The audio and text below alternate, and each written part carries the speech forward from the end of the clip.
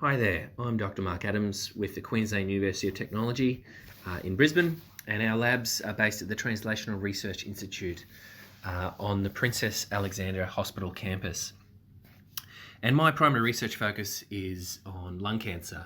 We're also looking to extend some of the findings that we've made in lung cancer to other solid malignancies, such as colorectal cancer and certain types of breast cancer. So I've been extremely privileged and fortunate to receive funding from Cure Cancer. And this funding was focused on my work to improve the sensitivity of lung cancers to chemotherapy. And that's a lot of what our work is in doing, is finding ways to exploit some of the molecules that might be upregulated in disease or dysfunctional. And if we can target these molecules and combine these targeted agents with chemotherapy, this might be a strategy to improve the effectiveness of chemotherapy and to save a lot of the toxicities that are associated with chemotherapy and improve the health outcomes for our cancer patients. Of course, as an early career researcher, it's extremely challenging to attract funding to drive our research. We don't have immense track records. So this is where funding agencies such as Cure Cancer step in. They really do focus on supporting the early to mid-career researchers to enable us to try and answer some of the research questions. Hello, good morning, good evening, wherever you are in the world. Welcome to PAX and welcome to the Black in Game Audio Panel. My name is Raheem Jarbo. I will be moderating and introducing you to a few amazing musicians who will tell you all about their experiences in the game audio field. But first, a little intro. When discussing racial inequality in America, it's often said that minority groups have to work twice as hard to get half as far. In spite of a public commitment to diversity, Black talent continues to be severely underrepresented in a largely homogenous game industry. And the game audio community is no exception. I'm here with a group of Black game audio professionals that will be discussing their experiences, hardships, and however their lives have changed in the wake of an unprecedented 2020 year. So let's get started with some introductions. I'll start with John. Go ahead, give them what you got. All right. So my name is John Smith. I'm a composer and sound designer. Decided I wanted to write music when I was 13 years old and have since gotten into the industry a little bit. I am finishing up the soundtrack to a game named Calico, which is all about magical girls running a cat cafe. And in addition to that, excuse me, I'm one of the community organizers of a video game music sort of industry Discord called Beats to Play Games To. Also founded the Black and Game Audio Discord. And yeah, that's about it. Let's move to Calbert.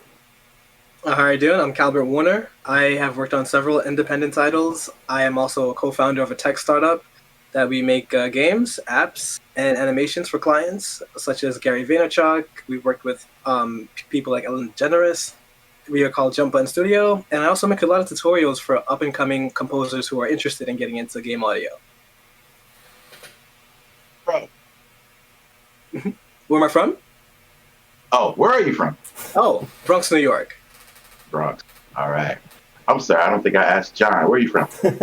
So I'm originally from Augusta, Georgia, but I'm calling in from Seattle. Okay. Chase. Hi, I'm Chase Bethia. I was born and raised in Chicago. I'm based in LA. I've been working in the industry professionally for 9 years and shipped 18 titles since then. Most notably, my soundtrack for Ground with 3 million players is the most recent thing that I've done to date, with a follow-up to Potions Please, which will be coming out later this year. I'm also a steering committee leader for IASIG, and I'm happy to be here with all of you today. Darrell. Hey, I'm Darrell. I'm from London. I've been writing music for about 7 years now. I write music for games and animation.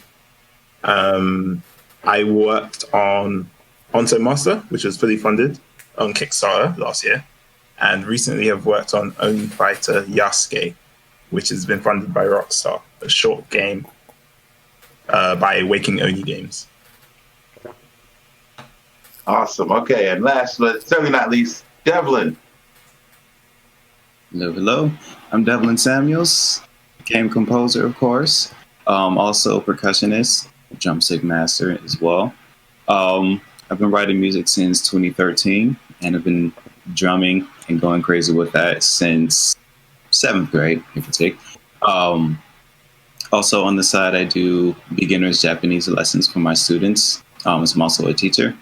And last but certainly not least, insane Mega Man fan and work with YouTuber Reploid Revo, of course. Make music there as well. Nice to meet you. Very good to meet you, fellow drummer and Mega Man fan. We should be best buds. Now, so let's just kick it off, starting with, I think, the acknowledgement of Black presence and talent within the industry. So I have to ask you the question that everyone's asked me every single time I've talked, which is, how has the ridiculous year of 2020 affected your career, your workflow, or maybe even personal, if there's anything that you want to share about that, but whoever wants to jump in.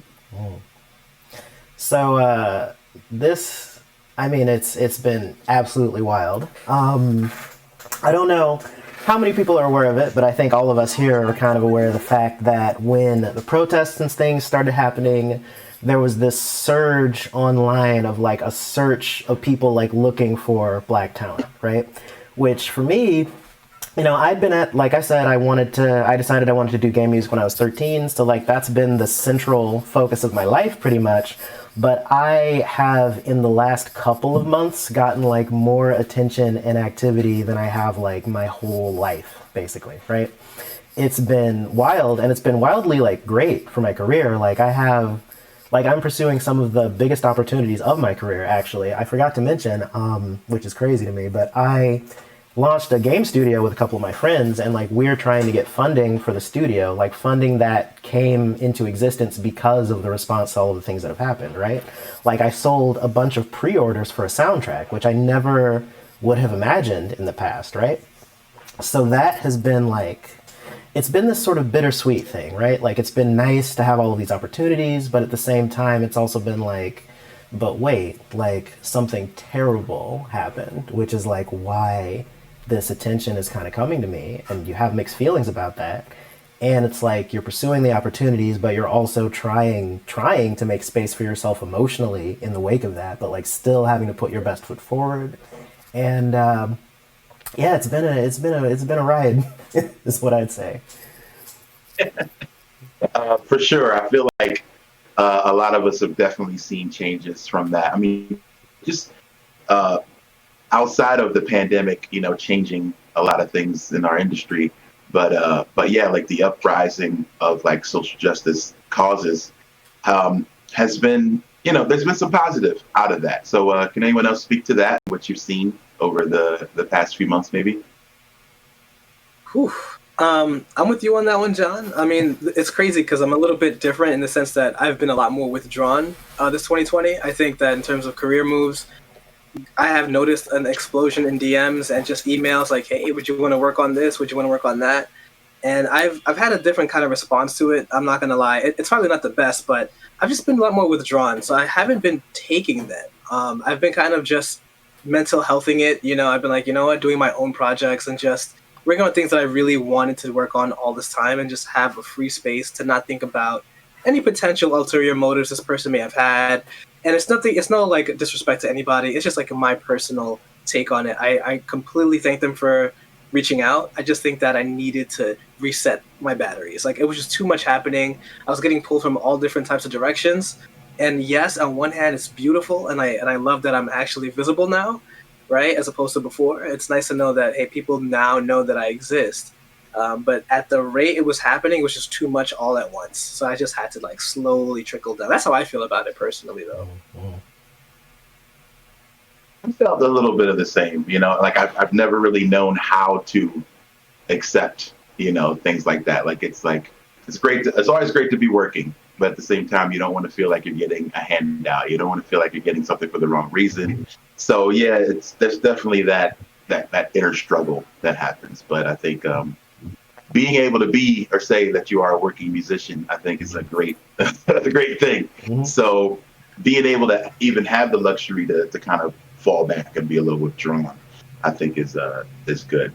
So question I want to send around, do you feel that Black game audio presence and talent is acknowledged or encouraged overall in the industry? Doral, you have a...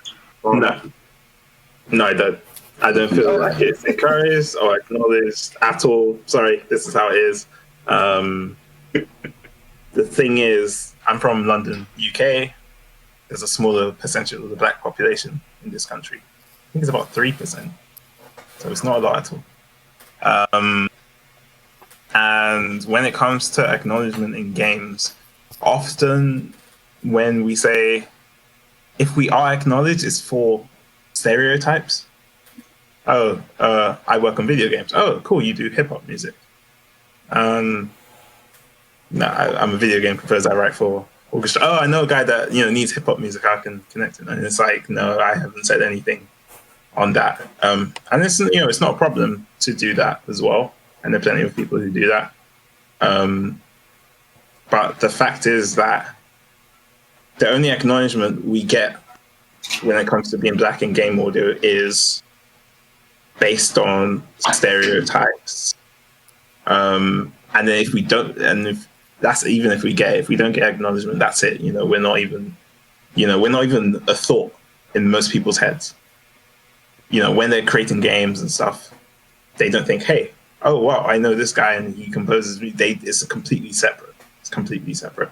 So that's my opinions on that specifically.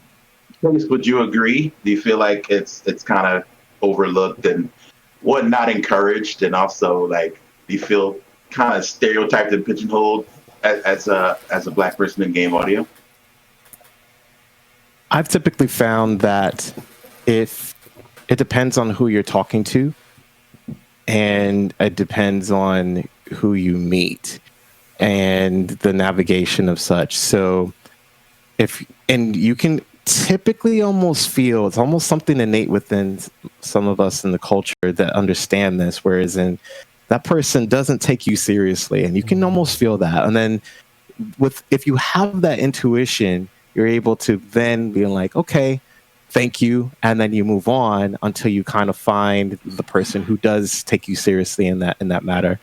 Initially, though, like as Dora was saying earlier, it is stereotypical most of the time, and it's very unfortunate.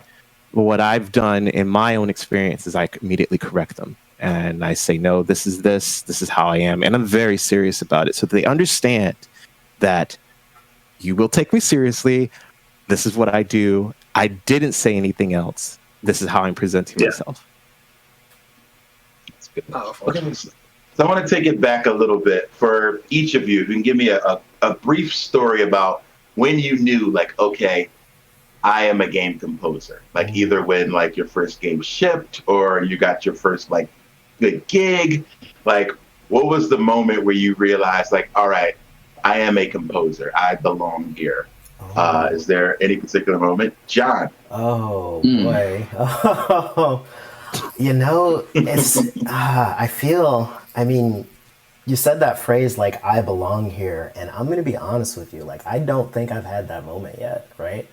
Like, I have a lot of defiance. Like, whether or not I belong here, I'm going to be here. And people are going to have to deal with that however they want, right? But, I don't know. I will say, like, I don't have like any extreme feelings of belonging. I'll say that. But I will say that at the last PAX that I was at, I did spend a lot of time hanging around the Calico booth, and that felt very nice, and it felt very friendly and encouraging and inviting. But like, that felt more like spending time with my friends, like in the industry, which is what I've been doing, and which is what I will keep doing, right? But I don't know that I feel any sort of acknowledgement from the industry overall that says, like, you are supposed to be here, you know? Anyone else want to chime in on that? For me, when I realized that you can write music for games, it was two separate things. I was studying music in school, and I was playing games, and it just hit me one day. I was like, wait, you can do this for a living. So then I Googled tutorials. That's where I came across Calbert's tutorials on how to write video game music. And I was like, whoa, he's black. I was like, it wasn't initially because he would use this robot face. And, that's how he was known. So then I thought, okay, well, black people can, we're allowed to write video game music. I didn't know we were allowed. And I know it sounds ridiculous, but there's just no representation, not many whatsoever. But, I came across his tutorials and that kind of stuff. And then, eventually I started working with people. The people that hired me were from minority backgrounds. Actually, only those people that have hired me. And then, when I got my first product out there, that's when I thought, hey, I can actually do something. I can actually be part of this. But it wasn't really whole. It wasn't really 100%. not until recently, with a lot of the problems that have been coming up in the last few months. And what happens is my Twitter followers tripled. People were sharing my video game music. Tripled. And I was just like, this is crazy. Maybe people do care. Like, maybe people do listen. So I felt like I belonged, but then that feeling disappeared after 3 weeks. So, yeah. I mean, I've had first, I just want to share my aha moment. Like, oh yeah, maybe I can do this. Because I'll be like in high school making beats or whatever, as well as going crazy on snare drum and stuff. But I was always inspired by the game music that I heard, especially when I got my Mega Man Anniversary collection. That's just it. Like, my brain is just constantly playing all those tracks on repeat. And I was playing .hack GU one day, and I was not a fan of RPGs at the time, but when I was listening to the music and I was corresponding with all the emotion and what the characters were going through at that time, it just hit me, and I was like,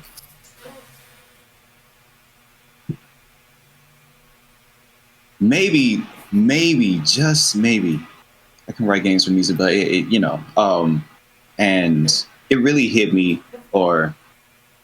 it really just hit me when I got my first project. It was a school project, but it started off as just friendship, and it was like, oh yeah, we need a guy, and everything just came natural. I composed just according to the artwork that they gave me, but I kept doing that.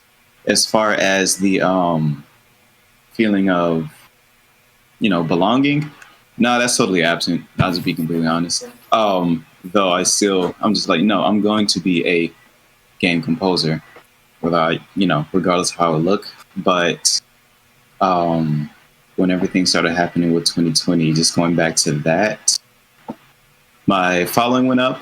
The EP that I had posted months before I'm getting notifications. Oh yeah, they bought this, they bought that. I'm like, oh, it is great, but at the same time, it's like double-edged sword because it came out of a very bad situation.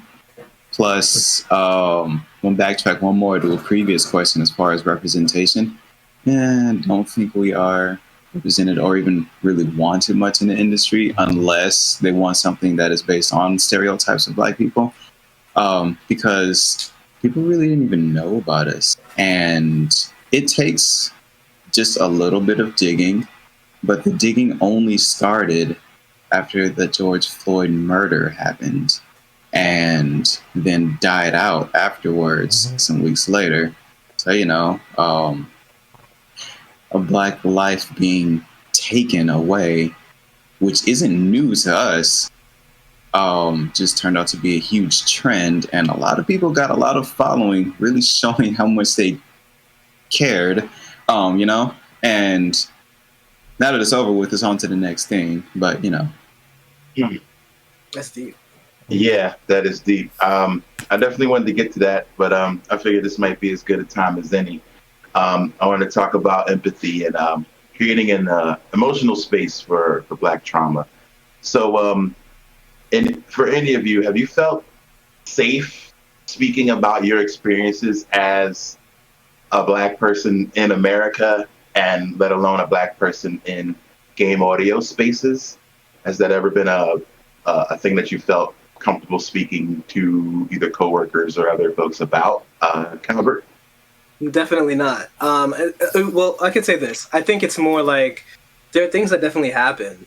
But I don't think I don't go to public platforms to talk about it. I really just stick to like a very niche group of individuals who definitely look like me. Because I think there are certain microaggressions that definitely happen. I had working with a couple of clients that they just didn't know any better, or they would just say certain things that they thought I was okay with. And things like that definitely happen. And like, I don't want to be that guy who goes on Twitter and like writes an essay about it.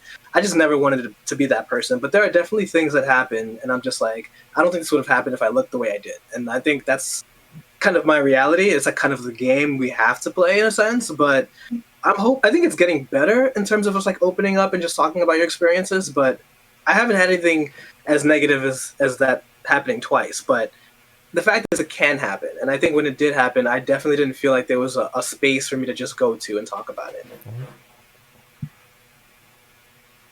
Anything like that from you? What? John, have you had any? Same question. Yeah.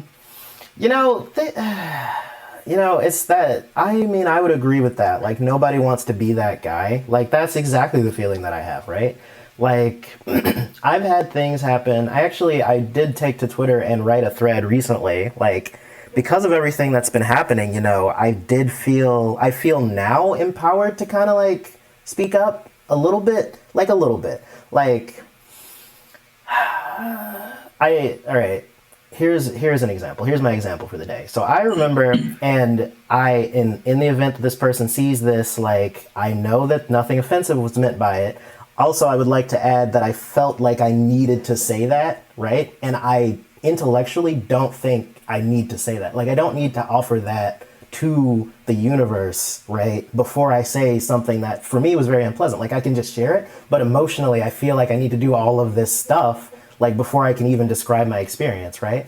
So like that's kind of an aside. But anyway, person was making a video game, let's say, and the video game starred it featured a person of color to a certain extent, and this developer asked me like, hey, what color is the inside of your hand, right? Like, is it the same color?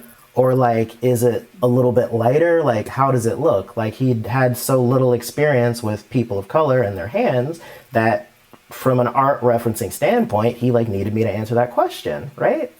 And your face. Wow. His face. I had to keep it straight. Sorry, I'm sorry. No, I mean, I don't have a good poker right? face. I'm sorry. See, no, that's a reasonable response to that. But like in the moment, I was like, like we're here to make a game, and I just showed you some music, and like I don't have time to reflect on how absurd that is. So I was like, yeah, no, it's lighter, like. And like, I mean, I guess, like, is it reasonable to not know that? I don't know. I don't even have time to think about it. That's a whole other panel. Right. Yeah, I don't know. Yeah. All right, I'll try to lighten it up a little bit. Yeah. Sort of. Let's talk about, well, this isn't lightening it up much, but networking while Black. This is something that I guess we've all experienced. And speaking of unpleasant, I guess, work situations, let's see. Have you ever felt pressure to be more white or maybe less threatening, less boisterous, less loud, and, shrinking yourself or your ideas in a situation? And maybe I would love to get a couple of examples from you guys. So, Chase, anything? Well, I'm gonna be real. I've kind of been ostracized from my own culture for speaking white since I've been born. So I've had a European upbringing. My mom's from the UK, and my father is African American. So I only fit in on like the north side of Chicago. But when I was on the south side of Chicago, we were learning words, that were like predicament, and they were like using big words, and I'm like, we just learned that yesterday.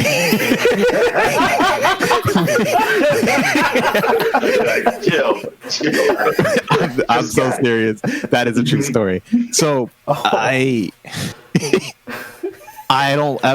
never felt the pressure of such. I had to really understand at an early age who I am and where I'm going to be. And my parents raised me to understand, hey, you're a minority American in this country. You're going to face these things. And so I was raised with this knowledge of understanding where I sit in this space.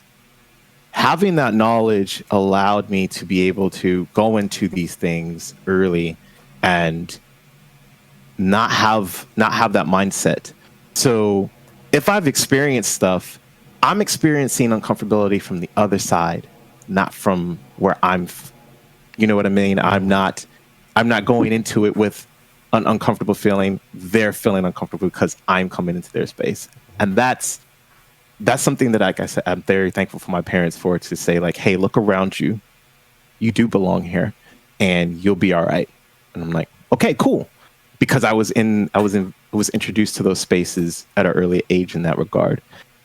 It's unfortunate that everybody doesn't have that, upbringing and such. And so, I mean, that's why I'm happy to be on this panel, because I'm telling every one of you, yes, you belong here. Because after any race, for whatever reason, it's a human race. And that's what counts forever. Until aliens come down and drag us up somewhere else, we can start talking about something different. But until then, no. That's all it's just been a challenge of visibility, but not a challenge of belonging, to understand exactly what you are, because our work should always speak for itself. And it should be for that forever. Nice. Just to respond to that, aliens at this point are scheduled for about November of this year. Yeah, I bet. That's perfect. That's my birthday month. Let it happen. Our birthday month. Yeah, we should be getting snatched up any moment now at this point. So let's see. I want to ask. It's interesting. I love the fact, that's why I wanted to know where everyone was from, just to get a different perspective on your upbringing and where a lot of these different things fall. And it's been really cool to see different perspectives on that. So Devlin, do you have any experience where you're maybe feeling pressure to be less Black, less hip hop, less whatever you are, in order to either gain a job or a networking opportunity? Definitely. So, and this goes beyond game audio. This is just jobs in general.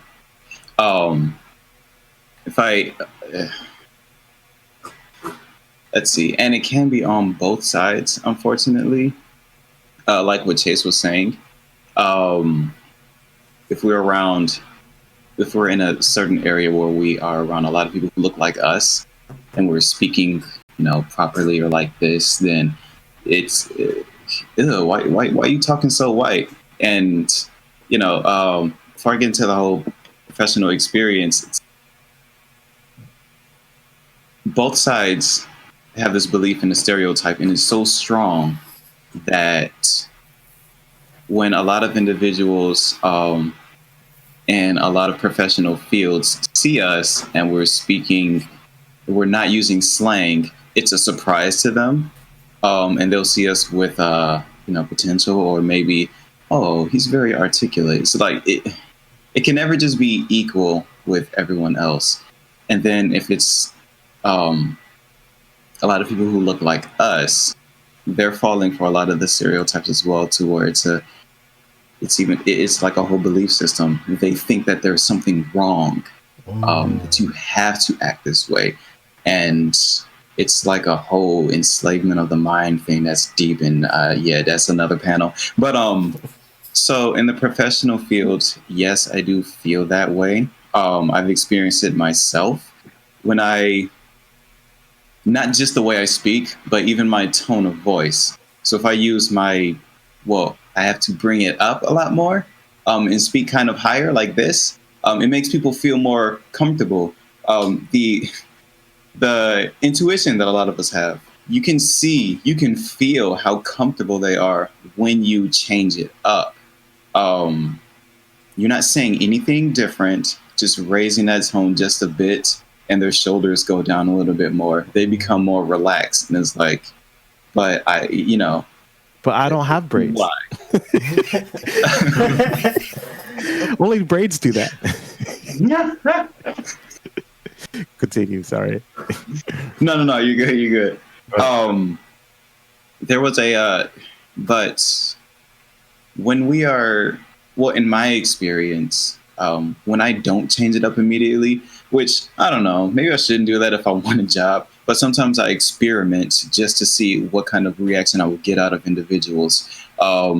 I went to a networking event in Chicago last year in March, and there were a couple other black males, but I wasn't speaking with them in this particular conversation.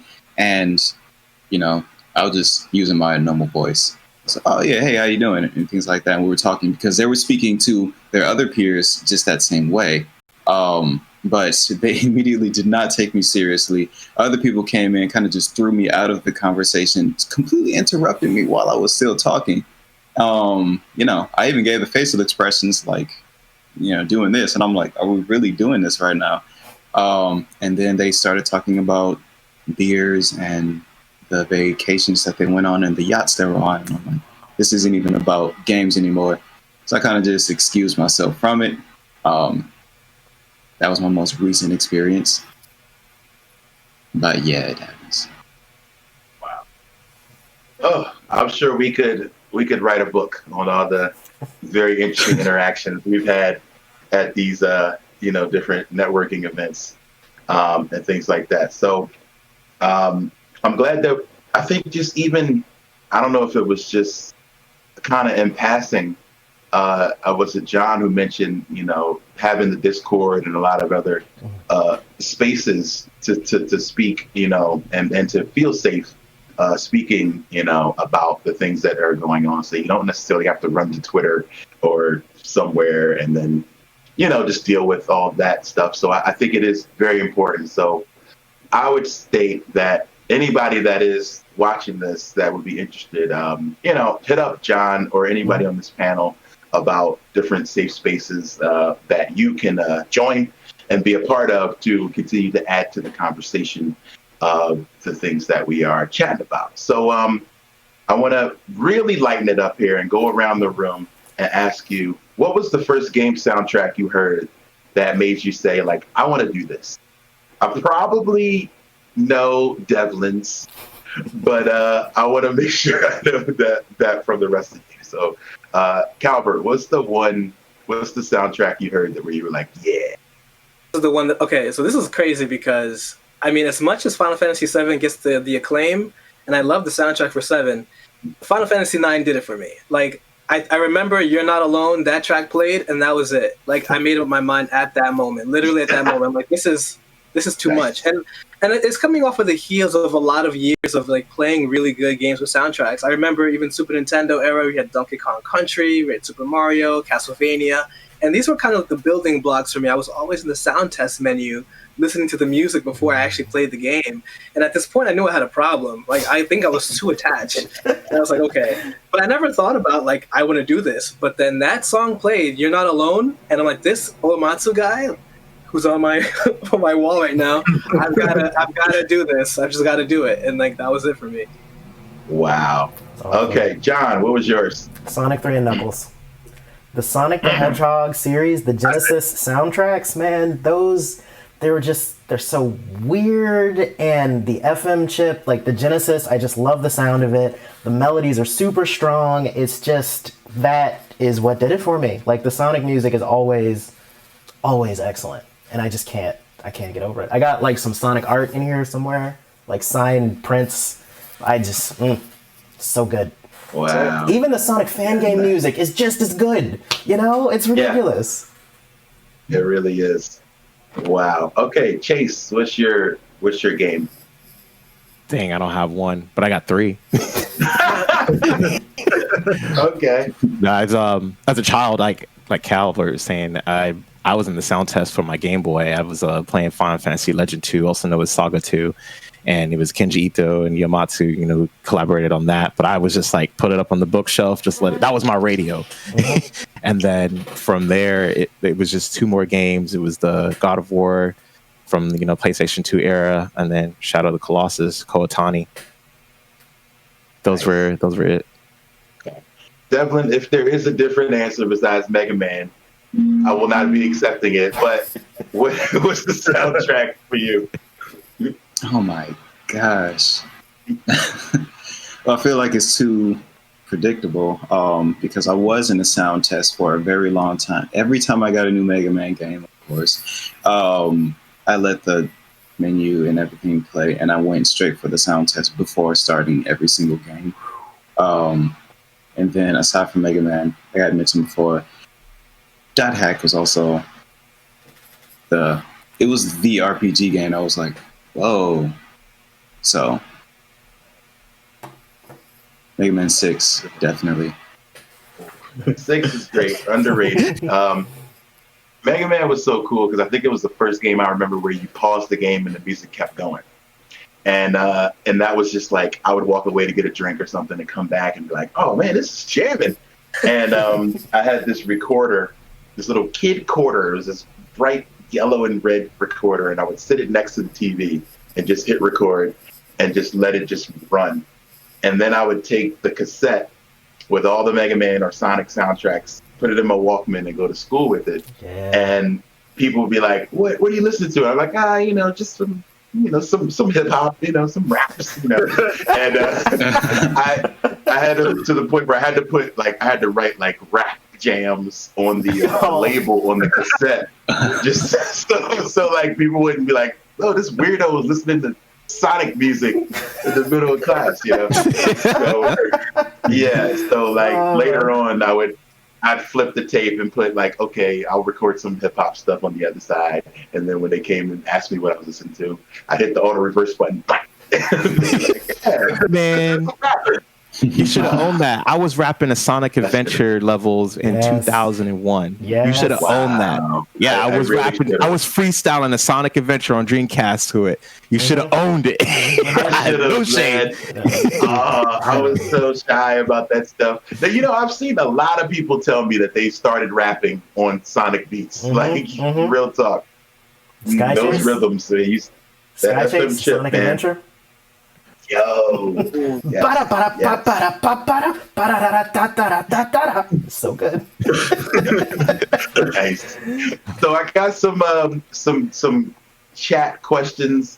Normally, if we were at PAX, we would take this time and we'd get people to line up and all that stuff. So now there's a virtual line of people. There's 1,000 people who wanted to answer some questions. So now I can only pick a few of them. So I picked these questions from either Discord or Twitter or Facebook. So here's one that, a tech question. I like this. Someone asked, what DAW are you guys working with right now? Devlin, what are you working with? Logic. Nice. So am I. Chase, what are you working with? Cubase. Doro? I was working with Logic until my MacBook blew up. Oh no. So, No. Yeah. I use Cubase. 2 months in now. Wow. Nice. Cal, what are you working on? FL Studio. Oh hey. All right. That's my old school DAW. See? Nice. John? Logic. That's right. All right. That's right. Quite a few Logics. Did a little Cubase for a bit, but Logic's where it's at. Nice. So I got a question here. Someone says, pardon me if this is silly, but what does it feel like to see yourself represented in games? And are there any AAA games right now that are doing a really good job in representation in that respect? Anyone want to jump in on that? I was... Oh, wait, you want to go? No, please. Take the floor. I got Monster Hunter 2 years ago. It was a demo on PS4, and I was shocked that I could be a black character. I was shocked.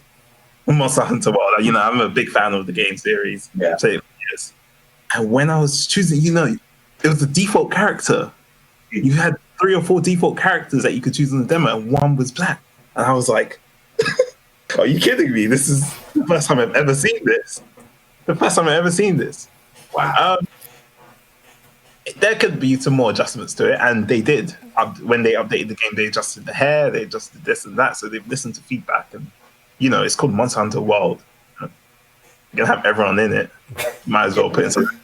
It's not Monster Hunter Montana. You know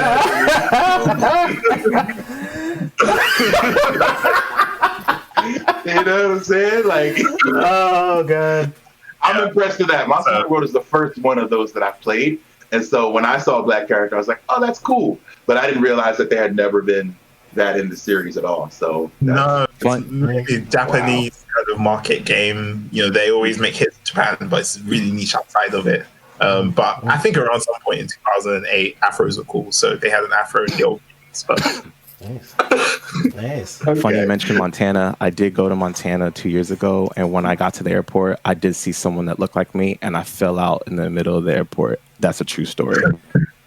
Because I was shocked. I want to apologize to the state of Montana for being my example. My bad. John, what would you say? Is there a AAA title that you feel is doing representation right? You know, I don't really have any like examples that popped in my mind. I don't have anything really traditional to say, I guess I would say. But like musically speaking, right? You know, you have to give the caveat like, oh, I love all kinds of music, you know, classical, chiptune, rock, whatever. But I'm also an avid fan of hip hop. I love listening to hip hop as my like casual listening music all the time. That new Drake song is amazing. Go listen to it. It's great. And like I was honestly, you know, I don't know how much it meant to me, but the fact that in Sonic Adventure, Knuckles' theme was a hip-hop theme actually did mean a lot to me. Like, I was like, oh, all right. And, you know, there's kind of the implication that all of these themes are kind of, like, connected to each character's, like, personality. So I was like, oh, all right, Knuckles, that's interesting. And then Sonic Adventure 2, they have, like, all of his stage music is, like, hip-hop, maybe, like, mild R&B, like, Death Chamber a little bit, I don't know. But that was cool. I was into that. Like, it's small, it's slight, and it was something. And it was kind of the first something, actually, that I really experienced, to tell you the truth. So that was, you know, it was cool. I was into that. Nice. Cal, would you say that there are any situations now in AAA companies where you see representation done right? It's getting better, but I think it has a long way to go still. I mean, I would say this. I think I'm going to get some heat for this, but I think Final Fantasy VII Remake was incredibly well done. I still wasn't 100% pleased with how they got Barrett done, his voice actor. It just felt a little campy to me. It felt like they still had this, okay, a big black guy, we're going to give him this voice, it's going to sound over the top, kind of doofy, almost like a cartoon character. But he was a lot better than, you know, some other characters that we've seen in terms of like the kind of stereotypical black male. But even then, I see that this trope is kind of played a lot, right? In Gears of War, we had Augustus Cole, again, black guy, kind of not sounding really too smart, like he has a couple of screws loose, but he's like over the top, really energetic, almost like a theatrical kind of character. I just want to see less and less of that as like time goes on.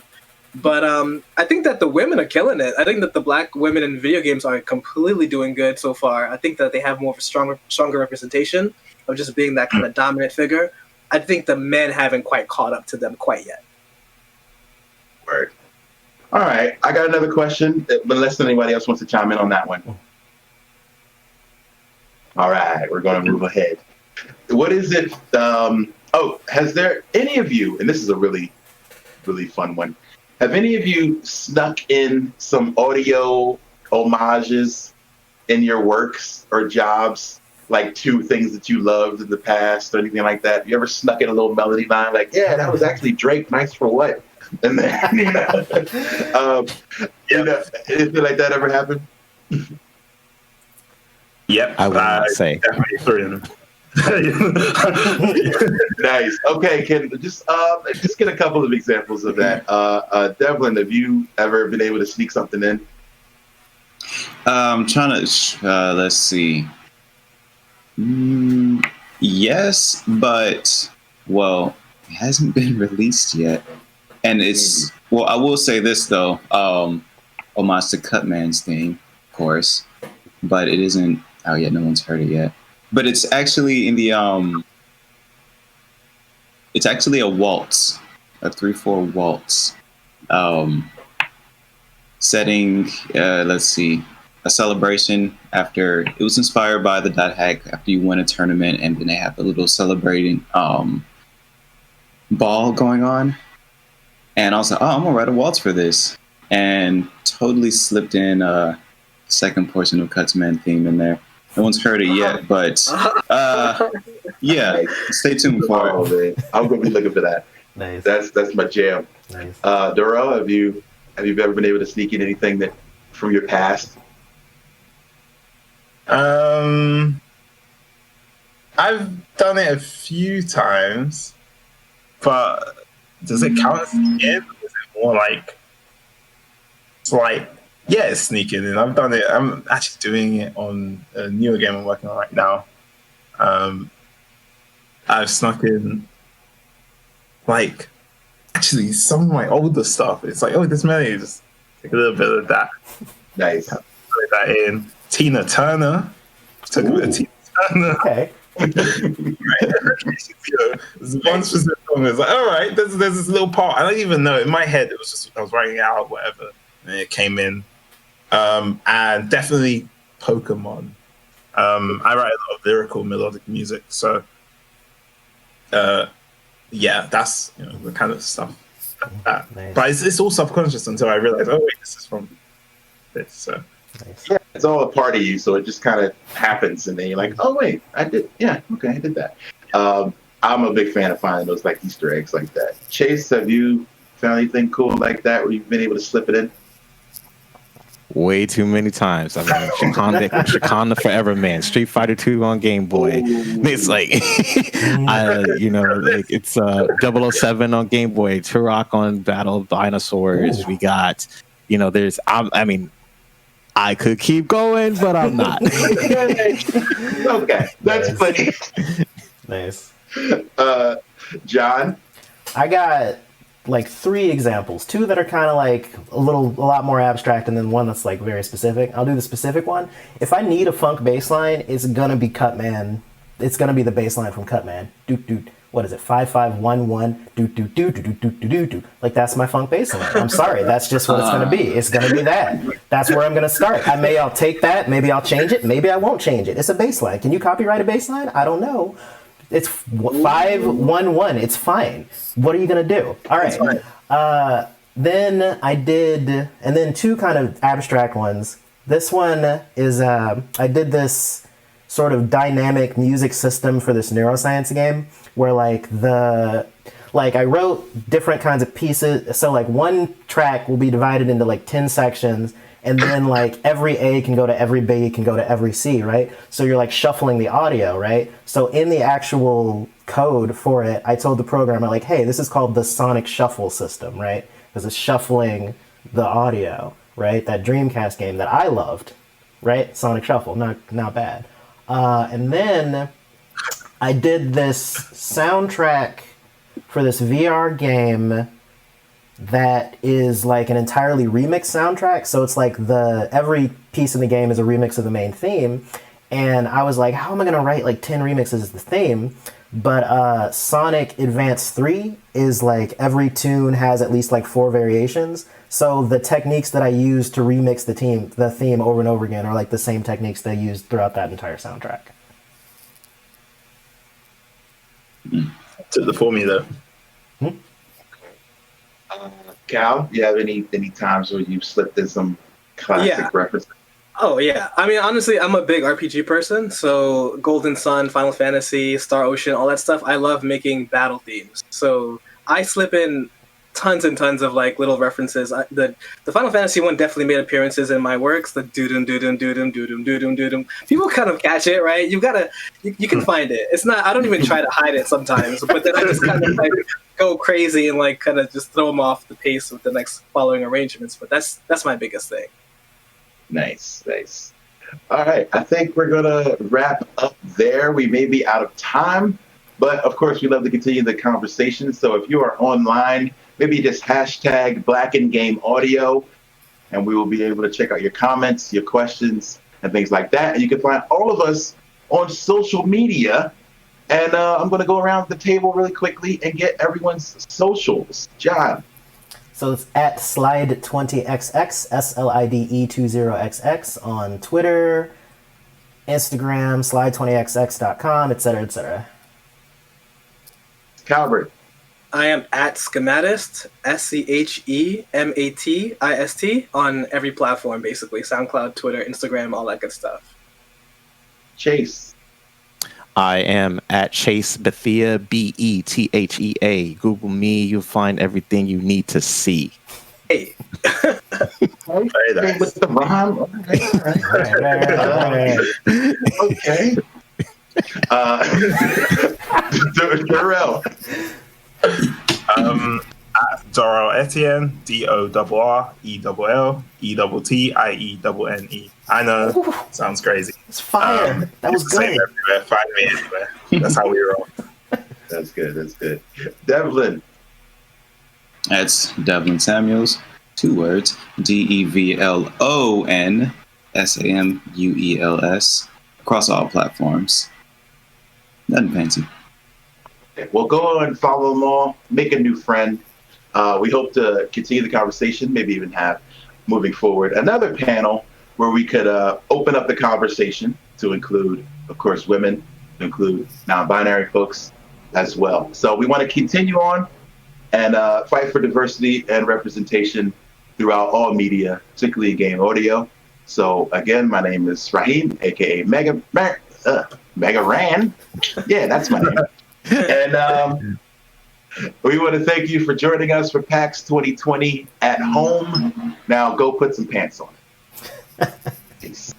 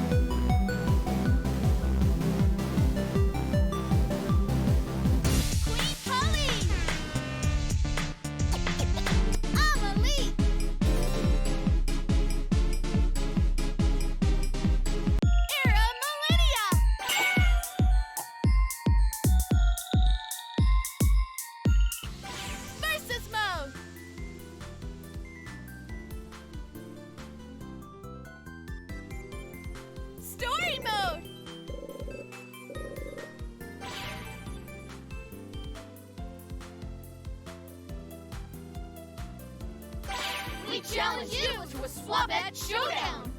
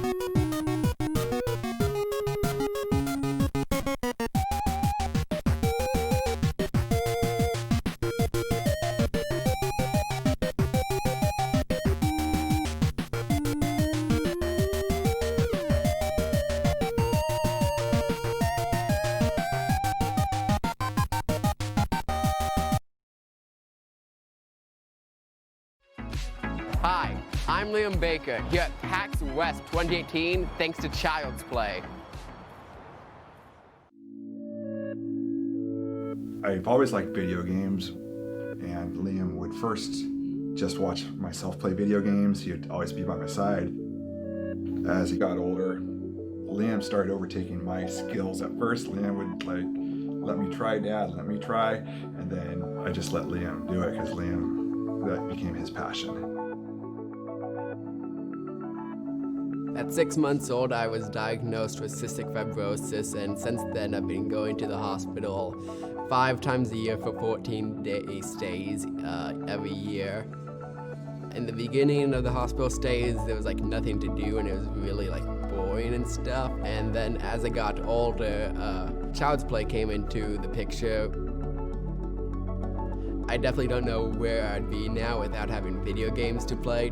For somebody who is stuck in this environment of just all these people just walking by outside, being able to participate in everyday normal life, it helps provide me a sense I'm still connected to the outside world. As he's gotten older, it just seems like he's been spending more time in the hospital, and it also affects his overall mental health as well. Having the games available to Liam while he's in the hospital, it's so beneficial to Liam's overall health. It helps him get through the days. Child's Play started in 2003. There was a newspaper article that really kind of got Mike and Jerry of Penny Arcade fired up that said video games are murder simulators that are just teaching kids and people how to be horrible. And so they decided that they would show the world that gamers can be good people. They knew that they were good people. They knew hundreds of gamers, thousands of gamers that were also good people. And so they issued a challenge end of November. It was November 24th that said, we've got this wish list of toys put together for Seattle Children's. Buy a toy, send it to us, we'll deliver it. In 2 weeks, they raised about $250,000 worth of toys. And from that point went, oh, this was kind of a stunt we were doing, and this was a huge impact. We need to continue this. Then quickly in the next year, registered the charity, made it an official charity, reached out to a whole bunch of other hospitals, got more other hospitals on board, and Child's Play was a thing.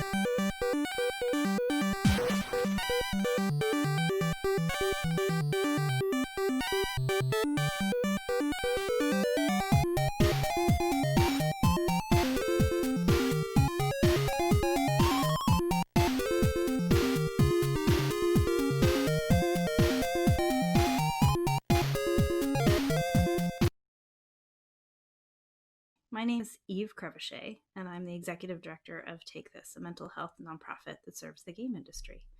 You may know Take This as a PAX attendee in the past from our AFK rooms, which are a feature of in-person conventions. And here we are at PAX Online with AFK Online. And one of the reasons that's so important is because just like in a regular in-person convention, a space that you can go to relax and quiet your mind and take a break from the intensity of the convention is important here too. And the reason we care about this, and the reason this is something even to talk about, is because an online convention, not only is it new, but it's also a pretty intense experience in ways that we're not used to. And so I'm here to help you identify some ways to take care of yourself, stay calm, and feel like you have your tools for self-care.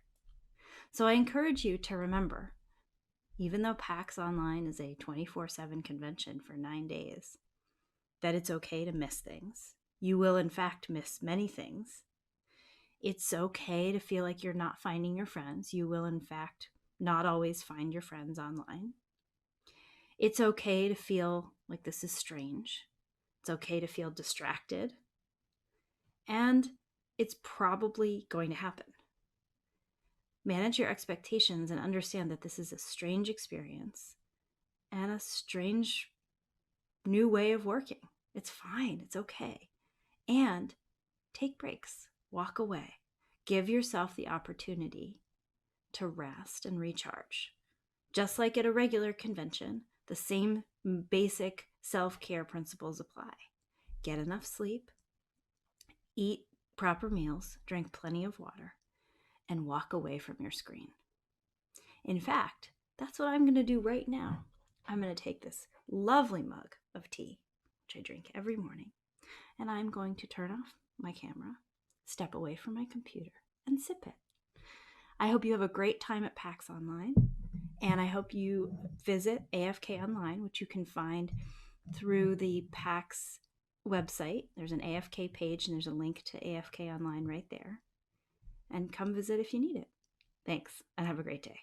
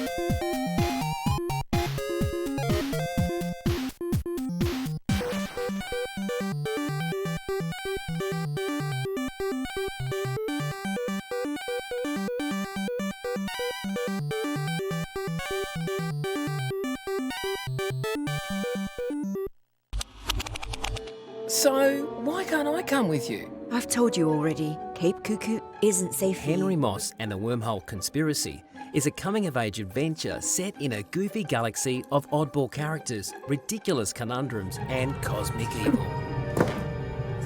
Wander, ponder, and laugh your way through a heartfelt exploration of independence, family, and growing up.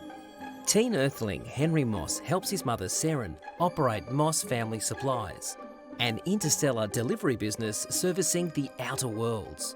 Henry longs to break free of his domestic duties to seek his fortune and fame amongst the far stars. Together, the Mosses uncover a cosmic conspiracy overseen by the sinister Benedict Wormhole. This sets the Mosses on an interplanetary journey of compassion, exploration, and self-discovery, together fulfilling a secret legacy founded a generation ago. Really tried to capture that classic point-and-click adventure experience that so many people love, but bring to it a modern twist. Multiple solutions to problems, a dynamic soundtrack, unique mechanics, and with the family audience in mind the whole way through. It's a story about coming of age and a family relationship, and a modern family at that. This is a game that will really appeal to people that grew up with these games, and if they've got kids of their own, then can hopefully share that joy with them too.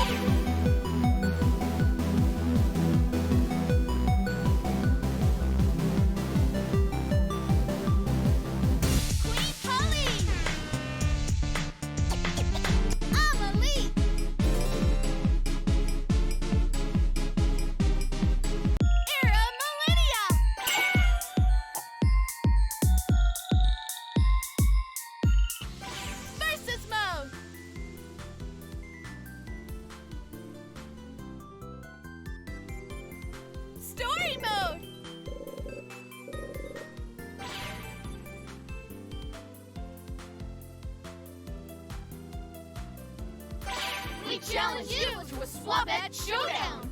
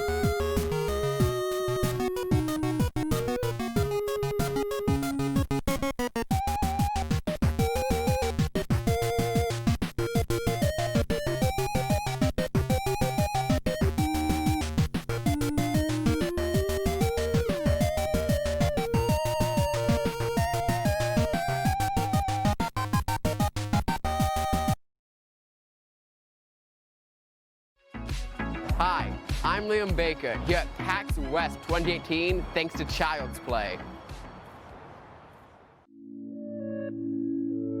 I've always liked video games, and Liam would first just watch myself play video games. He'd always be by my side. As he got older, Liam started overtaking my skills. At first, Liam would let me try, Dad, let me try, and then I just let Liam do it because that became his passion. At 6 months old, I was diagnosed with cystic fibrosis, and since then I've been going to the hospital 5 times a year for 14-day stays every year. In the beginning of the hospital stays, there was nothing to do, and it was really boring and stuff. And then as I got older, Child's Play came into the picture. I definitely don't know where I'd be now without having video games to play. For somebody who is stuck in this environment of just all these people just walking by outside, being able to participate in everyday normal life, it helps provide me a sense I'm still connected to the outside world.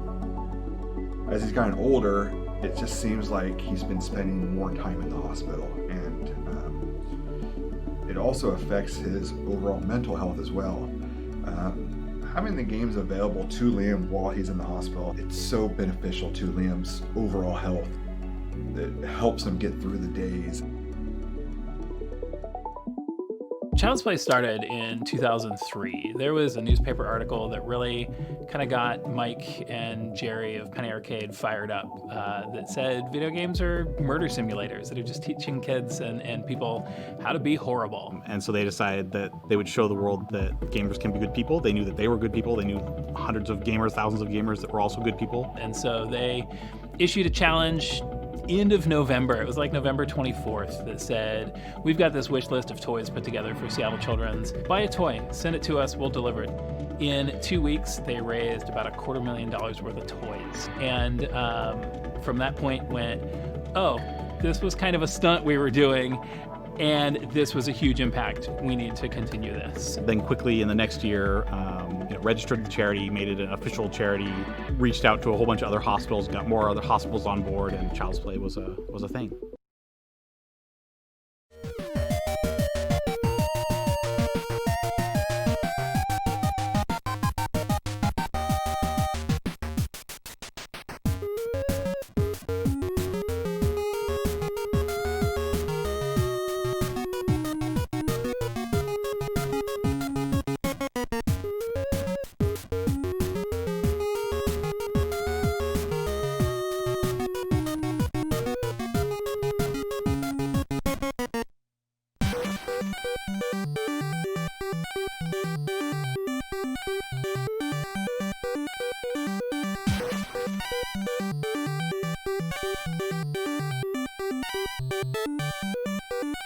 What's good, everybody, and welcome to a very special episode of What's Good Games at Home for PAX Online. We're doing things differently this year, but we're very excited to be here. I'm Andrea Renee, joined by Miss Christine Steimer. Hello. Miss Brittany Brombacher.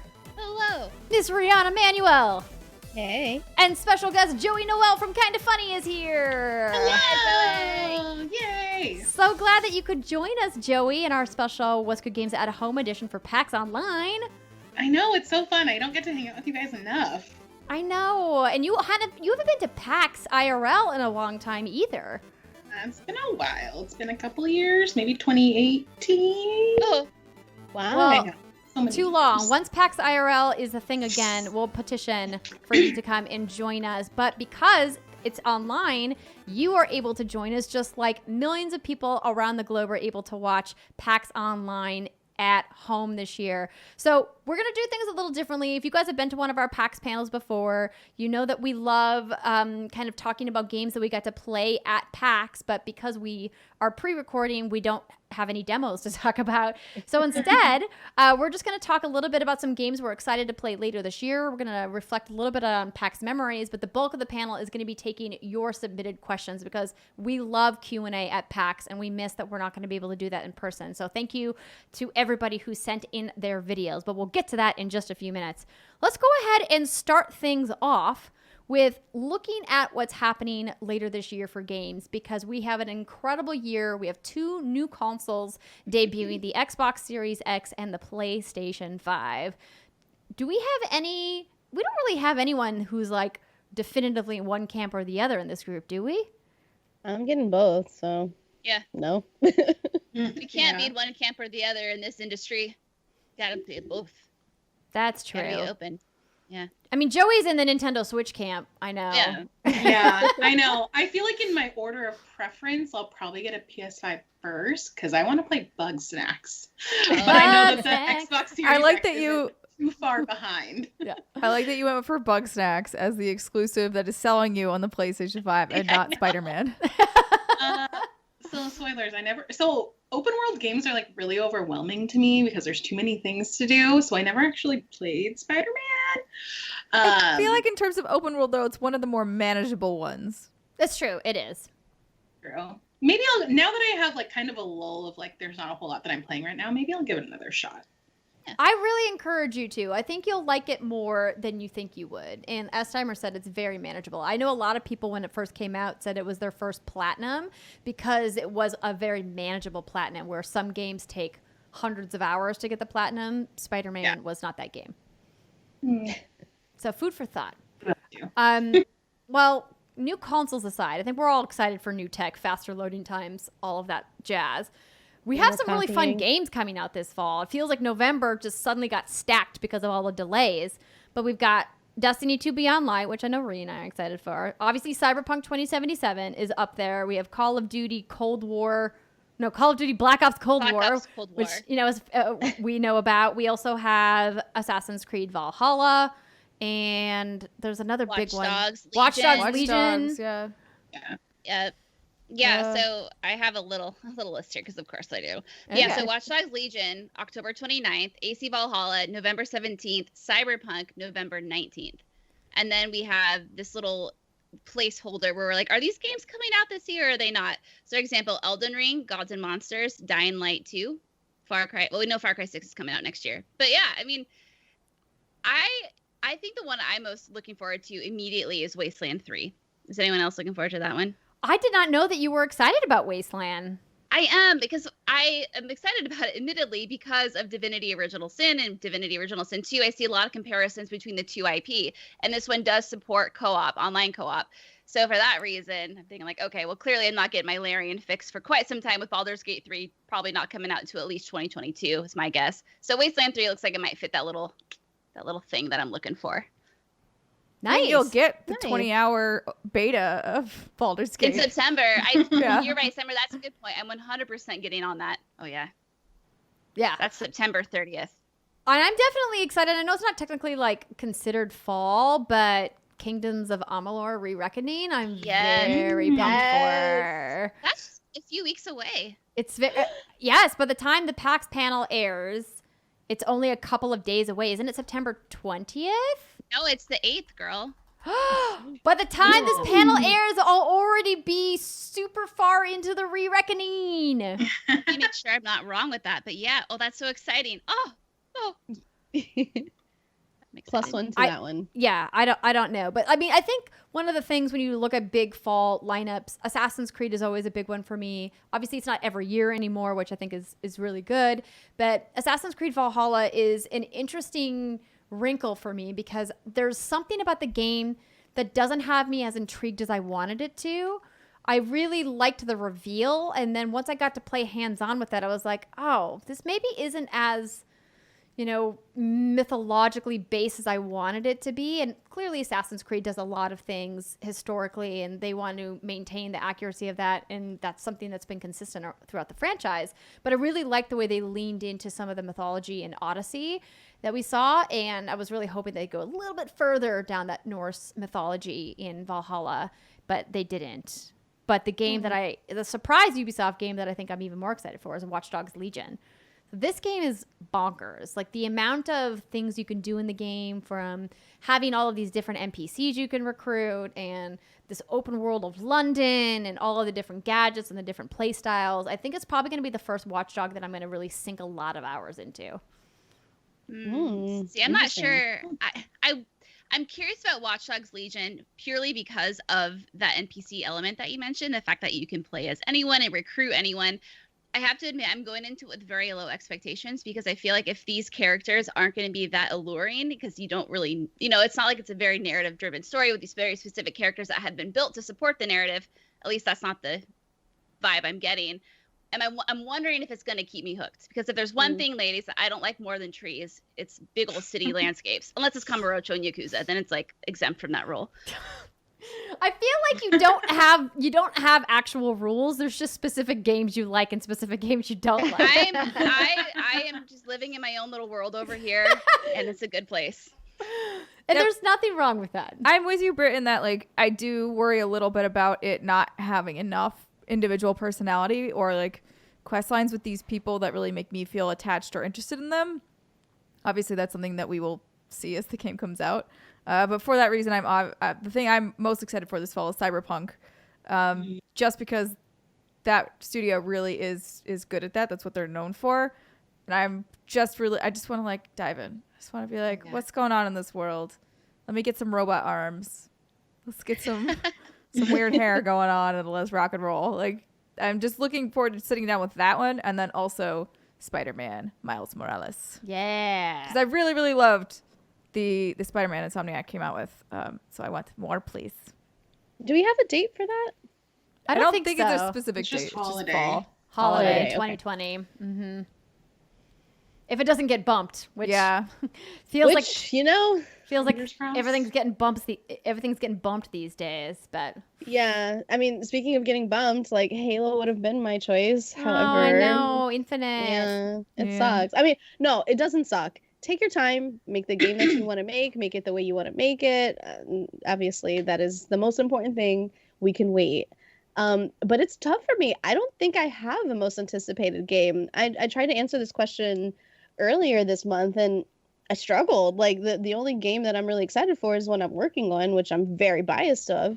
But other than that, I guess Assassin's Creed. But I already had Ghost of Tsushima, which may be my game of the year. So I don't really know if there's anything that's really got me super, super hyped for the fall. More than anything, I'm just ready for 2021 because fuck this year. I mean,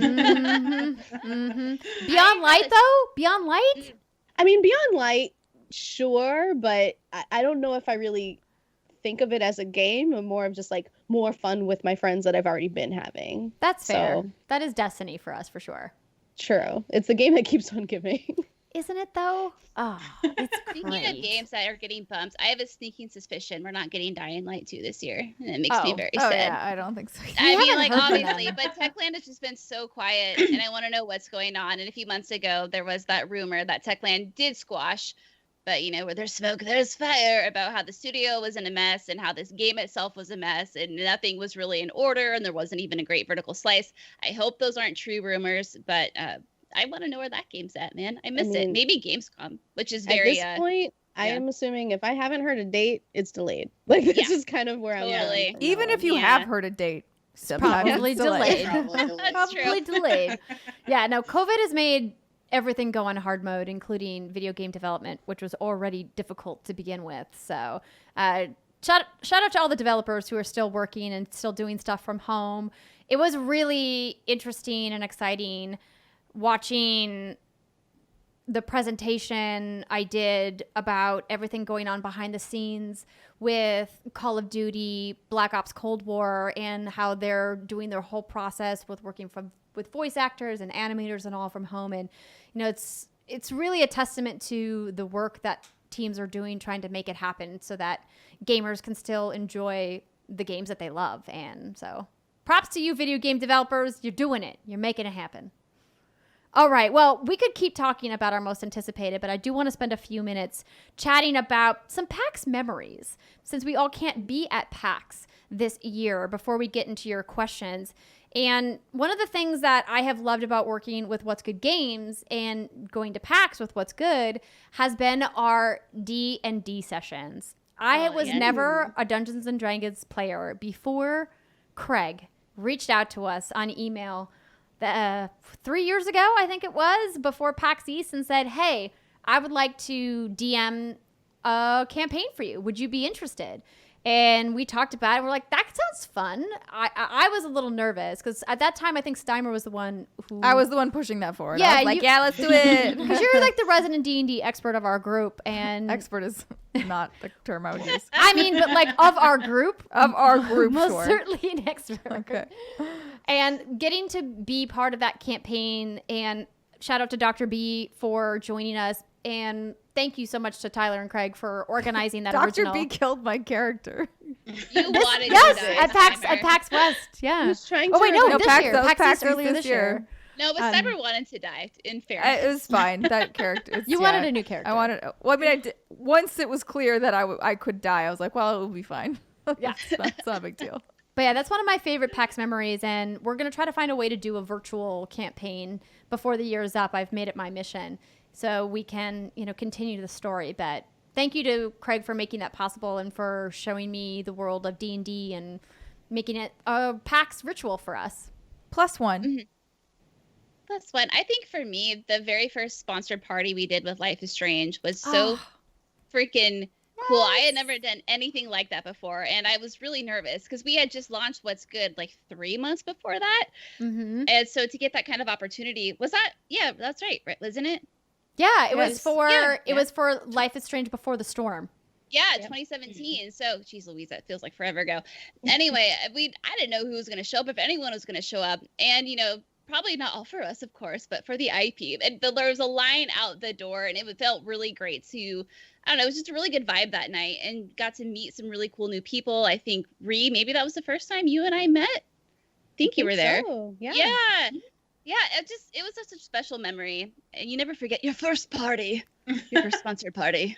Yeah, and thank you to our partners at Square Enix for being such a wonderful PAX partner for us and really supporting us as a brand, and saying, that the message that What's Good spreads about inclusivity really echoes what Life is Strange as a brand also echoes, and being able to work with them year after year with Before the Storm and then Life is Strange 2 was really phenomenal. So it was great. Yeah, that party was awesome. The only sad part was we didn't have a big enough budget our first year to get both the upstairs and the downstairs, and so we had to cap how many people could come, and so many people couldn't get in, and that was a bummer. Yeah. But yeah. Did y'all survive the swine flu of 2009? Yeah, we did. We know you did it. H1N1, man. That was gnarly. Joey, what about you? No. Favorite PAX memories. So I've only done the PAX circuit 1 year, and I think it was only East and South. So I have yet to make it. Been to the elusive PAX South? I know. I did PAX South twice, but you've never gone to PAX Prime or PAX West? No, I've never done PAX West. And I don't know how I managed to always skip it. I don't know. at least when I was still working in my old job, I was working at like a university, so the beginning of the year was always really like packed and stressful. So I think it was just always hard to like get time off of work. But PAX East, the time I went was so fun. I think that was the first time in a while I'd seen most of you guys.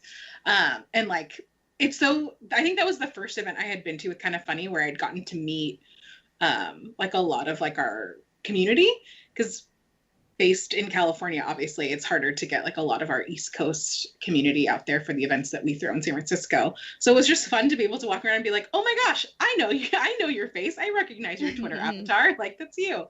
And just getting to like meet and hang out with people, and like just convention life of like everybody being in hotels and running around and hopping around to different bars and restaurants and just hanging out is just always my favorite. Like there's never a lack of things to do or people to talk to, and I miss it. I could use that right about now. So this is feeling like a nice little small part of the gap in my heart. Yeah. Oh, IRL meetups. I mean, there are so many. I mean, we would probably fill the whole panel just talking about PAX memories. I've been to so many PAXs, but I mean, I really am just looking forward to the evolution of PAX and, you know, how they're going to adapt in a post-COVID, post-pandemic world next year in 2021. And I think it's smart of them to not try to commit to like, oh, PAX South, we're back, or PAX East, we're back. But I really do hope that we can get a handle of things by PAX East so we can go back. If nothing else, just so I can get oysters at my favorite bar in Boston. Priorities. And of course, to see everybody on the East Coast, because PAX East is like the one time we get to see our East Coast community, because so much of what happens in video games is West Coast based. But without further ado, we want to get on to your questions. We had so many wonderful submissions, so let's go ahead and jump into some Q&A. We made a call for submissions for you guys to send in videos, and thank you to Brittany for spearheading that. Britt, you're the best. Yeah. Takes the best to know the best. But we got some really great submissions, so we're going to go ahead and take your questions now. The first question is from Michael Fitzgerald. Hi, ladies. This is Mike from Massachusetts. That's my boy Roxas. My question is, do you think we'll ever go back to the way PAX used to be? Or as E3, as well as E3? Or do you think this type of virtual convention will always be here in some form? And do you like that? Do you prefer it? I know you last came out to PAX East, which was a lifetime ago, it feels like. Hopefully we get back to that at some time. Well, I ladies, hope we go back to the way it used to be. I miss the hype, the flashing lights, the loud audio, the sounds, the booms, the meetups, seeing people, touching people consensually. I hope it goes back. What I do hope remains, though, is some of the sanitary precautions we saw taking place right toward the end. Well, I guess it was PAX East, right? When you saw people cleansing the escalator rails and wiping demos down after every demo, like every station was being cleansed. I hope that remains, because I don't think it was that strict beforehand. No, it wasn't. Like I remember a lot of booths at PAX had sanitizer stations, but it was kind of like a you sanitize if you want to. But at PAX East earlier this year, like you said, like they were really diligent about wiping everything down between every play turn. And I really agree. I hope that stays for sure. But I definitely want them to come back. But I think like the benefit of doing online PAX is that more people get access to the panels, more people get access to any virtual demos, things like that. Whereas before it was like you had to be there. But yeah, I totally agree. I love the fact that with virtual and online events, like there is less gating according to your travel capabilities, your budget, and where you live and your regional capabilities. Like if somebody is on the other side of the world and they have a 9 to 5, they don't have time off, they can't afford to fly across the globe, they can still be involved and see panels and play demos and get access to a lot of really great games and great information with these virtual and online panels and events. And I hope that continues, at least in some form, but I really do think that there is something to be said for the in-person element, especially for people who are networking and having those hallway conversations and making those connections that are a little bit less formalized, and really like creating new business relationships and coming up with new ideas that happen on the fly, like in an elevator. A new game could come from that, like just a conversation in passing. And that part is really hard to recreate virtually because everything is very specific and you're all sitting there listening to a presentation, and it's really difficult to make that happen virtually. So there are parts of it that I really love and hope stick around, and there are parts of it that really do need to happen in person, in my opinion. Agreed. I hope we get like some sort of hybrid where maybe we get more panels that are streamed, or we do get like an online element to some of these events where you can buy like a virtual ticket to like see all these panels or something like that, or they open up the availability of what they record, because I know between like PAX and RTX they usually have like a small amount of them, so it would be cool if we were able to see all of the panels. But I do miss the magic, especially during E3 when it's like, oh, it's just spread over months. Can you hear the dog barking in the background? Oh yeah, we can definitely hear the dog barking Yes, we for can. sure. Moose is making his debut. Moose wants to be a part of this panel really Moose badly. has things to say. Moose has opinions. and You gotta thoughts. text him and be like, take care of your dog. Yeah, I might just go close my eyes. But not in the ominous sense. No. Take care of your I do dog. Take care of your dog. I feel like you lose some of the E3 magic when all of these announcements are spread over like months and months and months. It's really fun to have that week of just like thing after thing after thing. So I hope we go back to that at least. I 100% agree. I think that some of the challenges of having this like summer of gaming that we've been doing this year is that because there's just the rolling announcements, it's hard to know which announcements are going to be super impactful and which ones are just going to be an update. And it's also really tough for creators like us here at What's Good Games to manage our coverage schedule, because it seems like every week there's something happening. Like we haven't had so many late nights editing the show on a Thursday ever, where we just cannot keep up because there's just so many announcements. So hopefully, things do kind of normalize a little bit, but I agree that, it can't go back purely to the way it was. But thank you for your question. All right. Our next question is from Moose. He says, bork. Bork, bork, bork. I'm Bork, hungry. bork, bork, bork, bork. I'm gonna go close my door. Bork, bork. I'm very hungry and I would like some treats, please. I am neglected. They don't give He me literally diapers. sounds like a toy. He sounds like one of those little dogs that barks and then does a backflip. Yeah, Simon, exactly. Oh, yep. I know exactly which toy you're talking about. It's a cute little bark. It's a little yip, yip, yip. It's very cute. It is a cute bark. Don't worry, guys. I'm fine. I just almost tripped over her shoes underneath my thing. We're going to go to Ashley's question next. Okay. You can still hear that dog, by the way. It's fine. It's fine. Don't worry about it. Okay. Our next question is from Ashley Gambino. Hi, ladies. My name is Ashley. This is Io. He doesn't want to leave me alone for this. I am a gamer who lives in Grapevine, Texas. I am a longtime listener, first-time caller. And my question is, if you have faced any, and I'm sure you have, if you've faced any roadblocks in forming or growing your community and how you overcame them. Thanks. So this is a great question. Thank you so much, Ashley, for sending it in. We've definitely faced some challenges. I don't know if I would use the word roadblock specifically, because I think that indicates that it was something that we had to problem solve to get around because it prevented us from growing. And we thankfully at What's Good Games have had a really great community. Now, I think because we focus on inclusivity and hearing all kinds of voices and honestly talking about positive things, it sadly has kept us from getting gigantic, because for some reason the internet loves to be mad about stuff, and that's just kind of not our general vibe. And because of that, there are people that don't like coming to our content because they want to be mad and they want to be in communities where they can be mad, and that kind of bums me out.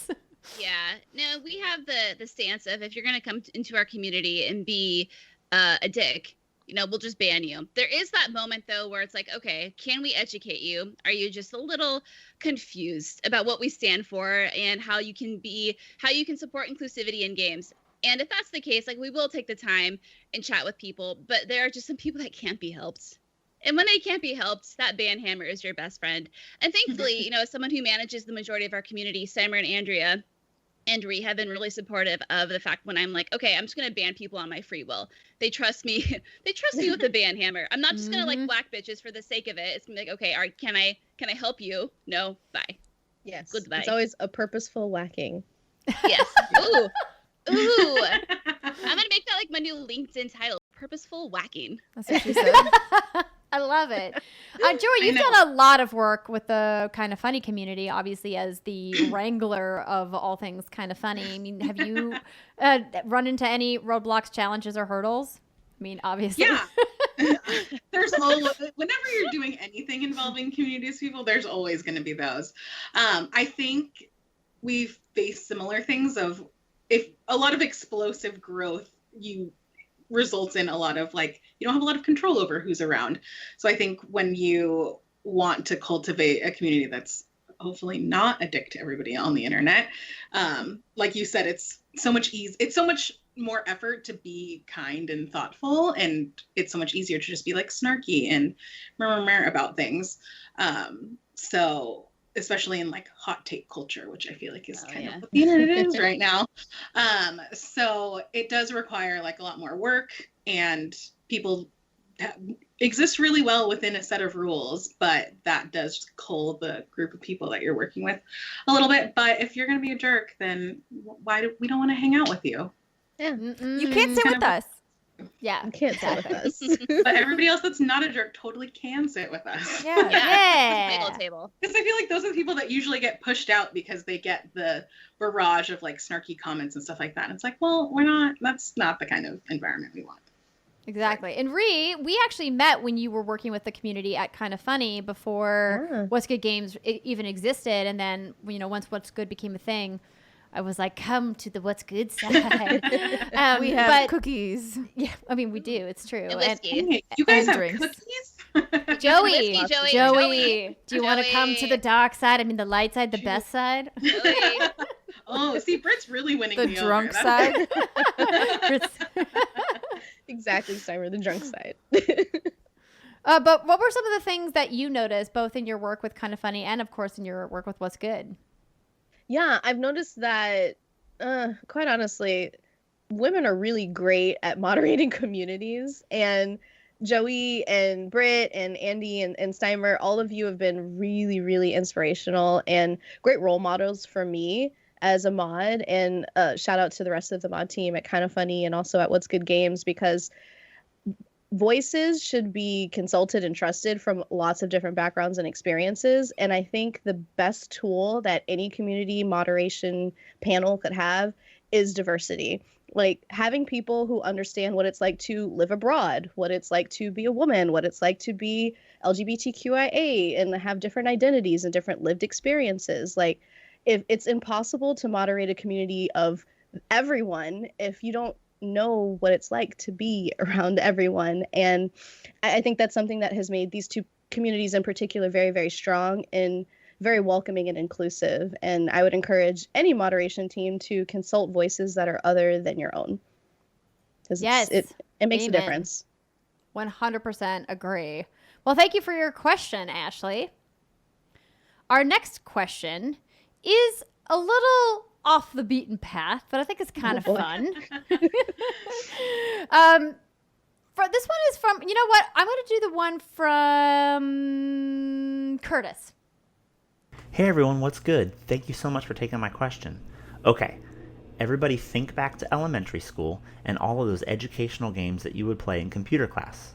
Now flash forward to today and you're the head of a major development studio and you have no restrictions on budget, on talent, on genre, lack of educational content, or even ESRB rating. So here's my question. Can you give us your best pitch for a modern reboot of a classic piece of edutainment? Thanks. OMG, what a question, Curtis. I saw Ree and Joey both like light up when this question was being read. The only game I remember playing in elementary school was Math Blasters. Yes. Ree, Oh, damn. Math Blasters. Yeah, I went straight to Oregon Trail. Oregon Trail, for me, Mavis Beacon teaches typing was one of my faves. Another good one. Ooh, pause for typing. Anyone else? Just me? Pause. No. You had to just like cute Rabbit. cat. We did Rita Rabbit. Mm. I think what I would want to reboot is one of my favorite games growing up, which is Where in Time is Carmen Sandiego. Yes, She was like Joey! running around. Yes. And she was like stealing all these artifacts, and then you had to like find them and like reset them to make history right. I don't really remember what the story was. But doing some like a rebooted version of that and making it maybe not point and click, but like an actual adventure game, and I don't know, something maybe like Assassin's Creed-y. But I like the idea of time hopping, so you're like you have all these different like mini hubs of worlds and stuff like that. And if it's historical, maybe share some stories that aren't always in like textbooks and stuff like that, because we can broaden our horizons, you know? So I think that would be really fun, and I would be stoked to play that as an adult. I think Go ahead. Go ahead, Ree. No, you go ahead. I was just gonna go like the fairly simple, easy answer, which is like a Red Dead Redemption but Oregon Trail. So just like open world, like full on RPG. You have to go hunting to get your meat for your crew, but you'll have like fun conversations with them along the way and along the journey, and you can basically kind of build your own path to get to where you want to go. Or you could totally fail. It'd be great if there was just like you screwed up and you're in the complete wrong part of the country. So that's an interesting idea that like it's like Oregon Trail like world or Open whatever. world, yeah. Like real life. Yeah, like real, just Yeah. like you got to figure out how to get there. You got to go west, and if you don't go west, game over. Like it could have like a count, like an ominous countdown. So, like permadeath mode. Yeah, just like you have 15 days, whatever. I don't remember how. It's obviously more than 15 days. You have X amount of time to get there. Go forth and enjoy. I mean, current gen graphics for Dysentery could be very graphic. Oh no! God, Yeah, please, I do wonder please. how many people would die. You have to like dig your own hole for that sort No! of situation. Oh, so sad. Disgusting. I kind of like it though. I would love to see. So I'm a big fan of typing games. Mavis Beacon, shout out to her. Rita Rabbit, awesome. But there was a game that we played in grade school where we would learn how to type, and it was a haunting situation. So there was like a baby that was like being possessed and like doing spins above the kitchen table, and yeah, at school You had like poltergeists in your Yes. grade Sounds school like my typing. favorite scary movie ever, but keep going. right. And so it was a little bit scary, as you all know. I don't fuck with the scary shit. However, what if that was a coding game? And instead of learning how to type, you're learning how to code. And if you made like a critical error, like shit would like come out of the computer and like fuck with you. Like imagine how cool and scary closer. and how much additional trauma we could give to people learning code. At a young and Do we want impressionable additional age. trauma to people right now? Like, don't ever fuck up your clauses. Like that's what it will teach you. Wow. Amazing Wow. programs, right? Oh my gosh. Oh my god, man, it's so great. That's- I think that's actually coding, though. I think coding is something that'd be great to teach kids. I think back in our day, it was teaching us how to type, how to use a keyboard, but now teach those little bastards how to code. I'm sure they actually probably have something like We that. had now. a coding program when I was in elementary school. I mean, it was very late, I think 6th grade. Because that's when I played Oregon Trail, because that's when computer stuff was just being introduced. Because I Yeah. learned how to type on an actual typewriter, because I'm that old. Ooh, I bet that was fun though. It was fun until you had to use whiteout. Oh yeah, That's for not sure. fun. Yeah. But they had that. It was very pared down. Obviously, it was DOS. It was old school. But I think that's a really cool idea as well. I Well, like your idea of the horror, though. Ree, that's really good. I'm into that. I'll pass. It would work. I'll It'd pass be on that. effective. Well, thank you for your question, Curtis. Next question is from Luke. Hello, ladies of What's Good Games. Thank you so much for your consistent, amazing coverage each and every week. It is a highlight and something I look forward to. For your PAX panel, I would love to know what it is you guys think you've done well as an organization since the inception, and what you think you would like to improve upon going forward. Thank you so much for all you do, guys. Take care. Well, this is a very good question, Luke. Thank you. Brittany, do you have something? Yeah, I'm really proud of the way we branded ourselves as being a podcast with all women. We're all inclusive, and I think we're a positive, upbeat beacon of light And I say that because we get those comments every week and it makes me really happy. I'm starting to believe it. But seriously, I'm really proud of what we've built and how we've built it. And I think when people hear about What's Good Games, they think of like, that's a safe space. That's a happy place. I mean, sure, we go off from time to time, but it's never to be nasty. It's to be critical. And I think there's a huge difference there. So I'm really proud of that reputation we've built for ourselves. Yeah, that's a really great point. I think branding was something that we spent a lot of time on in the early years. We've only been around for 3 years. Earlier part of the organization's inception. Yes, it's true. Anywho, I think it's a good call out that, you know, branding is good and branding's important, and not only just the community aspect of branding, but the idea that I think people, when they hear What's Good Games, there is no question about what we are and who we are and what we stand for, if they know who we are, what I mean, right? Like, there's no wishy-washy, like, oh, well, they do this and this and this and this. It's like, What's Good Games is this thing. And I think that we really did that well. And I'm really happy that we've been able to stay committed and true to that vision. And a lot of that is due to our Patreon support and the fact that we have been crowdfunded since the very beginning, and that What's Good Games exists because of people supporting us and wanting our voices to be part of this community. So thank you to everybody who does support What's Good Games. Now, what would you like to improve upon going forward? I mean, I think for us, it's the constant struggle has always been just not having enough bodies to do the work, because I don't want people to come work for us and not get compensated for that. And we just don't have it in our bandwidth to hire on like 3 or 4 more people to do work. And I wish we could, right? Like I went back when I was seeing Joey all the time at the Kind of Funny offices, I talked to Greg and Tim about it all the time, how I really love the amount of content that they're putting out. Now Joey probably is like, it's a lot of content. It's too much content, maybe. It's a lot of content and it gets a little crowded, but it's fun. But like the work that you guys put in, I was always so, you know, in admiration of, because I see how many man hours go into all of that work and woman hours go into all of that work. And it was that's like the one thing that we just can't do at What's Good, is our fans want more content and we just don't have the bandwidth to give more. So maybe someday. Maybe someday. Yeah. What about you, Joey, with Kind of Funny? Do you have something that you guys have looked at as like, hey, I'm really proud of this, and something that you want to improve on? The thing that I'm proud of is also the thing that I want to improve on, which is I like that we've been able to use our platform to elevate new voices and different diverse voices. Doing a daily games news show gives us a lot of, I know, I was like, which order do these words go in? Gives us a lot of opportunities to be able to spotlight some voices that people might not have heard about yet. So I hope we're able to continue to do that more in the future and kind of diversify who we have on shows. I think at the beginning, towards of when I joined, it was very like a little bit more rigid and like, hey, these are all of our people and we're going to put everybody on shows. And I feel like recently, and especially with the pandemic and being able to do bring in guests virtually and stuff like that, it's opened up a lot more opportunities for that too. So I'm excited to see how that kind of changes, because yeah, we've been able to like bring in Alana for XCast, and Belinda has been doing a lot of our in reviews and stuff lately. So we've been able to get some cool new people. Ray was just on Kind of Funny Games Daily last week. Yeah, killed it. Everybody loved her because, of course, why would you not? Yeah. So good. She's ours, Kind of Funny, Joey. You stay far, far, far away. We'll just swap every once in a while. Okay. I'll do a PAX with you guys. Real come on Games Daily. We'll just switch her up.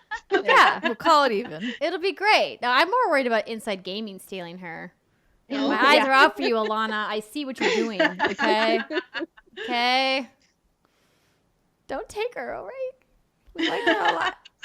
Thank you for your question. Our next question is from Marcus Brown. Hey ladies, how's it going? Marcus here, wishing you all the best during the year of our COVID 2020. My question has to do with the future of gaming and what you'd like to see in it. So we are on the eve of a console launch.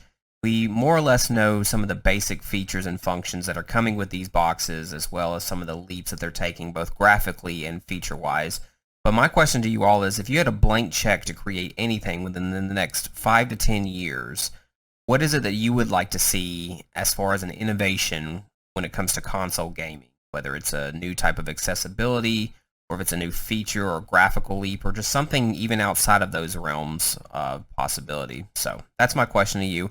Hope you're all doing well. Have a good one. Bye.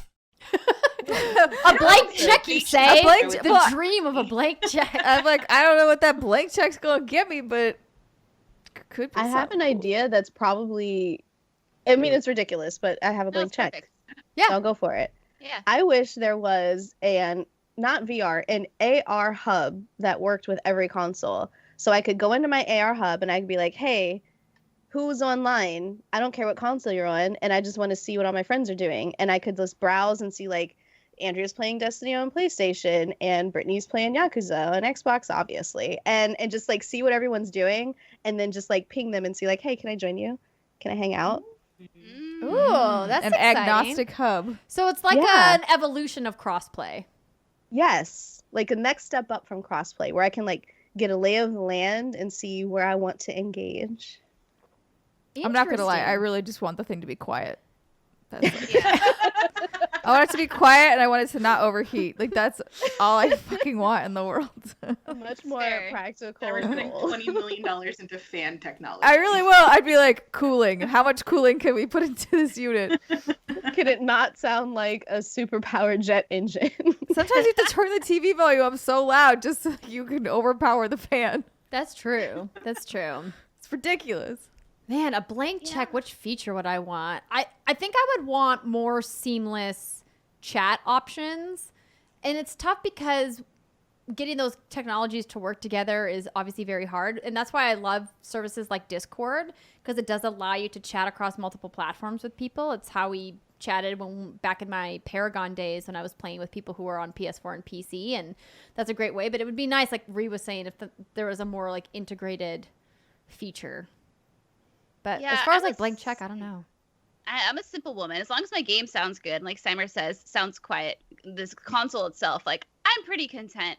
I guess what would be really nice if accessibility options were more just like spread across the board. And even you look at Xbox's adaptive controller, which is fucking phenomenal, but there are people who can't even use that, right? So maybe if there was an easy way across console gaming where you could just send in whatever it is you need to send in and be like, hey, this is my disability. This is what I need to play this game appropriately. It would just be something that was sent your way. Blank check, I think you can make it happen. Yeah. But that's a pipe dream. And I think that would be incredible because, like, I really have no complaints, but I know I'm very fortunate in the sense that I'm able to just pick up a controller and play whatever I want, whenever I want. And I know not everyone has the ability to do that. Something more streamlined along that line would be really great. Yeah, that's a good one. Yeah. Mine's way more surface level. I just want a Xbox design lab on PlayStation so I can make cute controllers. Dude, yes. That would be nice. Or even just the ability to be able to use my like Xbox Elite controller on my PlayStation would be dope. They could figure that out.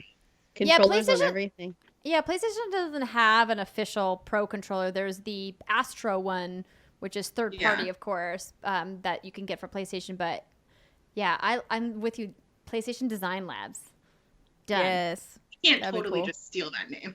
So they'd have to get a little Yeah, that's probably trademarked. You're right. It'd be Good like point. custom laboratories. So this has the potential to be really fucking awkward. But what if the facial scanning technology was so good when you go into games like Kingdoms of Amalur, where you can create Dragon Age, Mass Effect, you create your face, but it actually looks like your face and not some abomination of your face. And they slap that. I know the NBA games do that, don't they? I think I've seen like Cobb post his photos. Yes, that's Sometimes that's the thing that's happened. Yeah. Mm-hmm. I don't remember which version of NBA. Is it 2K? Yeah. But would that be 2K weird, X seeing your date, own what insert? character in like romance scenes? Or would that be I great? never make a character that looks like me though. Like I always go red hair, green eyes. Like me.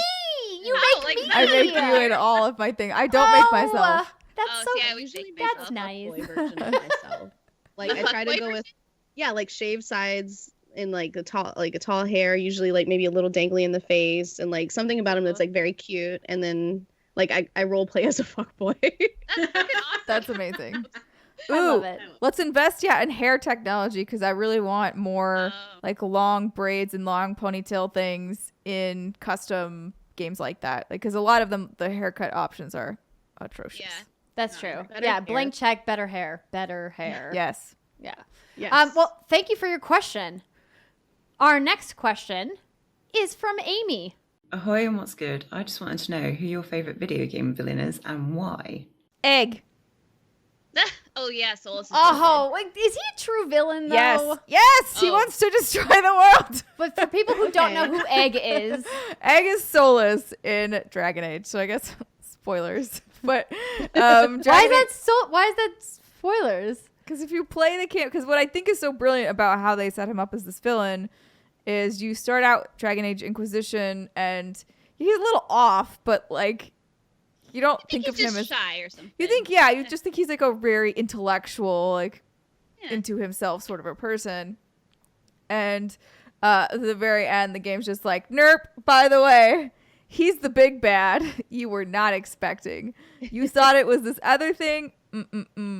Solus has been behind a lot of this the whole time. Yeah. And I was just like, oh my God, you made me actually be friends with this person, like get to know them, have a lot of conversations. You could potentially romance them depending on which type of hero you choose. And that has like got to screw with you even more. To be like, I romanced the big bad. How did I do that? That's a good one, Simer. I think that's really good. I think of Sephiroth, and maybe that's because Final Fantasy VII is right on the in my mind. But if you haven't finished all Final Fantasy VII, I'm not going to obviously go into why I think he's a fantastic villain. But I think what makes a great villain in video games, and I guess in just media in general, is when you get to know them, like Simer says, and you understand their motivations. And then it is that struggle where it's not just black and white. It's like, well, I see why you're doing that, but is there like a middle ground maybe where we can come to terms? So I think of Sephiroth, and then another one I love is just the Umbrella Corporation from Resident Evil. No surprise there. They're a terrible, evil, evil company, but I just find what they do so fascinating. And it's been fun to watch them evolve throughout the Resident Evil franchise, and I'm hoping we get some more info on them. I mean, we will. We saw their logo in the RE8 Village trailer. So I'll say Umbrella and Sephiroth. And Solus is a really good one too, Simer. I'm going to second that one. Yeah. I would say quick shout out to Handsome Jack from Borderlands. Just because he's fucking funny. Like Butt Stallion is a great moment. Like he's just very quotable. He's very charming, and he's just a straight up joy to listen to over your little headset while you're running around. And he's not a good guy, but he's entertaining, and I'm super here for that. That's such a great pick. Yeah, Handsome Jack. Joey, do you have a favorite? I'm realizing as you guys are talking that I feel like most of the games I play don't have villains. Like I'm just thinking through things that I played for this like year. there's no Stardew Valley villain, right? Unless it's JoJamart, which like that, it is. Yeah, but that seems kind of weird. But yeah, like nothing I've played through this year, like Minecraft Dungeons, there isn't really like a villain that's like particularly exciting. I don't know. This is just in a personal realization of like, oh, I don't play that many games with villains. Well, and I think that I'm with you. I don't think I have like a favorite villain. I think the villain that I've had the most experience with over my lifetime has been Bowser. But he doesn't feel like he has like a particular personality. Sorry, Bowser, you're kind of bland. As a villain, your motivations very one-dimensional. Yeah, your motivations aren't exactly deep. But I think that he's kind of a fun villain in the sense that they've painted him in both lights in different games across the Super Mario Brothers franchise over a couple of decades, right? You know, you think about a game like Smash or like even like a Mario Tennis, you know, something like that, where Mario Kart, where it's like, oh, it's fun to play as Bowser even though he's supposed to be like the big bad. Yeah. But, yeah. Anywho, I don't have a good one either, Joey. Don't worry. But thank you for your question, Amy. Our next question is from Ignacio. Oh, Ignacio, thanks for sending in a question, even though I like to rib you on social media. Hey, what's good? What's good, games? Ignacio Rojas here. How's it going? So how long do you see Microsoft and Sony keeping up this game of chicken for? We're presumably 3 months away from the launches of the PS5 and the Series X, and yet we still don't know how much either console will cost. At what point are we too close to launch? Who do you see blinking first? And how much do you see either console costing? Anyways, as always, keep being awesome. So they're not playing chicken really. I think they have it planned when they're going to reveal the price. At least one of them has it planned. I bet you Sony has it planned. I don't think Sony really cares what Microsoft is doing. But Microsoft doesn't care what Sony is doing either, at least not anymore. Yeah. Yeah. I'm with you. I think that's what's so fascinating about this console generation. Like, everyone's in their own lane now. Nintendo's doing cartwheels in their own universe. Microsoft is like, yo, just sign up for Game Pass, we're good. And Sony's like, buy all of our exclusives. So yeah, I think obviously it's still competition with the price point, but it's not like it used to be. When do you guys think you're gonna get a price? I would say if we're not going to get a price, well, it's crazy because we're taping this panel ahead of Gamescom, and I think we might get one of the prices either from, I think Microsoft will probably reveal during Gamescom, but I would imagine by the time this panel airs, we'll know the price of one of the consoles, but otherwise sometime in September. I was going to say September. Mm-hmm. Yeah, I feel like we're just running out of months too. Yeah, because like I mean, eventually they're going to have to, because it will be if either they're going to announce it or a retailer is going to leak it. That's what's going to happen. So it's your choice, companies. Yep, it's true. Thank you for your question. Next, Bernie Monsanto. So I don't really have a question per se, but it's more of a challenge, I guess you could say. I was thinking, how fast could you say the word Tsushima, like 3 or no? You know what? Let's do 5 times. I think it'll be fun to say sushi.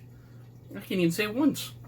Tsushima 5 times as fast as you can possibly do it. Tsushima. So it's a tongue twister? I feel like it's not that hard. Tsushima. Yeah. I don't get it. I mean, I can do it, but I'm just like, is it supposed to like make you say a word that's bad? Like, I don't know. All right, here you go. You're doing mouth exercises. Here you go. Tsushima. See, Ree did it like properly. Ree was like going rabbit lightning speed. That's fair. Joey? This is a lot of pressure. Tsushima. Yeah, you did good. Yeah, you did good. All right. Tsushima. Close. It's like the third one. Yeah, it is the third one. It kind of like messes you up. Okay, in fairness, I wasn't trying to say it as fast as possible. Tsushima. Yeah, see, yeah, then it kind of like blends in together. Okay, you're right. It's trying to be digs, and it's not happening for me. Yeah, it's the third one. Okay. Thanks, Bernie, for the laughs. Okay, next up, Michael. All right, so this question's for Steimer specifically, actually. When you were playing The Last of Us 2, at any point in time in your notebook, because I know you were taking notes, did you write down that Dina must have a fantastic skin routine? All right, thanks, guys. Love you. Bye. Obviously, this is for Steimer.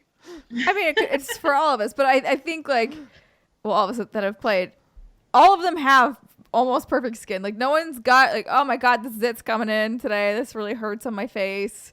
And now I've got to go, through the woods and do the thing. I'm not going to talk about the plot of this game, obviously, because it just came out. But, like, yeah, all of them have incredible genetics in order to not have one pimple this entire time. Who doesn't have zits in the apocalypse? Come on, you're under stress constantly. Not only that, like, there's so many environmental hazards, like dirt, all sorts of stuff's clogging your pores. You got to wash that out. They don't have face wash. It's not like you have a stringent at the ready.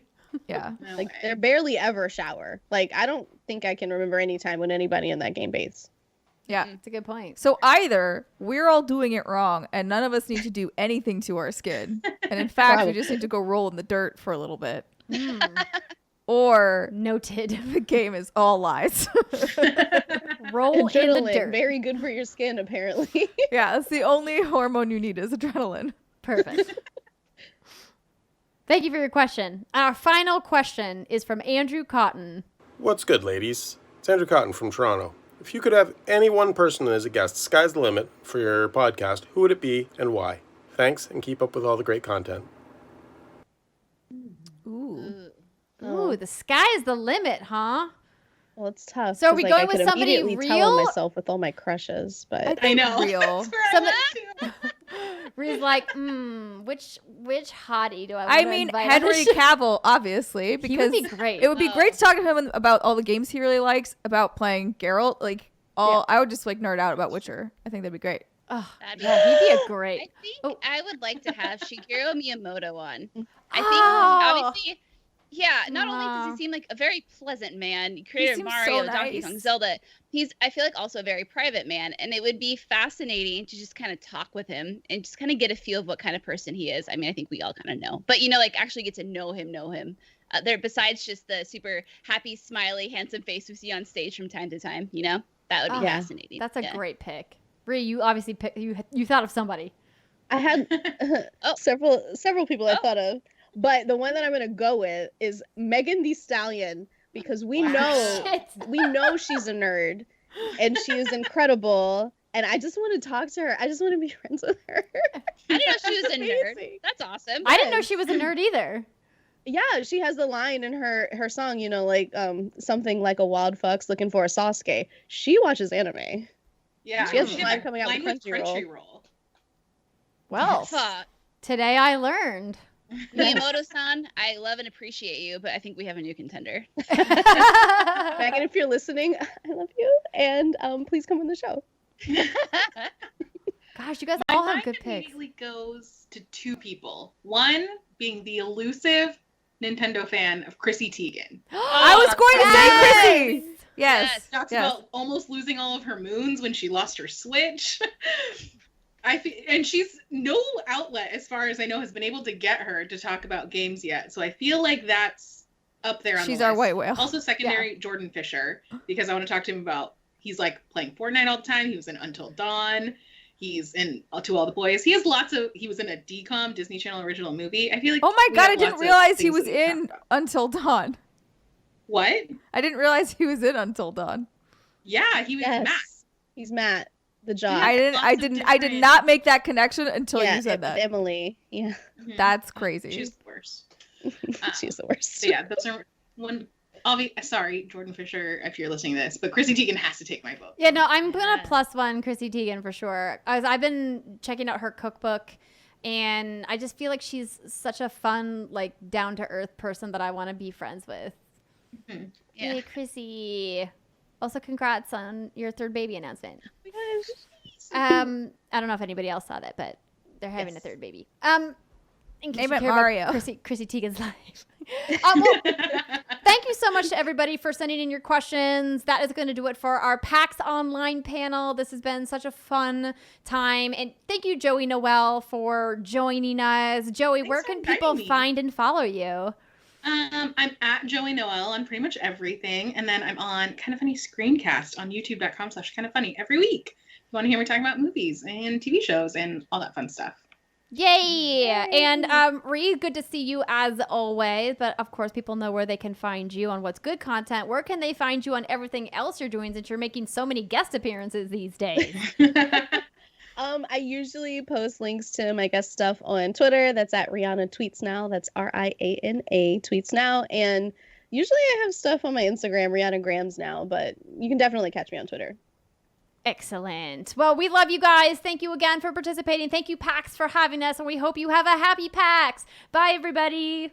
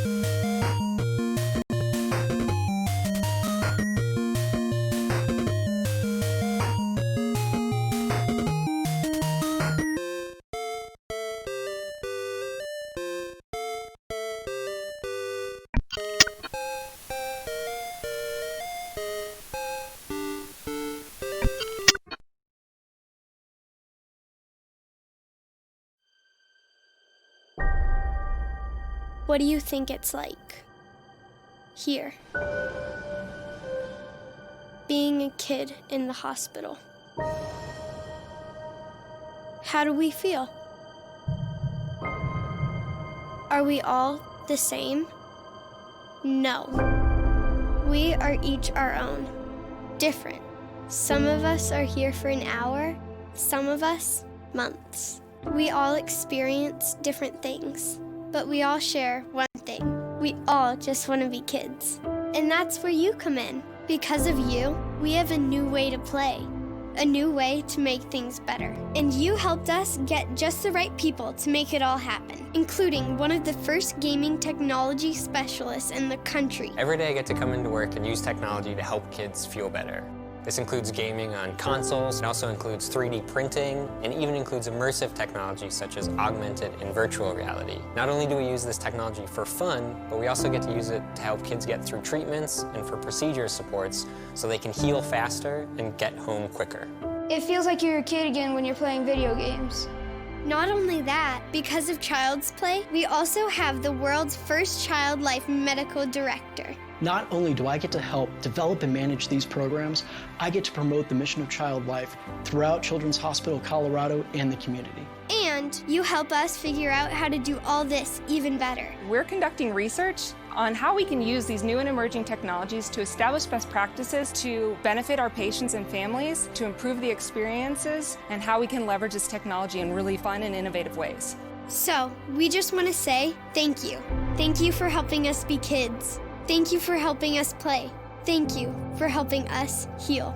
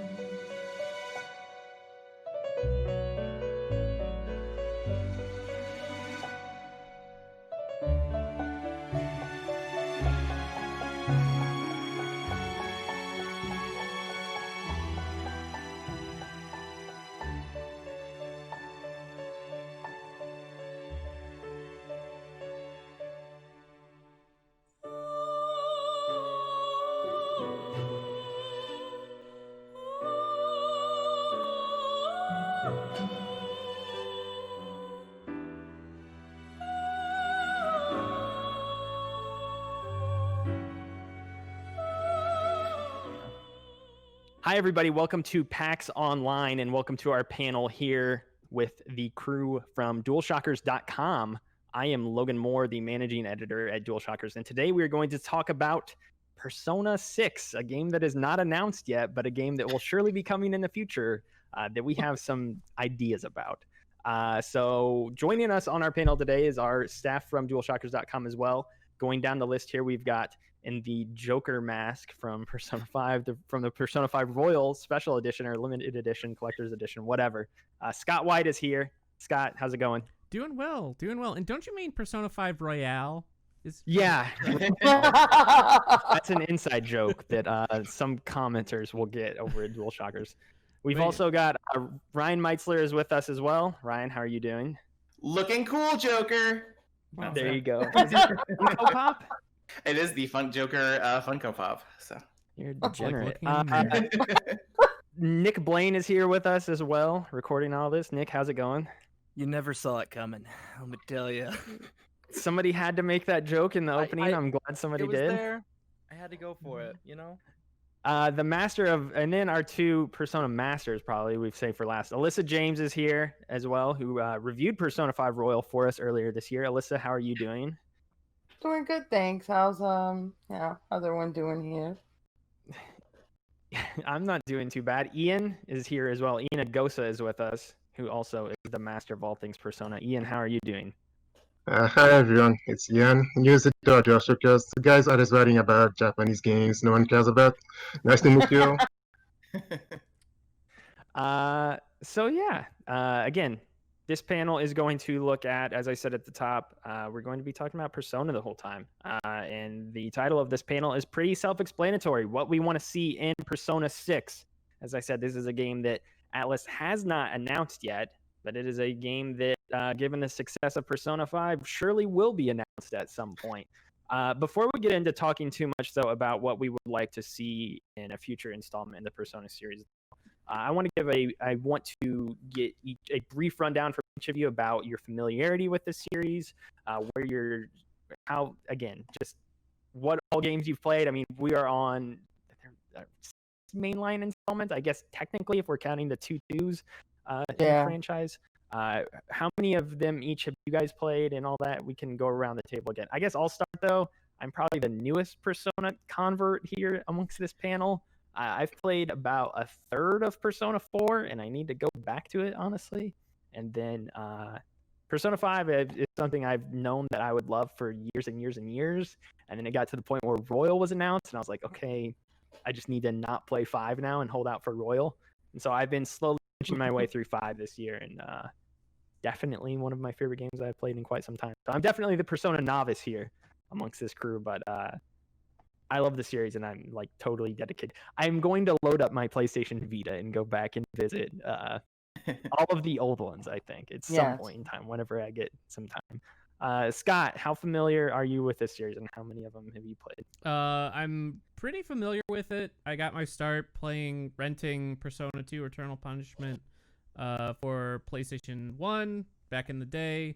I've played and owned all of them, but I've actually only beaten Persona 1 and Persona 5 and 5 Royal. So I actually haven't beaten the 2 duology yet, 3 or 4. So interesting. Ryan, what about yourself? I know you've been playing through Royal lately as well.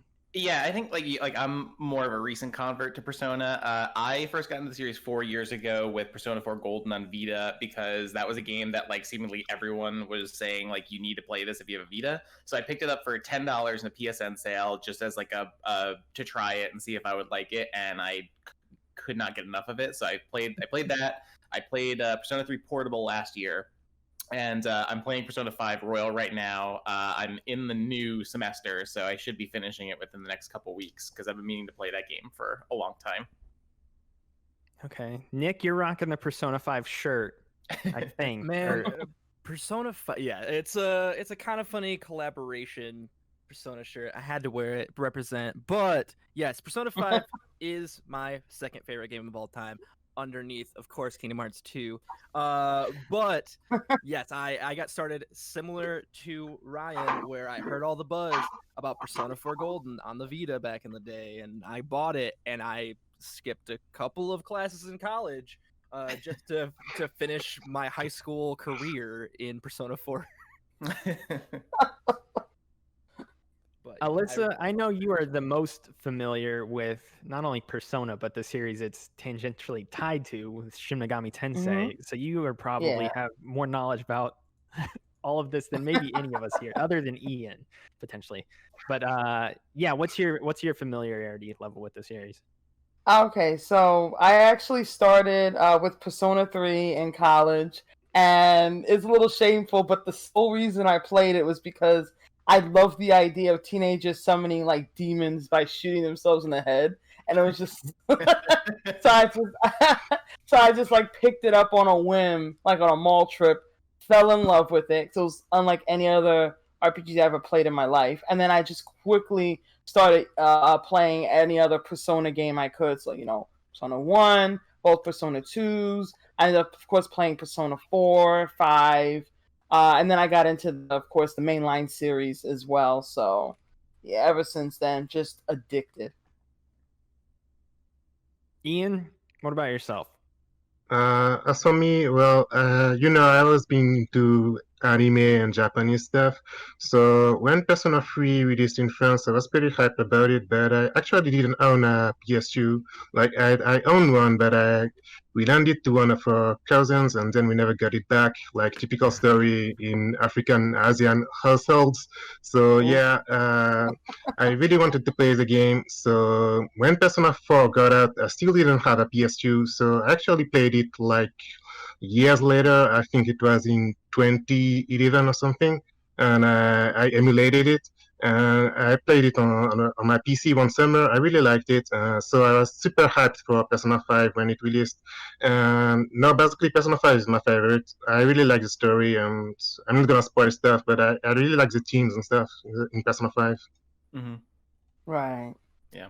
So it seems like, I don't think this is too uncommon, especially for people who are Persona fans nowadays, but most of us seem like we have gotten in with the franchise somewhere between 3, 4, and 5. Which is, again, that's totally normal because 1, 2, and 2 are pretty they're popular in their own right, but they are a little bit different from what 3 They're kicked much off. closer to the mainline SMT style. Yeah, absolutely. Mm-hmm. And I guess before we get into the larger discussion about Persona 6 as a whole, and again, what we want to see there, I think it's important right now to talk about kind of where the series is at, because again, we've mentioned that Persona has blown up the past few years, largely thanks to Persona 5.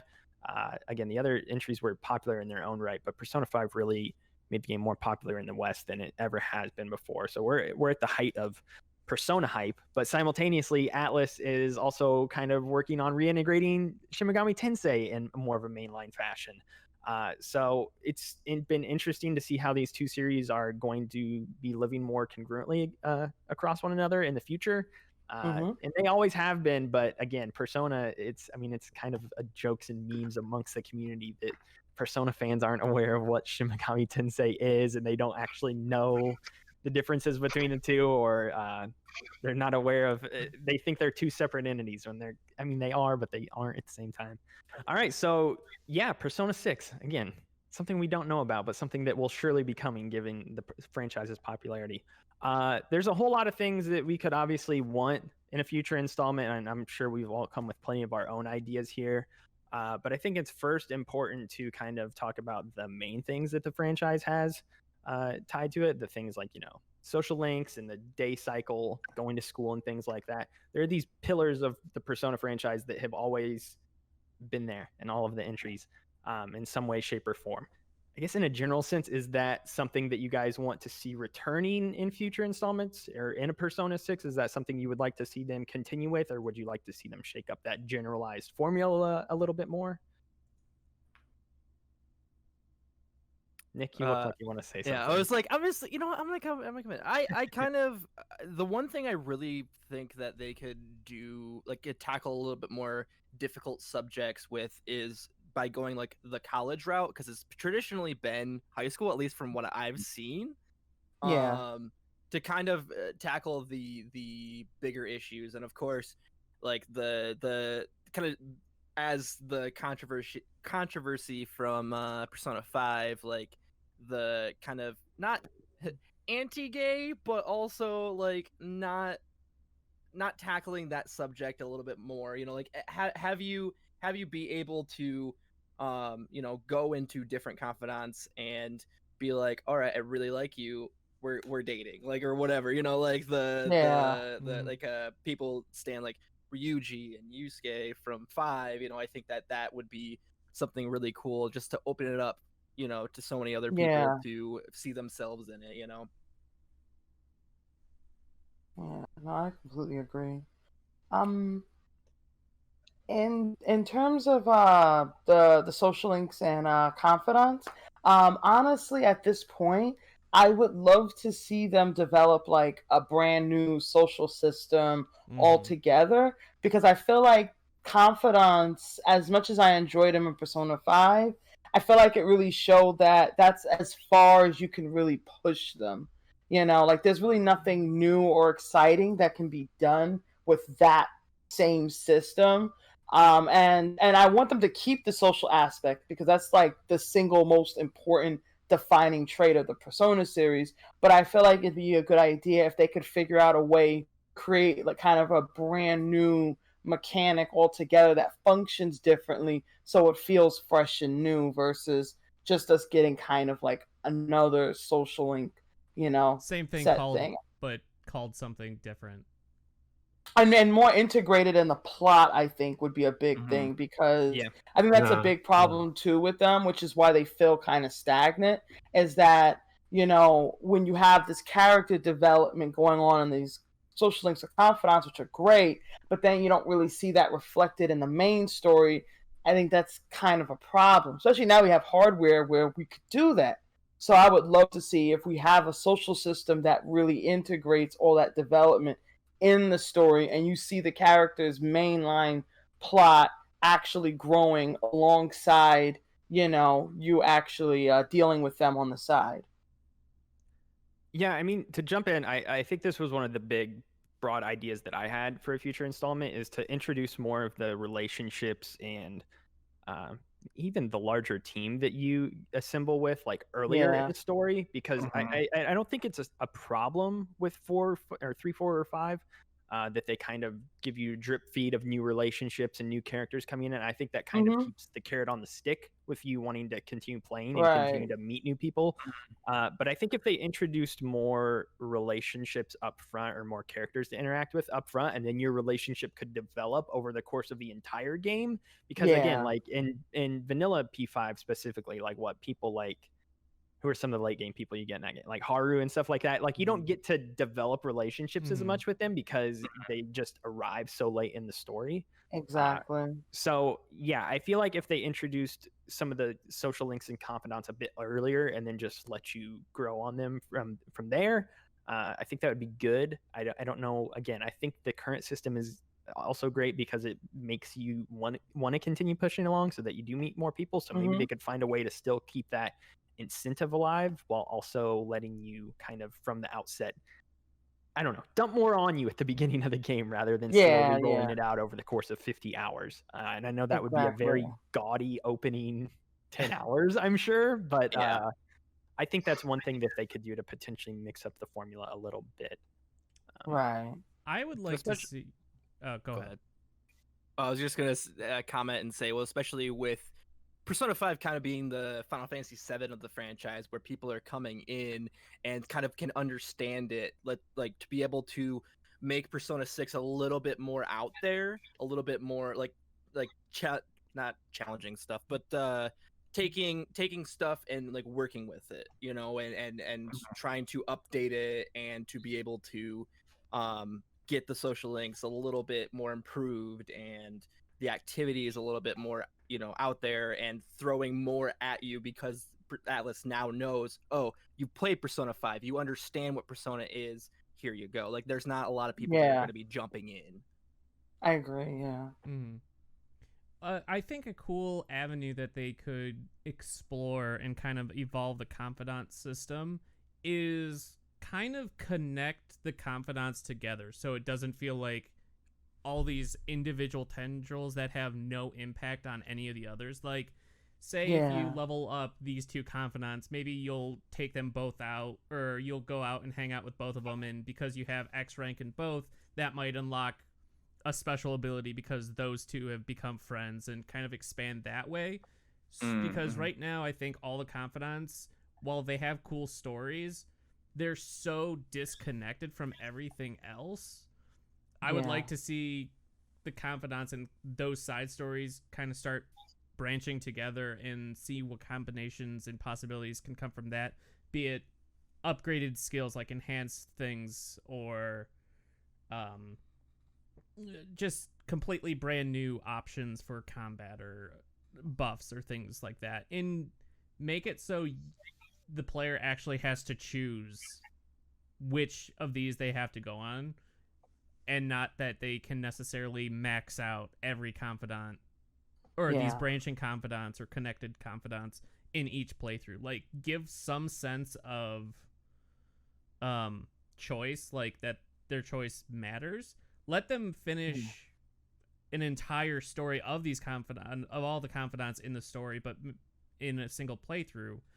But these more refined and kind of connecting paths maybe make where you can only do X so many per playthrough, I think would be Right. an interesting way to continue to evolve confidants.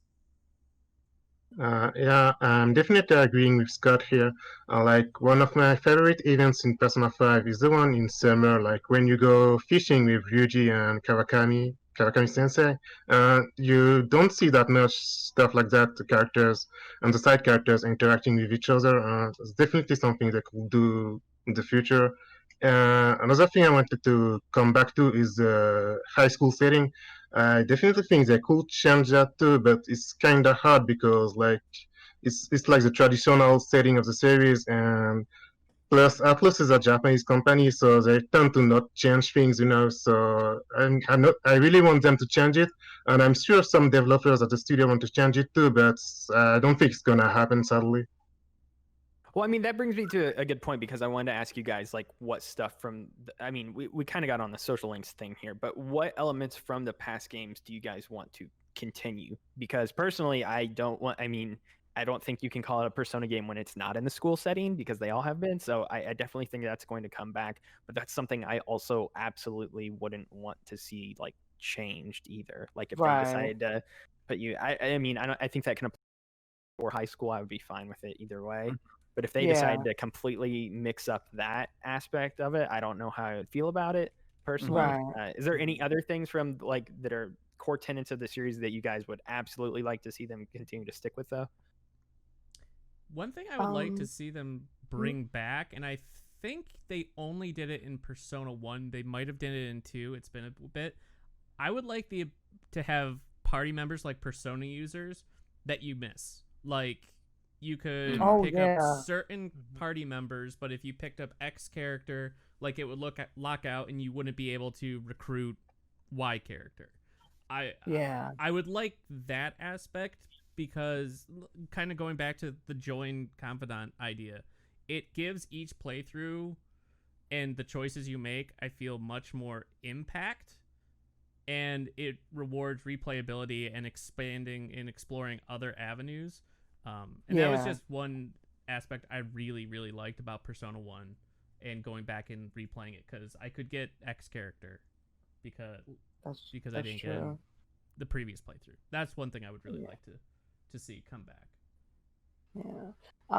And I totally agree with Scott on that. I think that'd be great. I think it also would address the issue that when you have those like late game characters like Naoto or Haru that come in so late, so they don't get a lot of screen time compared to the other characters. I think creating that kind of system where you have your party set up in the beginning allows for that core party to actually get their screen time, so they can have more time to interact with the other characters. You connect with them. From the beginning of the game, you have the entire game to connect with them, and they all get their fair share. 'Cause I think that was something that Persona 1 really excelled at. Like, all the characters were equally involved in the plot, and they all talked with each other. They all had their own like points, and it was really interesting. And then also, added some great replayability because then you could go back, play it again, and try to pursue different characters, including like more hidden options.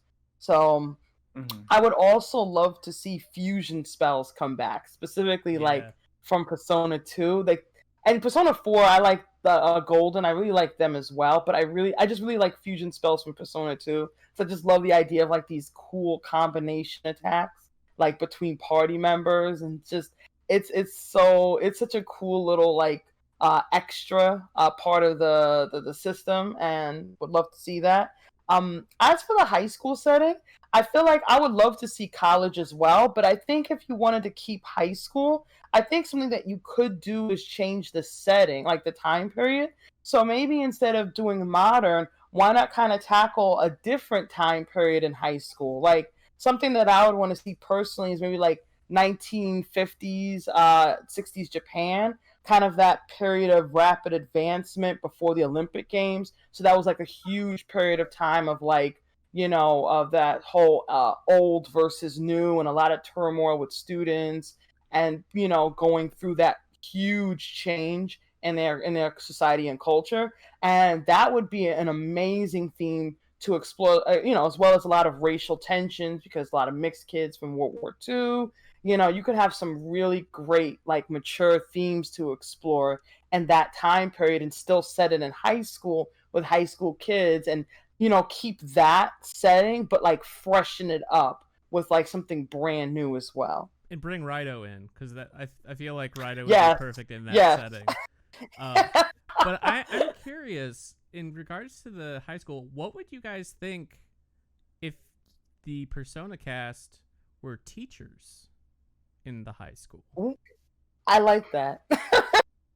I mean, it could definitely flip the formula on its head, kind of like we're talking about, where it's you're sticking with the same general thing, but a whole same different ideas perspective, behind it, different but worries, different concerns. perspective. Yeah, but I don't know. I mean, I think that would be bizarre on Atlas's part, given how they've portrayed some of the teachers in some of the other installments. Yeah. Like Persona 4's teacher comes to mind specifically, the guy who insults you the entire game. Oh. Like they've always been shown. I mean, I get that Persona 5 has a couple different tastes on display a couple different characteristics with some of the teachers, but I feel like most of the time they've been portrayed as like figures of authority more so than like actual friends or easygoing people, and Kawakami is like kind of one of the only people that bucks that trend that I can think of. It'd be interesting, but it would definitely fly in the face of a lot of the past games as well. Yeah, I think for me, like, a lot of what I love about Persona is the fact that it does take place in like a contemporary time period, because like, especially compared to a lot of JRPGs, they're usually sort of in like a fantasy setting or something like that. It's like a completely different, like, sort of like breath of fresh air that I really enjoy about the city, especially because it's so rooted in Japanese culture. I think for me, one of the most interesting things I'd really like to see, maybe in whatever they end up doing with Persona 6, is bringing back in Persona 3 Portable how they have the option of having a male and a female main character. I think would be really interesting. Yeah. Whether either they gave you the option to play as either a male or female the whole way through, or maybe if they had two protagonists and you kind of like switch between them. I think that'd be interesting, because as much as like I love Persona 5 Royal, I do think at points the game kind of drags because you are playing as Joker the whole time and you're having these relationships with these like characters throughout the whole game. It might be interesting maybe to have two protagonists, and then I think like Alyssa and Scott said, that could kind of change the dynamics a bit of the social links or the confidants. Because then maybe like with one protagonist you're getting to experience like one group of characters, and then the other protagonist you're getting to have relationships with other another set of characters, and then maybe they could like interweave and stuff like that. But I think that would sort of maybe be an interesting direction if they decide to do that. Well, that's kind of a larger talking point I wanted to kind of throw out there to all of you. How, because especially since we've brought up like more replayable aspects, like different characters that you might not necessarily come across in one playthrough, but you would in another, or maybe different protagonists. How would you guys feel about a Persona that does 5 feels very linear in a lot of senses, and like you can do New Game Plus and stuff like that, but the things you're really tacking on in those extra runs are like filling out your social links and things like that. How would you feel about a Persona experience that is like maybe half as long as something like Persona 5, but So it only is like 70 hours twice. instead of 140. Yeah, exactly. I was gonna say, because Persona 5 is very linear, but it's very long, but it's also very linear. So if you replay it, I don't feel like you're gleaning anything drastically different, especially in regards to the story. So if they created a more replayable Persona style game, is that something that you guys would particularly want, or do you like how long and direct the storytelling is in something like 5? All I can say is, man, we want a hardcore as hell Persona game. Let me tell you, Scott's over here like, man, I just need to replay this 100-hour RPG 5 different times. I love it. I think I think like what you said, Logan. I think if it were shorter and allowed us to be a little bit more open with our choices and have to go through a couple playthroughs, I think it would kind of invigorate it to where like you would actually want to go, especially for the trophy hunters and trying to see everything. Whereas with this, like with the previous games, you can kind of just like see what the world has, or at least glimpse what the world has to offer. And try out each confidant. Whereas, like, especially if we do the different protagonist thing, where separate protagonists get different social links, I think that would be like, you just have two different experiences. And I think that would be very, a very cool aspect of it. Also, shout out real quick to the original Persona for having 2 completely different story routes you can do with totally different amazing. final bosses, quests, locations. It's just like, I love that. Do you want to go this story or this story? Exactly. And they even let up one into the other, but now, of course, the characters would be like super overpowered for the main character. So each Persona game, I think we've kind of touched on this a little bit too. Alyssa specifically mentioned an idea for like a time period or some themes that they could play around with. Each of at least everything, Persona 3, 4, and 5 specifically have some very specific themes or just ideas behind them. Again, Persona 4 is more of a detective mystery style game, and 5's like this gentleman thief kind of buddy adventure or whatever you want to call it. I don't know. Is there anything specific in that line that you'd like to see from 6? A specific theme that you can think of that you'd like them to play with? Do you want them to bring back blowing out their personas out of their head with guns? I would like in Persona 6 or a future one where the Persona cast loses, like halfway through, kind of like a Final Fantasy VI style, where the bad guy like wins, and maybe like the second half or the last quarter or third or whatever, it's the team kind of regathering back together and like, okay, we have to fix this. Maybe, and you could play it on with the whole cocky, kind of arrogant high schooler mentality. It's like, oh, we're invincible, we can't lose. It's like, we got this, and then they don't got this, and then things really get bad and they lose or something. I don't know, but that would be really interesting to see.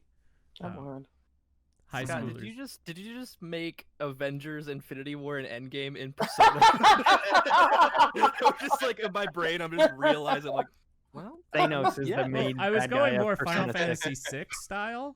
Yeah. Than Avengers. Like, I do have an Avengers Endgame theme, but it's more like the other Persona cast like make cameos and like they have to unite for some like super crazy demon crazy threat.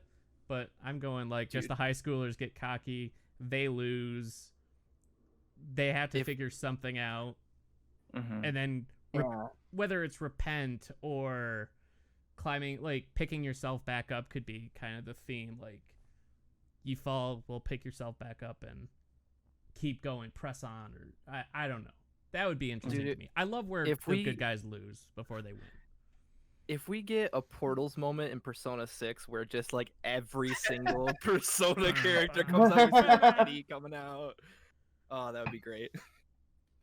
I do think, as far as like tying in, I mean, that's like a joke that you're making about tying in the larger franchises, but I think tying things back into the larger series a little bit would be something smart that they could do.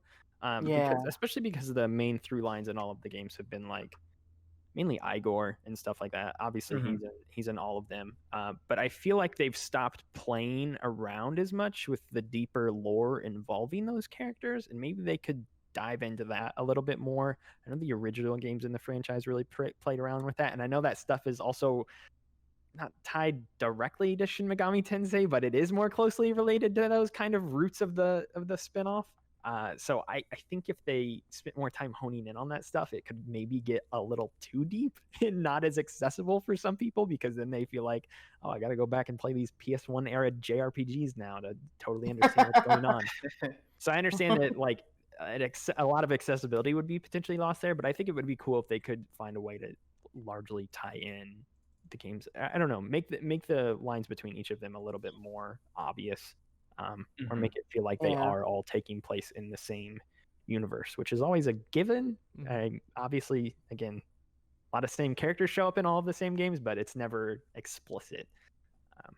I know for a while Yusuke, I read or watched in a video that Yusuke was originally supposed to, like, the idea behind him was he was a transfer student from, I think, Persona 3's high school. Like, that was they were going to go, but they opted to just make him an art student instead. Oh, okay. I think that was for the better. I love Yusuke. He's the best. Yeah, me too. Best. I don't know. We've touched on a lot of broad things. Again, I'm sure you all brought in a list of your own things. I feel like we can kind of open it up at this point if there's anything specific each of you want to hone in on that you surely came in with. In a general sense, what do you want to see from Persona 6 that I'm sure you have ideas for?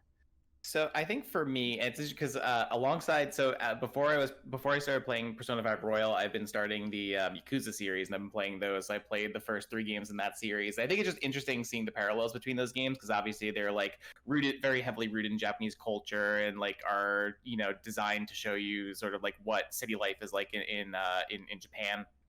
Obviously fictional, but like inspired by real life.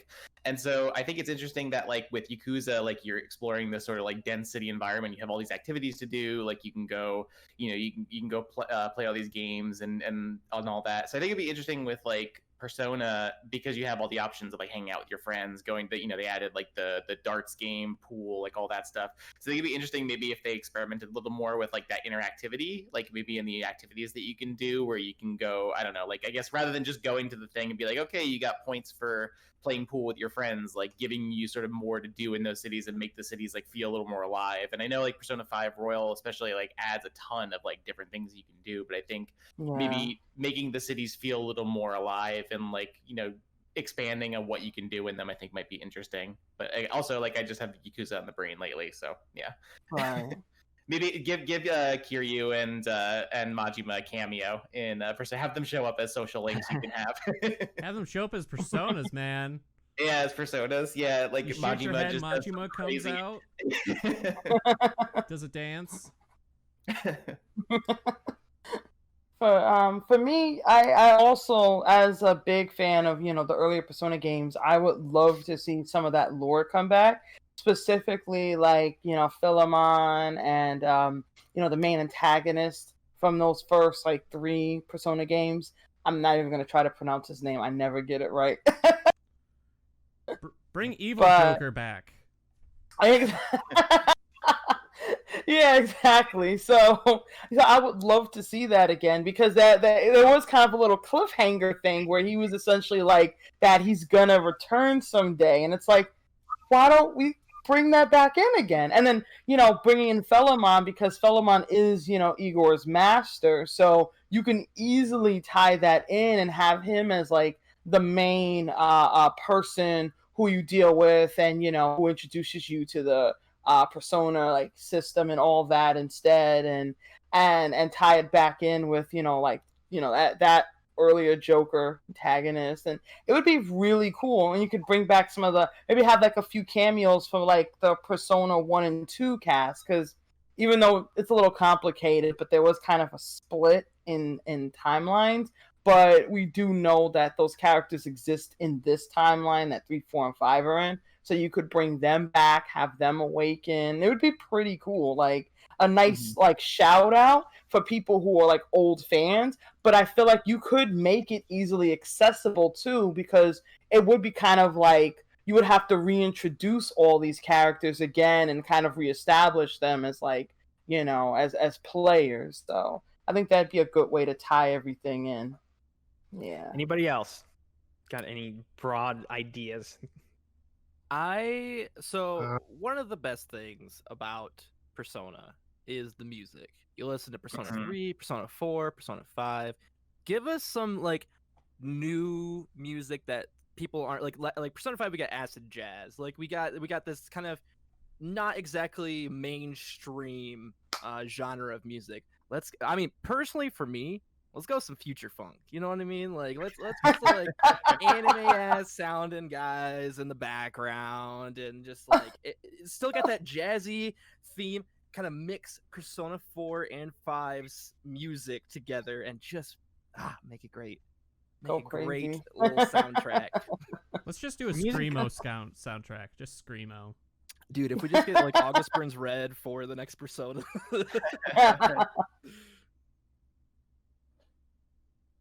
I mean, personally, to jump in here, I know Ian, do you want to talk? I know you were about to mention something.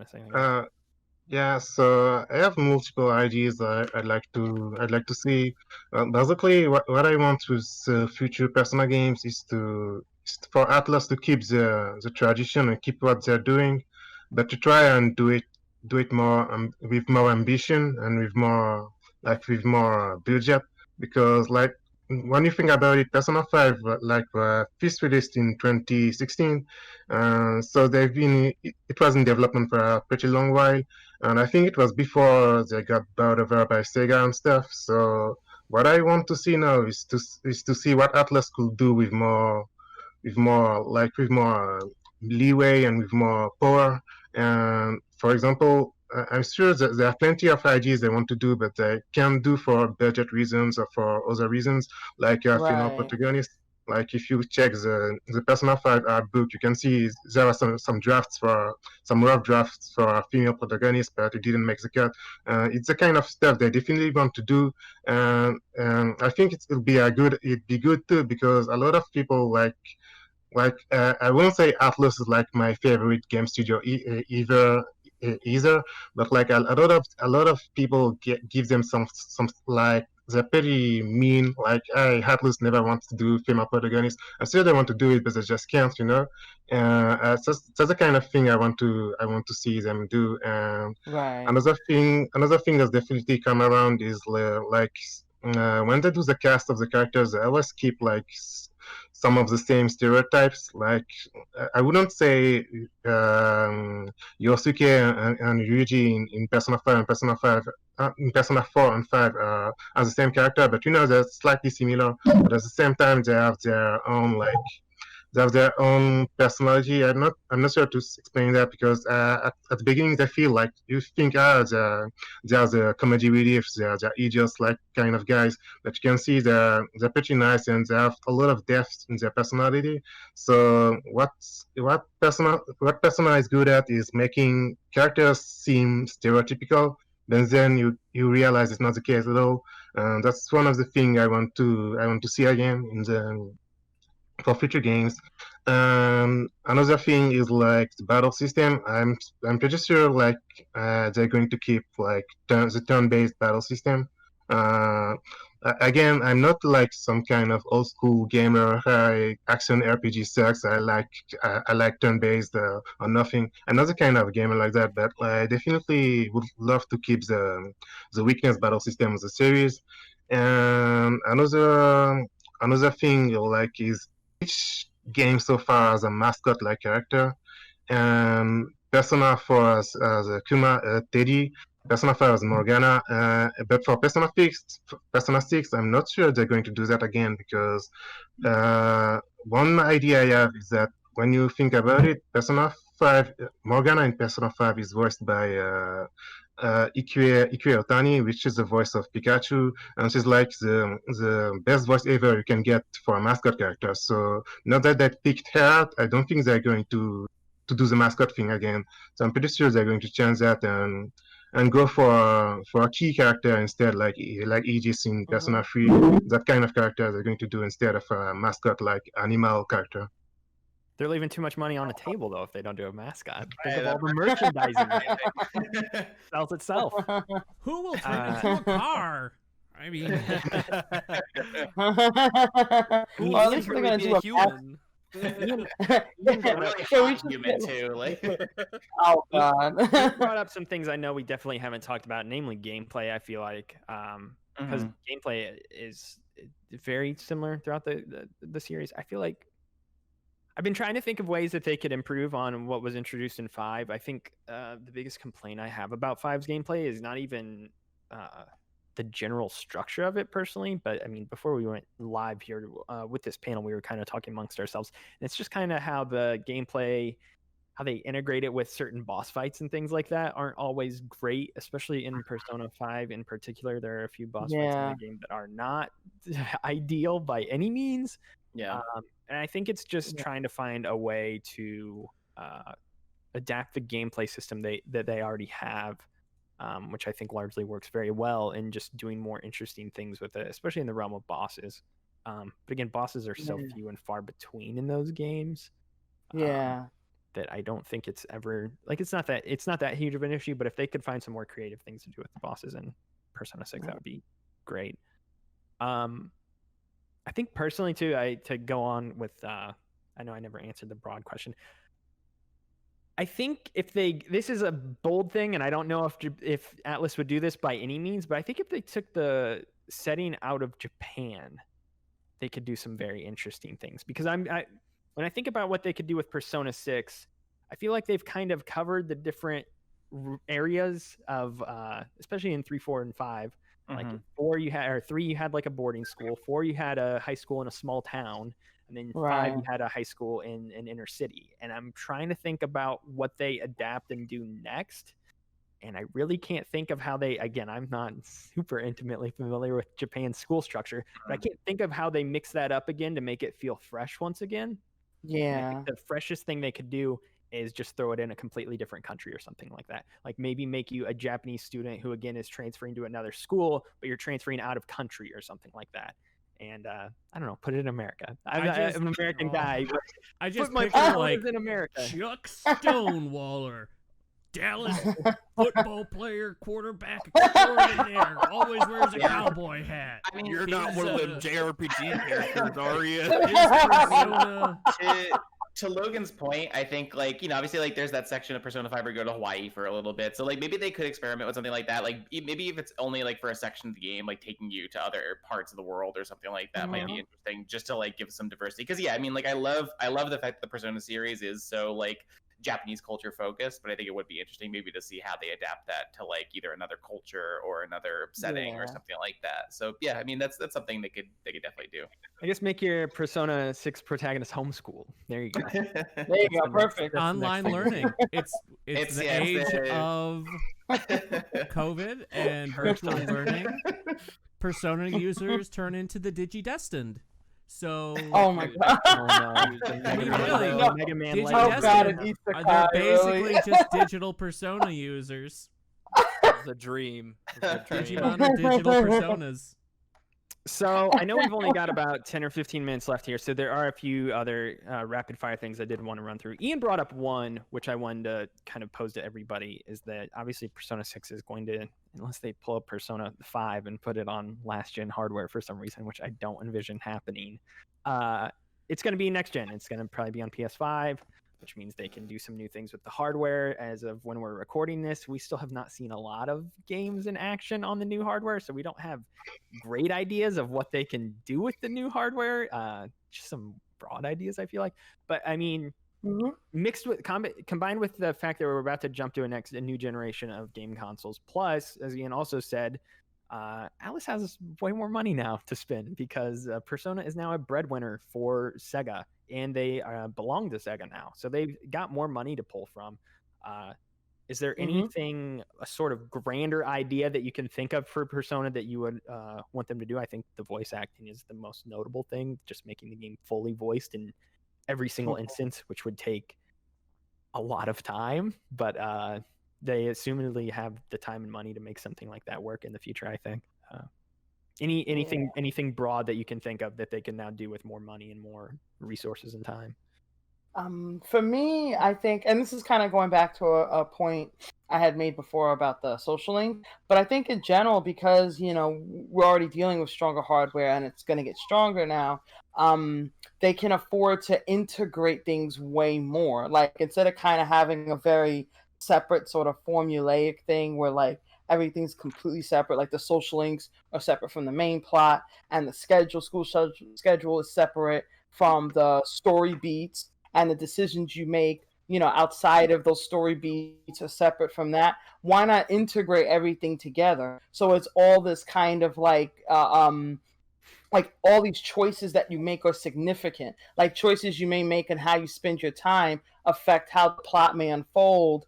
The choices you make on what people you spend time with, how you develop them and their storylines and the personalities have a major impact on how they behave in the main plot. Like if you have, let's say, for instance, you reverse a social link that has a direct negative impact on how the story, may unfold later on when it starts getting focused on them.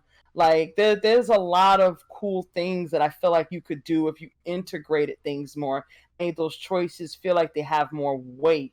And the hardware, I think, would support that pretty easily. We're not on like PS2 hardware where you have to separate things because, everything was kind of weak. Now you can have that kind of thing ongoing and and running in the background where the game actually keeps track of these. And we've seen other games do it too, so it'd be really great, to see Atlas get ambitious about that as well and like do that. I also feel like on the gameplay, I feel like it'd be really interesting if they changed it up from the one more system, because I feel like that they've kind of stretched it as far as they could. So I would love to see them kind of develop like a new sort of turn-based combat system, maybe something a little closer to like the press turn system, because press turn is so like malleable. There's so many cool things you can do with it, and it's so precise strategically, and I think that would also address a lot of the boss imbalances that I think you get because the one more system is so like a wishy-washy at times, so the mechanics kind of mess up a little bit, I've noticed. But I think, if they spent the time to rebuilding a new battle system that was more precise and allowed for even more strategic depth, I think that would be a great payoff as well. Press turn, for those that haven't played SMT, the mainline games, it's their version of kind of the once more, where if you hit an enemy with their weakness, it adds an additional turn to your pool, basically. So. Yeah, and then you have the option as well, like if you want to pass a turn over to other party members, you can do that. So you can actually change the turn order of your party members if you feel like to actually follow up with this kind of attack, or I need to heal right now, so let me pass it to my healer instead. And you can kind of customize it that way too, and it allows for a lot of really cool customization, like strategy options that you don't have so much in one more system. For sure. Anybody else have any wide-ranging ideas for next-gen style Persona? I think the only thing I guess I would be interested to see, like, just because with so many other like JRPG sort of series, like, we saw with Final Fantasy VII Remake and Dragon Quest XI did this too, I guess, transitioning more like an action RPG style thing. So I guess it'd be interesting maybe to see like if Persona 6, like if they did go in that direction. I don't know if I necessarily want that because I do like the turn-based combat of Persona. Like I think it stands out compared to like every other series kind of transitioning and thing. But I think it would be interesting, I guess, if they, especially with Persona 5 Scramble coming out, which I know is like slightly different because it's like out? I hope so. I mean, it's out somewhere, But yeah, I think with that, like, being more of an action game, like maybe it would be interesting to see like what a sort of Persona action RPG style thing would look like, just because, granted, like every other sort of RPG like that is sort of transitioning to that style of combat. Yeah.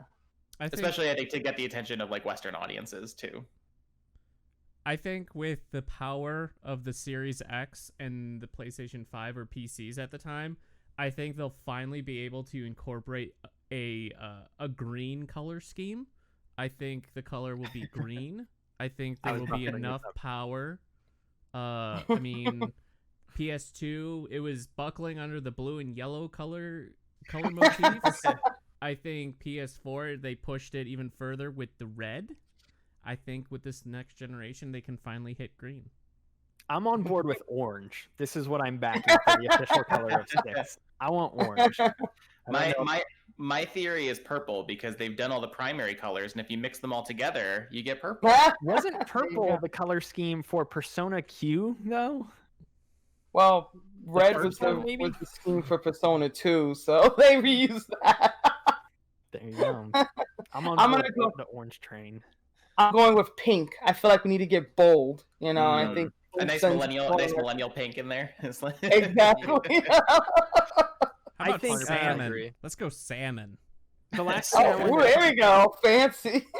The last thing I wanted to throw in there, and I know this isn't even anything that would require next gen hardware or anything like that, but the PC version of Persona 4 Golden, they threw in the dual audio, which was great, and I don't know why they Yeah. haven't done that for the other ones. Again, someone like Ian, I'm gonna guess you would prefer to play in Japanese audio. Yeah, I mean, you already play these games when they come out in Japan anyway. You've already been playing Scramble, so I'm sure you would be totally fine with the dual audio. I would love to turn on the Japanese option. But few last second things we're gonna run through here quickly before we got to wrap up the panel. Would you like to see an expanded version come out after Persona 6 proper comes out, or do we want to finally buck this trend and just stop with this? Get rid of it. I think it's End gonna, it. I think it's gonna happen inevitably. I think it's gonna I don't know happen what too. it is, like, yeah. But Go get back rid to of the it. duology format. Split it into literally 2 games. That'd be cool. Yeah, true. It would be, I really don't want an enhanced version again. Yeah, not spending 18 euros. Like when you convert yen to euros, it gets really expensive Japanese games. I'm not buying Persona 6 Royal again.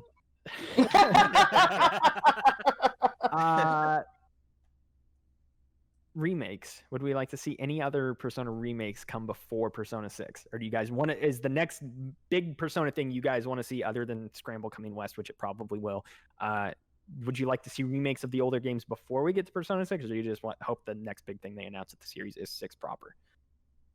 Yes. You're shaking your head. What do you want to see? 3 remake? I feel like that's the one that's getting I legit want people to realize that Persona existed before Persona 3. Yes. I want people to play Persona 1 and the 2 duology. Even if too. it's just PC ports, I mean, that I would be thrilled with PC ports of those. Yeah. But like a slightly more modernized version, or like a remaster or enhanced remake of Persona 1 and 2, I would kill for those, because they are games that deserve people to play them, and now that Persona is a bigger series, I think they should. Yeah. And Absolutely. Persona existed before 3. It All I'm gonna did. say. Persona 3 is Persona 1. Persona Yeah. 4 is It's like square No, level I of agree. renumbering, you know? Yeah. Yeah, I it had- agree wholeheartedly, where I think they're super inaccessible, and as somebody who does love the series and did go back to 3 Yeah. when I had I had Golden on the PS Vita, I went back to 3 and I was like, oh, okay, like this is like interesting, different take on this, and I just give me all the Persona, you know what I mean? Like Make it more accessible, yeah, because Uh, the previous uh, ones were excellent. Remakes of Persona 2, like joining the 2 games together into a single remake would be pretty nice. Yeah. If I remember correctly, the male protagonist in Persona 2, his name is Tatsuya, right? Yes. Yes. Wasn't there, like, I'm pretty I heard that from a friend, and also, like, wasn't it like one of the first games where you could date other guys, other male protagonists? Yeah. You could actually pick because you had a choice to as a love interest, Maya, Lisa Silverman, or June, and so June was the male option. So that was the first one I know of. They definitely did with S&T series, so that was a big thing. I'd like this to come back to so that way people will realize like Atlus like isn't maybe the way you think it is. Like I don't know. Yeah, yeah. Even if And I think full blown remakes aren't even needed either. Like bring them to PC. Like we have to. It's insane that the easiest way to play all the Persona games, other than 5 or even 5, I guess you can play through your Vita. All the games are on Vita in some way, and we need to start bringing them over to PC at least, kind of like they did with Golden. I agree. I think that'd be smart. Remake them exclusively for Vita. That would be a wild thing. Vita lives. Very last question here, and very quickly, and then we're gonna wrap up. Because speaking of PC, any likelihood they bring Persona 6 to anything other than PS5? Will the Switch crowd finally be satiated? Will the PC crowd are they going to start doing more multi-platform releases? Heck, even Phil Spencer has been way more active in Japan over the past 5 years. Maybe when 6 comes around, it'll be on Xbox hardware too. Do you guys see it releasing on anything other than PS5 in the future? PC. Well, I think Definitely I PC. think PC, because we've already seen they've seen how successful Golden was, and that's an old game. They did one on PC and it sold phenomenally. And they even said later on, because of the success of Persona 4 Golden on PC, now it's actually making them re-examine those policies, and they're going to look into either porting games, like older games, and putting new games on that, at least that platform as well. So I definitely think there's a great chance of it. More money on the table. They should do it. And again, now that they're tied with Sega, I mean, you would imagine Sega's smart enough to maybe push them in that direction a little bit more. Absolutely, yeah. So, porting to but cool. Switch and PC, they would just make money. It would just print money. It would. It would. Yeah, and 5 already did pretty well on its own, just on PS4. Yeah. Well, even just preserving the games in general, to preserve that moment in gaming, to port them to Switch, to port them to PC. This is how the Persona games were before, the ones 3, 4, and 5. And kind of. I agree. That. Well, cool. That has been our panel here for Persona 6. Obviously, we've talked for good part of an hour about everything we'd love to see in a future installment. To be totally honest, I'm not really sure how we're going to be able to interact with those of you out there who might be watching this panel, but we will be posting this on our website on dualshockers.com the day it goes live. So if you're watching this as it occurs with PAX Online, come over and interact with us over at dualshockers.com. We'll probably be in the comments talking to some people. You can also interact with us over on Twitter at dualshockers. You can also chat with all of us on our own Twitter accounts, or follow us there if you would like to as well. I'll let everybody sound off with their own Twitter accounts. I am at Moreman12. Scott, where are you at? At Solid Snake 120. Ryan? Just my name, at Ryan Meitzler. Nick? At Shotgun McPain. Alyssa? At AJames347. And Ian? Mine is at a _ Ian07. There you go. So if you want to talk to us over on Twitter and tell us what we got right or what we got wrong in this panel, feel free to. Other than that, the only other thing I would say to look out for is we here at DualShockers do have another panel coming up with PAX Online. We will be talking about we'll be making a list of the 10 games we would want to see on the N64 Classic. And so that will be coming up here in the schedule. So if you want to watch more of our staff discuss that topic, you can look in the PAX Online schedule and see when that will be airing. Other than that, thank you so much for watching. We really appreciate you joining us here for this, and we hope that you have a good remainder of your day or your week. So take care.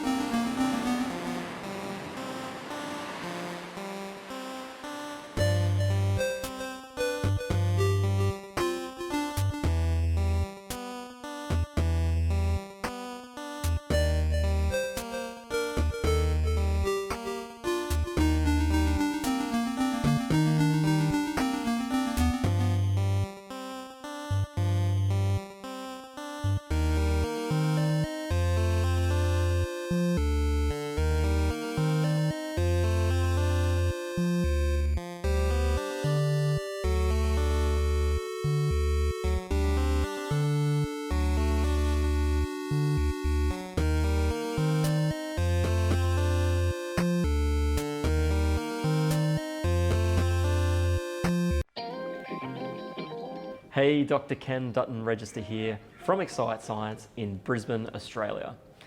Excite Science is a creative studio explaining complex science in fun ways.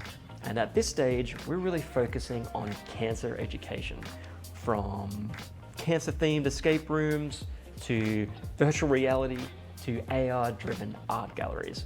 And the project that I'm talking about today is Malignancy VR. As a cancer researcher of over 10 years, I know firsthand, talking to the general community, that there's a lot of misunderstanding and core fundamental knowledge gaps of what cancer is. And this isn't surprising because cancer is incredibly complex. But are there new technologies or new ways, new communication strategies that we can be using to engage in a broader audience to teach them about cancer? And more importantly, reach those audiences that aren't even thinking about cancer or aren't really even engaged with science in general. A good colleague of mine, Dr. Elke Hacker from the Queensland University of Technology, really wanted to explore whether virtual reality could be the answer. So to explore this idea, we partnered up with Real Serious Games. And for Malignancy VR, we wanted this as a sort of first step to show some of the challenges with modern day cancer treatments and how not all the time can they be successful.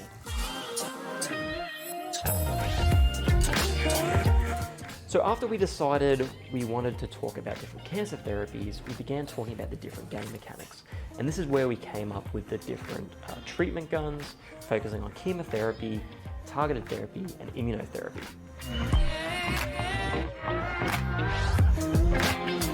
Our plans for Malignancy VR is to expand it into a multi-level game.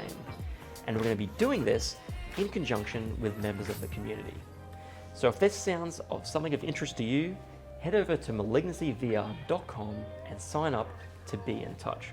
Furthermore, we want to take that game and then test it in a randomized clinical trial to robustly assess if virtual reality is an effective way to teach people about cancer, and more importantly, can it change or influence people's behavior and reduce their risk of cancer over a lifetime?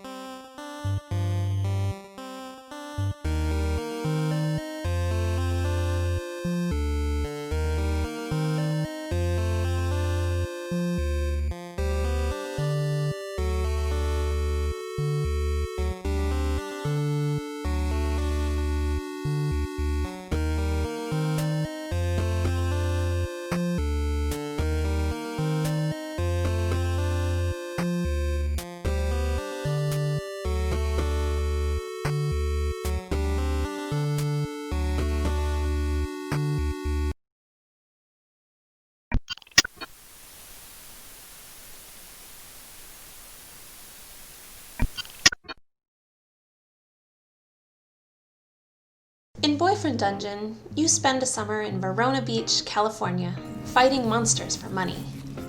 Except the swords you find in the dungeon can also transform into beautiful men, women, and non-binary people you can befriend or date.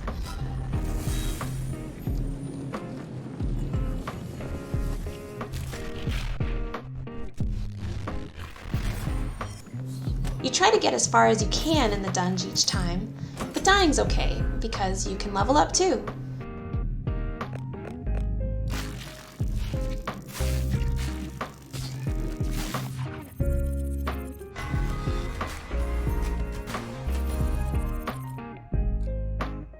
You need to get stronger to go further. To do that, you'll need a closer relationship with your weapon. You spend the game alternating between fighting in the dungeon and hanging out with your weapons around town. I personally get bored if there's only fighting, but also I get restless if there's too much reading, so we wanted to make a mix of the two.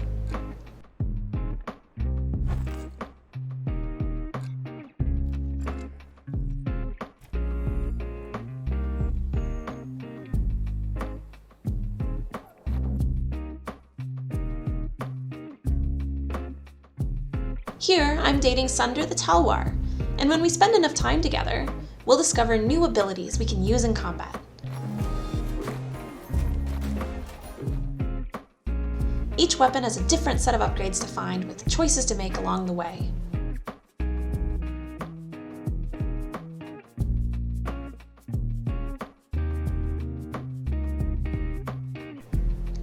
Different weapons have different preferences for where they want to go on dates, how they want to flirt, and what kinds of gifts they want to receive. They might give you a gift too.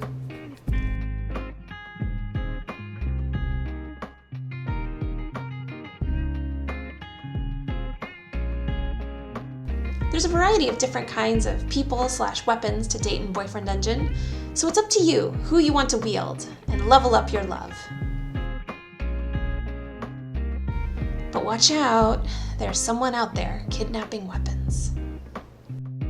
We're getting closer to finishing Boyfriend Dungeon now, and we hope people will love it as much as we do.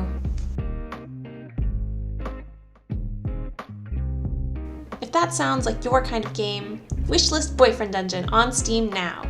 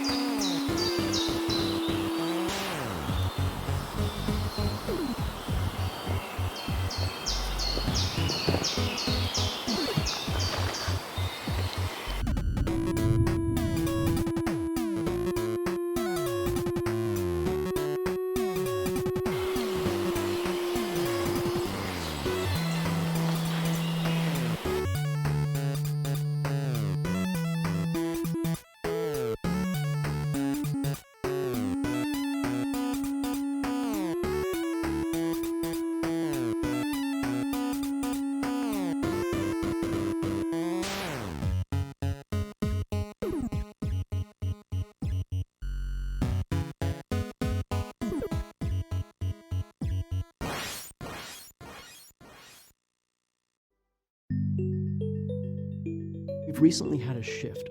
Both Child's Play and the medical community has recognized an unfilled niche where we needed some additional expertise in the hospital to help us deploy everything that they've provided, and they've started to help us develop a brand new role within medicine, that of the gaming technology specialist.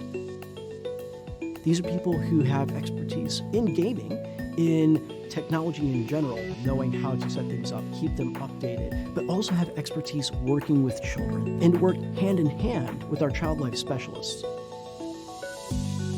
We can't afford to support 250 of these positions across the U.S., but we can support 5 or 6 or 7 a year, get them started, and then have them prove useful so that ultimately every hospital will want to have this person. We'll always support our partner hospitals with Amazon wish lists. We'll always send them an annual gift to support their child life department. But being able to spread this position across the globe is the next push that we want to be able to do. I think that this is revolutionary. I think it's the next greatest thing for our profession. To see an organization like Child's Play really be able to admit, you know what, we can do better. What's our next step? What's our purpose? How can we change the world? How can we make a significant difference that's lasting? And so it's been really an amazing part of my professional growth to watch them get to the point they are today of introducing something that 5 years ago we wouldn't have even thought about.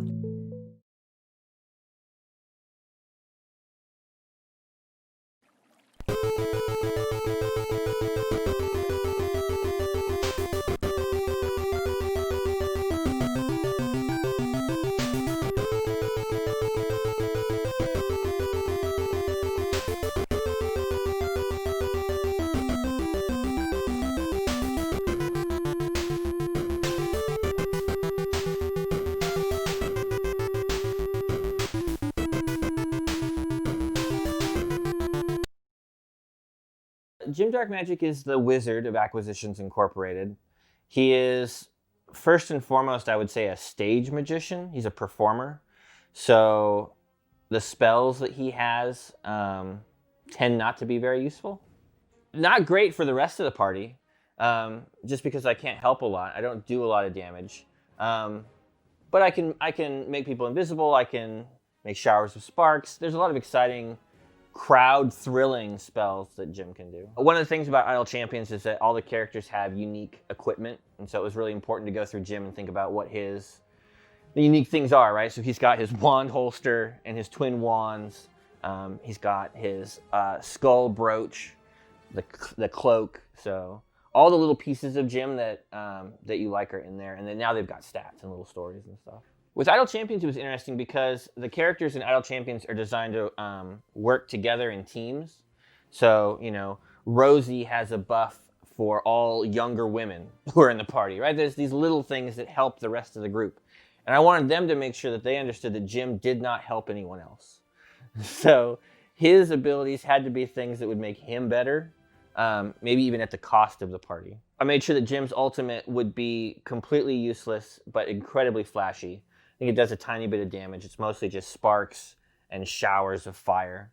It's fun to pretend to have that confidence.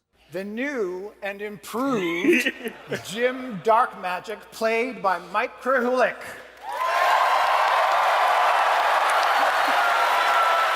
Like the last show at West where I came out in that costume, like I was so nervous. You know, to come out in a wig and everything and makeup and like a leather pants. But Jim has confidence, right? Like he would be able to do that. And so it's fun to pretend to be someone who has that, who can do that.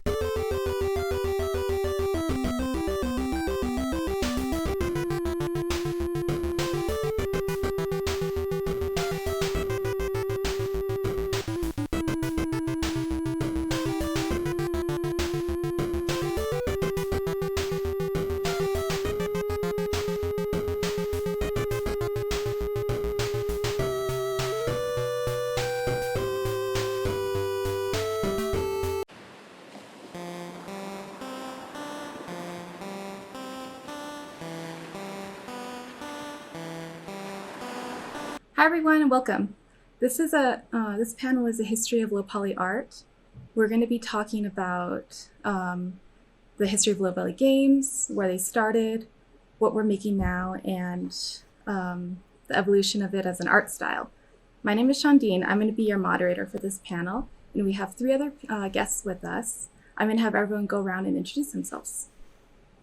Let's start with Mark.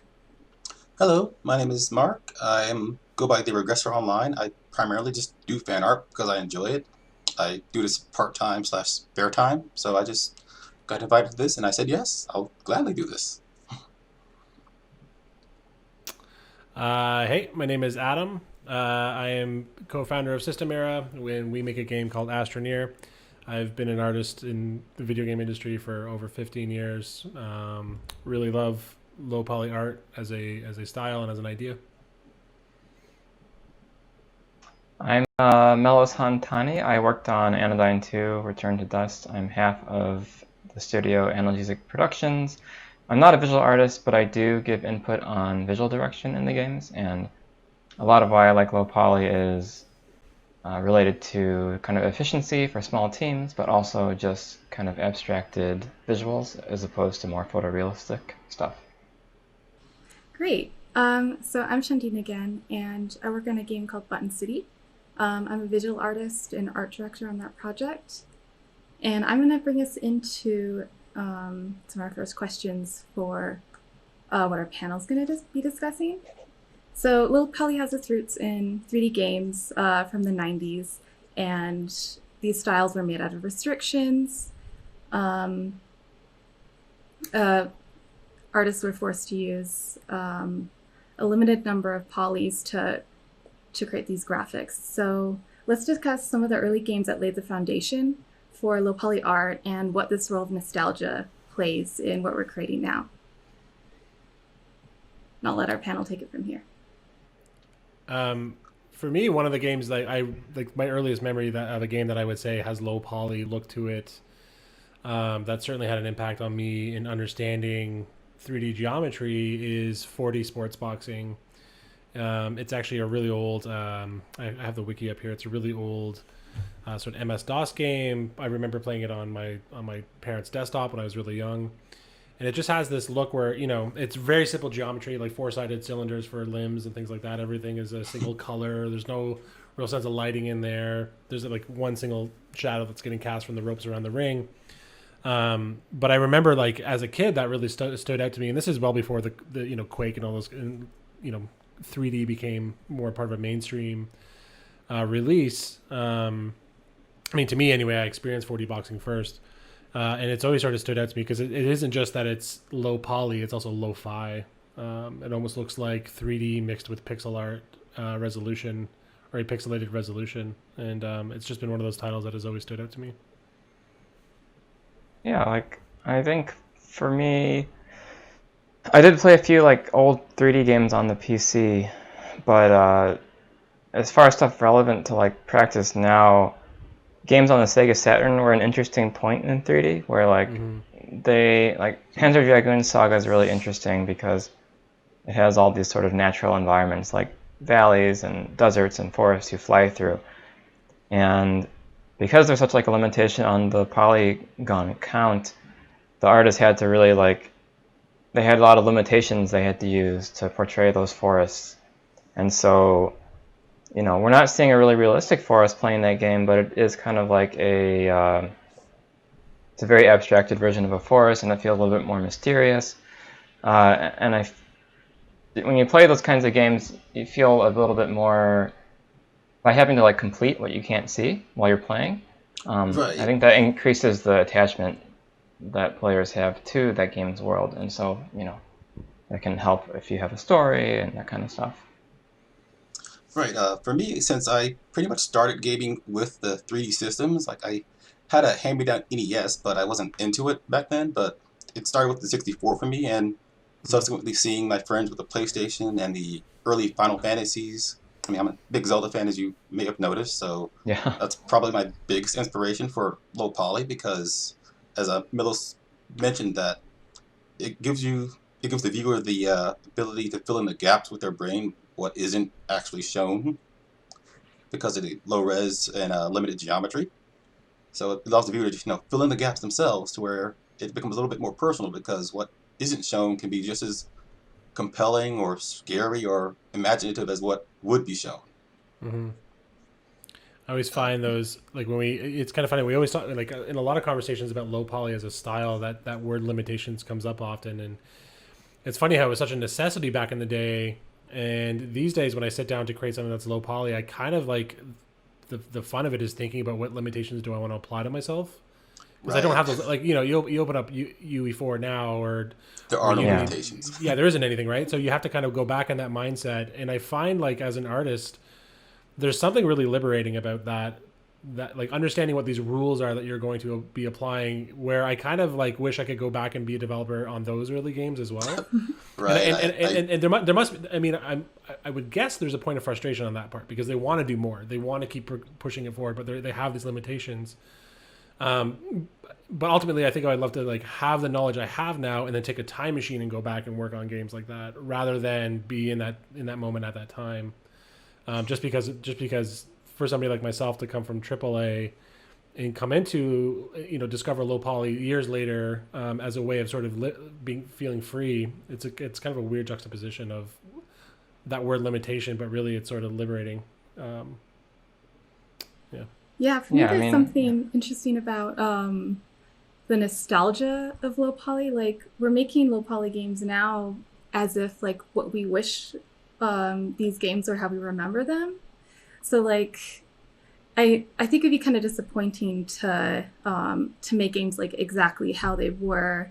People wouldn't feel like feels excited about them. Like, they kind of want them to be something different and more, but give them like that feeling that they were playing playing Zelda or like Animal Crossing. I based off like our characters off the Animal Crossing models from Wild World, but that was still adorable, kind of gave them a new feel and reinterpretation and made it feel like you were playing an N64 game back like in the time when it was released. Yeah, that's actually what I was going to say. That's what I really love about what you're doing with Button City, is that, from my understanding, is things like, there's no curves in the game. There's, from what I understand, I was just talking a bit about it before we started this call, was that even in the texturing work, like on the eye work, where the pupils are faceted looking, that's actually a visual design choice to maintain that low poly look, which I think is just, that's the kind of stuff I'm talking about. Is like when you set those limits for yourself, there's something so freeing about that, even though it's a limitation. It's such a weird, because now you're kind of painting, you're giving yourself these lanes to paint with inside of, which is as an artist, that's great to know those. Yeah, the advantage that we have now as game developers is we have this like wide history of 3D games, and they're all basically, a lot of them, I mean, the earlier you go, the more the 3D graphics are kind of experimental, before AAA kind of settled on, a few types of styles and the occasional very stylized game like Okami or like any cel-shaded Killer 7. And if all of those games, they're kind of like different starting points for sort of historical evolutions of 3D styles. And so as developers now, we have all these tools to do those things easily. And so it's fun to kind of, look through old 3D games and imagine, okay, this game looks interesting, but maybe it doesn't look great. So how can we take things that it does well and kind of like put that into a modern kind of engine context? Is there a game that gave you that inspiration recently, or that you've been perhaps reviewing or critiquing on your own to be inspired? Yeah, Panzer Dragoon Saga is the one I like to mention just a lot, because it has its kind of appeal to it, but there are like, stuff does pop in a lot and it doesn't look great all the time, but at the same time they do so much with just very simple lighting and colors and like fog, and you're able to be like, okay, well, I can see how I could use this in a slightly higher poly context, but still, focusing most on the overall shapes and forms. And, How awesome is that? Like this is what I love about the medium myself, and I'm new to it in the last 5 years out of like a 15-year career, so I'm still really excited about it. But hearing you saying like, you love the composition and the shapes and the limitations in the actual art, but you don't like the actual technical limitations where like things are popping all the time and they can't fully render the entire scenes out. So it's like, what if I could have my cake and eat it too, where you want to have that lo-fi look, that low poly look, but you want it on the screen all the time, and in a modern way of rendering. And it's like, that's the kind of stuff that is like, I get excited by that. Imagine if you could play Virtua Fighter 1 at like 60 FPS, fully mocapped anim, but like the style isn't touched. That kind of stuff really gets me excited. Mm-hmm. I think that's a great segue into the next topic. So now that we don't have these graphical limitations, and the low poly aesthetic is a deliberate choice, what do you think are some modern games that have shaped the evolution of this style, and what is low poly now that it's contrasted with high poly in this age? Well, low poly now, I'd say it's more of a spectrum than a hard limit, because many mobile games are still quote unquote low poly, but they are still may have higher poly counts than you can see, but due to the texturing, rendering, and stylization, they appear more modern than you might probably wouldn't believe. So it's definitely a spectrum, and I wouldn't put a hard limit on what's low poly and what isn't, but how, like what Melio said, the shapes, the geometry, how they use the tools they have play into effect of it. Yeah, it's like you can definitely do like a low poly game but be very high budget, I guess. Mm-hmm. Like personally, in recent years, what's more interesting to me is like teams of smaller teams that are kind of using this low poly style, but they're also still limited by the amount of working hours they can do on a project. Mm-hmm. Like for me, there's two games that come to mind as like very inspiring. The first would be Crypt Worlds. It's made by one person, and it juxtaposes a lot of strange dialogue and like very sparse, eerily textured like N64 like spaces, but at the same time, at least, and there's a sequel to this game, like Crypt Worlds 2 maybe, Crypt Worlds 2, and it takes advantage of computers by like having very high numbers of models and like fancy lighting in the spaces, but at the same time it still has that like low res, low poly kind of like look to it. And I think that's one of the most kind of eclectic, interesting examples of sort of surreal lo-fi 3D or low poly 3D. I really want to check out that sequel game that you're talking about. One of the games that came out in the last few years that kind of changed my mind about low poly. Like I used to have this sort of stubborn opinion that like a high detailed or any sort of detailed texturing for me personally would end up ruining the look of a low poly game, where like if you took, let's say you took an 8-sided cylinder and like painted with a lot of text, a lot of detail, wood on it to make it look like a wooden log or a wooden stump, I would tend to find that fought against the allure of low poly to me, where it was like broad brushstrokes of color, flat coloring or like gradient color, and I was always kind of finding that like when you saw like you take like a 512 or 1024 texture and put it on low poly, that those were two things that were conflicting. And there was a game recently that came out called Lonely Mountains Downhill, which is like a BMX downhill biking game. And they really mix that medium really well together, where they have this low poly look. They have fantastic lighting. It is a modern game as much as any other game that's come out recently.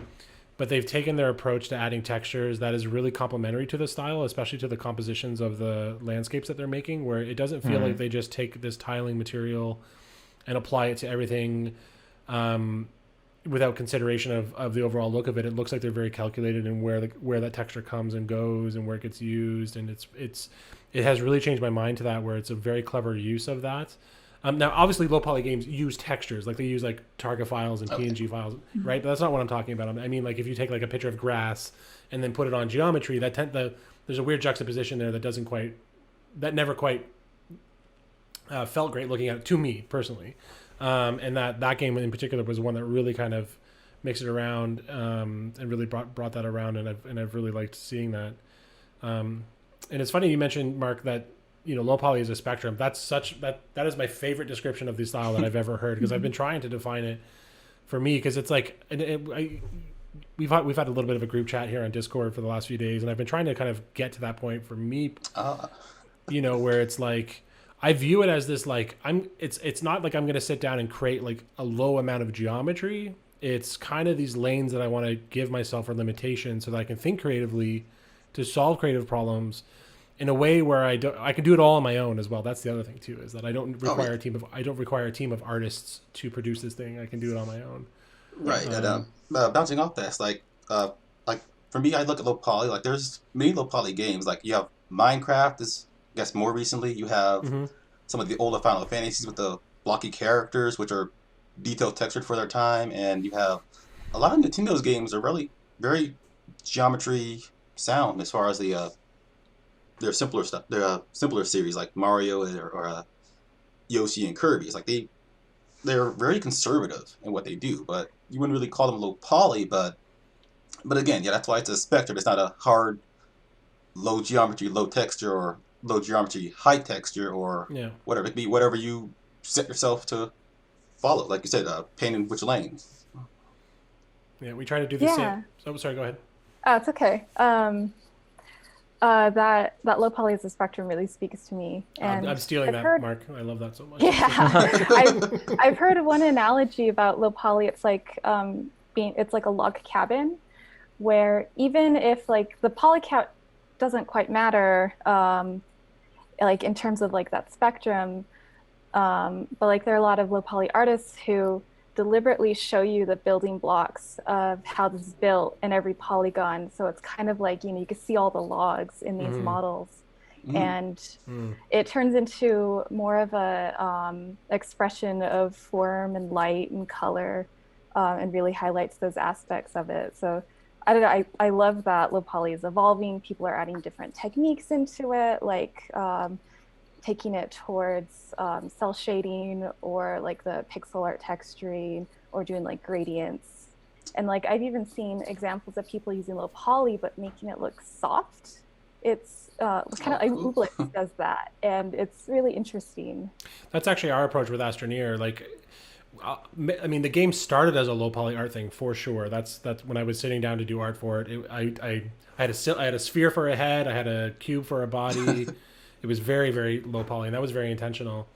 But for us, if you go back and if you look at our game now and you were to look at the geometry, it's actually incredibly high poly in a lot of ways because we soften in all our corners.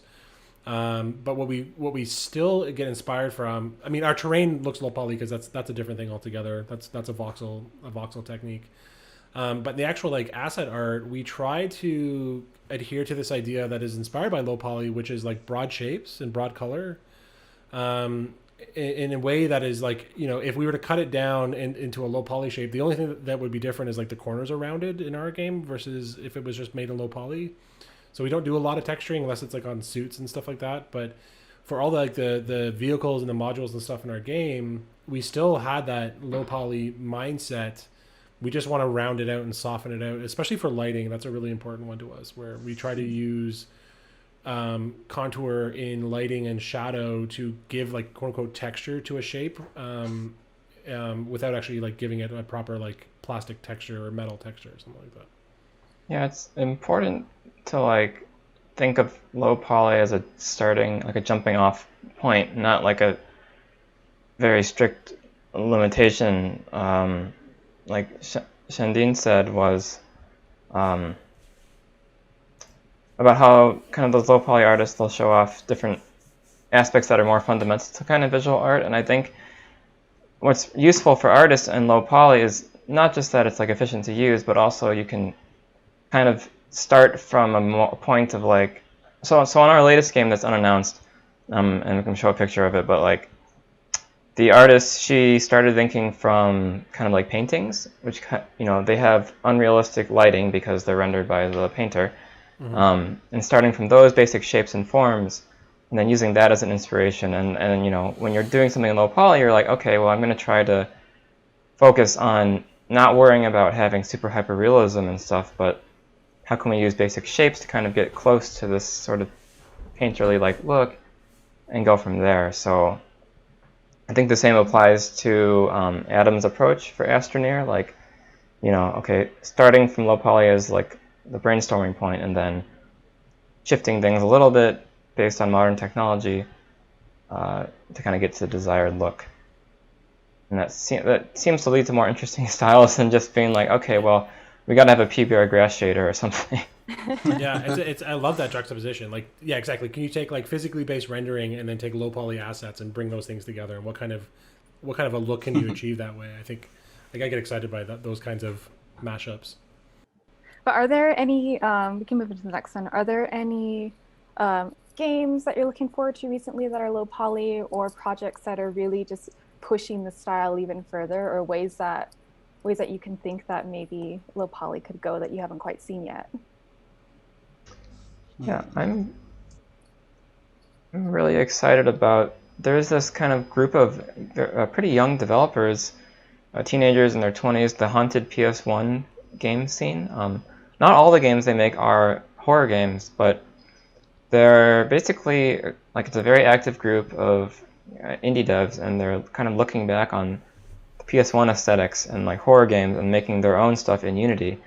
And it varies pretty wildly, like how much the particular developer focuses on like accuracy to that era, or they just focus more on like kind of the feeling of that era.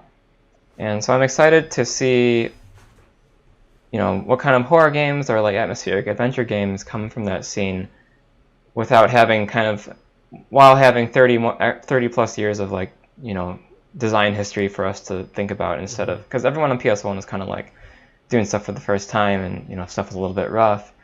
But now we have people who have been thinking about this stuff for a long time. For me, on my end, it's not a new game. It's just, it'll be new to me because I haven't played it yet since the first episode came out years ago. But now that Kentucky Route Zero has been finished, I'm looking forward to giving myself the time after I'm all done moving in here to sit down and play it. It's a game that like opened my eyes to low poly, lo-fi in a modern approach to it. I absolutely love what they're doing with that. That game at times feels like you're looking at like somebody's art project. Like if you were to just sit there and pause it, like it feels like a very deliberate approach to owning that style and those sets of limitations and those rules. Using a diamond for tree limbs and tree branches and leaves and things like that it's such a stupid example, but that's the one that comes to my mind, is like how they're applying these rules to it. But then you smash that with using alias line art to represent like cabling and wires and patterns in the background, to a very dynamic lighting system that it in and of itself kind of feels lo-fi at times, but it's it's a very modern game, and it seems to really kind of own that style.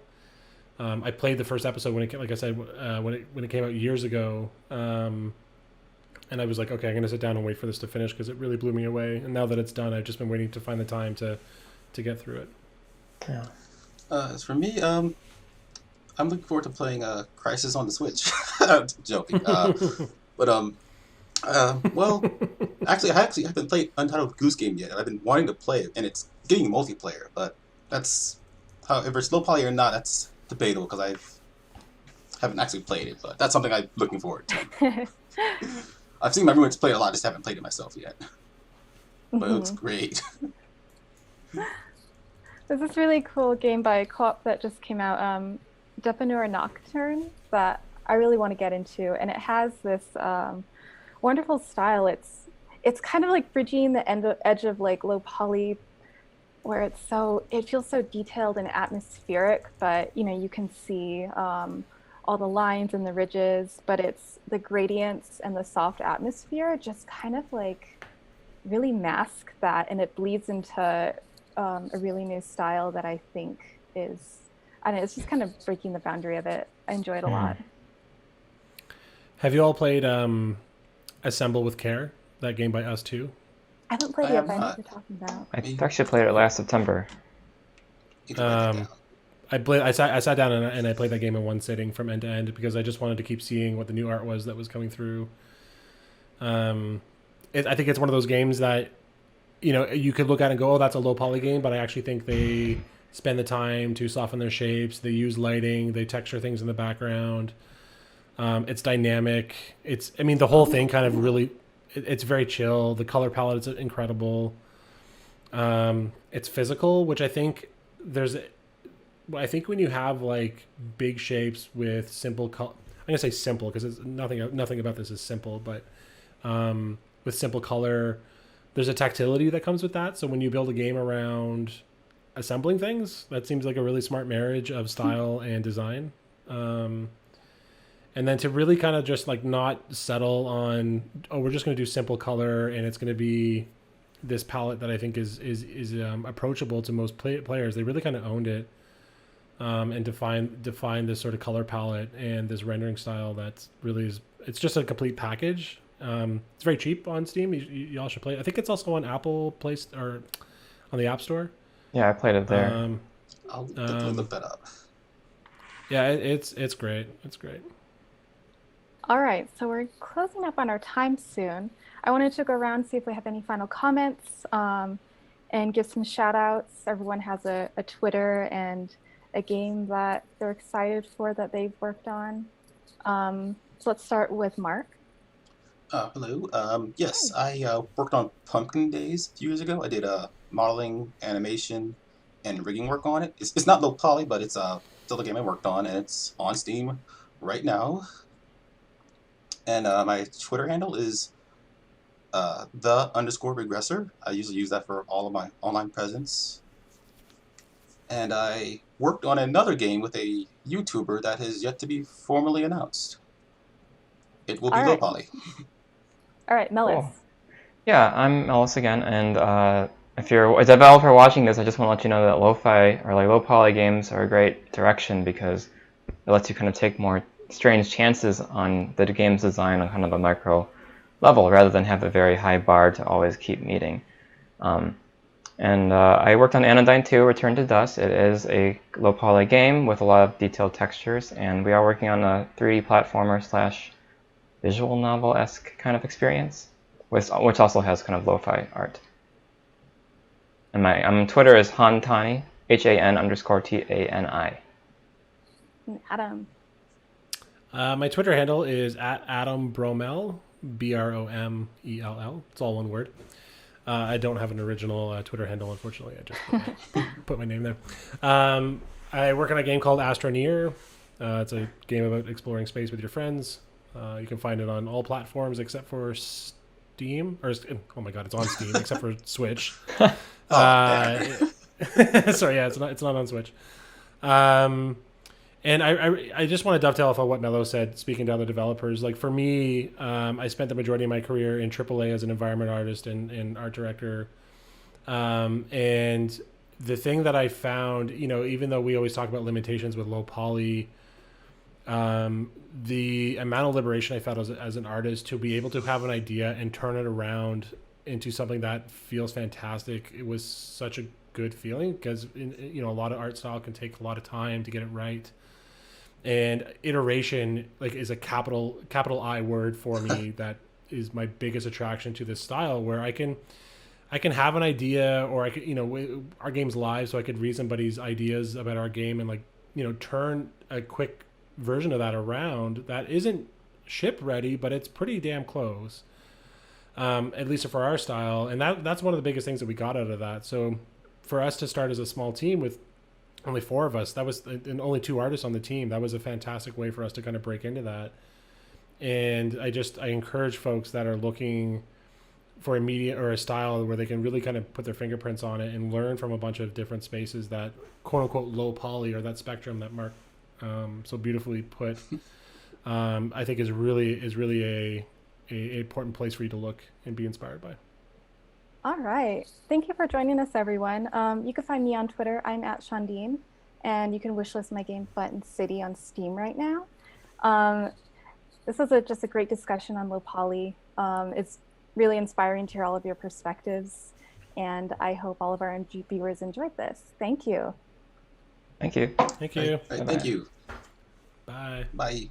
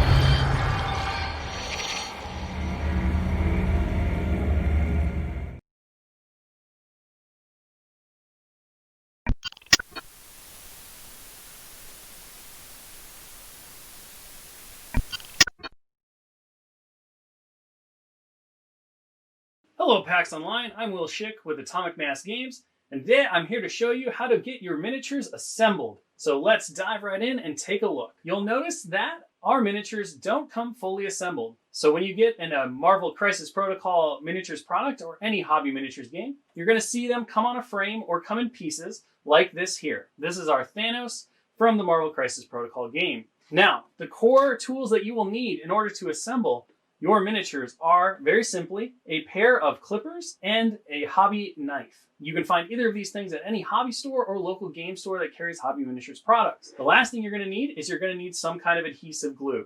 There are two different options. There is plastic miniatures glue, which you can find at hobby stores and works great on hobby products like Marvel Crisis Protocol. There's also classic super glue. Super glue will also work just as well. Each has their own strengths and weaknesses. I like to have both on hand. In order to start with this assembly system, we need to clip these parts off the frame. Now, every miniatures kit typically comes with instructions that shows you how to do the build. You'll notice that each part is numbered, and that helps you identify which part you need to stick to which part. So the first thing to note is that you need to separate each part from the frame. In order to do that, you're going to take your hobby clippers, you're going to hold them in your dominant hand, and you're going to find where the injection ports are for the pieces. So you'll see like the injection ports are here on the bottom of the feet or here on the back of the shoulder pad. The best approach when clipping these off in order to minimize any damage to the piece or any excess material coming off when you clip is to make sure that the flat of the clippers, you'll notice how they're divoted, so they come down at an angle. You want to have the flat of the clippers pressed up as close as possible against the piece that you're about to clip. So you're just going to simply come in here, you're going to clip, and you're going to let it go. So now that I've clipped out my Thanos boots, I need to assemble them. The first thing I'm going to do is I'm going to take my hobby blade, and I'm simply going to look for any excess material that's left over from clipping the part off the frame. And I just simply want to clean this off. In order to do that, I'm going to put my thumb against the flat of the blade like this, and I'm simply going to use a slight scraping motion as I push against the material. The best practice when assembling the two parts is before you put glue on them, always dry fit. So fit it twice before finishing it off. The next step is to add glue. I'm simply going to run the glue across the edge of the part. Then I'm going to take the other half. Using the dry fitting that I just did, I know how to guide it up. I'm going to put the two parts together.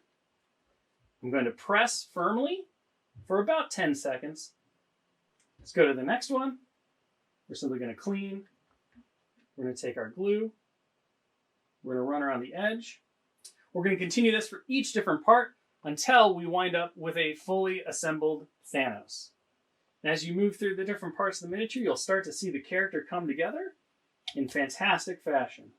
All of it is the joy of the miniatures hobby itself. Once your character is assembled, the last step is to attach them to their base so that they are ready for the painting table. And there you go, guys. A completed Thanos, the Mad Titan miniature, all put together.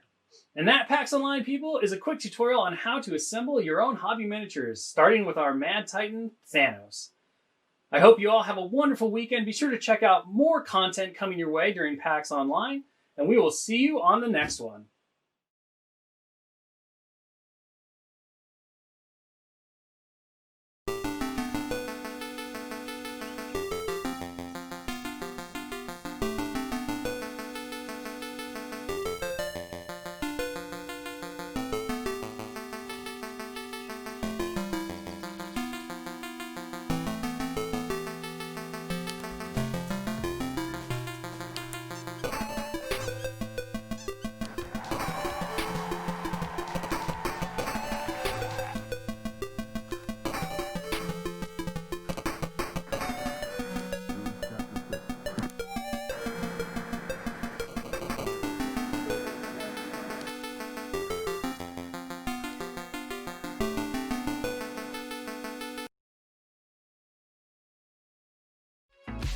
Hi, I'm Liam Baker, here at PAX West 2018, thanks to Child's Play.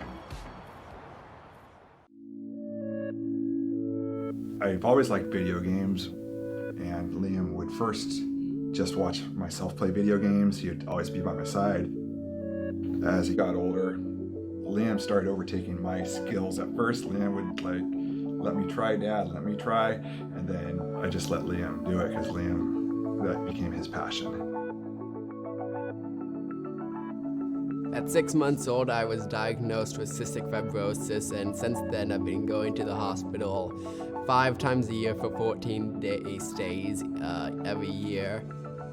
In the beginning of the hospital stays, there was nothing to do, and it was really boring and stuff. And then as I got older, Child's Play came into the picture.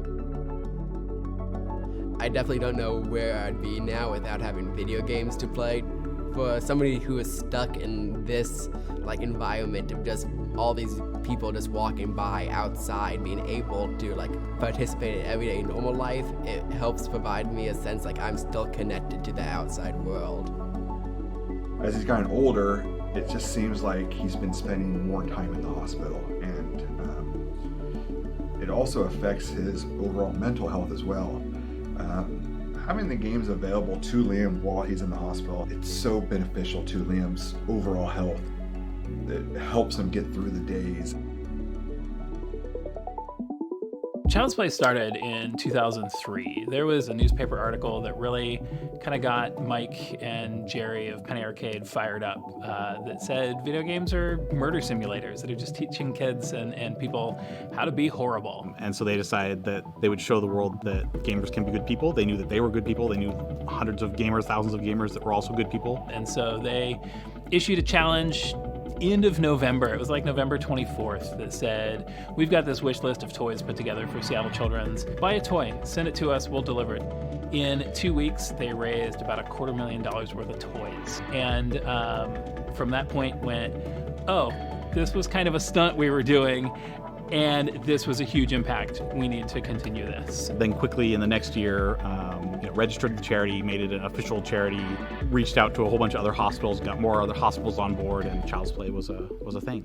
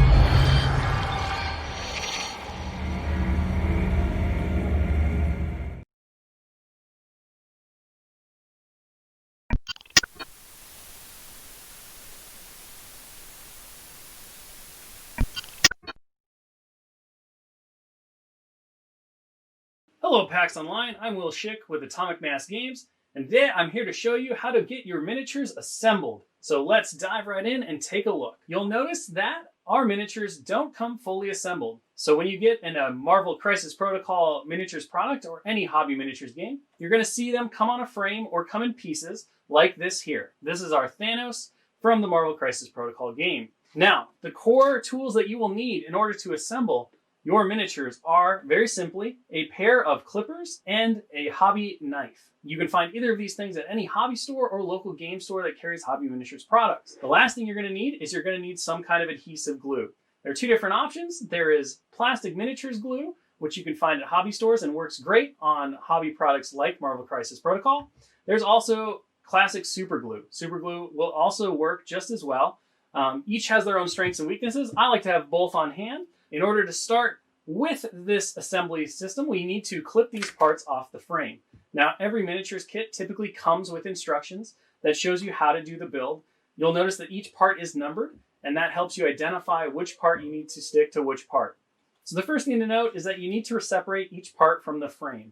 In order to do that, you're going to take your hobby clippers, you're going to hold them in your dominant hand, and you're going to find where the injection ports are for the pieces. So you'll see like the injection ports are here on the bottom of the feet or here on the back of the shoulder pad. The best approach when clipping these off in order to minimize any damage to the piece or any excess material coming off when you clip is to make sure that the flat of the clippers, you'll notice how they're divoted, so they come down at an angle.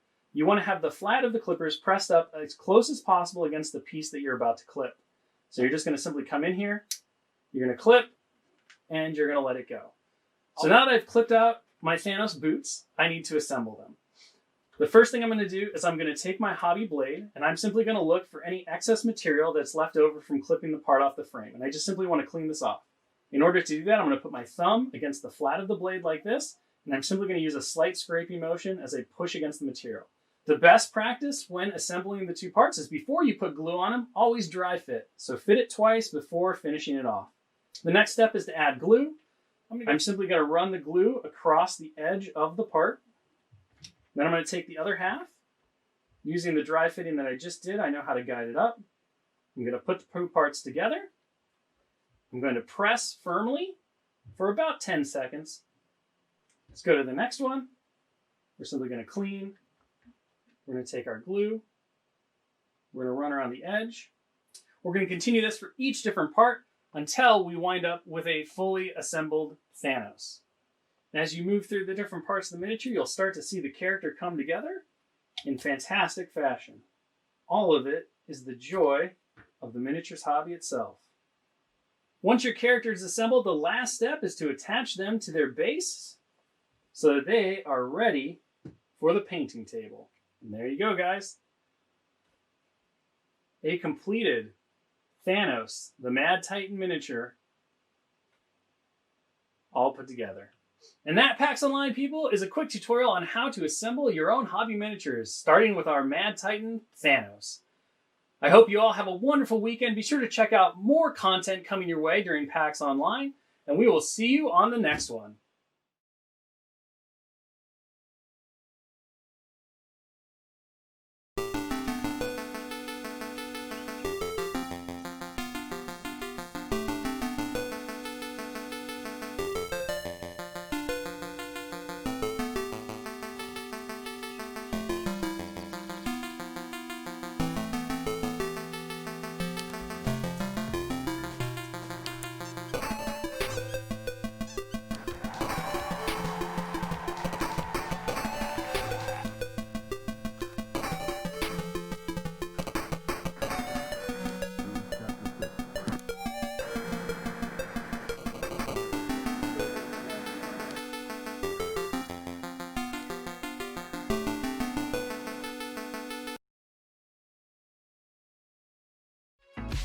Hi, I'm Liam Baker, here at PAX West 2018, thanks to Child's Play.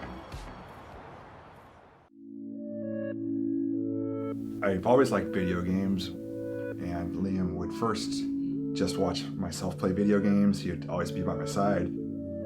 As he got older, Liam started overtaking my skills. At first, Liam would let me try, Dad, let me try. And then I just let Liam do it because Liam that became his passion.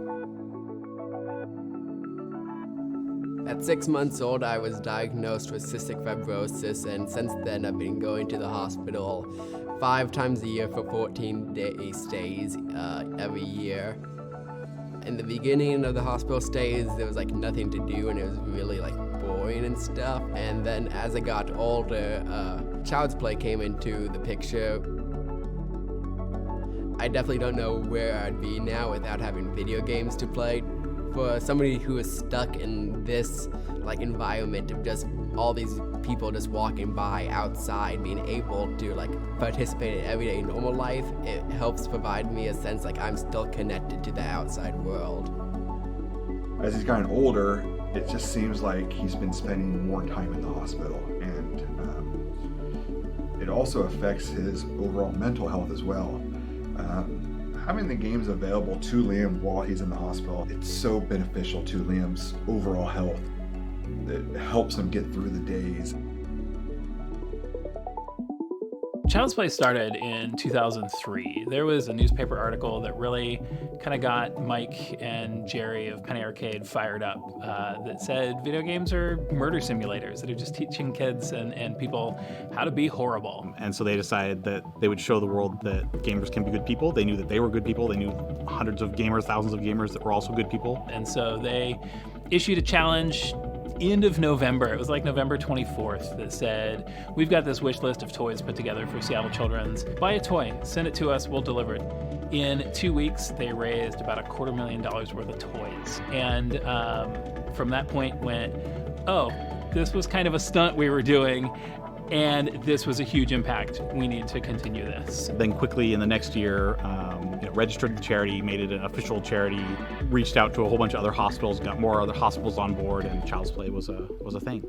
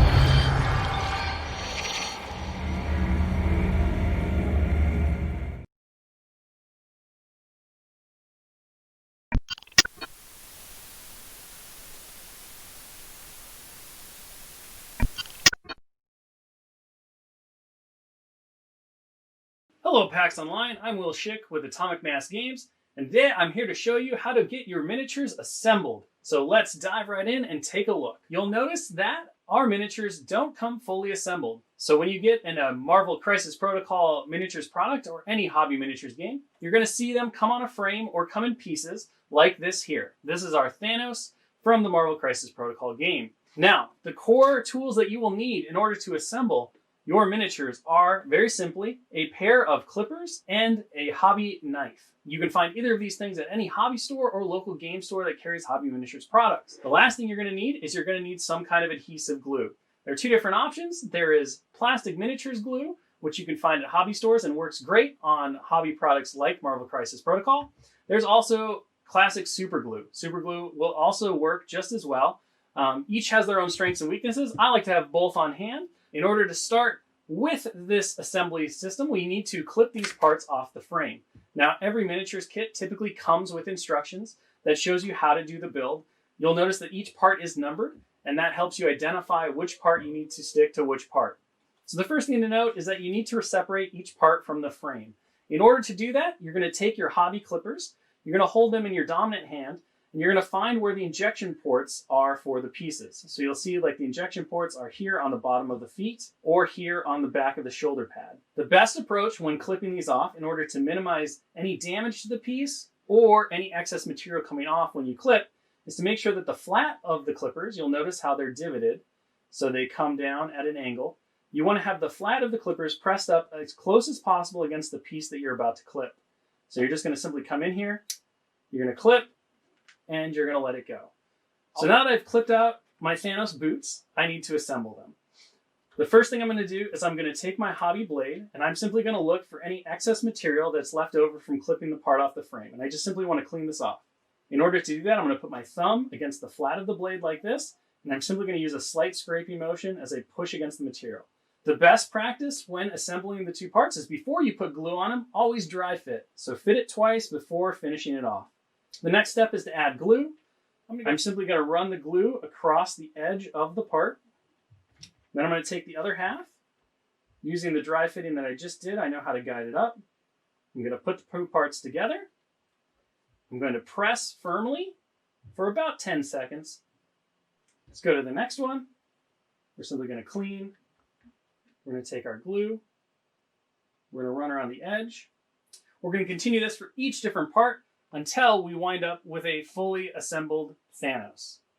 And as you move through the different parts of the miniature, you'll start to see the character come together in fantastic fashion. All of it is the joy of the miniatures hobby itself. Once your character is assembled, the last step is to attach them to their base so that they are ready for the painting table. And there you go, guys. A completed Thanos, the Mad Titan miniature, all put together. And that, PAX Online people, is a quick tutorial on how to assemble your own hobby miniatures, starting with our Mad Titan, Thanos. I hope you all have a wonderful weekend. Be sure to check out more content coming your way during PAX Online, and we will see you on the next one.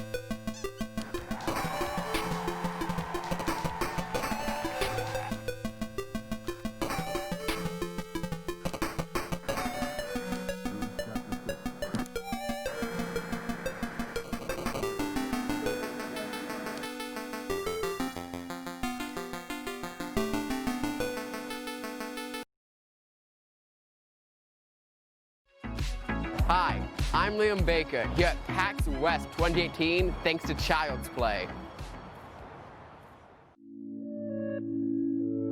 I've always liked video games, and Liam would first just watch myself play video games. He'd always be by my side.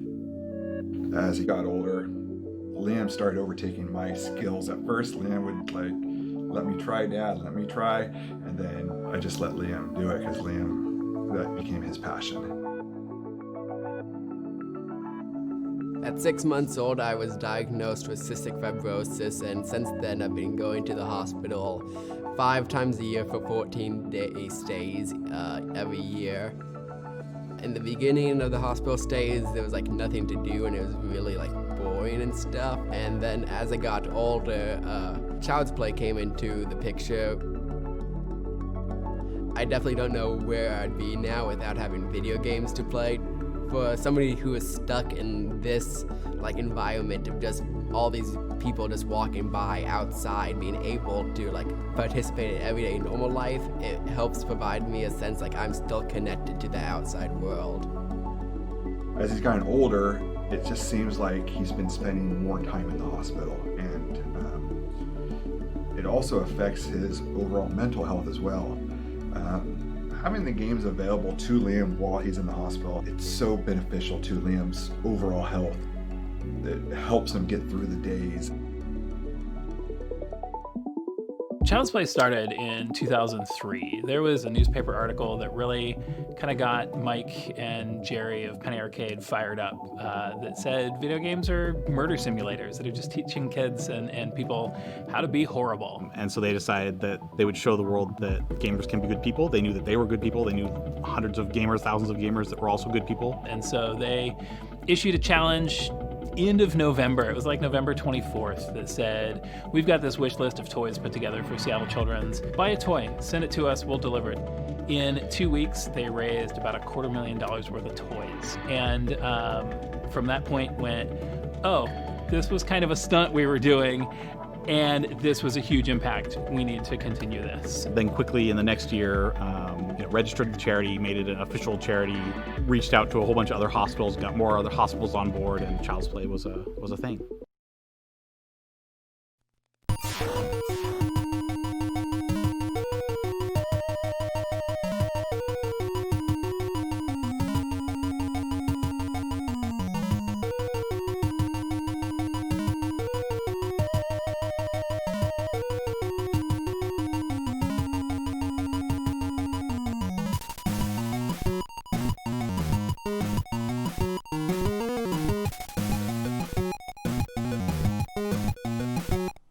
Hello, PAX Online audience! Welcome to the infinite storytelling engine of professional wrestling. We're so happy to have you here. Introducing our beautiful panel of experts. Go ahead and introduce yourselves. I want to know your name, if you are a face or a heel, and what your entrance music is. I'm Matt Cross. I am a face, I believe, though I can be a heel as well, and I come out to Kings of the Cleveland Streets by the American Werewolves. Cool. Hi, my name is Jenny. I'm lead game designer at ArenaNet in Seattle. I think I would make a good baby face, but probably most people would think I would be a heel. Some tank girl type of thing. I'm Anthony Demento. I'm the lead player investment designer at Sony Santa Monica. I can work as a face, but I'm best suited as a heel, like most of my favorite wrestlers. And I'll probably just steal Kevin Owens' entrance music if given the choice. Hi, I'm Samantha. I'm a senior writer at Monolith. So in my soul, I feel like I'm a heel, but I feel like most people would think I'm a face. And I think I would come out to something really classy, like a Tchaikovsky or something. Oh my god, I want to see that badly. Yeah, I can do some ballet moves on the way out. I'll be a ballerina wrestler. Okay. Oh yes, done. I'm Rob Giusti. I'm a game developer, currently independent, and I would be a heel. I would be a mean ol' heel, and I think I would come out to. I think my entrance music would be something by The Prodigy. Excellent. My name is Andrew Witz. I'm the lead multiplayer designer at 343 Industries. I am a heel, and I think I'd come out to The Final Countdown by Europe. Yes, okay. You'd remember. You remember. And me, the disembodied voice. My name is Rachel Leiker. I am the lead creative designer at Hardsuit Labs. I am absolutely a heel, as you all will come to realize. And if I got the chance to come out to anything, it would be Set Guitars to Kill from And So I Watch You From Afar. Ooh. Right. Getting into the panel, the biggest question I think everybody has is, hey, isn't professional wrestling fake? Whoa. Mr. Matt Cross, how do you respond? Yes. See you later. That's the most common question. Wrestling is sort of like a live action stunt show that unfolds real time in front of your very eyes with real consequences. So it's fake in the same way every book you've ever read, every movie you've ever seen, every game you've ever played, every story you've been told is fake. So it's not a right word that would be used for it. If I go to see the ballet, a friend wouldn't ask me like, "Well, you know it's fake, right?"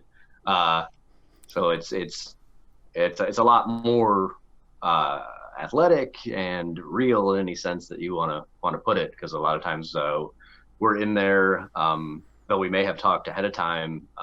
There are giant swaths of the matches where we haven't talked about anything, and it is sort of unfolding again real time based on sort of audience feedback as well. So I think that's one of the very unique things about wrestling, is that the audience is involved, and if they yell out a certain thing, it will impact and influence what we do. So there's this interplay between the audience and people real time that I think it's very unique. It's the best part. I agree. It is the best part. It's a really good answer. Thank you. Of course. All right, so we've talked about how it is a performance and how it is kind of partially planned and partially on the fly. So why don't we talk a little bit about the DNA of a wrestling match? Matt, do you mind walking us through this a little bit more? Sure. So this is like sort of the general classic outline, if you will, of a match and the story within. Generally, you have a good guy and a bad guy, a heel and a face, facing off against one another. The babyface in this beginning part of the match will do what is called the shine. So in the beginning 30 seconds, minute, 2 minutes, they will attempt to impress upon the audience whatever it is that they do. So whether they're a powerful wrestler or an agile wrestler or an innovative wrestler or fast or strong or whatever it is that they do, this will be that period where they do that thing. So the audience can be like, oh, this guy is fast, this guy is strong, this guy is whatever. You hope to do enough that they'll remember it later on. Now, generally, the babyface will out-wrestle the heel, who then gets frustrated, and he will often cheat or do something to then cut off the babyface. So whether it's behind the referee's back, poke in the eyes, or something like this, or something to display that frustration that he's experiencing, and he's sick of getting up to this point sort of beat up by the good guy. So he'll cut off the good guy, and that brings us to the heat. Now the heat is the section where the bad guy is just imposing his will on the good guy. He's just beating him up. It's relentless. It's that period where like, oh, our hero is in danger. Like he's never going to be able to overcome this. He's against impossible odds. He's so beat up.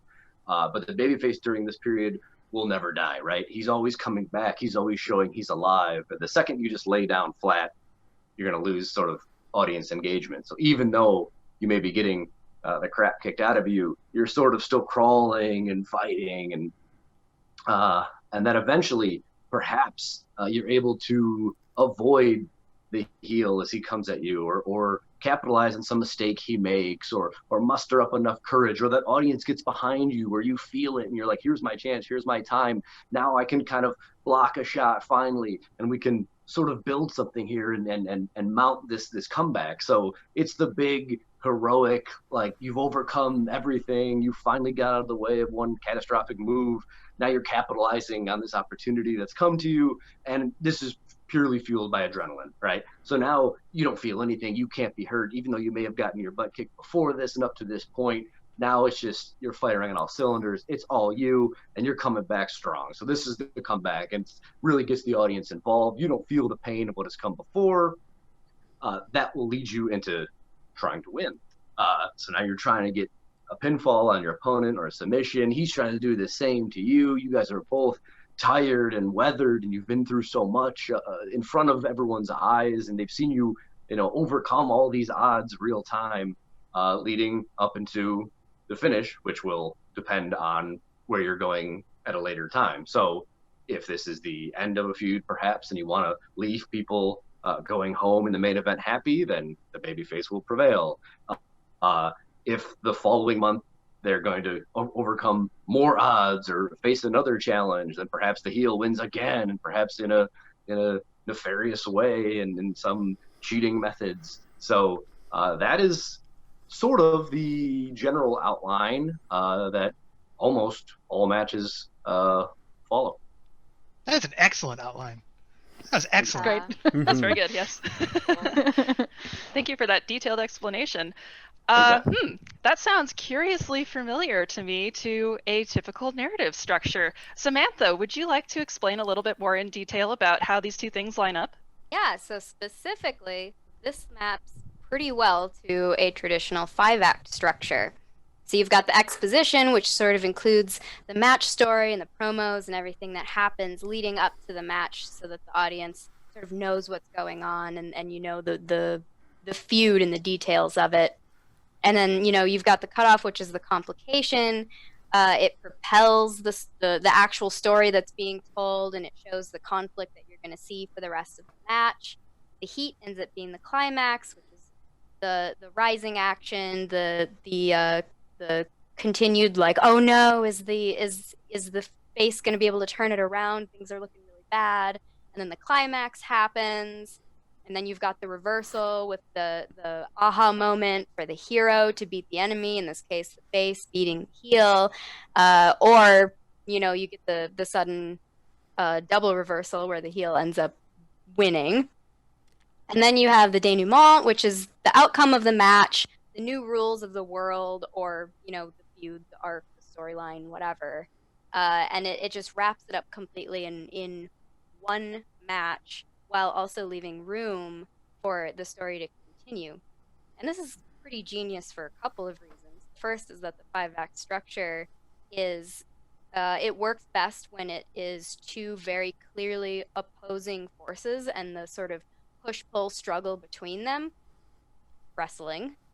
And the second is that creating a rigid structure for an individual story segment allows for there to be a sense of complete narrative satisfaction within one match, while also sort of contributing to this nebulous, ever-changing, ever-growing storyline. Because, in something like wrestling, you don't entirely know where a story is going to go. Like somebody could retire, somebody could get hurt, something couldn't test well, audience could want to see something different, and the sense of sort of being able to go with the flow is fine because you've already got the structure within each individual match. And I think that that's something that long-running live service games, and in particular MMOs, could really draw on, because MMOs and other live service games are similar in that you don't know exactly how long your story is going to continue. As long as the money comes in, you can keep putting content out, but you don't entirely know how long that's going to happen. It could be 3 years, it could be 5 years, you could be like a 10-year long, 20-year long, whatever game, like WoW. And so you could use, I'm not advocating for a 5-act structure specifically for games. That would be everything has to be 5-act structure. Yeah, prescribing a rigid structure to games is not advisable because every game is different. But picking a structure, whatever you choose, adhering to that for each little story bite and creating a complete story experience for each segment allows players to be satisfied in the moment that their immediate story is resolved while still contributing to this sort of more nebulous, loose story that continues over the years. And that way, if your story suddenly has to end, players are still satisfied. They still had the resolution in that moment. Or if you suddenly find out that your story has to continue much longer than you thought it would, you can keep adding those segments on, and it's not that difficult. I also think it really helps to structure your game like this or in a similar way as you just described, because it's easier to get into it while if you didn't start from the beginning. Like the one thing I love about wrestling is that I can bring a complete newbie at any point in time to an indie show and they will get it. Like there's no like hours and hours of storytelling I need to catch them up on for them to understand what they're seeing. I think that's one of the strengths of wrestling storytelling, that everything is somewhat self-contained and has a deeper narrative if you want to engage with it, but it's kind of optional. Yeah. Yeah, it's like the brilliance of the shine and the cutoff is like, that is so crucial, I find, to like people comprehending a wrestling match that they're watching it for the first time. Is they could know nothing. They just see the entrances and they're like, they get like caught up in the spectacle and like the pageantry of it all, of like the start of it. And because that's like, I love that so much. So like maybe it's like they vibe off of my excitement when I bring somebody, but but like but I think like oftentimes when I bring somebody new, like what you're saying, Jenny, and like they're like they don't really know what wrestling is about, I just kind of go, just watch what's going to happen, and then they watch. They just go, wait, this person's mad at this person, but why? And I'm just like, because that person's bad. They've articulated that they're bad. They go, but like why? I'm just like, we'll have to find out. Like let's just watch the match, right?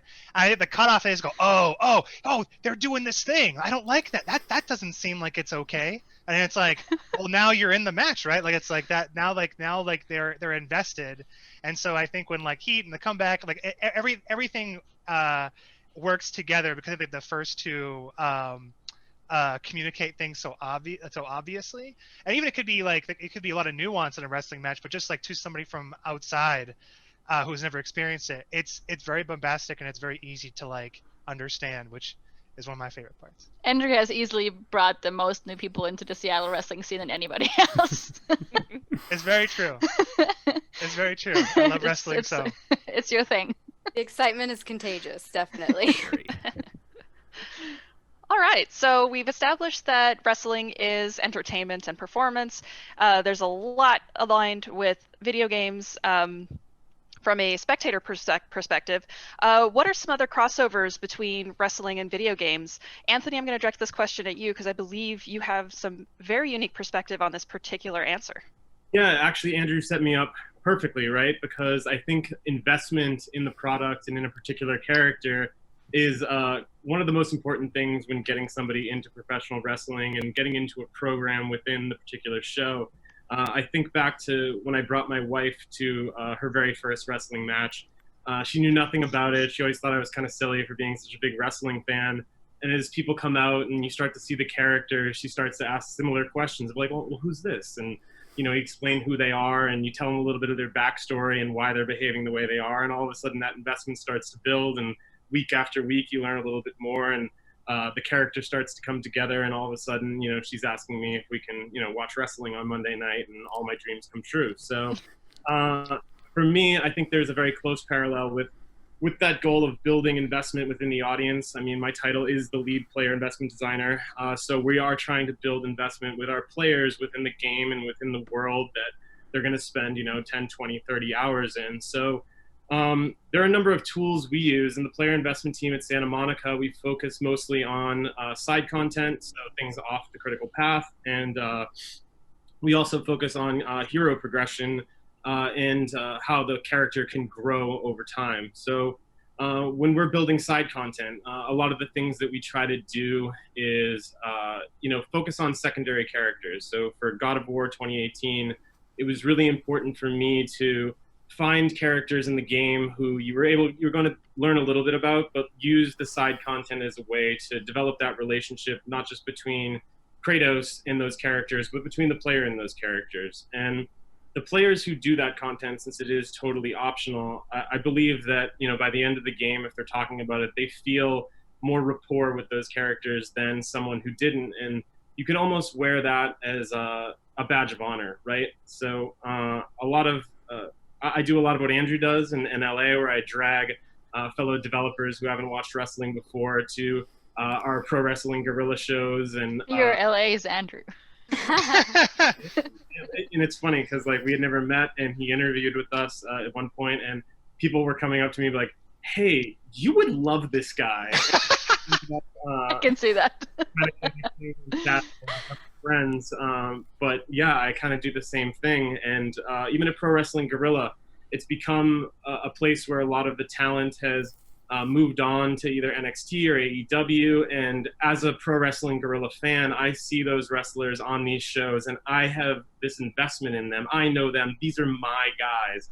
And I become one of those smart wrestling fans who I knew about this guy before you. I've been a TC fan since way back in the day. Oh, you're just like a fan of him now. Like, you don't even know about his PWG run. So we try to do similar things with the side content, where people who have played those side quests in God of War, they know Brock and Sindri better than you. Probably people who didn't want to play the content I worked on in 2018, and that's okay too. So I think WWE's done a terrific job of this with establishing NXT as like a core brand, and sometimes using that as a pipeline to their main roster as well, because people are going to have that investment in those characters going back, long before a lot of other people.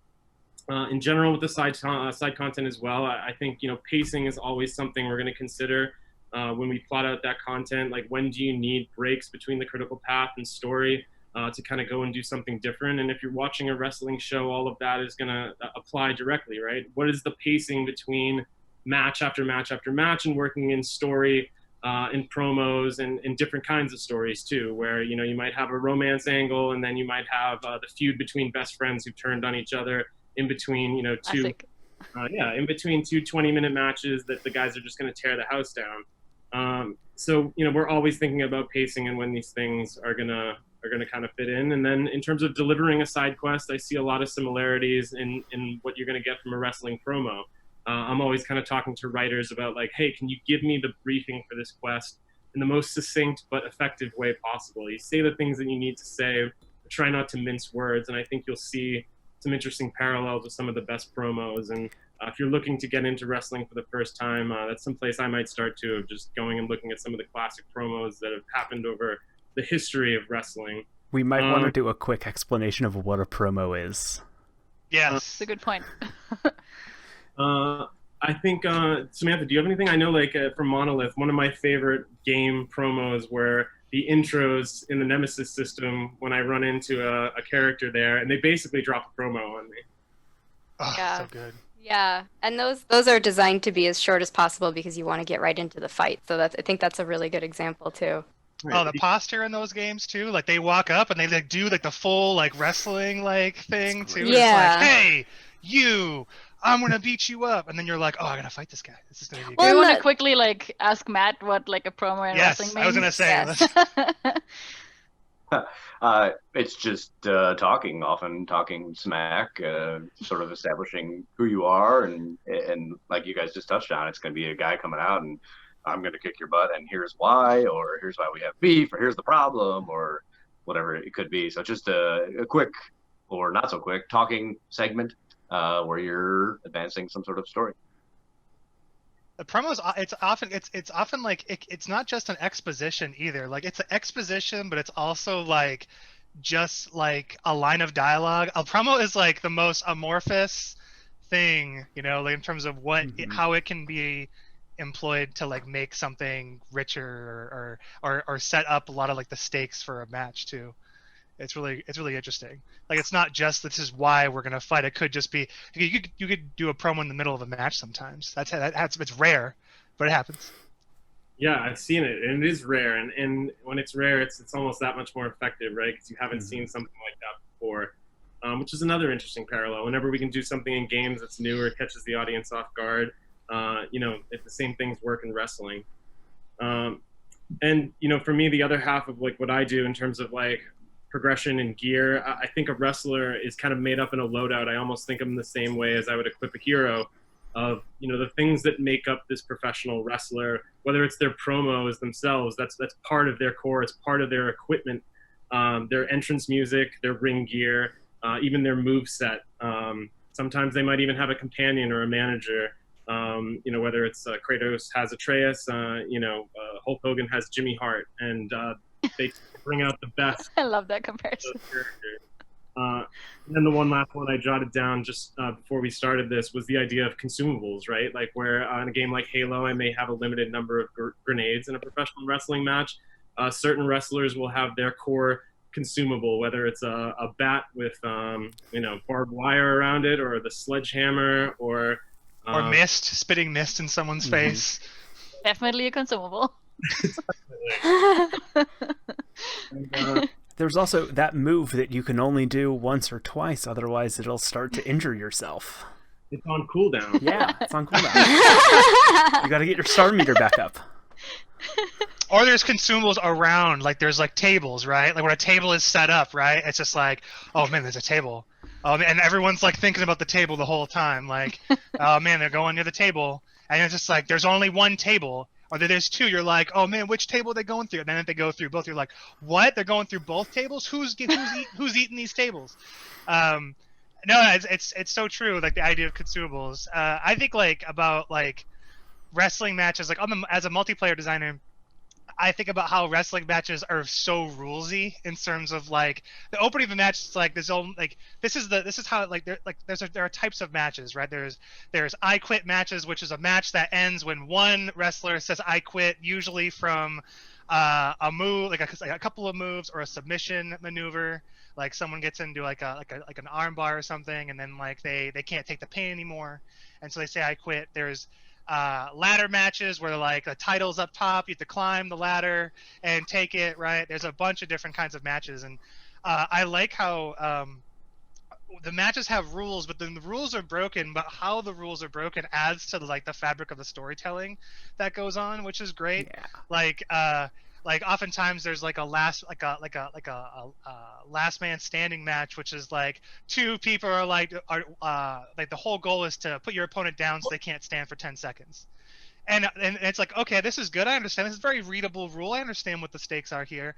But then like how that can be like how unexpected the resolution of that can be is like someone parks a forklift like over somebody else and they can't get up because like the forklift bars are like keeping them down. And it's like, okay, I did not see that coming, and that's hilarious, and I'm invested in this. Or it could be emotional, like it's a very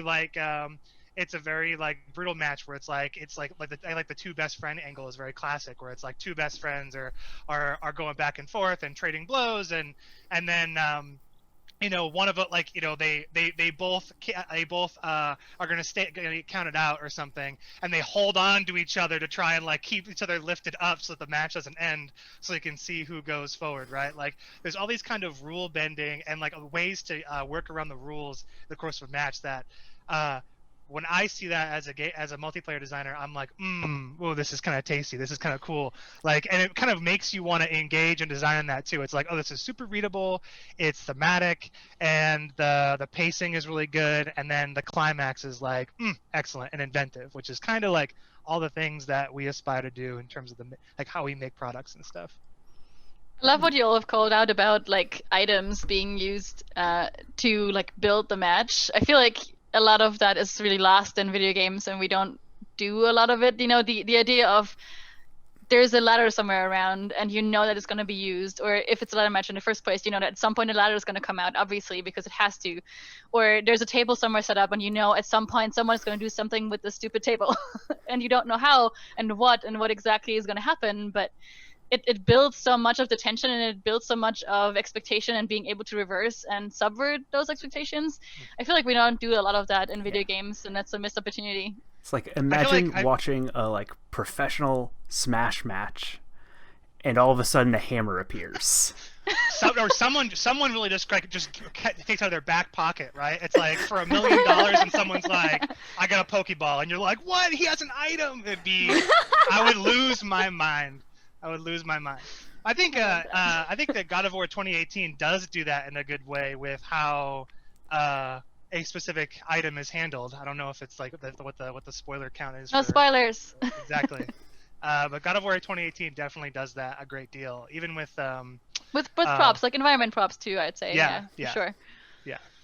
I think of Naughty Dog a lot when I think of these games, the Uncharted series in particular, and a particular fight in a restaurant where you're kind of fighting along there. The closer you get to someone, he's going to hit someone with a pan, and just it creates the desperation of the match, and sells that idea that Drake can fight dirty if he needs to survive. And see that smoke and gun, right? And it makes you want to kind of play through it again and see what might happen if you do things a little bit differently. But no, it's great stuff. Yeah, so good. Consumables actually, I think you're right. I think consumables do. When I think of, I didn't actually think about that in an obvious way, but when items are introduced, they become like focal points. Even if they're not even used, they really drag your eye somewhere, and you're kind of like, are they going to use it? When is it going to come back into effect? And how? And who's going to use it? And that's... Yeah, I'd be lying if every single time I'd see in the most recent era of watching Triple H wrestle, you're always looking for the sledgehammer. You're like, where's the sledgehammer? Is it here? Where's the sledgehammer coming from? Because it's a thing that happens now. Yeah. We'll use that when we plan matches too, because if there's going to be an introduction of a ladder, for example, I mean, obviously as an audience member, if a ladder comes out, it's like, whoa, a ladder, this is amazing. So you wouldn't want the bad guy, the heel, to bring the ladder out, because people are gonna be like, that's the coolest thing ever, and you're not trying to get people to cheer the quote-unquote bad guy. So that would be something that we even planned into the match, where it's like, oh, let's keep in mind that the face should be the one that introduces this ladder, because then they're going to get this reaction from the crowd of like, oh, the ladder is so cool, and the good guy got the ladder, like, we're so happy. And then an obvious thing right after that would have the heel cut them off, or that could be one of your cutoffs or something, or jump them, or there's the introduction of this ladder or chair, and this is so cool, and then right off the bat, like, oh, it gets dropped, and it's like, no, it's been introduced into the arena, so to speak, but it was not used yet. But yeah, now everyone's like sort of on the edge of their seat. So Chekhov's ladder. Yeah. Right. So, or get a second ladder. I've seen that too. Right.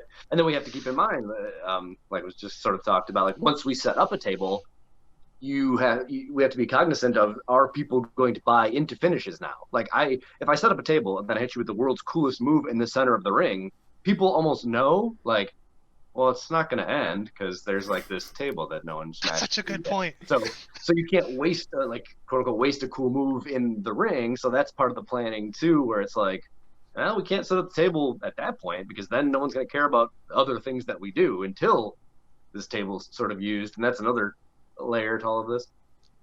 Yeah, absolutely. Yeah, I often think of it like when like a face comes out and and takes a ladder out and sets it up. And my favorite things to do is the heel like cuts them off and then like packs it up and then puts it away. It's the best. You're just like, oh no, what's going on? Yeah, what a great way of emphasizing these things. Invested in that table. Sorry, go ahead, Jenny. Oh, that's it. I could. So you also brought up, Matt, that the wrestlers kind of have to keep in mind that audience participation is a thing, and to sort of, on occasion, respond to the audience and go with the flow, the audience's desires, so to speak, and I think that's something that we have to do in games a lot too, especially narrative design in like RPGs and branching games, where you have to sort of account for, the player might walk up to the quest giver and say, you're a jerk, and then shoot him in the face. And like, you have to sort of, it happens in Fallout, and they have to account for that. No, absolutely. It's just video games. Only in video games, right? Only in video games. And like, you have just the you have escalation. To account, yeah, you have to account for that as a narrative designer and be like, okay, so if it's very unlikely that the player will shoot the quest giver in the face, but if they do, we have to plan for like how the quest can still advance, or any reactivity that might happen as a result of that. And I think that's a nice sort of crossover. Like it's really one of the only two, or a few of the only mediums that has to account for its audience becoming a part of the medium. Yeah, Do you have? Sorry, go ahead. The first thing I thought about when Matt said that, in terms of like using the audience's influence, was playtesting, which is obviously so important for game development, and we are kind of almost at the player's whims in terms of like, if we think a feature is really great, we go in and playtest it, and everybody hates it, you can bet that feature is going to change. Are there any like secret tricks or things that you keep in mind while you are in the ring to specifically react to the audience? Is there something you can talk to us about, Matt? Well, I kind of like what was just said there. There's like almost like we're doing like a real time play test, I suppose. So that's kind of cool. I mean, there's so many things, right? So if you are to chop somebody, slap them in the corner, and the audience loves it, perhaps they're all chanting one more time, one more time. I mean, you can instantly play into that and be like, okay, because there is no like rigid thing that we have to follow when it's all unfolding again real time. So you're like, oh, everyone wants to see me hit him again, I will hit him again. And then people are like, woo, because then they get that immediate feedback and that payoff of like, they're aware, like, hey, we're involved in this. And I always talk about it. Like, you could go to some kind of, I don't know, Bob Ross painting seminar or something back in the day and then be like, paint a tree, paint a tree. And he's not going to be like, what, a tree? I'll paint a tree. Like, it's not interactive like that. I can't go to the ballet and be like, oh, the tertiary rule, do another tertiary. Like, it's a performance that's already been. Should though. I know. Imagine if you could. Imagine if you could. No, this is a business idea. That would be amazing.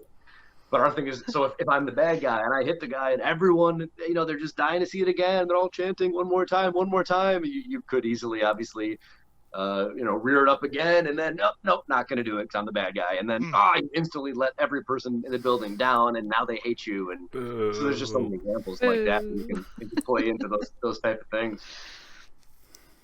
Yeah, Speaking more to the player investment kind of side, we've talked about props, we've talked about how to motivate the player through spaces. What about the characters? How is creating a compelling character for games similar to creating a compelling character for wrestling, for example? Samantha, I believe you have some special insight into character creation, either villains or heroes. Yeah, so I think that wrestling does two things really, really well in terms of its character development. The first is creating heels or villains that people have met in real life or seen in real life, but it's really cartoonish caricature exaggerations of those. I think that games on occasion tend to fall into these sort of large catastrophic villain problems where the enemy is a bit faceless and it's this big like let's save the world because evil, and it's hard to sort of get into hating that kind of villain. Like you want the player to enjoy beating the villain, and I think wrestling does that really well because they come up with like, oh, it's that douchebag at the gym who like takes your weights and hoards them and sits on the bench and texts on his phone, except he's also got a bat with spikes on it and he's gonna try and beat up the hero. Like it's something that's familiar but taken to like 11, and I think that games can really benefit from that model a little more. Like I think Handsome Jack is a good example of that. And then the second thing is that characters are defined by their own personalities, but also by their relationships to other characters in wrestling. And people like to follow the feud between two wrestlers or the friendship between two wrestlers just as much as the wrestlers themselves. And I think that like games could benefit from emphasizing the relationship between characters or the relationship between an NPC and the player character more, because we have so little room to define a character in a game because there's so much else going on that you can do double duty and sort of define a character by their relationship to the other character.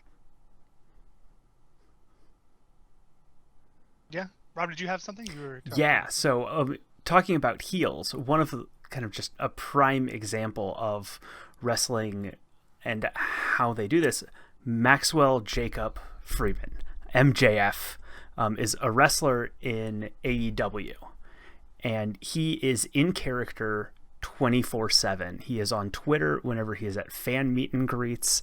He is an asshole, but so much more. Like he specifically will say things on Twitter like Dungeons and Dragons is for nerds.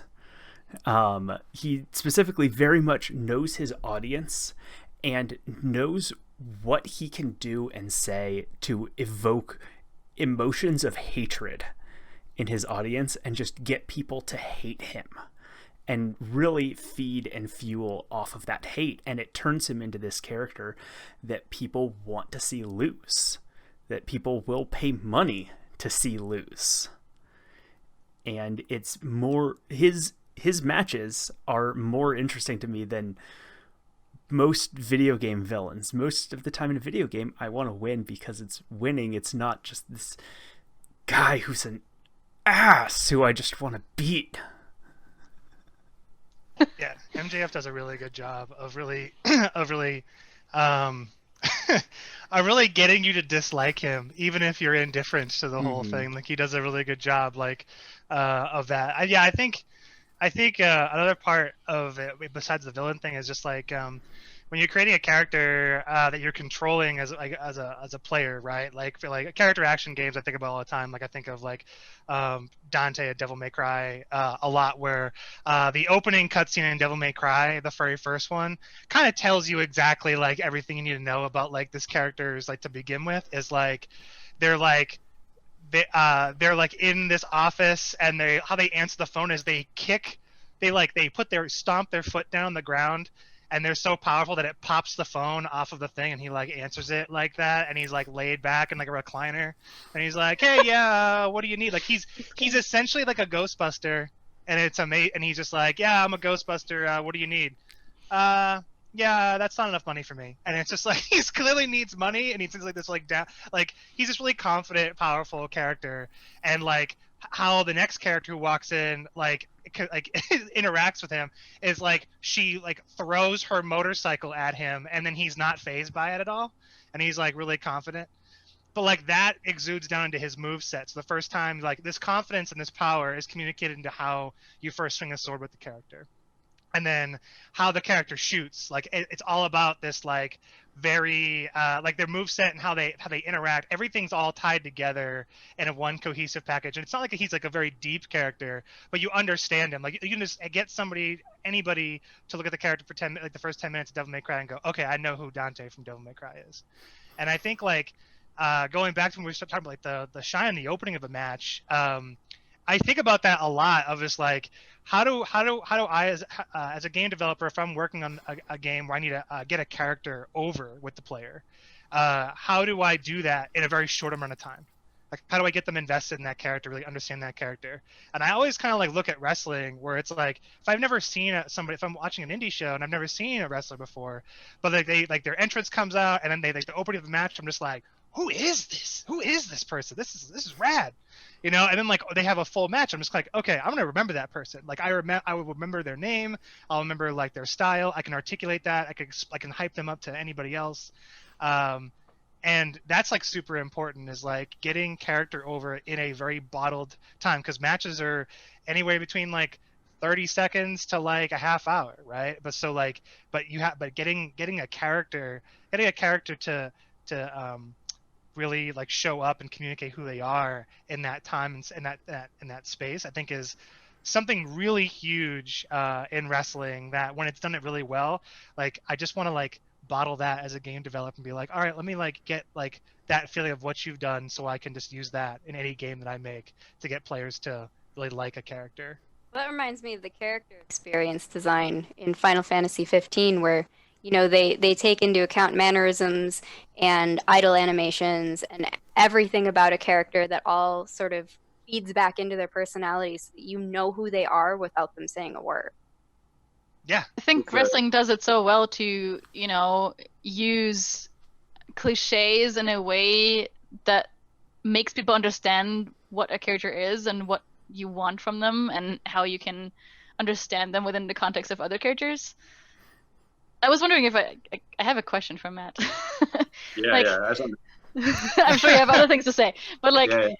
You've been like called many different names in a ring apart from your actual name, which is Matt Cross. Like, people have been chanting Silver Fox and whatever. Like, how does the audience influence your character? Oh, yeah. I mean, they kind of give you ideas, right? Because there's been tons of times where the way someone just wrote my name or something that you can sort of embrace, and then so changes in your character can be organic, which is pretty awesome. because you can come out and however people take to you, you can either fight that or embrace it, you know. So there are things that, and I think when it comes from the audience, people recognize it came from them, and then they're like, so they are more invested because they're like conscious of like, hey, we sort of did that, like it came from us, he embraced it. So there's that feeling, it permeates everything, that's really nice. I also want to say, which is kind of funny to me, so there's like a pseudo trick to what we're talking about here in wrestling, and it's like very not sexy. So you guys are talking about it like analytically, and oh, there's this and there's that, and I'm like, oh man, I hope I don't like blow the doors open with this. But often in wrestling, the bad guy will come out first because it's so much easier to get someone to hate you than it is to get them to like you. So if I come out and I get right in your face and I flick you off, you're not going to like me. So by default, the next person who comes out is like, because the audience is like, well, we hate this first guy. He's a jerk. Bring out the next guy who's going to beat him up. So the next guy doesn't have to do anything except for appear. I'm here, and it will be assumed he's the guy that's going to beat him up. We love him.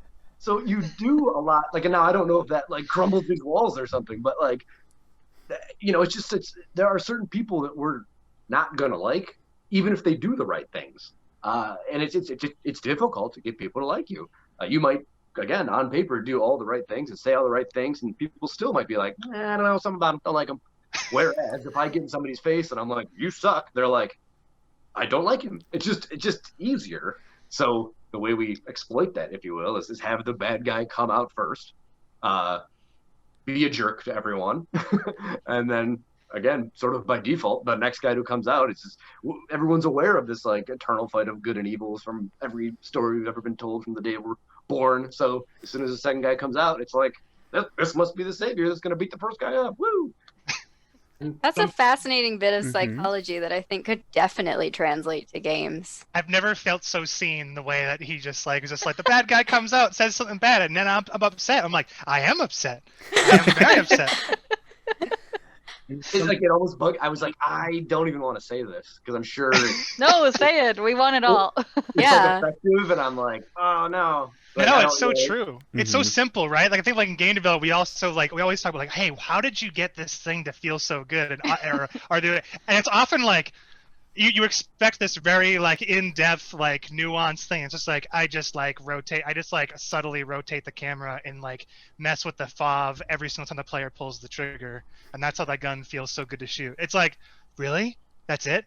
Yeah, it's not this like really complicated thing. I just do these little two things, and yeah, the rumble might be complicated, but it's not that big of a deal. And everyone's like, oh my god, it feels so good though, right? Or it's like the animation is really good. Like there's all this like game feel stuff. So the fact that you were just like, oh yeah, well the bad guy comes out first, I was like, oh, it's so true. It's so simple. Everything makes sense. It's almost necessary sometimes too. I think one of my favorite guys of all time, Ravishing Rick Rude, right? If the babyface was out first and Rick Rude's in the ring calling the audience a bunch of sweat hogs, you'd expect a babyface to do something about that, right? But if he's not out yet, you know, there's no blame that can be assigned yet. You know.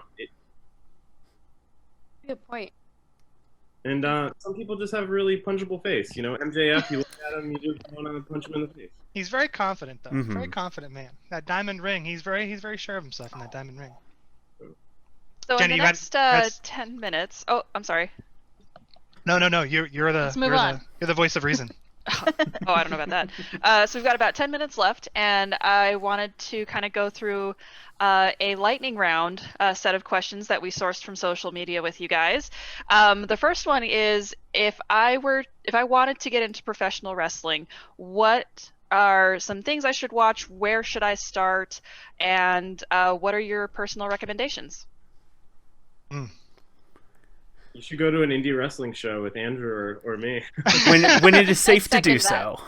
Yeah. I would say going to a wrestling show in person is really magical. It is very magical. I think. I wish I could go back to my first time. I know. In the COVID era, it's been very sad because there's not a lot of wrestling shows happening. But when we all triumph like over this this year, and then everything gets better and hopefully goes back to normal, we will yeah, I would say go to an indie show. Local indie show is absolutely great. I think from there, I mean, it's obviously like WWE is like has a lot of access through their network and stuff. They're on Mondays, AEW's on Wednesday nights. I would say, yeah, like just watching a wrestling show, just going in and just watching it blind is the best way to go into it. Lucha Underground's also fantastic for wonderful storylines. They were shot like movies, which is great. Can someone yeah. remind us where to watch Lucha Underground? Because I forgot already. Tubi TV. TUBI TV has the rights to Lucha Underground. You can watch it all for free. Oh, it's wonderful. There you go. Like, yeah, that's if you can't go to an indie show right now, it's probably the easiest way to see the storytelling aspect. It's probably one of the best ones. Also, Matt is in it. Hey. Hey. But nothing beats going to a show in person. Nothing. Just go. Yeah, ITV also has a ton of independent promotion libraries as well. I think a bunch of independent promotions like Progress have their own video on demand service too. So I would just like Google indie wrestling and kind of go through there, or like just research some really good wrestlers that you've heard about. When you have a local indie promotion, they are everywhere. You have one, you just have to look for it. Do it. Very cool. Thank you, everyone. Next question. What video game hero or villain do you think would make an excellent professional wrestler?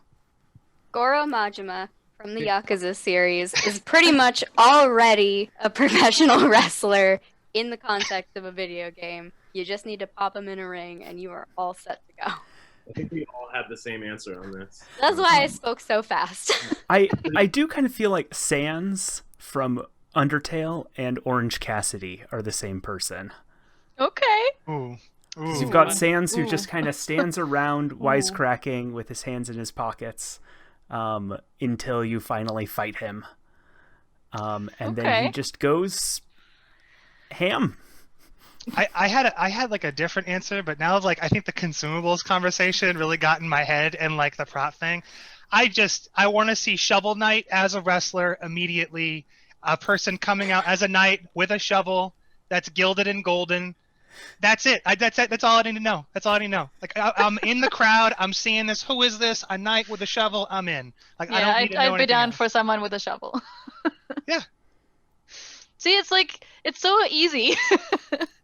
It's and so the rest easy. the rest writes itself. It's good.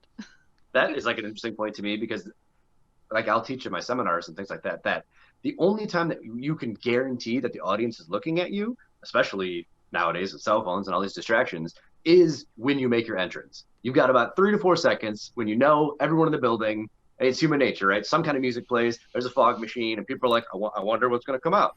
And spoiler alert, it's always a male or female, who cares? But it's human nature to be like, I don't know, maybe I'm just thinking of that, because I'm like, if it's a golden knight on a horse or something, you would be like, this is immediately cool. It's already cool. Yeah. Like I would freak out if it was a horse. Yeah, but it could just be a little horse, like on a little horse head on a stick, and then like in a knight with a shovel holding it. The merch would fly out of the room. I would like buy everything. Like, he's on a horse. He's got armor. Yeah. Why didn't he have a shovel? Yeah, but totally works. Okay, I want this so bad right now. I miss wrestling so much. Definitely. Wrestling's the best. All right, last question. What's one thing that wrestling does right that games can learn from? So many things, though. I have kind of a weird answer. Go for it.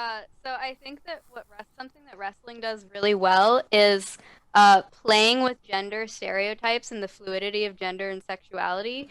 There are so many times where, you know, 2 male wrestlers will power each other up by kissing, or, you know, an entire wrestling match is about one wrestler trying to touch the other one's butt. And There's 100% more kissing in wrestling than you ever thought there would be. So much kissing, and like the audience is like going crazy. They're so into it. They're excited. Like there's so much more just playing with stereotypes and breaking stereotypes and just sort of breaking down that wall and bringing everyone together and saying like, all of this is great and okay and fun, and everyone should just enjoy it. And I think that games need to embrace that so much more. I think I would like to see a less rigid idea of storylines and characters. Like sometimes, we are creative, so when we write our heroes and our villains, they are really as like so set in stone. Instead of like thinking about what could develop over time and what could develop, especially in like games as a service, what could develop over time based on who the audience likes and why.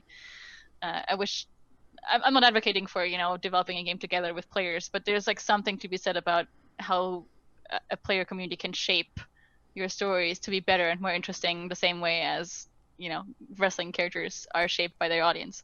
More especially a live service game. More heel turns in live service games. Hell yeah.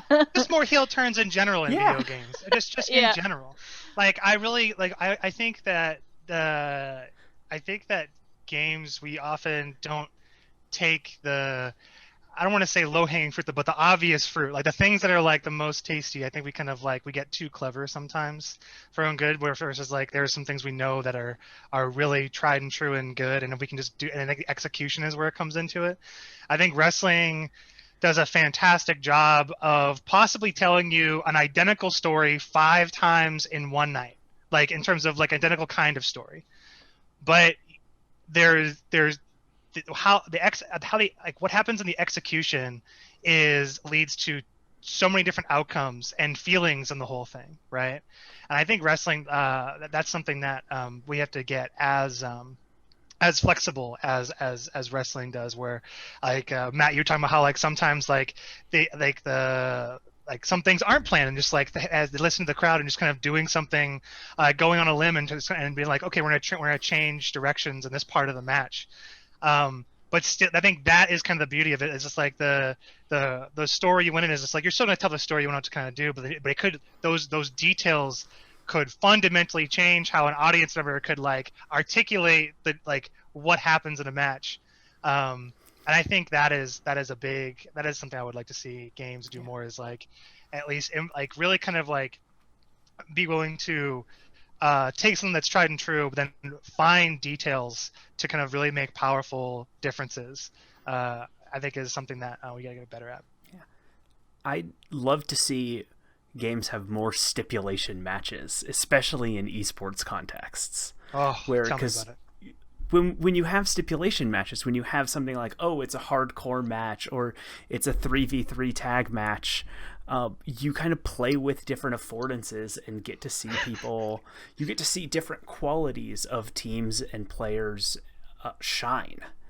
And there's something about kind of esports that for me, like watching the same teams play the same game over and over, it kind of starts to get stale. But when you add in those special things that really feel interesting, they feel different, it makes things worth watching and worth tuning into for that excitement.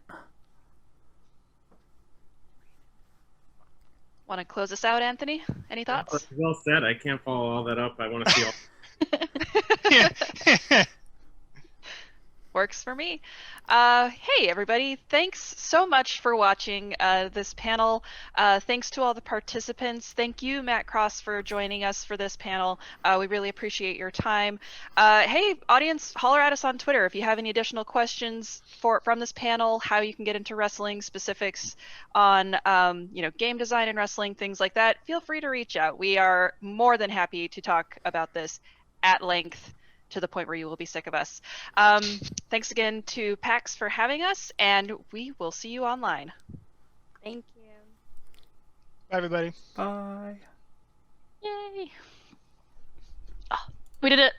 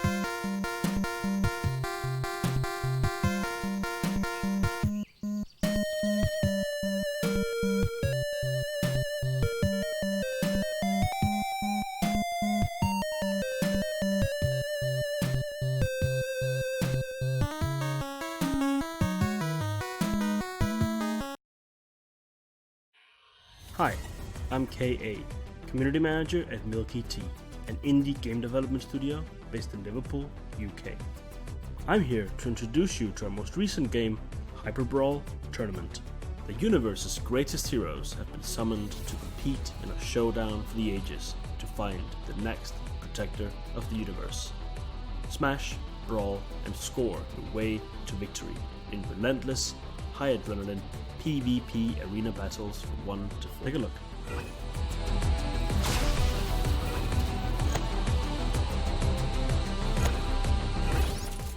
Before each match, players must choose their perfect loadout from 12 unique heroes across 3 different hero types, as well as 8 unique weapons that all allow for different tactics and styles of play. Every match plays out in a best of 3, with each round lasting 90 seconds.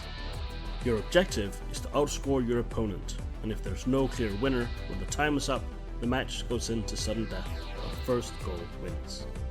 You've got a number of tools to help secure your victory, but it's all about how you use them. Your most basic move is your throw.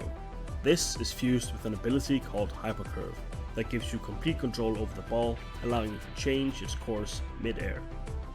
You can also pass the ball directly to your player or AI teammate, which allows you to quickly move the ball from one flank to the other. You're also able to perform a dive, which is ideal for intercepting the ball. Next up is combat.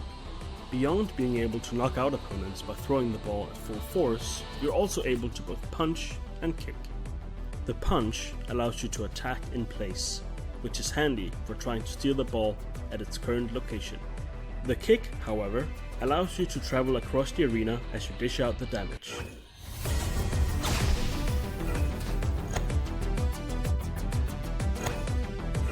Hyper Brawl is an arena-based sports brawler that you can play either alone or with friends.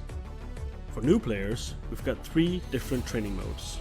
The Trials teach you the core mechanics, the Advanced Trials test your skills and everything you've learned, and Free Play lets you practice without constraints. In Arcade mode, you can jump into heart-pounding local multiplayer matches for 1 to 4 players. On top of that, the party system allows you to invite your friends into private matches that let you take your rivalries online. If you want to play alone, the single player campaign lets you build your own team to compete in league and cup tournaments to become the greatest team in the universe. If you're looking for a real challenge and want to show off your skills, you can take on the world in the online Blitz mode, where you face off against friends and strangers alike, build your win streak, and brawl to top the worldwide leaderboards.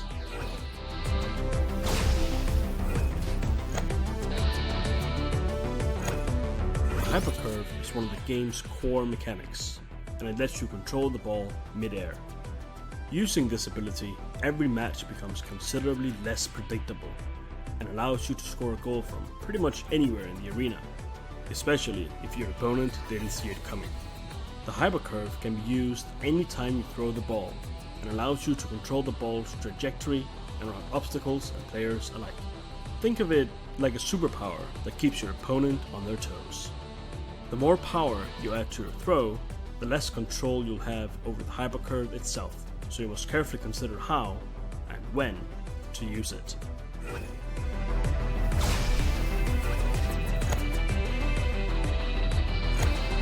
At times where the match may not be going your way, you can channel the Hyperforce, which gives your heroes superhuman power and the ability to launch their rivals out of the arena to help ensure a last-minute comeback. To acquire this ability, your heroes need to take damage, either from being attacked by an opponent, hit by a weapon, or knocked out by the ball. Once a hero has taken sufficient damage, they're able to activate the Hyperforce at a time of their choosing. If you would like to learn more, head on over to hyperbrawl.com or check out our social media channels. We'll be sharing additional Hyperbrawl deep dives in the weeks to come, leading up to our launch this fall on Steam, PlayStation 4, Xbox One, and Nintendo Switch. See you in the arena.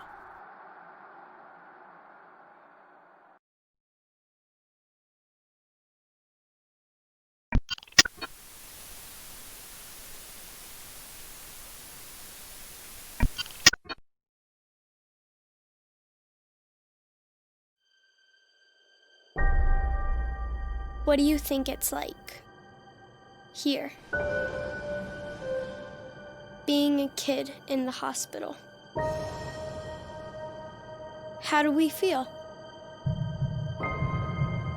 Are we all the same? No. We are each our own, different. Some of us are here for an hour, some of us months. We all experience different things, but we all share one thing. We all just want to be kids. And that's where you come in. Because of you, we have a new way to play, a new way to make things better. And you helped us get just the right people to make it all happen, including one of the first gaming technology specialists in the country. Every day I get to come into work and use technology to help kids feel better.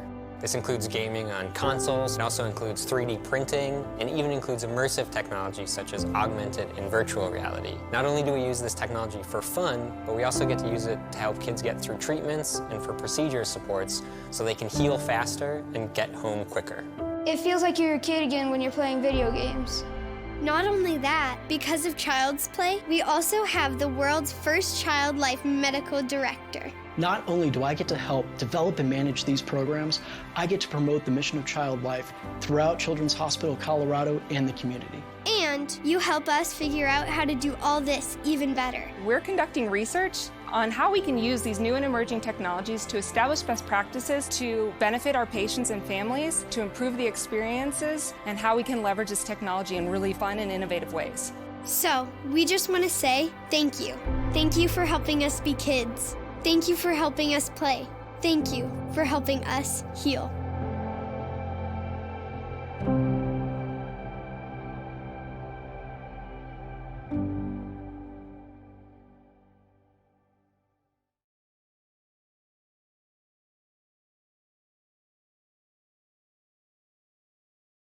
Should a party member be willing to die for the cause?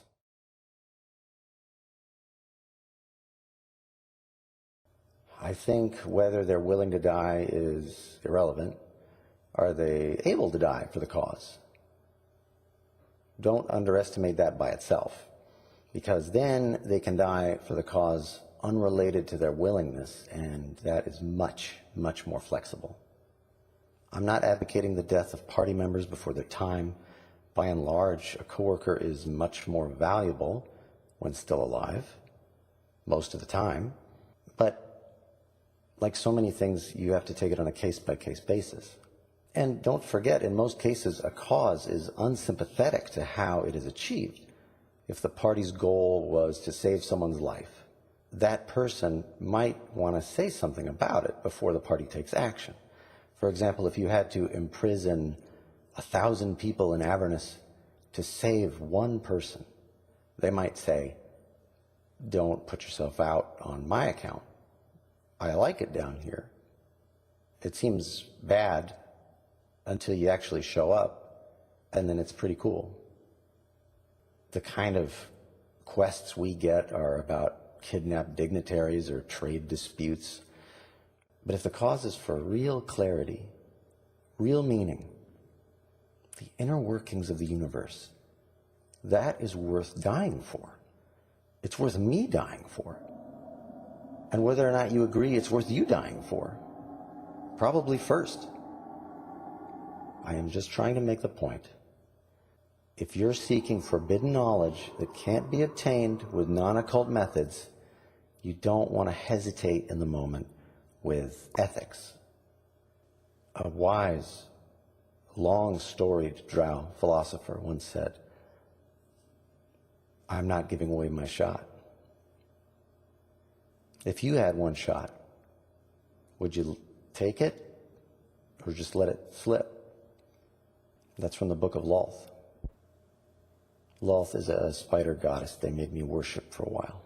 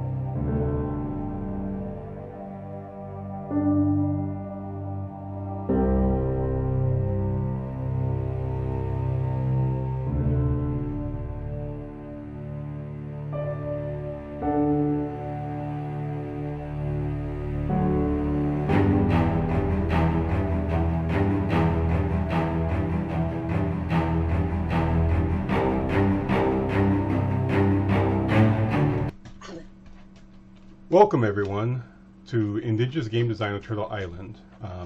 We're going to open up first by introducing everyone, and I'll start with myself. I'm Alan Turner, Yahane Washte, Alan Turner. I'm Lakota, Black and Irish. I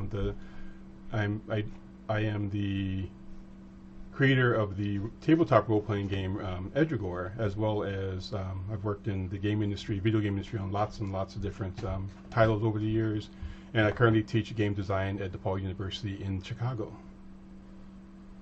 Ani, Wabonanong, Indigenous Cause, Minawagika and Dodam, Anishinaabe Kwe and Dao. My name is Elizabeth LaPonce. I am Anishinaabe, Métis, and Irish, and a designer, artist, and writer of games.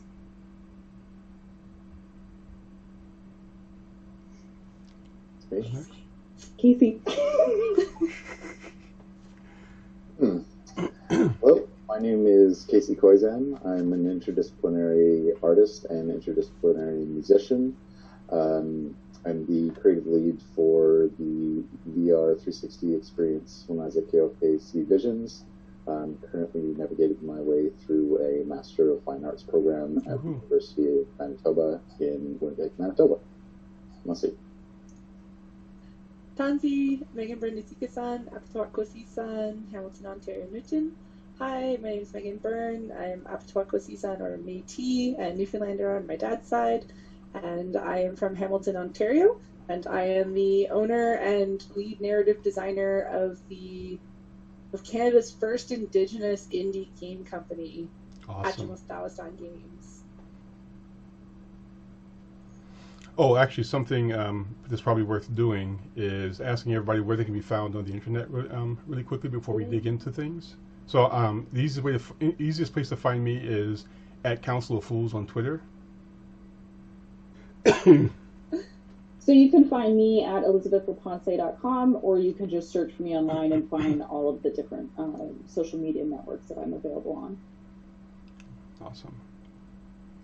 You can find me at caseykoizan.com, nagamusic.com, and on Instagram and Facebook at caseykoizanart and at Naga Music. And you can find me at Byrne, BYRNE _ Megan, MEAGAN, or at Achimo Games at achimogames.ca. Awesome.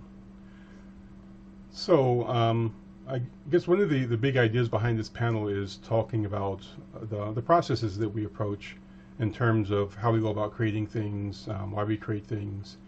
And so the first thing that I want to ask everyone is what's your design process? Or what is it that you take into account, or what is it that you focus on that helps you to work through the various things that you currently are trying to build or manifest in the world?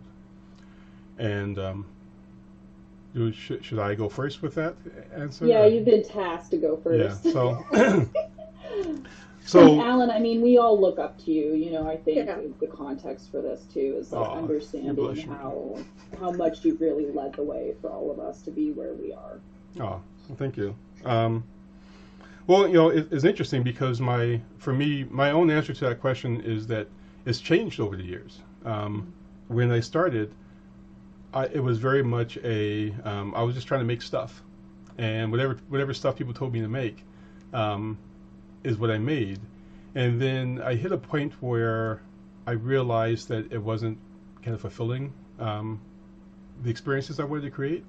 And so nowadays, what I tend to do is to think in terms of experiences, and less in terms of like game genre and game type, and more in terms of what's the experience, or what's the conversation I want to start, or what's the conversation I want to punctuate with the piece of play that I'm creating.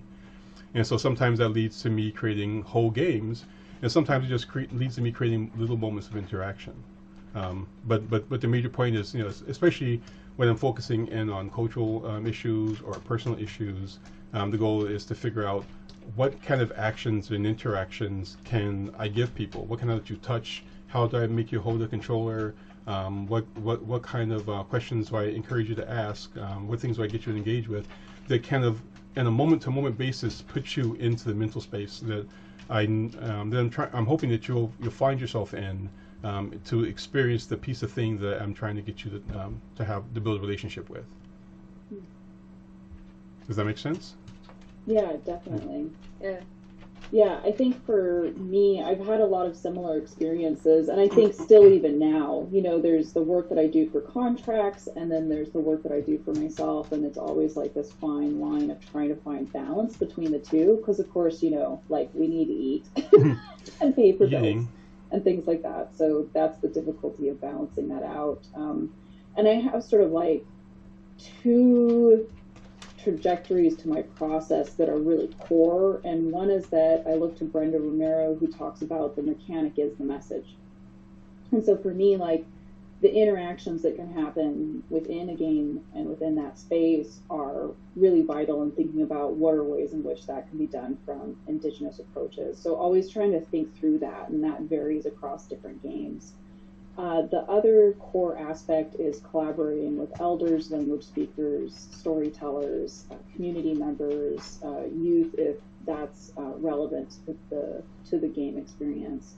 But, you know, it can range from involving anyone like Mary Renville and Sharon Day in a game like Honor Water, where they actually decided, you know, specifically Mary Renville was not interested in a game that actually had a feedback system or a scoring system, because she didn't want people to feel shamed about their ability or inability to speak the language, our language, Anishinaabe. And so there, you know, some people could argue, is it even a game, because it's really more like a sing-along, and the system does not read the audio from the player. But I try to push back at that and look at how it's still a play space, right? And that in play, the meaning of that is to be safe, to be experimental, to have a space in which you can try out new things or, you know, push your limits. And so to me then, that still foundationally is a game. And I think that that's a part of the process, right? An approach is like expanding out the definition of games. Casey?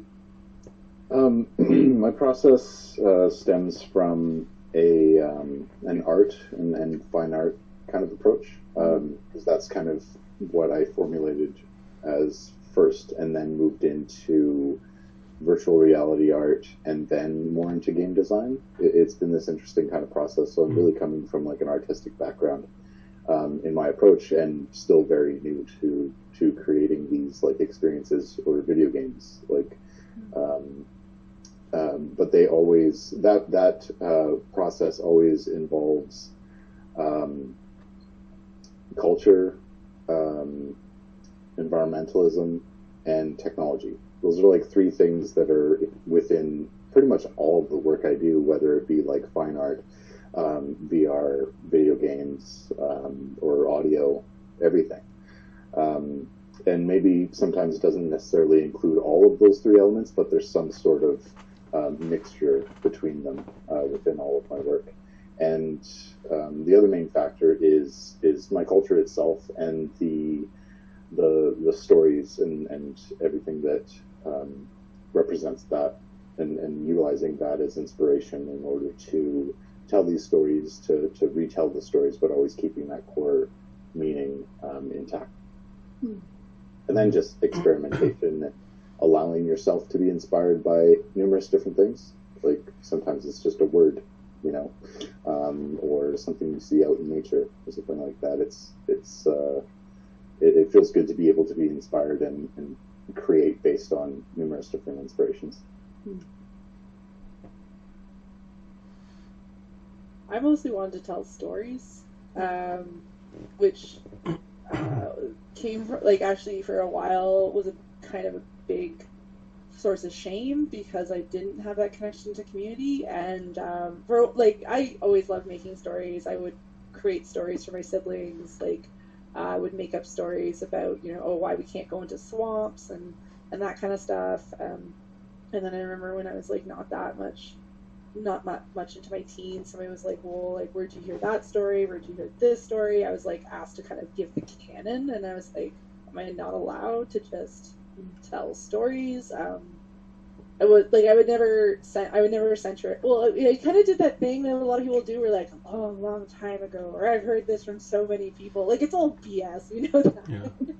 It's just a way of like kind of making it sound like it's not a brand new story. But yeah, I think when I became a teenager, I started becoming hyper aware of performance of indigeneity and sort of like who is allowed to perform and who's allowed to perform in a certain way, and that kind of put me in this like weird space. And I started using games as a way of like working through those feelings of like not belonging, working through those feelings of like, what should I do? And then after a while, I started talking with like other Indigenous people, a lot of Métis people, and it was like we all had the same story, just from like a different direction. And so that feeling we started kind of compounding on, and we started talking a lot about the future. And so I guess in my way, I like games to create stories that will stay with people. And also when it comes to my game design, I'm really big on who's playing and what do I want them to get out of it. So I'm always really conscientious of how will the player perceive this, how will what will the player take away. And that comes out of my work doing gamification, where I ran up a lot of times against profs wanting to do these sort of like social science type games where they're kind of gamifying poverty, and you're like, well, this isn't gonna get across to the player how frustrating the systems that create these this stuff happens. Like you're playing poverty. And I started thinking about that in terms of Indigenous games and just the games I made, where we give the player a gun. What are we telling them to do? What expectations do they carry with that? Who are they in this space? Are they the character, or are they a part of their mind? So these are the things I always ask myself when I'm creating characters. And I think it actually makes, at least in this game that I'm working on now, Hill Agency, was really interesting because we had that debate before we started writing. Was like, well, who's the player here? Yeah, they're controlling the main character, but like, not really. So we're like, oh, it's like her ego and her id, and it's sort of like that void to be like, you should totally like tell your ex-girlfriend to go to hell, like, or also be like, maybe just ignore her. And these are the kind of things I'm like, I think this makes for a better experience for people because I'm being very conscious of how does the player approach the medium. Yeah, and then like to leap from that, we can, does anyone have anything they want to say about what other people said before we move on to the next question? Yeah, I do have a couple things there, and it's kind of it kind of pulls from something that I'm noticing with that everyone is saying here. On a certain level, story and culture are big parts of the process that we're engaging, and it's interesting because I think one of the things that's very different from the process, the overall kind of macro process that I see happening in Indigenous spaces as opposed to outside of Indigenous spaces, is how our relationship with story, and what's allowed to be turned into what's allowed to be accessed. And it's like and I think Megan kind of hit on it, this thought of like there are these stories and people are saying who can say these stories and who can do this or that. There's this interesting relationship where in the overall bigger colonized macro culture, stories are resources, right? They're just these things that you kind of go, if you find it, it's yours, and you can do whatever you want to with it. And within a lot of our Indigenous spaces, stories are relatives, right? And so they are these beings that kind of get invited into a space with you, and what you're allowed to do with them is a function of consent. It's consent between the community and consent between you and the story.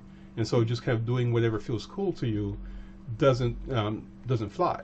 And if you want to take something in a different direction, you actually have to sit down and have a conversation with a lot of people before it's considered safe or okay to kind of go down that pathway. Would you does that resonate with anybody, or? Yeah, for sure. Yeah, no, totally, like too much. Well, I think it's like a matter of knowing and then following protocol, and I think that's something that makes it very important for Indigenous people to be directly involved in game design. So when there is a game that wants to be, involving Indigenous characters or Indigenous themes, then Indigenous people really do need to be involved in meaningful roles beyond consultants, right? But actually as designers, as artists, as writers, as, and even beyond voiceover actors, because I think that's sort of an easy thing that industry jumps to. But really it is that we do have the capacity to be designers and to contribute fully to a team, and that can better happen, that adaptation of stories and what happens with stories and the storytelling process can happen better than, not just in terms of protocol, but like interesting gameplay and, how that actually gets conveyed through a game.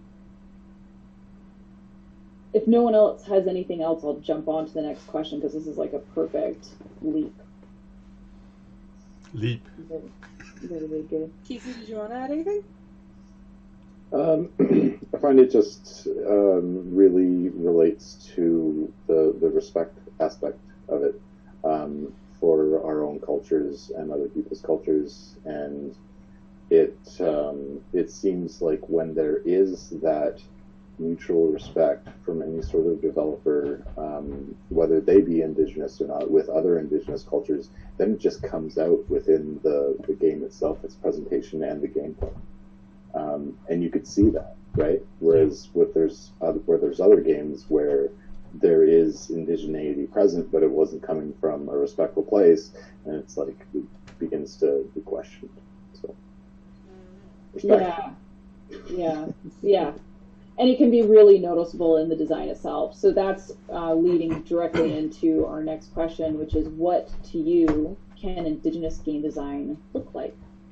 And since the way that we've set this up is each of us asks a question and then we give the answer, which is a bit awkward because it makes it look like you're just asking yourself the question, but that's really honestly not what's going on. It's a talking circle. What do you think? So what I think on this is, so for me, Indigenous game design looks like self-expression. It looks like that personal involvement in it, and it doesn't necessarily always need to mean complete innovation. Like it can be for me, I'm like an 80s kid, and so like there's always going to be that touch of, harkening back to my childhood, and that can come out in many different ways. It doesn't have to mean flutes, right? Like it doesn't always have to mean like you have to have flute music. I have had a game with flute music in it. When Rivers of Trails does have flutes in a like contemporary way by Superman. But then on the other hand, with Thunderbird Strike, Casey actually did the audio for that and was using, an electric guitar, not just for the background music, but also for the sound effects of the Thunderbird as well as you're playing, and like the impacts and like what's happening, right? And so like we can be Indigenous and be using, electric guitars, different forms of rock, and harkening back to the 80s and integrating these popular culture references and our own life experiences while also layering in Thunderbird stories, for example, right? And so for me, my hope is to push those design understandings in ways that make sense for the game. So it has to work for each game, obviously. And so, for example, in Thunderbird Strike, it is a side scroller, but it's actually in the reverse. And the reason for that is very specific. It's because the journey that the Thunderbird takes is in relation to Anishinaabe ways of knowing and our perspective of looking in the direction of the Great Lakes from the north, right? And so then that changed the perspective, and as well as how scrolls can be read.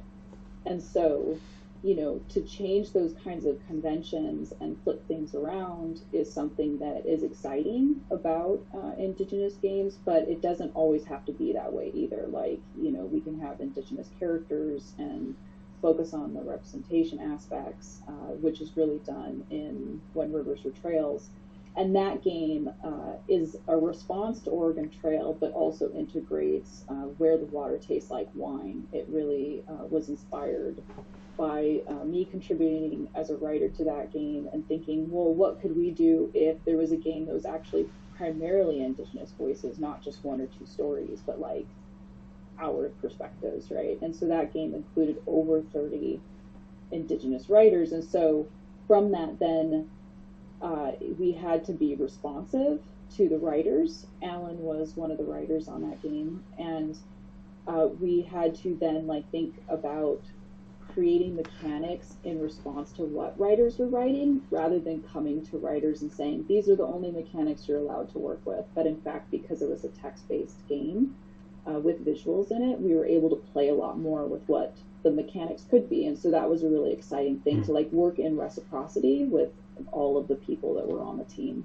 So those are just a couple of the things. And then we'll jump to Casey. I feel that that reflective aspect is really impactful. Like the games that we're making and the creations that we're making, they're in some ways a reflection of ourselves and a reflection of our culture, and maybe like a communicative kind of like aspect of cultures, depending on the developers, where they're coming from, and that sort of thing.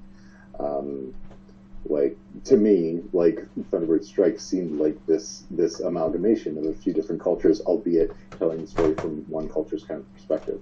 But just that like growing kind of like knowledge from everyone contributed to this goal, right? I feel that for me, within my approach and what I'm trying to make is stories and experiences from my own culture, but also I'm giving myself that creative freedom to constantly experiment and to kind of ask myself the question, like, how could things be? Mainly in the future. Like, I have this kind of like futuristic mindset where I'm always thinking of like how things could be in the future, as opposed to right now, which I really respect and admire. But I can't help but always like look forward, and to kind of wrap my head around that, how like something can be perceived in the future. So yeah, there's many possibilities, and within music and stuff like that, that it doesn't necessarily have to be this, for lack of a better term, stereotypically Indigenous kind of sound, right? Like, one thing within the fine arts world is like, what makes an Indigenous artist? It's like, well, because they're Indigenous. That makes their art Indigenous as well, because it's coming from an Indigenous person, which is up for discussion. But yeah, that's kind of how I kind of approach things and what I kind of foresee Indigenous video games being. And it's fascinating to see how multiple creators bring their ideas to fruition. One game that comes to mind is Maisie's Terra Nova, and how that was constructed in the story that he was kind of telling within this like modern and futuristic kind of realm. I think for me, when I look at the games I'm making, so like right now, just to give context, my company of our Indigenous staff, all but one are Métis and Cree, and and both the Métis are Métis Cree. So it's right away. I kind of noticed when we started working together on the story and the characters and the world, I had already kind of like drafted out this very vague idea. And they started filling things in, and it was really cool how quickly we all kind of just played on each other without having to explain anything. And I'd never really been in a situation like that before. I never had a situation where somebody was like, "Oh yeah," and then we have them do that, and I know exactly why we're having them do that, and nobody needs any explanation. And it actually took us, I think, halfway through our first big. It was like an all-day brainstorming session on the writing, and I was like, wow, like it just took a minute, and I was like, oh, like look what we did, and it felt so good. And it was like, I think we only had one situation where somebody was like, oh, that might be a little too Mohawk. And I was like, and he only knew that because he worked with Mohawks. Like none of us we're like, oh, do we have to worry about that? Because and I can't say what it is because it'll spoil the thing. But that was a really cool moment, and I think the things that make a game Indigenous, or like what it'll look like, is almost like sort of embedded in a level that you may not even be aware of if you're coming from the outside. But if you're, so I imagine actually when we put out our game, we're probably going to have a totally different reaction from one Indigenous group than from like a predominantly Cree-Métis group. They may actually like respond to it much different, and that's not just because we're using language in the game. It's because there are going to be like inside things that I think even when we're putting in, we're not realizing that it's inside. And that's something that I've been kind of thinking about also when it comes to like myself and others who have been disconnected from community, is when it comes back to stories, like those stories kind of travel with you, even if you're rejecting them. Like even if your family has sort of been like, oh no, we're white now, we've never been native. Like this is a common story you hear. But there are things and ways of doing things that kind of travel with you through the generations that eventually just kind of become almost like masked with this like, oh, this is not Indigenous. But then you start talking with other Indigenous people who stayed in community, and they're like, well, why do you do that? I'm like, oh, because my mom told me I had to do that.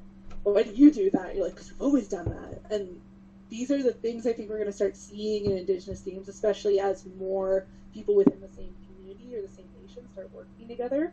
So I think that's the thing about When Rivers Are Trails is we like when I was talking to oh no, what's his name? Super lovely Lakota guy. Carl Peterson? Carl, Oh, yeah. Carl, We were yes. talking to Carl. Yeah, when I was talking to Carl about like his experience versus like my experience, even though I know he wrote on it, it's just you can tell like he's just getting more out of it because it's so specific to his community and his culture. And that, I think, is what, I guess it's almost like this is what Indigenous games will feel like as we move forward. And also, I bring this stuff up when I talk to like non-Indigenous people about games, but they just feel different. I think a good example is Lisa Jackson's Badabin. It was a stark difference between Indigenous people going in and non-Indigenous people going in. So like non-Indigenous people were coming out talking about how stressful it was and how kind of scary it was and ominous. And then every single Indigenous person, North American Indigenous, that came out was like, that was so relaxing. I could just sit in there for like an hour. And it was like, that's really funny. And Context being, it's a post-apocalyptic reality where there's, Anishinaabe language, but then like the whole Toronto, right? It's Toronto has been overgrown by the environment, and it was so relaxing. Just for context for everyone, like it's very relaxing for us. It's very relaxing for us. Finally.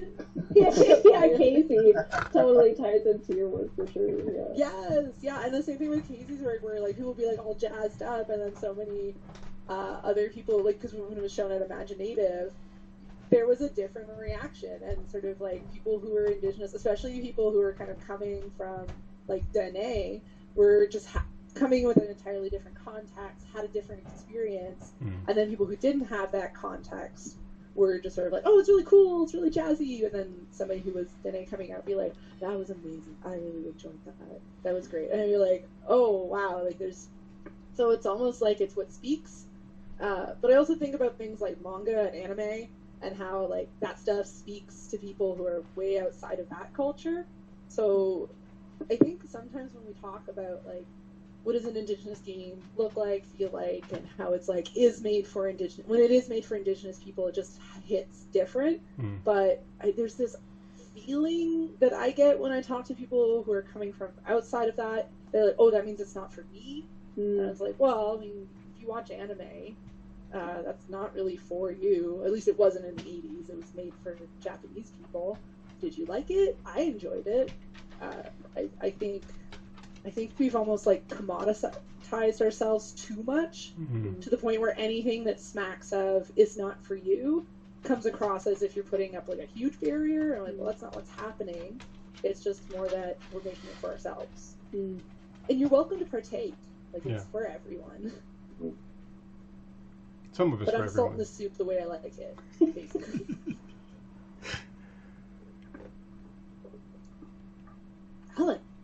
it's me. Yeah, so all of that. Next. No, seriously though, I'd say it's a bunch of different layers for me. I think on a certain level, indigeneity in the game is about visibility, and so if the game allows for some piece of the indigenous experience from the point of view of an indigenous person to be made visible, right? I mean, and as big as broadest way, I think that's a great start. And also, something Casey alluded to, the idea that I'm a part of it. If I'm making it, and I've got this. One of my friends, Ernest Whiteman, he's a filmmaker, and he's a Northern Arapaho, and he did this interesting experiment where he got a bunch of us together to make Hamlet, and it was neat because there was a bunch of Native people, an interesting diaspora of Native people, reading and performing Hamlet, but it was very much an indigenous Hamlet, and I don't have good words to describe it, but the experience of it was so much different, and a lot of it was in the body language, a lot of it was in the timbre of our voices, a lot of it was the things that we chose to elaborate on or focus on when we were speaking particular parts. All that stuff spoke from a space that you only get if you come from that space. And I think those experiential things are things that we often miss when we're playing other games. So it's narrative. It's figuring out how to use a new tool that has arrived with an experience that already exists, right? So that's even things like the games, manga, whatever. All of these things are frameworks for delivering an experience. Right, they're bottles for us to put some wine into and drink the wine out of, right? So, figuring out how do I adjust this thing so that it is my thing that's coming out of it, or it's my people's thing, and also for me, it's stepping a little bit away from things that I feel like are more performance of indigeneity. So it's less about something looking. It's, we're saying earlier about having flute music, right? It's not just the flute music. It's not just the feathers. It's not just what have you. It's the experience that those things represent, right? These artifacts we use in a particular way, and so I feel like when we create a space for a game, an indigenous game, invariably somehow you feel yourself in a kind of a real space, a ritualized space where everything has relationship with what's there, and there's a reason for it, and a way that it impacts the narrative, and there's very little stuff that's just arbitrary, and we will often get so specific that we'll throw away the rest of traditional game to focus on that thing, right, that we want people to get across. That goes for like the music that I make as well. Anything that I do, I feel like there's the biggest indigenous aspect is figuring out something that gives people that connection and being able to call it out. I was trying to think of and where was our trails? You were just talking about this, where when I first sat down to start working on animal stories, and this is a great example of the difference between outside indigenous versus people who are inside indigenous circles doing this. But we had this long conversation about not anthropomorphizing the animals, right? Not trying to make them cute and cuddly, not trying to make them something that's waiting for us to be saviors of, but just kind of establishing that these things are there in a relationship with the ecology just like us. And so it was less about this, oh my goodness, a crow just landed in front of me. What does that mean? Right? Which is very there's this huge ego thing, which is like all of the world is waiting for me to arrive and define it, and in reality, it's it's more the, hey, there's something going on here. Let me watch it, and maybe I'll glean something from it. Maybe there's some learning I can take, but that thing didn't exist just to teach me something, right? So it's going to go on, and it's going to live its life. It's going to be its world, and it's just the intersectional overlap between us where we both get something out of it. I feel like that kind of thing shows up so much more because it's a mindful space that a great many indigenous designers actively choose to put into the games that they're making. But at the same time, we also like to just have fun, right? So I mean, we have even our traditional games, like a hand game, traditional hand games where we're hiding the dice and moving around. Those games they're fun games, they're gambling games, but they also have a cultural relationship with everybody around them. So eventually, even those fun spaces grow into these kind of ritual space holding spaces where everyone is coming together to engage it. And I don't see that happening in a lot of games outside of our circle spaces. Mm-hmm. Yeah, what I'm hearing across all of us is the shift that's talked about in programming as well, where the emphasis is on relationality rather than being object-oriented. Right. So it's relation-oriented, right, across all of the different kind of work that we're doing. Does anyone have other discussion responses? I just, as soon as you mentioned the crow, I was like, oh, probably just means you had ham or something. So I was playing a game this summer, in my COVID summer, of trying to find things to distract myself. No Man's Sky, you're familiar with No Man's Sky? And as I was playing the game, it was painfully obvious to me that it was not an Indigenous game, right? Because so much of this game is focused around you land on the planet. You rip the planet apart to get resources for the planet. You find places where other cultures are, and you get to name that and send it up to a database that makes that naming real. There's all this kind of take mentality that's pervasive in an otherwise beautiful game. And I found myself asking, well, if an Indigenous person were making this game, how would this be different? You know, what's the point of view that we would approach it with that would let you get a taste of how we see the world, and where it's not a world that's a world of threat or a world of resources, but it's a world, right? It's a world of relatives, at least from a Lakota space, right? That there's a world of relatives, and so I wouldn't be ripping. I wouldn't just be arbitrarily mining stuff and leaving these big holes in the ground, just to build my massive structures, right? I would be there'd be some giving back to that space. There'd be calling other people around to help me build something out. There'd be trying to balance things out. There'd be planning things out. There'd be all this stuff that's happening, and it wouldn't just be about me going to as many worlds as possible and finding as much stuff and hoarding it into these big boxes of hoard that I may never use, but it's nice to know that I have it in the background. So I think being mindful of that when we're creating often makes a difference between whether or not a game, even a game made by an Indigenous person, if it carries the indigeneity across. Because it's really easy. As an Indigenous person, I can totally just make a blow 'em up game and have fun blowing stuff up, and I don't know if I would necessarily call it an Indigenous game, other than the fact that it was made by an Indigenous person. I have a couple things to speak to that. Yeah.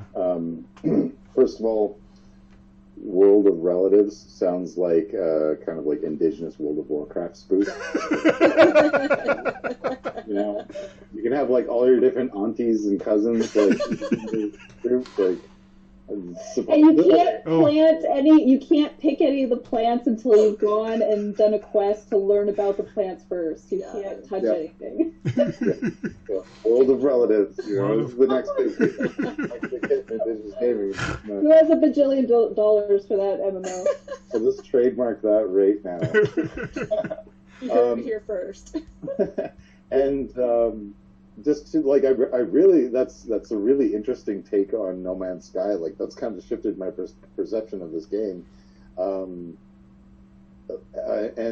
I found that I was getting into No Man's Sky, like No Man's Sky VR, and I was playing it a little bit. Like Travis influenced me to buy it, and he was really stoked on like doing multiplayer and stuff like that. It's like, okay, I'll get it. And then I kind of just like put it down. And then when COVID hit, and all of these things were happening there was a lot of like overwhelming feelings that were happening, and like, you know, each month there's this catastrophe happening and that sort of thing.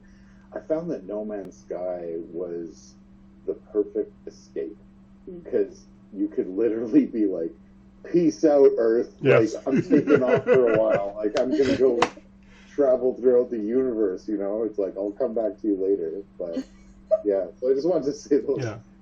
I totally did the latter too, right? There, I explored an entire world, and it was my playground, and that was the beautiful, awesome experience of it. But then there are definitely points where I felt like a bad ancestor, because I was running around just tearing stuff up. Yeah, I killed way too many of those drones, like right off the bat. So I got up to like level 4 or 5 with the drones, and I barely have my house built. It's just like, why did I do that? So yeah, should we move on to the next question? Okay. So, what is sovereignty to you, and how can game design be sovereign? And my reflection on that is, like, it speaks a lot to, you know, our cultural representation, maintaining our independence, but at the same time, having it be open-ended enough where people would want to understand, want to learn more about our culture, our language, but also accept our adaptations of that and how we perceive them. For me, when I started to create virtual reality art, immediately I was drawn from inspiration from like our northern animals and our stories from Northwest Territories and that sort of thing.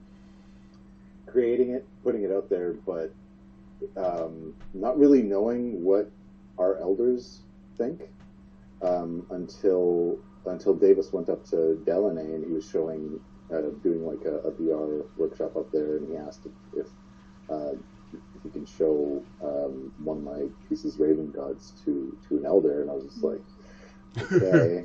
I know that feeling. Let me know what they say. And he was like, okay. Mentioned that they were looking around the headset, and then they took it off and said, like, you know, I really didn't think much of VR before, but if it's going to be used like this, then it's okay with me. And for me, that meant so much. And it seemed like the only green light that I needed. Like, regardless of what anyone would say about my work or their depiction of it or whatever, this elder from Delaney basically gave me permission to do this. And it's a question that's always been in the back of my mind. Like, am I representing my culture negatively here? And it's like, well, this person says that I'm using it in the right sort of way. So it's like, okay, it's good. You know? So, Megan? Yeah, it's such a big one. And I'm still in that phase, I think, of my life where I feel like I'm always going to feel insecure about where I stand as an Indigenous person. And I think one of the things that I think of when I think of like what's comfort and stability for me going to look like in the future, and I think of language. And one of the things I think of is I have a lot of Maori friends from New Zealand, and you know, the way they just now casually use their own language, even with English, and like actually I'm starting to notice they're parsing out more and more English, and they're speaking more and more of their traditional language, and like they're on Twitter and their friends all understand them, and like for me that's the tell, right? When like your friends understand you and you're all speaking the same language essentially. And like for me, that I think that would be sovereignty, is casual, comfortable use of language, of Cree, of Michif. I think those are the kind of things I've been working towards slowly. Language, I think, for me, language always feels like the hardest thing, because you need other speakers to really learn. And if you're in a place very far from community where, you know, or if you're in somebody else's territory with like a totally different language family, then you're probably never going to get access to your own language. And I know like online we're getting access to more and more things, but we still have so few speakers. And we still have so few chances to just kind of like chat. So one of the things that I do in my games is I use Cree language as much as possible. And one of the things I haven't like been given explicit permission, but there's a lot of Cree language teachers who are just like, basically let the young people mess up, let them just use language improperly, and then just gently correct them, because it's almost like asking for a tech question online. Like if you're like, hey, how am I supposed to introduce myself? No one's gonna answer you. But if you're like, hi, and then you introduce yourself in language, and they're like, you pronounce this wrong, and like that's not how you do that for grammar, and they correct you. It's like you have to put yourself out there in order to get the correction. And some people find that shameful, but for me, I'm like, that's language, right? Like, getting corrected is part of language. It's part of being a child. You're constantly being corrected as a child with, you're like, oh, did you mean water? The over enunciation. And so, like, I have never been ashamed when I'm corrected. I always just say thank you. And I've had, like, lots of people generously offer to, like, oh, here's how you do an introduction, and, like, walk me through that and everything. So I think there's the willingness is there. It's just sort of like needing that access, and that's what I always think of about games. It's like, can I have this in language? Will one day I be able to like localize this entirely on my own, or maybe with a team in more than one Indigenous language, and not just the words like that are the people are speaking, but like the UI, the menu screens, the code one day. Oh man, a Cree syllabic code would be amazing. Oh my goodness, that'd be crazy. The Cherokee are working on theirs. Yeah, of course, they're always like. Yeah. Never still. The Maori already have theirs. Yeah, which is awesome. It's totally awesome. It's totally awesome. We'll get there too. Yeah, Alan. Oh, so sovereignty. That's a big question, and I'm the person responsible for that. I don't really have a good answer, but I think at the end of the day, it comes down to a certain level of authority over your experience. And Megan talking about language I think is a great example of that, where there's a lot of, when we're out there making, there is that I like that analogy you use, is like asking a tech question, right? You go on people go on the internet and say, hey, how do I go about programming this? And then you'll get a bunch of people, if someone answers, you'll get a bunch of people saying, oh, well, you should research that. There's already a thread about that somewhere else. Don't ask that question. But then you go ahead and do it wrong, and people will pick you apart. And I love that there's that capacity for the language space to live. But I also feel like as young people move forward, they also need the room to be able to shape the language to reflect their experience, right? And it's a struggle. I mean, I have it with my kids, where the first time somebody came home using the term ratchet, I was like, what are you doing? Which is a local term. I don't know if you guys have it up there in Canada, but the point being that there's this recognition of what was been, but also the capacity to make adjustments so that it continues to serve, right? So I think for me that's one piece of it. But the other piece of it is just a general authority over your experience, and not to have other people decide which of your experiences are valid. So in games, the example there is more. I started off by talking about how stories, we have this relationship with stories. Very often you'll experience in games, people want to, they already have a game or a universe out there that includes something that they feel is native or indigenous or what have you, but it's terrible. It's absolutely terrible, right? You look at it and it makes your eyes bleed, and you saying, hey, that's not the way that works. This is a better way to do it. You're often not heard, because they have decided they have the authority, and they have read and people that they recognize as gatekeepers of authority, gatekeepers of sovereignty, what is authentic, because they collected it. Therefore, they get to decide what to do with it, whatever they want. However, it doesn't work in the reverse, right? So someone may decide they want to, I don't know, in Italy might decide they want to make a game about, some native religious figure, and they feel like they would be perfectly fine to do that. But if we turned around and I decided I wanted to make a game about the Pope, right, or about Jesus stories or what have you, and just do whatever I wanted to do with it, and take it, just have fun with it, that would just cause an uproar, because they have they have sovereignty over that story.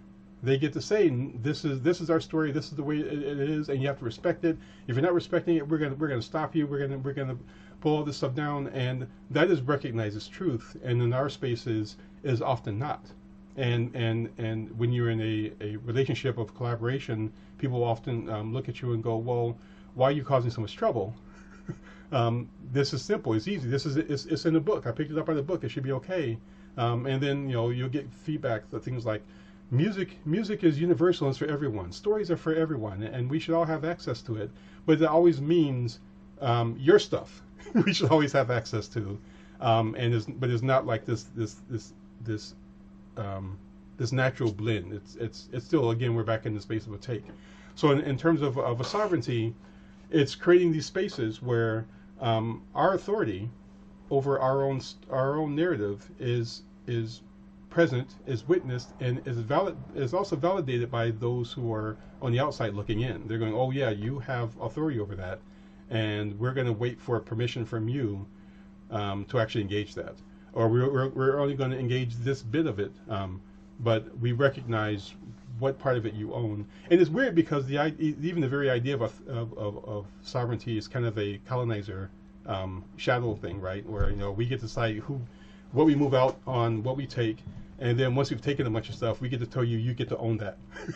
And it's kind of a weirdness, but it's what we have to work with. And so as we're making games, trying to create games that once people start playing them, they see that experience and they start to know those experiences as truth, and they start to also carry those experiences out and represent them, so that other people are seeing those experiences as truth and recognizing them and validating them, and then we get to a point where we're on the same page.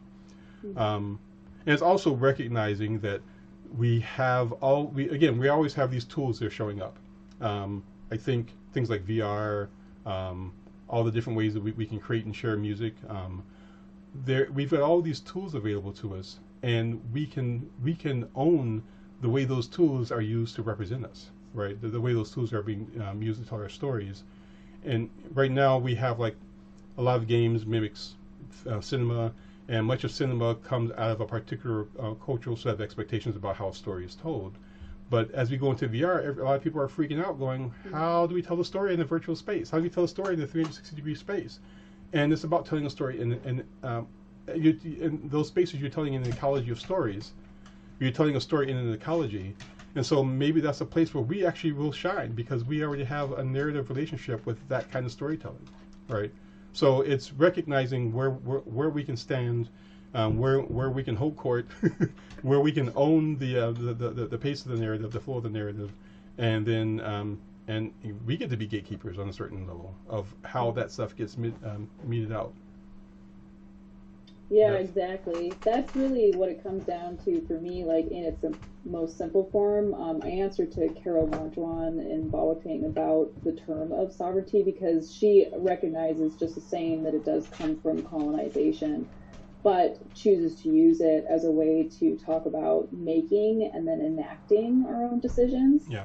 And so for me, sovereignty really is something to empower us within the space of the development process. And so I think about, Megan with her own company. I mean, that's an incredible act of sovereignty, and Casey doing his own work, and Alan, when you crowdfunded Edragor, as what is being called the Indigenous version of Dungeons and Dragons. And then, all of those instances are moments where we do not have to answer to other people in the work that we're doing. And I think that at the heart of it is what sovereignty is about.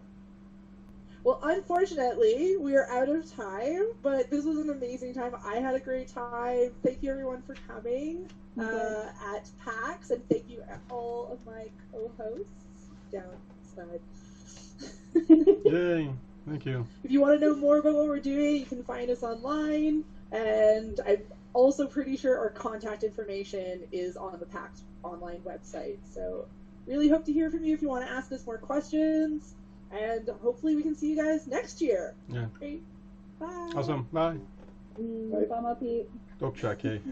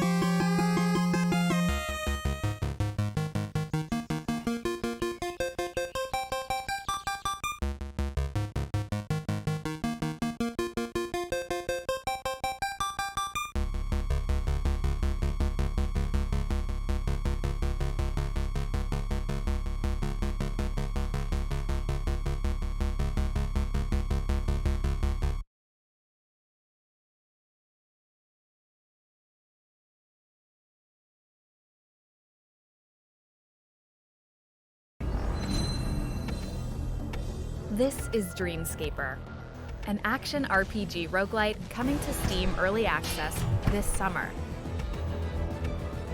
Dreamscaper takes action RPG combat and combines it with the endless replayability of a roguelike.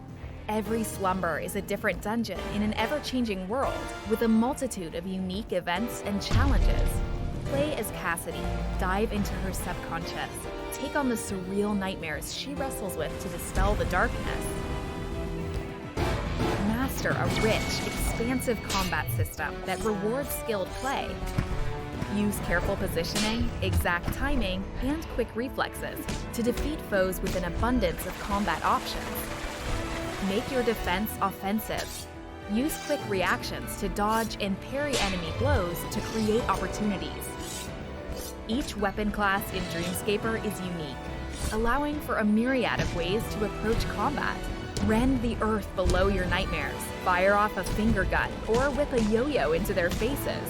Make your nightmare your source of strength. Use lucid powers to bend the dreamscape around you. Manipulate the elements to set enemies ablaze, or freeze others in place. When your nightmares overwhelm you, even control time itself to give you the edge you need. Explore ever-changing dreamscapes and discover lost memories, surreal scenery, and a multitude of unique events. Uncover Cassidy's past as you venture through her memories. Use your wits to solve challenging puzzles, growing your strength. Plunder through your dreams, finding resources and gear to build the playstyle that complements you. Special modifiers and rare keepsakes add depth and variety, allowing you to create unique character builds that encourage strong synergies. Wake from your nightmare to tackle a new day. Travel across the city of Red Haven and live Cassidy's waking life. Forge friendships and empower Cassidy with hopes and memories to dispel the darkness of her nightmares. Use resources found in your dream as inspiration to craft gifts for the people close to Cassidy. Make new friends and improve your relationship with them to unlock story vignettes and new powers in your dreams. The more you invest in them, the more they'll support you in return. Face off with nightmarish entities that represent some of Cassidy's most negative emotions. Challenging boss fights with representations of fear, isolation, loss, negativity, and more will test your mastery of the dreamscape. You'll need to draw on all your strength to handle ever-changing combinations of powerful enemies. Spell slingers, spectral swordsmen, Mysterious wanderers and hulking bruisers will bar your path. Vanquish those deadly foes to clear the dark miasma surrounding Cassidy. We can't wait to make Dreamscaper even better with your feedback and support over the coming months. Prepare to fall into dreams when Dreamscaper launches on Steam Early Access this summer.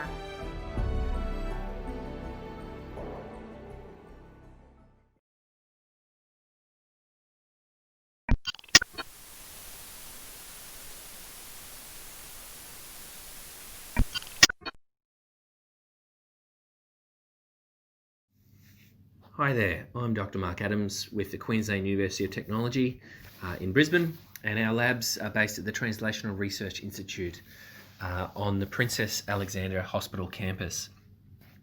And my primary research focus is on lung cancer. We're also looking to extend some of the findings that we've made in lung cancer to other solid malignancies, such as colorectal cancer and certain types of breast cancer. So I've been extremely privileged and fortunate to receive funding from Cure Cancer. And this funding was focused on my work to improve the sensitivity of lung cancers to chemotherapy. And that's a lot of what our work is in doing, is finding ways to exploit some of the molecules that might be upregulated in disease or dysfunctional. And if we can target these molecules and combine these targeted agents with chemotherapy, this might be a strategy to improve the effectiveness of chemotherapy and to save a lot of the toxicities that are associated with chemotherapy and improve the health outcomes for our cancer patients. Of course, as an early career researcher, it's extremely challenging to attract funding to drive our research. We don't have immense track records. So this is where funding agencies such as Cure Cancer step in. They really do focus on supporting the early to mid-career researchers to enable us to answer, to try and answer some of the research questions that we have, ultimately with the ultimate view of trying to improve the health outcomes for our cancer patients.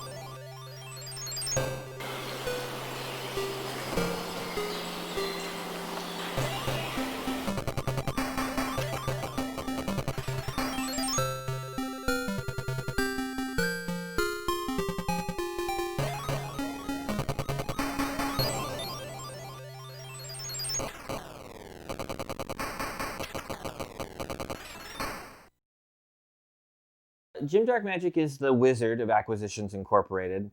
He is, first and foremost, I would say, a stage magician. He's a performer.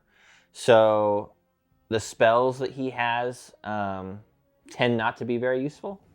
Not great for the rest of the party, just because I can't help a lot. I don't do a lot of damage.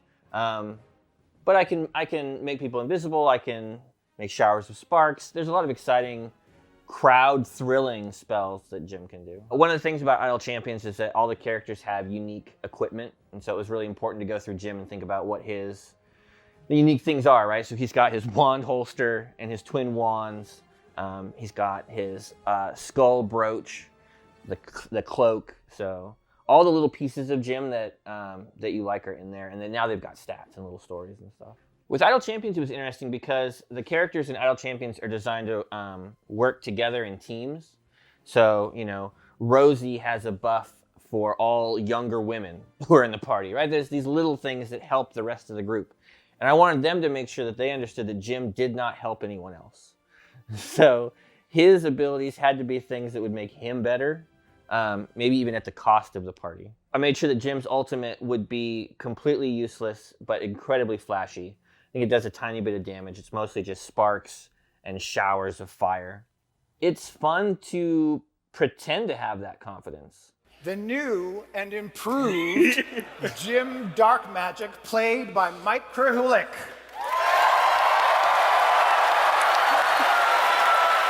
Like the last show at West where I came out in that costume, like I was so nervous, you know, to come out in a wig and everything and makeup and like a leather pants. But Jim has confidence, right? Like he would be able to do that. And so it's fun to pretend to be someone who has that, who can do that.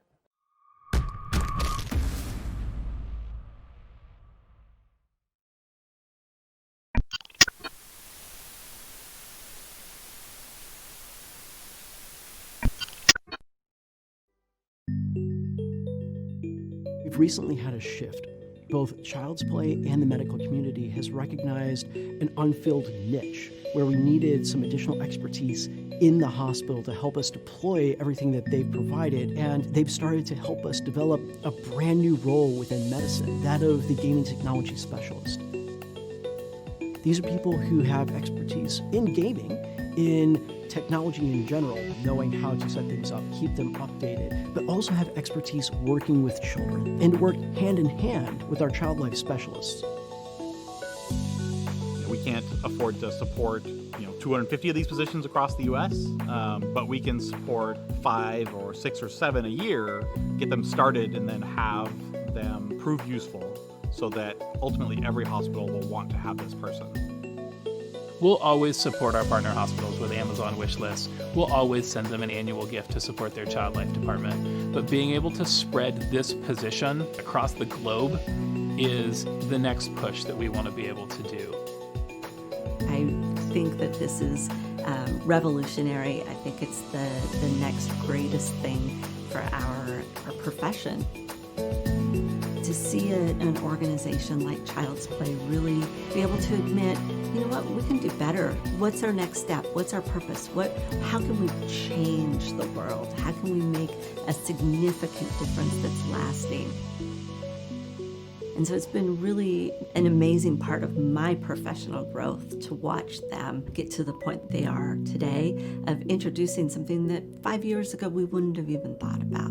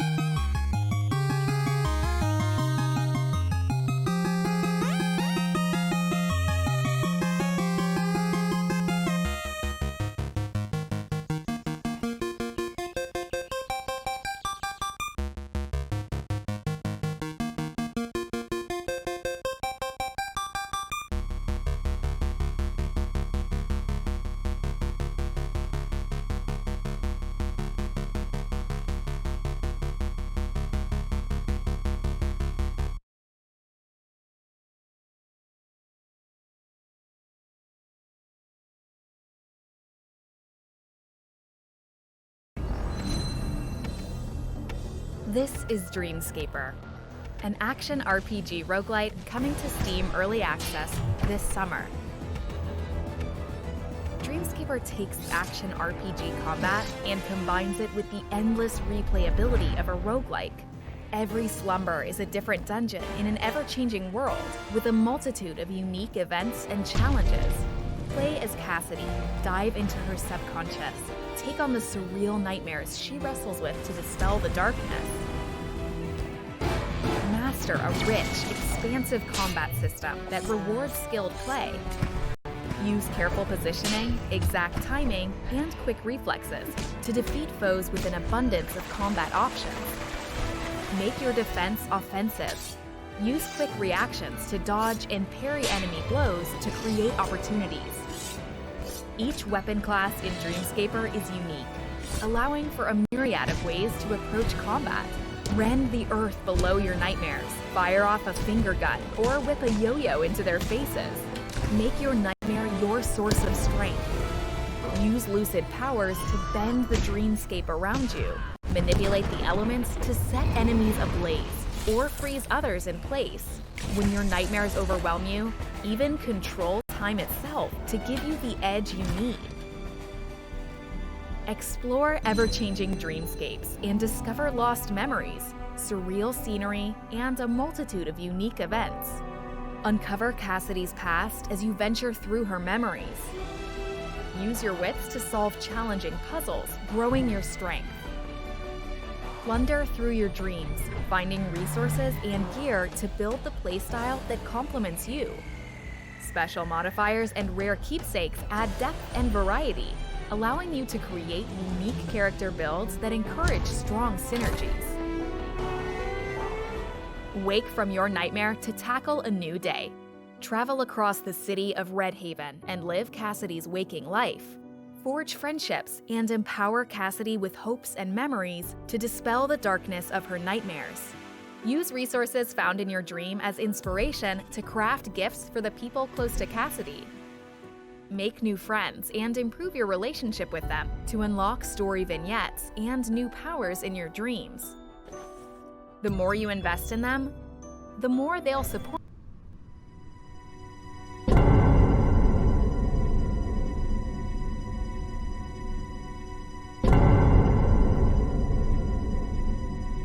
What is up, everybody? Welcome to a very special DualShockers PAX panel where we are going to build our own N64 classic console.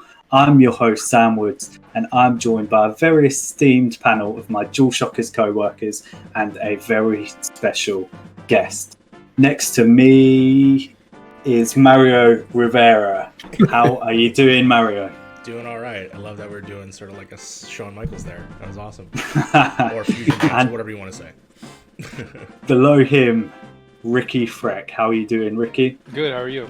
Yeah, man. I am feeling groovy. Below me, we have Scott. I can get that one right. How are you doing, Scott? Doing well. How about yourself? I am all good. And next to Scott, we have DualShockers' own Cameron Hawkins. You might have seen him on Kind of Funny Games, Inside Gaming, Beyond. He's been all over the place. How are you doing, Cam? I feel like I haven't gotten the equal introduction, but I'm doing all right. I'm ready to talk about these, see what games we pick. I think there's going to be definitely some hot takes in here, so we'll see what happens. There definitely is. Yeah, you're going to be an interesting one though, Cam, because we were just talking before. You never owned an N64. You've played one, but you never owned one. So yeah, I've played plenty of N64 games. I just never got to own one myself. See what games we pick. I think there's going to be definitely some hot takes in here, so we'll see what happens. And then we have on the other side of me is the very special guest, the host, founder, and producer of Borderline Entertainment, Asa Greenriver. How are you doing, Asa? I'm just blessed to be here. Thank you guys so much for including me. And Mario, you said that it was Shawn Michaels. I was thinking it's like a fusion dance. That's what I said at the Dragon Ball fusion dance. I did say that at the end. I was like, I said fusion dance, whatever. I say Shawn Michaels, but whatever. So Sam and I, we could turn into like a new person right now. Gogeta best fusion, baby. That's true. Cool. We're already getting off topic, which bodes well for this conversation, right? Very much so. Cool. So what we are here to do is theoretically going to be simple, but it definitely won't be. We're going to try and build our N64 console. It's going to be just like the NES and Super NES console, kind of a collection of games that we as a team feel like would best represent the N64. We're going to try keep it to 10 for time purposes, but it's not going to be the 10 best games that were released on the N64, but more of a selection of 10 different games that we think would make the complete package. So before we jump in, just a couple of things to consider.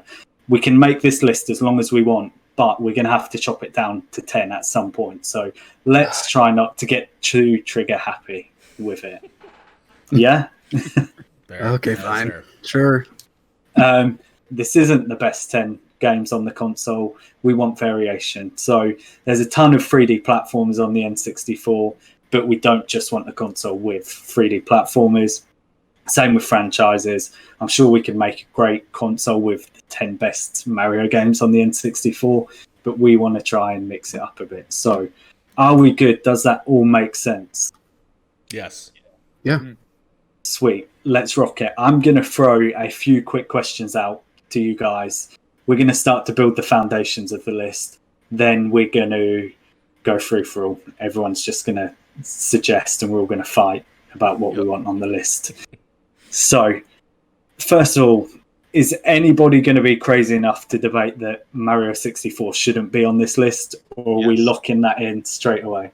No, I will debate that it should not be on this console. This side of the panel, it shouldn't be. I'm just gonna, Here's the thing. That the way I'm approaching this system is the accessibility to actually play it. Super Mario 64 is on the DS, and if you have a 3DS, you can play DS games. I think it's had a recent enough release where it doesn't. I don't want it on here. That's my personal. That's the way I approach this list. Are games that are still stuck on the 64 or just didn't get a recent enough port that it gives access to playing these games now. The way I'm looking at this list. Sure. Or so if you guys disagree with me, then fuck me. Okay. But I'm just saying that I'm not saying my word is law. I'm just saying this is how I approached it, and this is why I don't want Super Mario 64 on the list, because there's games that haven't been out since the 64 that this would make it relative easier access to now for having it on the hypothetical N64 Classic. and then also my reasoning for not wanting Mario 64 is, Sam, when you talked about let's not have too many Zelda games, let's not have too many Mario games. I feel like we're going to be talking about Mario Kart. We're going to talk about Mario Party. I feel first of all, I think Banjo is a better platformer than Mario 64. But that's just my own personal opinion. Please don't attack me on that. But I feel like if we're going to have all these other Mario games, we don't need Mario 64 when we have an amazing platformer in Banjo-Kazooie. Yeah, I will say, on my personal list that I made, I have a Mario Party, I have Mario Kart 64, and that's all the Mario games that I have on my list. So I'm with Asa on this one. Generally, it's considered one of the best games of all time. So I think, for argument's sake, for now, I'm going to just stick it on the list. I'm not going to overrule you, because come the end of it, it's a game that we can knock off. But to start with, I think we'd be crazy not to put it on there. So I like it better on my DS, but that's okay. Sure. We're going to add it on there now. But if we're going more foundation picks, I say Pokemon Stadium, 100%. Stadium 1 or 2? 1. Here's my bone to pick with Stadium, because a big major part of Stadium will just not work on this thing, and that is of course the cart. You won't be able to use your own Pokemon. That was the biggest thing of Stadium. Oh, okay. That's the biggest thing. I get that. For me, the main selling point for Stadium is the mini games. I think the mini games are 100%. Alone is worth the slot. Yeah, the Lickitung, the Magikarp, Rattata Run. I spent 100+ hours just going to my friend's house and just playing that for hours all day, like, and it never got old. It was just consistently good. And I think So it's just, that is the thing that, like, from a audience standpoint, people remember most about Pokemon Stadium. Maybe I'm wrong, but I just feel like when you see like pictures of Pokemon Stadium, they show off the like Clefairy mini game or like things like that. So I would agree, but I think the mini games in Stadium 2 are better than the original Stadium. Like, I don't think that is like a wrong opinion, obviously, but I think the thing is with me is that I feel like not as many people played Stadium 2. Because here's the thing, I love Johto, so like that's great, but I just think that if more people saw this, like saw a list and it was like Pokemon Stadium 1 there instead of Pokemon Stadium 2, they would be more excited about it. And I think it's just because more people played Pokemon Stadium. Because I like looked at the sales between the two games, and like Stadium 2 sold a lot less than Stadium 1 did, which I think is a factor as well. But so I'm going to jump in. Your point of those niche games that are locked, right? So you don't want Mario 64 because it was everywhere, but then you don't want Stadium 2 because it didn't sell enough? Well, no, I'm just saying that just compared to the two games, I think people are more recognized with the first game than the second game. I think that, like I don't know any. I played Stadium 2. I don't remember any of the mini games in Stadium 2. But then I know all of the mini games for Stadium 1. The Rattata one, like I'm 100% with you. And that's just like, again, like when I play Pokemon Stadium, like outside of doing some battles from here to there, the majority of our playing was doing the mini games. And there's much more to offer in that game, but so I think that it's a really great party game to be added on this list. So that's fair. I say I'd be okay with having both of them up there, and then we just kind of discuss it after. See, I think it'd be better to have Stadium. Can we also talk about other Pokemon games that we can add and then probably cut off immediately? And that's Hey You Pikachu. Yeah. Yes, and that shouldn't even be considered. It shouldn't even be considered. And then there's Pokemon Snap. I think actually should be on this list. Yeah, I think I would take Snap over Stadium because there's way too many like features. Even if you played mostly the mini games of Stadium, there's so many features that would have to be removed from a classic version of Stadium, whether it's being able to play your Game Boy games on Stadium cart, or being able to use your actual Pokemon, or trading, or sending Pokemon to your actual Game Boy Advance or Game Boy carts. I think there's just so many features that would be moot on a classic that if we have Pokemon representation, I would be very much for like a Pokemon Snap. Because you get the whole game with that. Both on the list. What was there was the puzzle game, right? Puzzle League. Yeah. Honestly, because it's a complete game that is not ported or available everywhere, unless I'm wrong, but I haven't seen it in years. Well, there were follow-ups and stuff like that on the DS. Gotcha. GBA or Game Boy Color maybe had a Puzzle League. I guess I was mostly saying on a console, like main console. But so here's my main thing with Stadium to Snap.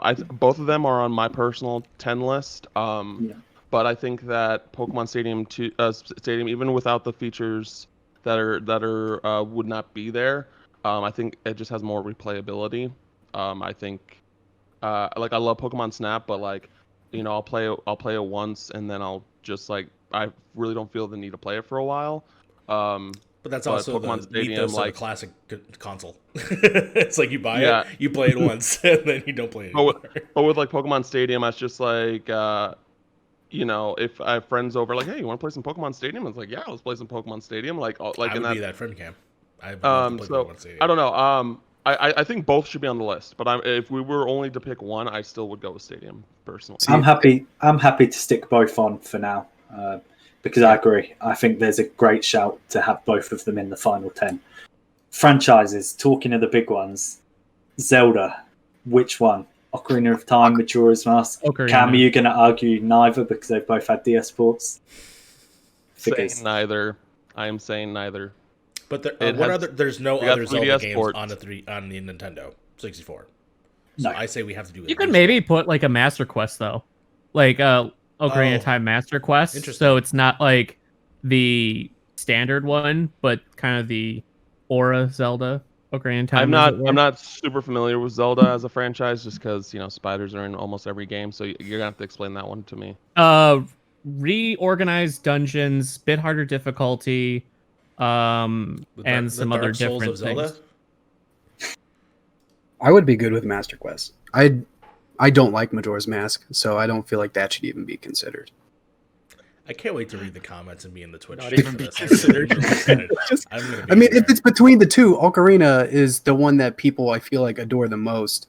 And even though it got that 3DS port, I feel like it plays better with a 64 controller than it does with my hands cramped on my 3DS XL. If I had to, like obviously, I knew that going into this, like I'm gonna say neither, but we're still likely gonna get one. But if I had to pick one, just based off of like things and stuff, I would say Ocarina of Time. Like that's the one I would pick. Yeah, I'm with you. Yeah, Majora's Mask. I've heard from plenty of people. Like there's some people that like think it's like above and beyond the best Zelda game for the things that it does, and then I know people that think that that hate the game because of it. So I think it's definitely probably the most controversial Zelda game in that sense. So I would go with Ocarina of Time. Ricky, I personally. saw you put your hand up. Even as I was raising my hand because I'm one of the people that likes Majora's Mask more. But even as someone who replays Majora's Mask once a year, I would pick Ocarina, or just because I feel like more people would want it. Like it's gonna sell more systems, so they're probably gonna. That makes more sense to me. Yeah. Yeah, that's fair. Cool. We're all agreed for the most part on Ocarina of Time, which is cool. So, what about racing games? The N64 had so many damn good racing games. What are we thinking? So I'm feeling Cruising in USA. Oh gosh. No, the real answer is Diddy Kong. Diddy Kong. Yes. Diddy Okay, Kong. I think you could have a racer and kart racer. Yes, I think, yes, you can have a I racer think- and a kart racer. There's better races though. Wave Race and F-Zero. I So never played them. here's I don't my think F-Zero was thing. in 64. Here's my thing Yes. with the racing F-Zero X. games. I like, and this is gonna bring up a whole nother discussion, but I think that outside of Diddy Kong Racing, there shouldn't be any rare games on this list because they're all on Rare Replay. I'm 100% with you, Cameron. I'm 100% with you on that one. There's one that I can't agree with, but yeah, so Diddy Kong Racing, I think it should be the one rare game on this list, and I do also have Mario Kart 64.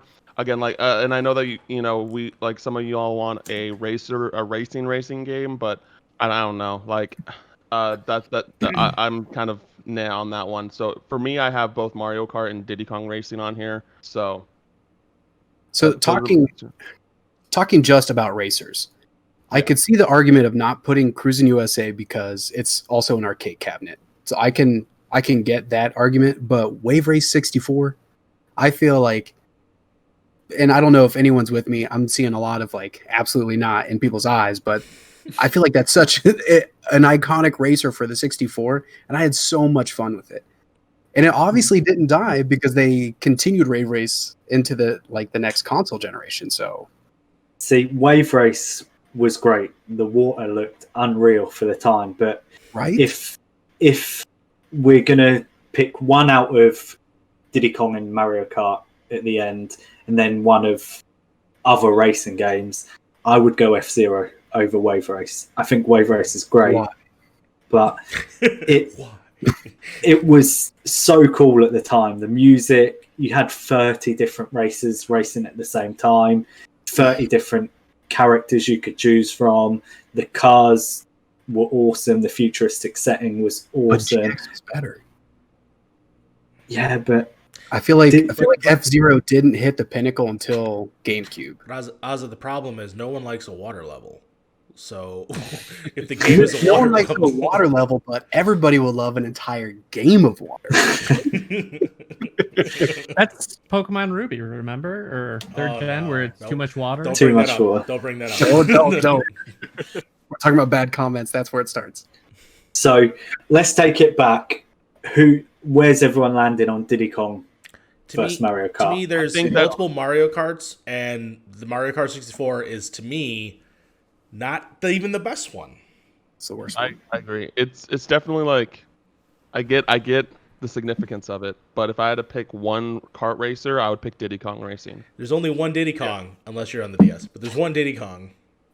That's all I'm saying. Cool. In my prep, I had Diddy Kong down over Mario Kart, and I was prepared to argue with you all because I expected everybody to come at me with Mario Kart. So, yeah, are we chopping Mario Kart straight away? As a Mario, I say, cut it out. I'm sorry. For me, if ideally are thinking keeping to potentially one rare game on here instead of multiple, I would take Donkey Kong 64 over Diddy Kong. I'm all for having more than one rare game. I wasn't a big fan of Diddy Kong Racing, so I have much more of a connection. I forgot DK64 is technically a rare game. I wouldn't be opposed to that either per se. But I'm like again, fine with no. I'm not saying DK64 over Diddy Kong. Okay. I'm still Diddy Kong over Donkey Kong. But I'm saying, like, if there's another slot, if we want a second rare game, and if for some reason, that happens, like, at least it's like people have access to this game that some people love, most people find mediocre. I am fine with Diddy Kong over Mario Kart, but if we're keeping it to only one rare game for licensing issues, I would take. Okay, then yeah, Diddy Kong. Yeah, that's cool. Fine. It's AOC approved. It has to be on this list. So okay, but here's the thing though, like, because it's on the table now. Does anyone else outside of Scott, like, is anyone else outside of Scott really rooting for DK64? I loved that game as a kid, man. I'm not sure how it holds up. I will at least back it up to make it equal a 3v3 and put it on the list, just because who knows? Again, like, the way I'm approaching this list is accessibility to playing it, and DK64. I would be hypocritical of me if I was against it. So. Tell me if I'm wrong, but that is the game that was on stream and AOC came on and had that whole big moment. Is that not the game? I don't know. I don't know what you're talking about. I know who AOC is. Yeah. But she was on a stream talking about how much she loved that game. I'm pretty positive that's the game. If that's the case, it has cultural relevance enough to be put on this list. Okay. So that's fair. The next game I'm going to. There's two games I think that should be instantly on this list. There's no questions asked.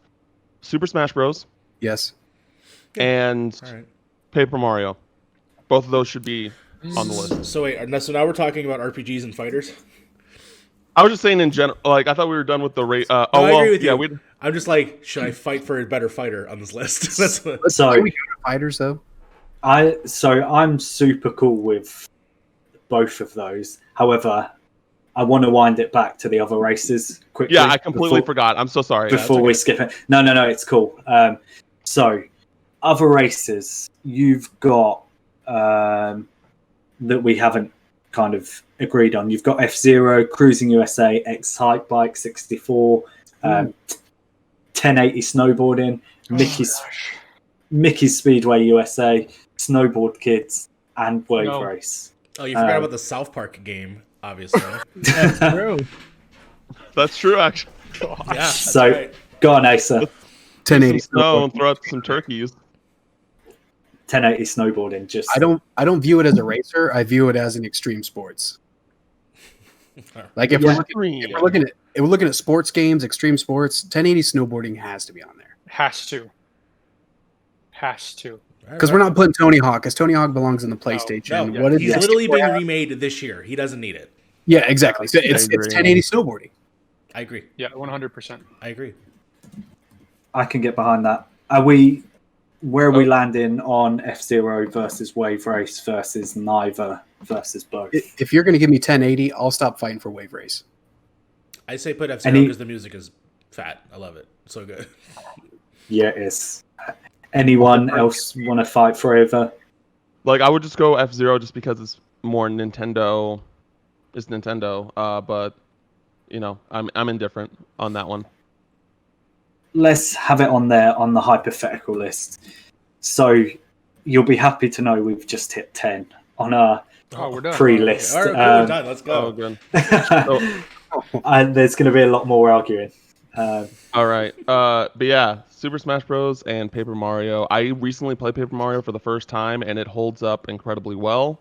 And then Super Smash Brothers is Super Smash Brothers. See, I'm all for Paper Mario. I have to pass on Smash Brothers. And I think kind of agree with you too.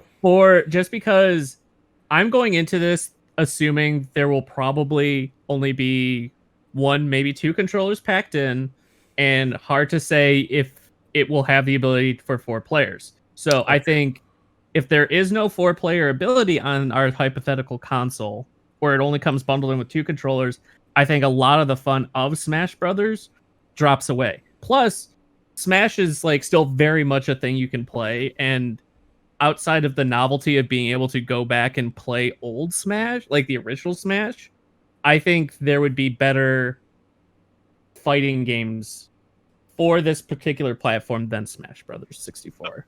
So hypothetically, how many? Is the N64 the first Nintendo system that allows up to 4 players? No. No. Okay. NES and Super Nintendo both had multi-taps. That's right. Interesting. That's right. But so at default, like when it fresh out of the box, it can play up to 4 players. As far as I know, because it's built into the actual. It has design. 4 controller spots. Yes. On the base. Man, I feel like with the N64, like it would be crazy if they didn't do that. Well, they could do 2, but they can also sell the controllers later, and don't forget about like a Nintendo controller. Like they could do multiple controllers. So to me, that argument for not having Smash Brothers is to me irrelevant. I just think that it's just not the best Smash game. That's just you can now use almost everything from the N64 version in Ultimate. Obviously, all the characters, except the model. You can't get that. Would actually be a cool Ultimate DLC. I agree with you. I agree with you. But yeah, stages, things like that are pretty much all in Ultimate. It's the Ultimate. I don't want to like. I feel like with Super Smash Bros. At least this franchise is that there are things about each game that there are people that love the original Super Smash Bros. More than any other Smash Bros. Like my favorite Smash is still Brawl to this day. I don't so just because Ultimate is technically has everything to make those games kind of irrelevant, I guess. At the end of the day, just because Ultimate has everything that to offer in a Smash game, it doesn't mean it's my favorite, it's gonna be the guaranteed favorite or anything like that. I think I think for the argument that everyone loves using Endgame to describe everything, but I'm gonna describe Smash Brothers on the 64 as the Avengers, where I'm yeah, that was great. At the time it was amazing, but then Endgame, right? And so now we have Super Smash Brothers Ultimate that just to me is the pinnacle. I wouldn't even say that isn't even my favorite one. I say Melee, but that doesn't matter. Melee, yeah. That's all. But I'm just saying, in terms of fighters, it's good. I don't know if it's. I'm happy to we could put it kind of put it on there, but I wouldn't be surprised to see it get chopped fairly early on. So yeah, that's Smash Bros. What about the other party games? The other multiplayer party games? Mario Party 2. 2, yeah.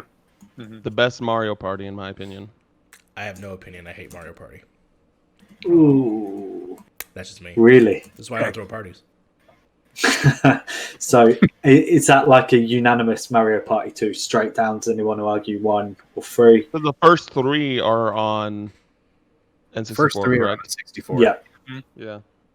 So I think just played them all recently, and I feel like the assortment of maps, mini games, I feel like 2 has the best assortment. Cool. Well, that was far easier than I ever expected it to be, which is cool. Fighting games then. Scott, you said that there are better fighting games to go on this list than Mario Party. Super Smash Bros. What are you think a more traditional 2D fighting game would be better, and Mario had brought it up. Clay Fighter 63 and a third or something. It was some weird title. Yes. Yeah. For the 64 was a lot of fun. Clay Fighter was dope. Clay Fighter just had just a fun. I mean, it's just one of those games that you rent from like Blockbuster, and then like your dad's like not paying attention, so you just playing Clay Fighter. And Earthworm Jim has an awesome cameo in it. The graphics at the time were like edgy, cool looking, but they were not. But still, I just think that I just had way more fun playing that game, more nostalgia for a game that is not accessible today on any standard. My also honorable mention, I don't know if anyone's ever played this, because I'm tell a Rose sad story. My parents were divorced, and so I had to visit my dad on the weekends. I remember ordering pizza and watching Mortal Kombat the movie. But the game that I would play the most was a game called War Gods. Do you remember War Gods? Yes! War Gods War is Gods. terribly awesome and has the worst characters ever. But I'm sorry, it belongs on this list. It's a relic of time.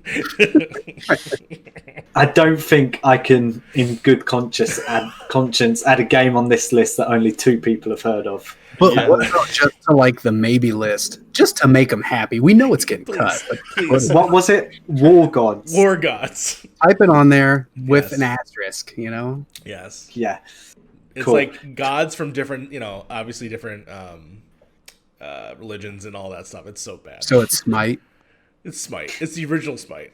The original Smite. Yeah. It's by Midway. Yeah. That's right. Midway. Midway did it too? Okay. Yeah. So So there's a character named Kabuki Joe. Okay. Kabuki Joe. That's right. So, just quickly, tangent. Whilst we're on Midway, Gauntlet Legends, anybody? No. I loved Gauntlet Legends. But I know that it's not going to make it to the list. So I won't even bother trying then. Okay. Do you have a subcategory for wrestling games? Because I can go on forever on that one. I feel like it should be WrestleMania 2000.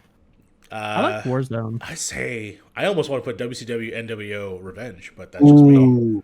Never mind. I would go Revenge. Yeah. Cameron's like, what are you doing? He has an aversion. But then WWE No Mercy. Then there's WWE WrestleMania 2000. There's so many, guys. I would go No Mercy. I mean, I thought No Mercy is the most iconic, but I feel like WrestleMania 2000 built on what No Mercy did. Made it a little bit better. Nope. Okay, that's all right. No, I'm nope. No, thank you, Cameron. thank you so much, Cameron. I'm gonna say No Mercy because it was steeped, I believe, if I'm remembering it correctly, into early Attitude Era, and that is the Stone Colds. That's your early Rocks. Wait, what? Mankind and Undertaker. So I think, and as an actual game, an actual functioning good wrestling game, it actually is pretty great in terms of the moves you can do at the time, but also the way that the finishers looked, the way that the game played, and the things you can do. For the 64 to me was so iconic, and why I think it's still talked about today. Yeah. And why we want a game like that, not like the simulated stuff today. It's because of that game and those games and that ilk. Is that the one where you can create your own championship belt? No, I don't know. I don't remember if you can do it in the 64 versions, but I just remember like being able to customize characters. Whichever one that one was, where you could create your own belt. Sure. That one was my favorite. But I mean, really, I'm good for any wrestling game. I played them all, loved them all. So. Yeah. We'll stick No Mercy on there for now. All right. Just solid. Just because. Solid. Thank you. Just for my heart. Yeah. So there were a few other 3D platformers we've not mentioned. Banjo-Kazooie, we've kind of touched on, but we never debated. Conker's Bad Fur Day, Yoshi's Story, Kirby. Any of those tickling anyone's fancy? I have Kirby on the list. Yeah, I do too. I actually have. I had Yoshi's just because it was like on one of my last slots, and I put it on the list because, it's first party. But like I've heard, I never played myself, but I heard that it's pretty meh as a game. So I'm not gonna fight for that to make the list per se. But Kirby 64, I think should be on the consideration list for sure. So good. Yeah, I never played it, but that's quite a hard one to get hold of. So I wouldn't be particularly adverse to having it on the list just for that reason. Yeah, I've heard, I haven't played it, but I have a friend who is a big Kirby fan, and he says that it's like one of the best Kirby games. It's easily one of my favorite Kirby games. Yeah. Air Ride's up there, Dreamland, but Crystal Shards is top tier. I remember renting it like 4 weekends in a row, but I don't remember anything about it. So, I don't know what that says. Yeah. So Banjo then. Is no one fighting for Banjo? No, I thought Banjo was already on the list. We touched Rare on it. Replay, with it being on Rare Replay, and which is on Game Pass, you can literally play it Yeah. for free right now. I I would just say can't. Like, yeah, it's like, good, but you can already easily play it. It is. It doesn't add arguably- value to it. It is arguably the, outside of like Zelda and Mario 64, it's arguably like the most iconic N64 game. But like, it's easy to access now, man, and it's just, I feel like it would be a waste of a slot. Well, then if we're not going to put Banjo on, then I would go back and say Mario 64 should be on there, just because I feel like we need to have one of those top tier 3D platformers on this thing. I mean, we do have it on the consideration list for sure. Yeah, I'm going to stick it on the consideration list, and when it comes to culling time, we'll see where we're at. Yeah. And then I know that this is a game that Scott really roots for, and I thought it'd be a fun, like, didn't sell a whole lot, but like apparently it's very good. Mischief Makers. It's a 3D platformer. This is for you. 2D. It's 2D. 2D, sorry. 2D. Sorry. So Scott can explain all of that because he's actually played it, but I have it on my list because I've heard very good things about it through Scott. Mischief Makers is just, it's one of those kind of feel-good, kind of smaller budget third-party games that was exclusive to the N64, had a really fun, unique cast of characters, unique art style that just endeared itself to me. And it's a fun 2D side-scroller platformer. It has secret levels, it has collectibles, it has crazy boss fights, and it just had a robot that just shook things and threw people at things. It was fun. So I want to argue a similar game to that, but a 3D action adventure one. Did anyone play Mystical Ninja starring Goemon? I have that on my list. Yes, that's also on my list. That game is rad. Like, yes, ridiculously Japanese. The most Japanese game you will ever play, but really cool characters, genuinely funny. Just an interesting game. Like, I would put that in my top 5 games of all time. A lot of it's kind of nostalgia. So yeah, good. giant robot battles. Yeah, honestly, I love that game so much. I don't think it should make a top 10, probably. But they're really, the Goemon games are good. Yeah. The GoldenEye? No, the Goemon games. Oh, Goemon, yeah. Yeah, so I'm going to put it on there, but he's going to get cold. I will put Mischief Makers on there as well. Since he said the golden word, do we talk about GoldenEye? We do, but I think licensing would be too hard. It's a rare game, but the 007 license is, from what I understand, split between like 3 different license holders and impossible to get hold of. And there was a better shooter called Perfect Dark. Oh, sorry. Turok 2 also phenomenal. I would say Perfect Dark is definitely more refined, but at the same time, also on the Rare Replay. And in terms of just like the impact it made in games in general, GoldenEye was a bigger splash in genre-defining title. I mean, when I say slappers I love only, Perfect you know Dark, what I'm though. saying. Don't get me wrong. I have great memories of Perfect Dark. But I agree. GoldenEye is one of like the most fondly remembered multiplayer games of all time, especially for couch co-op. But like I say, for licensing, I think it would be impossible to do.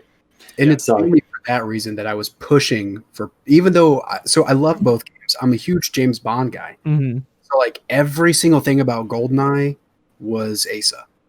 But I liked what Perfect Dark did better, like a new IP, the laptop gun. I mean, just everything about that game. I love the laptop gun. Was more refined, but if we're not going to do it because it's another Rare game and it was on Rare Replay, then I think Turok 2 would be the next shooter to put on there. I think Turok for sure, because to me, Turok just yells Nintendo 64. Yes. For me, personally. Yeah. Turok also just got a remastered That version is on also everything. true. That's true. That is Can't wait. It's good.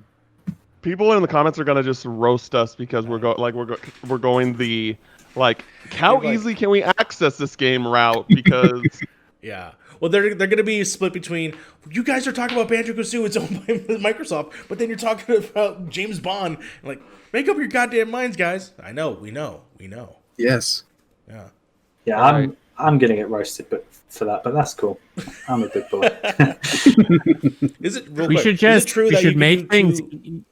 I was gonna say, ahead. can you do two? I don't know if this is a real rumor or not. 2 Nintendo 64 controllers, and you can do 2 sticks to play GoldenEye, or is that fake? I heard that. That's fake. I'm sorry. I don't think that's real. That's Please in the comments. maybe on a let me know. fan mod or something. You can do well, it. anyway, I but- started blasting. 2 slappers. Cool. So we are in the free-for-all zone. We've probably got 8 minutes to kind of shoot through the last few games we want to get on the list. That'll give us another 8 minutes to then chop down what we've got. Okay. So all the games that are on my top 10 we have spoken on. So I am content with Star Wars Rogue Squadron. Yes, and I was also going to bring up Star Wars: Shadow of the Empire. Star both Fox on 64. PC. Want to mention both on PC. Damn you! Yeah. So Wait, Shadow of the Empire's on PC? I gotta buy it. Oh yeah, you're right. It is. It is. It's on Origin. Damn, I gotta buy And it. Steam. Let's break it down. Star Fox 100%. Yes. Yeah. That would break my top 10. Let alone anything else. What else did we have? What Star Wars games were there? Shadow of the Empire, but you can cut it. Oh yeah, sorry. That's fine. Can we include Quest 64 just to piss people off? I thought about it. Can we put Quest as the RPG representative over Paper Mario just to get the No. hate comments? No. Absolutely not. I'm not even playing your game, Scott. No. I've got an RPG to replace Paper Yeah, Mario. no. Paper Mario is like my number 2 game on this list that I want on the. Hang on, Asa, did you say you've and I got was another joking. RPG? I know. I know. I was Go going to on. say Ogre Battle 64 as Oh, yes. 100% behind that. like I didn't play, and that's the thing is I didn't play Paper Mario on 64 until later, and it just didn't jive with me like the other Paper Marios did, and I feel like Ogre Battle still holds up. Persons of lordly caliber. Yes, Hell yes. So good. I'm and it behind really that. started to introduce that tactical RPG to people. Cool. It's on there. It's not going to make the final cut. Let's be honest. So I'm trying to write my own list here just to keep up on my end. What wrestling game did we end up putting as WWF our... No Mercy. Okay. Okay. Yeah. So anyone for Blast Core? Not for I me. would know. No, it's Mm. good. That, Sorry. that was a hard no, that one. What about, there was one more that, Jet Force Gemini. I know it's Rare Replay. Rare Uh, Replays, come What on. about Bomberman 64 Second Attack or Bomberman 64? Man, I loved Bomberman 64. Guys, we didn't talk about any sports games. I have a few. We You have did to put 1080. that- we have to put NFL Blitz. Yeah, Blitz, Slugfest. See, for me, It's above the UK perspective, like Sorry. that's not going to do a lot for the audience over here. That's like me saying World Cup '98. You guys would probably go for the most part. Yeah, I'm good with that. That is fair. Yeah, For Ricky, me, You were in Chicago it's in the all- streets. You were playing NFL Blitz. For me, it's all just sports ball.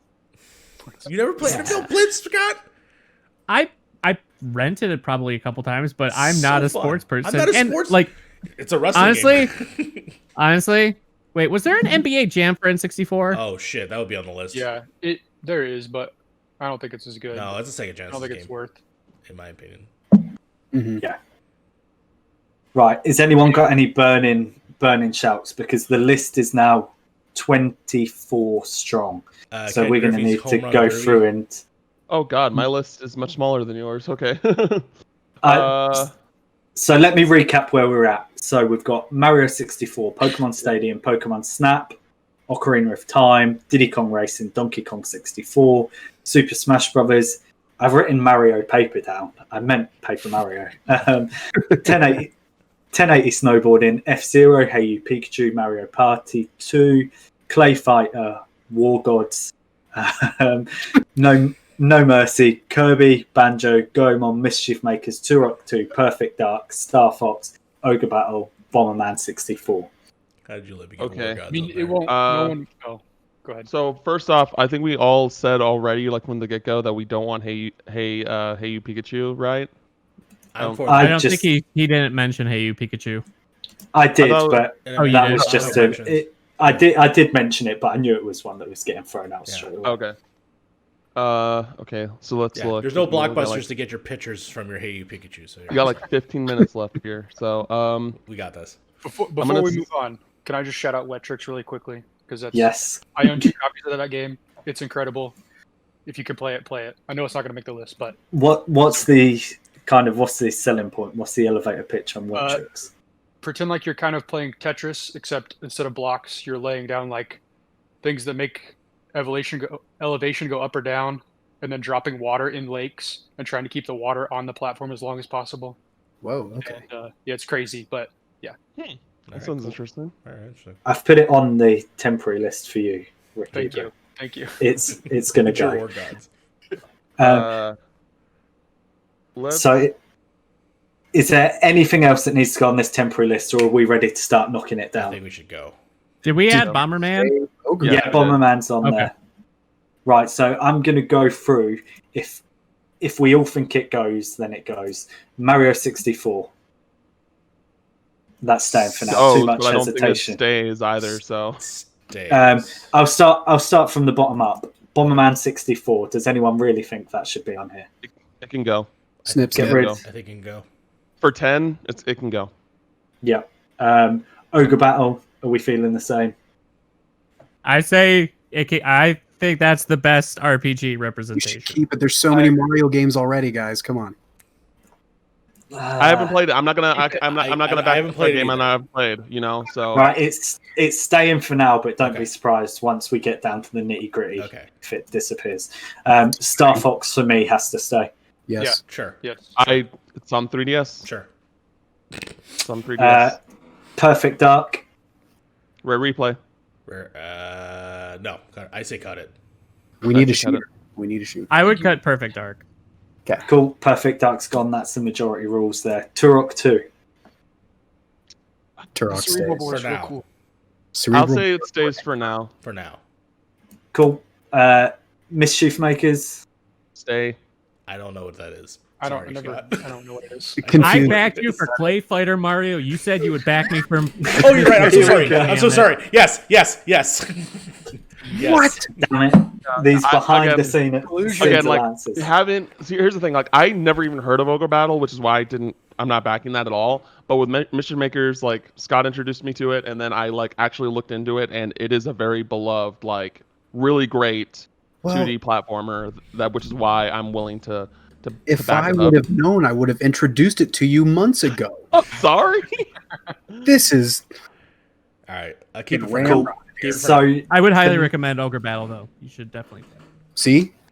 for now, Mischief Makers stays. For now, Mischief Makers stays. Wait, did we put GoldenEye on the list or no? Or are we literally cutting it for licensing? Because that's the shooter, but that's just me. I thought we were cutting Goldeneye because of the license. I say, Yeah. why though? Because it's going to be too much of a mess to try and get it. Listen, we don't actually have to do paperwork. That's all I'm saying. This is like what we want to do. Like even for me, I wouldn't have GoldenEye on the list personally. So I would put GoldenEye way above Turok 2. That's what I'm saying. That's what I'm saying. That's like my number one. In a perfect world, I would too. But I thought. Right, so I'm winding back everything I've said. I'm vetoing. This is a shitstorm. It's all gone wrong. We're sticking GoldenEye. We're forgetting licensing. It's ever a thing. We're 50 minutes into the panel, and I've just thrown the book. Right. So GoldenEye's going on there. I just don't think, in good conscience, I can say yes to WWE games and whatnot. Whoa! But Sorry, top in 10, terms of licensing, sorry, let me wind that back because I imagine there's some old school music in the WWE games. I can't remember now. They can afford it. They can absolutely afford it. They can swap it out too. Okay. Go him on. Go in. Fine. I say keep it. Fine. I would keep it. Fine. WWF, no mercy. No, you can take it off. go You him can on. take it off. Take it off. Take it off. It's fine. Go Oh. on. War Gods? Yeah. I just haven't played. I'm sorry. That's fine. Have a look at it, Cam. You don't have to worry about. Have a look at it. Banjo. Stay or go. It's on rare replay, man. I'm sorry. It's either that or Mario 64. We are saying right here that Banjo-Kazooie is a fucking phenomenal game that everyone should play on rare replay. But it is on rare replay. It's got to go. I'm sorry. Ace, I'm Logan. sorry. I'm sorry, my man. No, it's all right. It's all right. I just have to get it. Everyone right. say sorry It is to a at fantastic Logan game. Moore. Anyone who thinks otherwise, I don't know, reevaluate. Listen, commenters Mario. below at Moreman12 say I'm sorry. No context. Thank you. Yeah. So we're happy as a group to chop Banjo, yeah? Yes, buy Banjo. We're not happy about it, but Play it on rare replay, or just go to a mom and pop shop and just buy it on a 64 and buy a 64 and play it then, and there you go. Kirby? I think it Kirby should stay. It should stay. Yes. I'm fine with that. I kept thinking you At were least saying for now. Kobe, like thought he Kobe said it Bryant. too. It was like, I thought when it was did we put Kobe Bryant basketball on? Damn accent. No, that's fine. I was like, So Kirby stays. Yes. Yeah, I Kobe think stays. Kirby yeah, should first stay round, for I now. would say For Kirby now, can yeah. stay. Wow. Wow. You're going for blood next Holy round shit, then. Scott. Okay. No mercy. Cut it. Fine. Stays. It's fine. I love What? you. Oh. Cut it. Yeah. Cut Mario it. Get out of here. That's fine. I'll make my It's own gone. goddamn Nintendo 64 bootlegs with 120 games. I've already crossed War Gods off. I agree with you. It's okay. I'm fighting for Clay Fighters. Yes. That's next. Are we really saying Clay Fighter Yes. stays? Yeah, we need a good. No. We need a fighter. We're not No. voting Smash. No, I'm getting. We're not no. voting Smash. We need a fighter. I've never heard of Clay Fighter, so I'm sorry. You've I'm not heard gonna of back Earthworm something Jim. up. You've heard of Earthworm Jim. Yes. Right? You don't You've care seen about Angry Earthworm Snowman Jim. I don't somewhere. care Come about on. Earthworm Jim. Are we all thinking of the same Clay Fighters? The Clay Fighters that got panned, and is pretty much known as being a fairly bad game, right? Yes, we're talking about that one. But 63 and a third, baby. That's Why right. did Yes. it's a fun fighter. Ricky, and we help need me. a good fighter on this. Save me on Right. this, Ricky. Kind of zany. There's, They took There's away 6 War of Gods us. and No Mercy. Yeah, we Sorry, got like- no mercy, no Smash. We need Clay Fighters. Yes. we haven't said no Smash yet. We've made arguments, but right, Acer, Smash or Clay Fighters? Clay Fighters. Clay man. Fighters. Clay Fighters, man. No. Clay Fighters. Because if I'm gonna play No. Smash, I'm playing Either. Melee. I'm playing Brawl. All right, let's do rules. All right, everyone, Smash Brothers. Raise your hand. I'm going Smash. That's 2. That's 2, Are baby. we really? That's 2, baby. Clay Fighters. Let's see them. Fighters win. You guys are crazy. You guys are insane. Wait, what about Ricky? What did Ricky He say? abstains. There's the neither option. Is there an His option? Nope. mail-in voting did Yeah, not arrive. he can have a neither option. That's only one vote No, for neither. abstaining is It will- stupid. He's going to be like most millennials this year. You are complicit, Ricky. You are complicit. Ricky making my dreams come true. Hold on one fucking second here. Clay Fighter 64. I want to see this shit. Hold on. Hold on, you can look afterwards. Whilst you're doing that, Cam, Yes, right? yes. Mario Party, stay or go? Stay. Abstain. Wet Tricks, are we goodbye? Stay. We It need was a cool to Tetris hear game on about this it, list. It sounds cool. Yeah. You know, But out. but Out, Yep. sorry. F-Zero. Out. For me, it top 10. stays. Wait, Top what 10, man. racers do we It's have, top- though? It's 10, man. We've still got on there 1080 snowboarding, although debatable if it's a racer. Actually, I'm going to back F-Zero. I'm going to back F-Zero. Cool. We can have both. F-Zero. We can have both. I think it stays. Yeah, Stay. All so right, that's F-Zero stays. that's staying. If We're we're down making to like Clay Fighters stay, I'm gonna make F-Zero stay. we're down to like 3 minutes. So let's. Oh no. Oh shit! Really? Oh god. Yeah. Okay. Okay. So quick fire round. 1080 snowboarding. Yes. Stays. Stays. That's free. Yeah. Paper Mario. Stay. Stay. Sure. Yeah. I don't. Donkey Kong 64. No. No. Get it out. Please. Kick it out at this point. At this point, Yeah, we gotta kick it out. Diddy Kong Racing. Stay. Stay. I think if there's like I think we're at this point, especially on limited time, where like if someone's like hesitant, if there's like more than one person hesitant, then it probably should go, because yes, we're kind of limited. Yes. Ocarina of Time. Stay. Yes. Stay. Stay. Sure. Pokemon Snap. Stay. Stay. Stay. Stadium. Gone. Stay. Cut. Stay. Gone. Stay. Gone. What? Cut. What? Bye. Cut. You guys are wild. You guys are wild. Gone. insane. Stadium's You're gone. insane.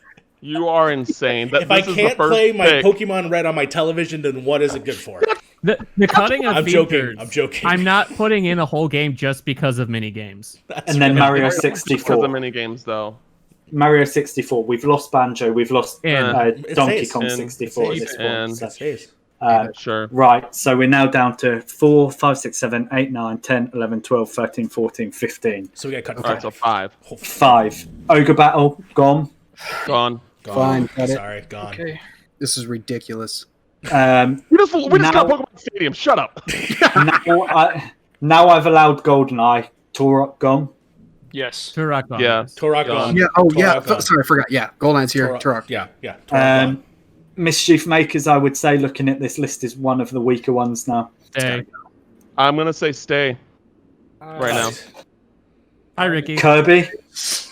I think Kirby should stay over Mischief Makers. Yes. Kirby over. Kirby or Mischief?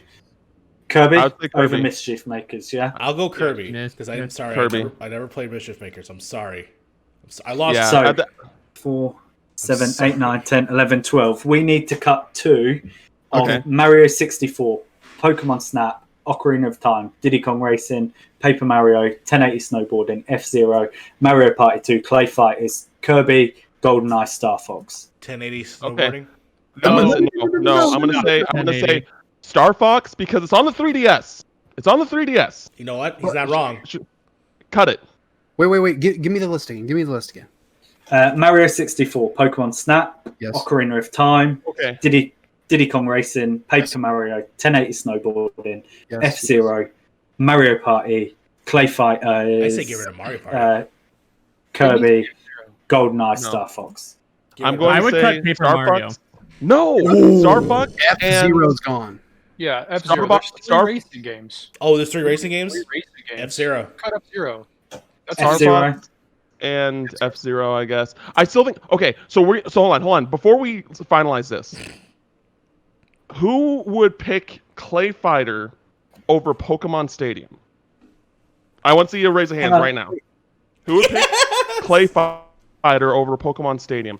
Asa, put your fucking hand down. I don't. Okay, listen. Only because I want a good fighter. I want a good fighter. That's it. That's not a good fighter. I'm looking at the fucking You game don't right know now. it's not a good fighter. You don't know it's not a good I fighter. had You so admitted much to fun not with even knowing about it. So you Let's can't say fucking go. Sam even said that it was received poorly. But we cut off a wrestling game. If we're not getting a wrestling game, then I want Clay Fighters.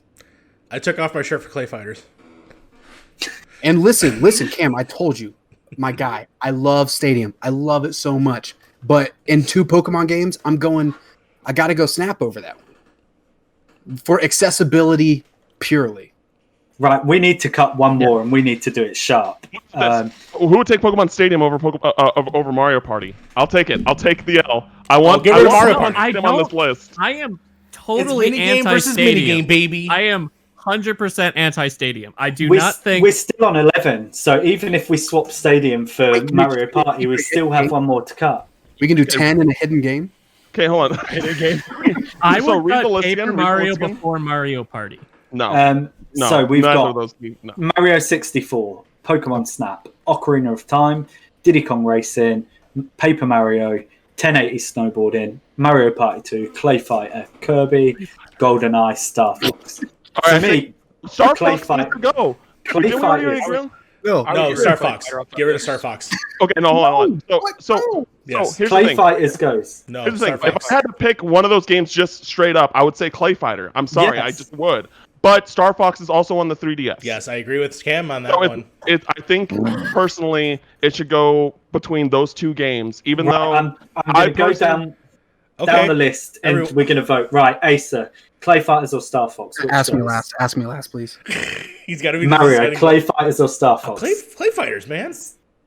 Wait, to keep or stay? Are we voting to keep? Wait. Yes, that's right. Make that clear. We're voting. Your vote is to keep. Vote to keep, yeah. Clay so Fighters. Clay vote to Fighters, Cam, Star Fox. Scott, Clay Fighters. Ricky. Star Fox. I'm Star Fox, so that's 3 for Also, Star I took my Fox, shirt 2 for off. Clay All right? Fighters. I took my shirt off. Asa, you like. I took my You've got shirt the. off. If it's a draw, we just. We have no don't know what flight. happened. We have no flight games too. So it's 10 games. You're gonna have to Listen. Oh no. listen. No. Please tell me you have a no. Yes. Clay Fight that, that one's is- on GameCube. I know. So That's a that doesn't very poor count. example. Very Different poor game. example. I was just Right. saying, I love Star Fox more than I love It's got a Clay twist to it. Fighters. We're Okay. locking it. That's the list. We are Yeah. done. We- Cool. So We're the limited on final- time. Mario, We're Mario, limited on Mario, time. Mario. I typically would have gone Clay Fighters, but it's Sam's fault. He bullied me. He bullied me into putting my furry love against Clay Fighters. Am I going to pick an angry snowman, or am I going to pick the sexy beast right here? I still can't believe What we do you don't want me have to do? Pokemon Stadium. So, right, our final list is Mario 64, Pokemon Snap, Zelda Ocarina of Time, Diddy Kong Racing, Paper Mario, 1080 Snowboarding, Mario Party 2, Kirby, The Crystal Shards, GoldenEye, and Star Fox. What? For me, despite the arguing, I think that is a good list Yeah. overall. So that's it. That's our panel. Thank you, Mario. Thank you, Ricky. Thank you, Scott. Thank you, Cam. Thank you, Asa. Thank you, everybody, for watching at home. I've been Sam Woods, and this has been our Dual Shockers panel. Good night. Bye, everybody. Play Mischief Makers. Clay Fighters Or dog. Witcher. You did me dirty, Mario. You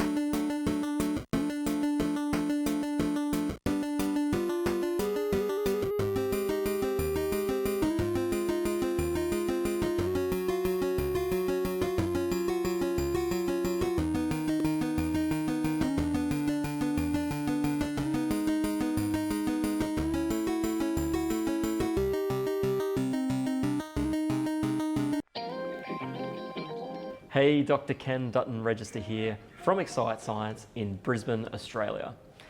Excite Science is a creative studio explaining complex science in fun ways. And at this stage, we're really focusing on cancer education, from cancer-themed escape rooms to virtual reality to AR-driven art galleries. And the project that I'm talking about today is Malignancy VR. As a cancer researcher of over 10 years, I know firsthand, talking to the general community, that there's a lot of misunderstanding and core fundamental knowledge gaps of what cancer is. And this isn't surprising because cancer is incredibly complex. But are there new technologies or new ways, new communication strategies that we can be using to engage in a broader audience to teach them about cancer? And more importantly, reach those audiences that aren't even thinking about cancer or aren't really even engaged with science in general. A good colleague of mine, Dr. Elke Hacker from the Queensland University of Technology, really wanted to explore whether virtual reality could be the answer. So to explore this idea, we partnered up with Real Serious Games. And for Malignancy VR, we wanted this as a sort of first step to show some of the challenges with modern day cancer treatments and how not all the time can they be successful.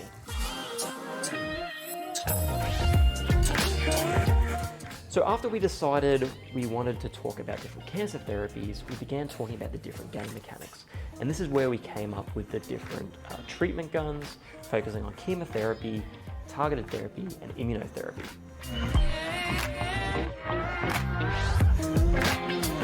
Our plans for Malignancy VR is to expand it into a multi-level game.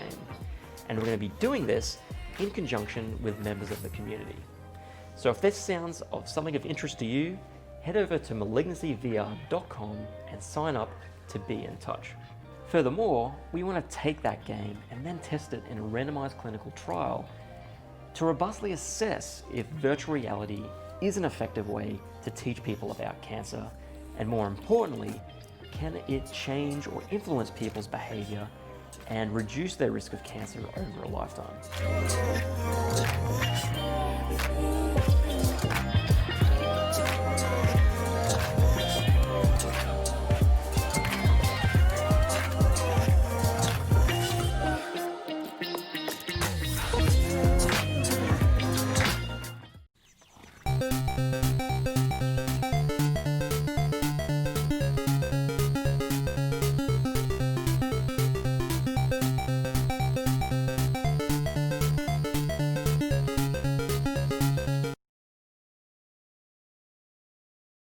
Hello, PAX Online. Dallas Kemp here from Atomic Mass Games, makers of Marvel Crisis Protocol.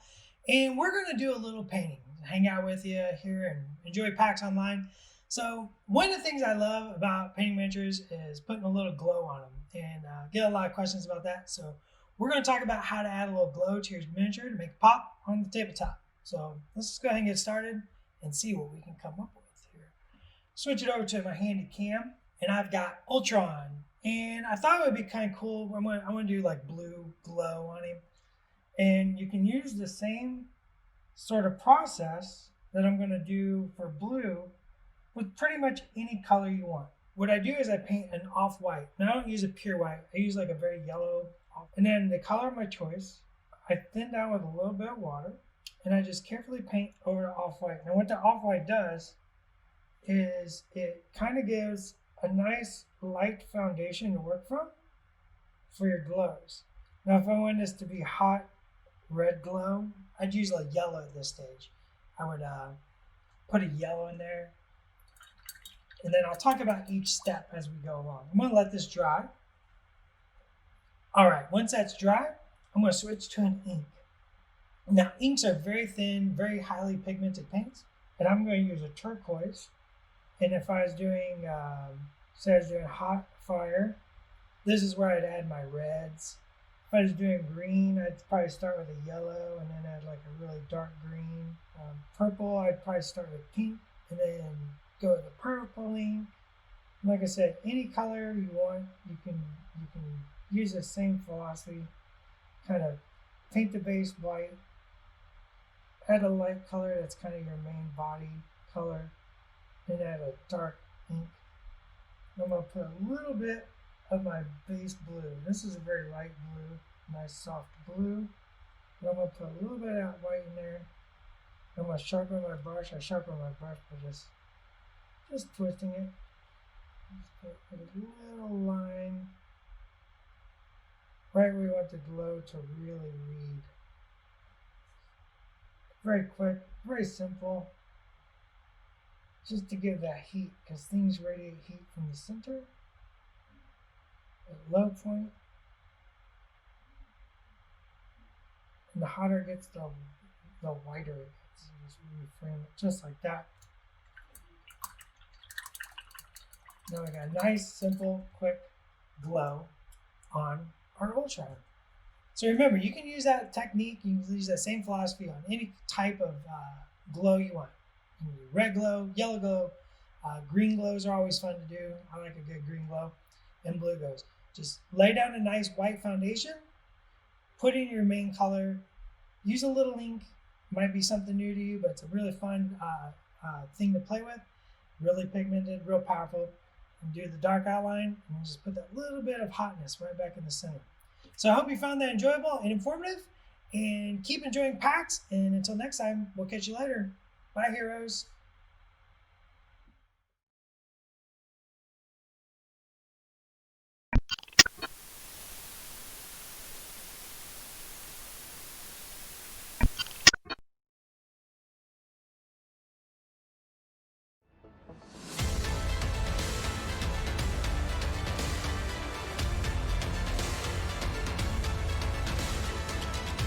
Experience the essence of role-playing by being a game detective in a cyberpunk world.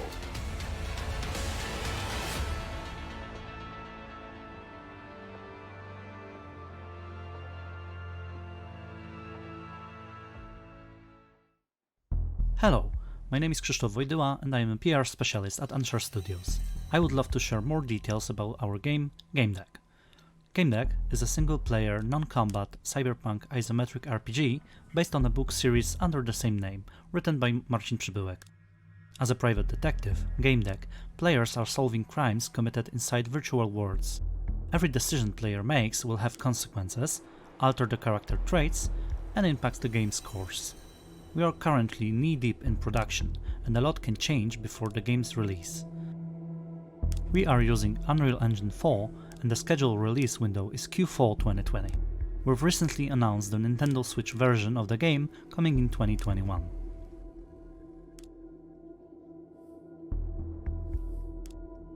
GameDeck emulates the nature of tabletop RPG by focusing on multiple, choice-dependent character-building scenarios. The game adapts to the player playstyle. We want to celebrate the creativity and individuality of our players and offer them as many options for each quest as possible, as well as use those in-game decisions to engineer the character of the player's avatar.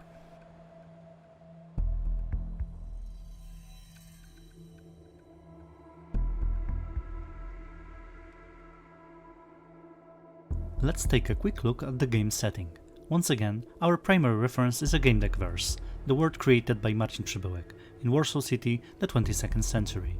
The world natural environment has mutated and become hostile to humanity, and humans are forced to live in the cities fortified from an aggressive ecosystem outside. But in the fight for resources, the trapped population is divided into the haves or have-nots. Many chose to escape into Virtualia, virtual games that enable them to forget the world's horrors and fulfill their fantasies, however dark they may be. The idea of virtual worlds in GameDeck allows us to create various settings for our cases. For example, players will explore the recreation of the Wild West farm stylized as a free-to-play game called Harvest Time, or a dark and kinky world filled with intrigues and not entirely appropriate activities, twisted and perverted. Thanks to our successful Kickstarter campaign, we'll add the world based on a 7 The Days Long Gone game made by Fool's Theory and AMGN Pro, or a Cthulhu Virtualium based on Lovecraft's novels. So, how the gameplay look like? As you can see in the video, the player gets a case to solve and heads to virtual reality using couches. Inside the game, the player needs to interact with NPCs and other player characters to interrogate them and gather information. Exploration is a huge part of GameDeck. Clues can be found anywhere in the game world. Access to a dialogue option depends on the player's previous choices and acquired knowledge. The Codex is a holistic map that links NPCs, companies, locations, and other case-relevant objects. It contains a deduction field mechanic where a player can unscramble facts and evidence to conclude a case. An essential part of a deduction in GameDeck is the absence of a fail state. Instead, case revelations present moral dilemmas. Players can base their conclusions on personal ethics, lawful integrity, or a sense of poetic justice. A game deck will remain neutral to their choice. However, the character within it will respond to the player decisions according to their own ethical and personal beliefs. The character will be crafted through a series of questions at the beginning of the game. It will allow the game to choose the most relevant aspects and backgrounds for a character. Those will have an influence on the early steps of your investigations but are not set in stone. Players will be able to choose their own playstyle and further define the detective using aspects and professions. It's entirely up to you how the story will unfold. Remember, you are the sum of your choices.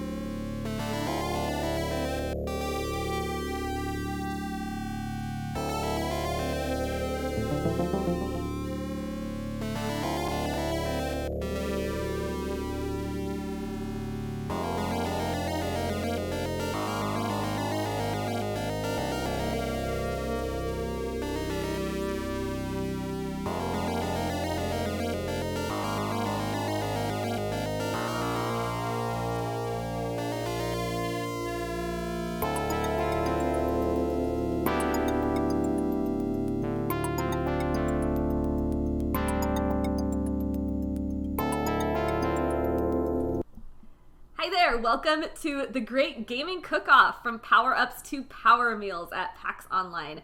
I'm Rebecca Valentine, I'm a senior staff writer at gamesindustry.biz, and I have with me 5 of, honestly, my food idols. All 5 of the people surrounding me have transformed all kinds of video game food into real life recipes that you can make through various cookbooks, blogs, videos, and other projects that they have worked on. So I'm gonna let them introduce myself. I'm gonna start from, I guess, my left or right, or whatever direction this ends up being mirrored. We have Peter over here. Peter, who are you and what have you done? Hi, my name is Peter J. Abreu. I am the lead chef and author of the Legends Cookbook. It's a Breath of the Wild inspired cookbook. You also worked on another cookbook, but I'll let Alyssa over there. I don't know. Alyssa will also talk about that one too. But yeah, I've did a Breath of the Wild inspired cookbook, and then I'm also working on a few other future projects with video game cooking. Awesome. And actually on my screen, Chelsea is right above you, so I'll let Chelsea go next. Hi, I'm Chelsea Monroe Castle. I've written a number of fictional food cookbooks, including a couple of video game cookbooks. I've done the Hearthstone, World of Warcraft, and Overwatch cookbooks. Awesome. That throws it to Alyssa, who's next to Chelsea. Alyssa, how about you? Hi, I'm Alyssa. I worked on Mother's Cookbook with Brian, and I worked on Legends Cookbook with Peter. And we're also working on some future cookbooks, like 3 Houses, and some other ones in the future. Awesome. Brian, with your little pile of chefs behind you, how about you? My name is Brian Connor. I was the lead chef on Mother's Cookbook and run a blog called Level 1 Chef that I've been doing stuff for, about 5 years now. Awesome. And Victoria? Hi, yeah, my name is Victoria Rosenthal. I have worked on the Fallout and Destiny cookbook. I also run a food blog that's now almost 9 years old called Pixelated Provisions, where weekly I try to recreate foods from many, many video games. Awesome. Well, welcome and thank you all for joining me today. Anybody can start. It doesn't matter who wants to talk first, but I would love to hear from each of you about how you first stumbled into the very unusual and wonderful world of making video game food. Do you want to go like the same way? Any way you want. You started talking. Now you have to go. Okay. So let's see. I had the idea of having a cooking show when I was in college, and I think I was playing Majora's Mask for like the 80th millionth time, and I said, I wanted to make Chateau Romani, so I had the idea of making a cooking show, and on my YouTube channel, which was normally at the time, I've done a lot. I was first a Pokemon tuber, and then I became a just video guy. We're talking about my favorite games, and then I was like, all right, fine, we're just gonna try cooking. So I did Cuckoo's Kitchen, which is my show, and I did Chateau Romani. I fell in love with the aspect of just trying to create something that's fictional into reality, because everything, in my opinion, has its roots connected somewhere in culture or just in someone's food, So I just, decided to do it, and all of a sudden, it started picking up traction, and people fell in love with the show, and I've been cooking video game food since, even though it has nothing to do with my career or profession, but it's a fun side hobby. Come on, don't be shy. How'd you get into video game food? I started a food blog back in 2011 originally, just for friends. I was like, you know what, let me start cooking food and doing things. That lasted about 3 months because I got bored. There was no theme or anything to it. And then I got that same itch a year later, and I was like, you know what? I really like video games. And there's a lot of food in video games. And this was actually around the time Guild Wars 2 came out. And the cooking system in that game was just so detailed. I was like, I could do some of these and recreate these to look like they do in the game. And then since then, I've just been making tons of food. I mean, I've done crazy things. Like now I'm experimenting with bug snacks that are bugs that you can eat. Those are weird, and it's been a weird process to try and figure that out. But I love how much developers have put thought and care into putting food in games. Yeah, I saw you tweet Yeah, I saw you tweet very shortly after the Bug Snacks trailer. I saw you tweet the googly eyes on a cookie sheet or something. It's funny because I do know I went to college with half the team, half the young horses, so I've known them for a while. My husband's actually helping with some animations for it, so I do have some insider knowledge. So I did know it was gonna be a thing. So I was like, okay, this is perfect. I can't wait to make things. And then when I tried the snails, I was like, oh, we got real close, but these look real sad. Oh. It was just funny also doing it on stream too, because I was like, you know what, people will love this. And I was just like, yep, I'm on an episode of Nailed It right now. That's amazing. Oh, we have a visitor. Oh god. Amazing. Hey, I was worried mine would show up at some point too, but no, we're just here. What a great kitty. All right. Maybe we can put him on the non-mic side here. No, kitties are welcome. All right. Everyone loves a good stream cat. 11 o'clock is cuddle time. Of course. Yeah. All right, who's next? There we go. I can go since I'm a spectacle at the moment. I came at video game cooking sort of sideways, actually, because I did the Game of Thrones cookbook and food blog, which has now evolved into other things. It's in at the crossroads. And after that, I was approached and asked if I wanted to do the World of Warcraft cookbook. And as it so happens, I already had an enormous list of ideas of what a World of Warcraft cookbook would include. So I said yes, very excitedly. And so I've done a couple of video game cookbooks for Blizzard, which has been really fun. And every single one is a weird, different challenge because some don't have food in them per se. So it's kind of tricksy, but fun. Always fun. Alyssa and Brian. I can go next. So when I was growing up, I was really into a great game you might know called Earthbound, and there are a lot of very strange items in that game, food being one of them. There was a specific dish called Peanut Cheese Bar that is sold by Mr. Saturn, and I always thought that would be so weird to eat, and as that stuck in my head over some months, I was like, oh, well, I guess there's like peanut butter and cheddar crackers, like there might be a way to actually make that in real life. That would be neat. And then like that was it for so long. When I was in college, I was originally a chemistry major and cooking for myself for the first time. And I got really into a show called Good Eats by Alton Brown on Food Network. And I really liked how he explained cooking and cooking methods and different ingredients and everything with this kind of science, Bill Nye, the science guy background. And I felt like that was very accessible, and I liked that. It actually convinced me to shift completely my major from chemistry to culinary arts.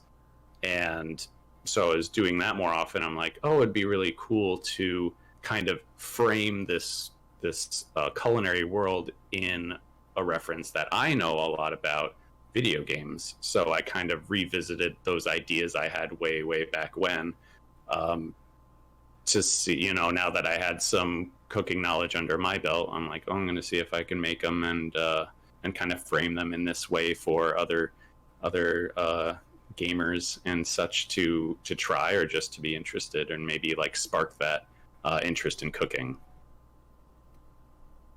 Alyssa, how about you? I've always loved to bake. I think my first experience cooking a video game food was when I was like a really young kid, and I wanted to make the Poffins from Pokemon, and they ended up being like these disgustingly off-red muffin type thing. And I mean, I guess they weren't bad, but that was like my very first experience with it. And as I got older, I ended up getting into jobs where I could bake. I worked at this coffee shop where I did most of the baking throughout the day, and as long as I made banana bread and chocolate chip cookies, they left me all of the creative freedom I wanted to bake whatever I wanted. So I ended up realizing that what I wanted to do was get into some kind of profession where I would do some kind of pastry type thing. So I decided to go to culinary school, and one of my friends asked me if I wanted to start making cookbooks, and they just happened to be video game cookbooks. So you all have done at least one cookbook. You all have either done blogs or videos or some other form of working through video game food. What is your process like? How do you, Chelsea? You say you make lists. How do you go about finding food in video games that you want to make and getting that whole thing started? I start with a deep dive. Usually lasts a couple of weeks, depending on how familiar I am with the IP. And I first look at, are there any foods in the game to begin with? If there are, awesome. That's so much easier than coming up with things from scratch. Because then you have maybe a sense of what things should taste like, what ingredients they include, what they should look like in some games. If not, you look at the world and you look at what the influences are, if there are any parallels to cultures or regions in our world, if there are no foods that you can cook in the game, maybe there are ingredients that you can get from kicking open a barrel, things like that. And then I sort of look at all these various lists that I've made and go from there. Something like the Overwatch cookbook was character based, so it pulls from our world a lot, which is, you know, a real setting, a real world, but kind of flips it a little bit to try to match the personalities of the various characters. Things like that. I mean, something like Elder Scrolls, there's a lot of food in there, but not enough for a whole cookbook. So, you know, you kind of fill in the blanks based on what information you do have. Right. Because I've worked through both your World of Warcraft and your Elder Scrolls cookbook, and the difference is really interesting because the World of Warcraft I mean, there's so many different foods in World of Warcraft. Like, you can pull from all different kinds of cultures. There are some, you know, through lines, right? But there aren't, you know, it's not like consistent throughout everything. But then the Elder Scrolls cookbook, like, it's a lot of cheese, like lavender and honey and apples, because that's the stuff that you find just sitting around. Rye. I learned a lot about rye. The Elder Scrolls one. Right. It's finicky. Yeah. But everyone else?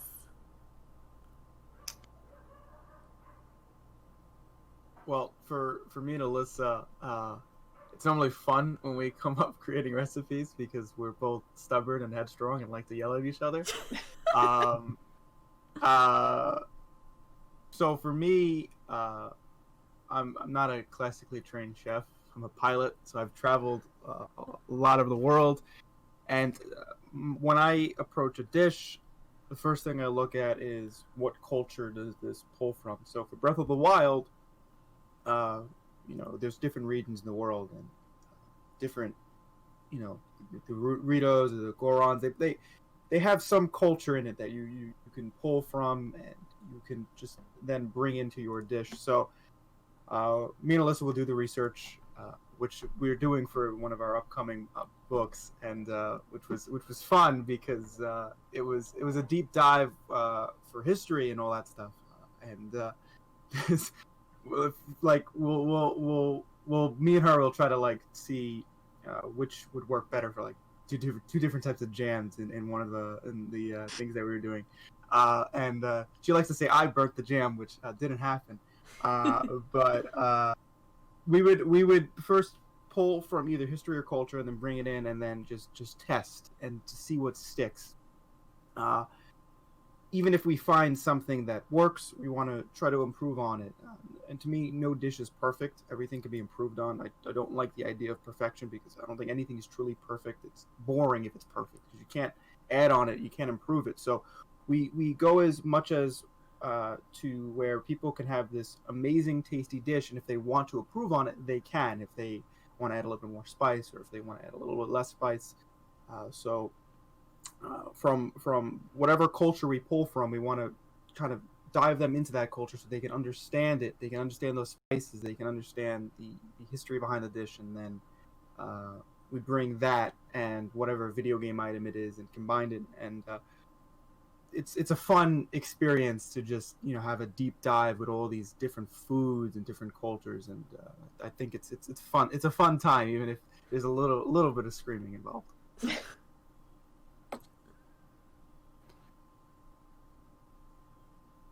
I'd say my method's kind of similar to theirs, where I really like to look at different cultures and tell people, hey, it's not scary to go into different grocery stores. Just go figure it out. Go expand your pantry. Go do that. So you're able to like get a little piece of culture and kind of start your way into different styles of cooking. Because, I mean, there are a lot of gamers who are just used to eating very simple fast food and stuff. So I just want to... I know one of the big things I heard with the Fallout book was, there's too many spices in here. I had to buy too many weird things. And I'm like, well, one, I went weird with Fallout because I was like, let me make things that are kind of modern day, but kind of weird because we had a nuclear war happen. So things have to be slightly off. Nothing is exactly perfect. So throwing in extra spices in was a big thing. So it was definitely like, oh, okay. But I think the Destiny book does it extremely well. Because Destiny is not a game known for food. I think when I heard about the project, I was like, Destiny? Oh, yeah. I played the game. There's a lot of guns. and spicy ramen. I was like, okay. And then it was funny. And right after they had their big dawning event, so they actually had a bunch of cookies. So I was like, perfect. You gave me some things. But it was a lot of diving in and looking at like specific characters, specific regions of the world, and going, okay, what kind of cuisines would have existed before, during the golden age that exists there? What kind of foods would these characters eat on their day-to-day lives? People who are out and about doing field work, or people who are living on a farm at that point. So a lot of it for me is just like looking at things. I much prefer games that have like food in it, because it makes my life a little easier by a lot. Like Fallout was great because most of it are based off of items that are in the game. Had to do a similar thing with like you did with the Elder Scrolls book, where it's just like, okay, there are carrots, not a lot of like typical carrot recipes. Let me just add a few more carrot things, or a few more different recipes that are like, okay, let's do this. Yeah.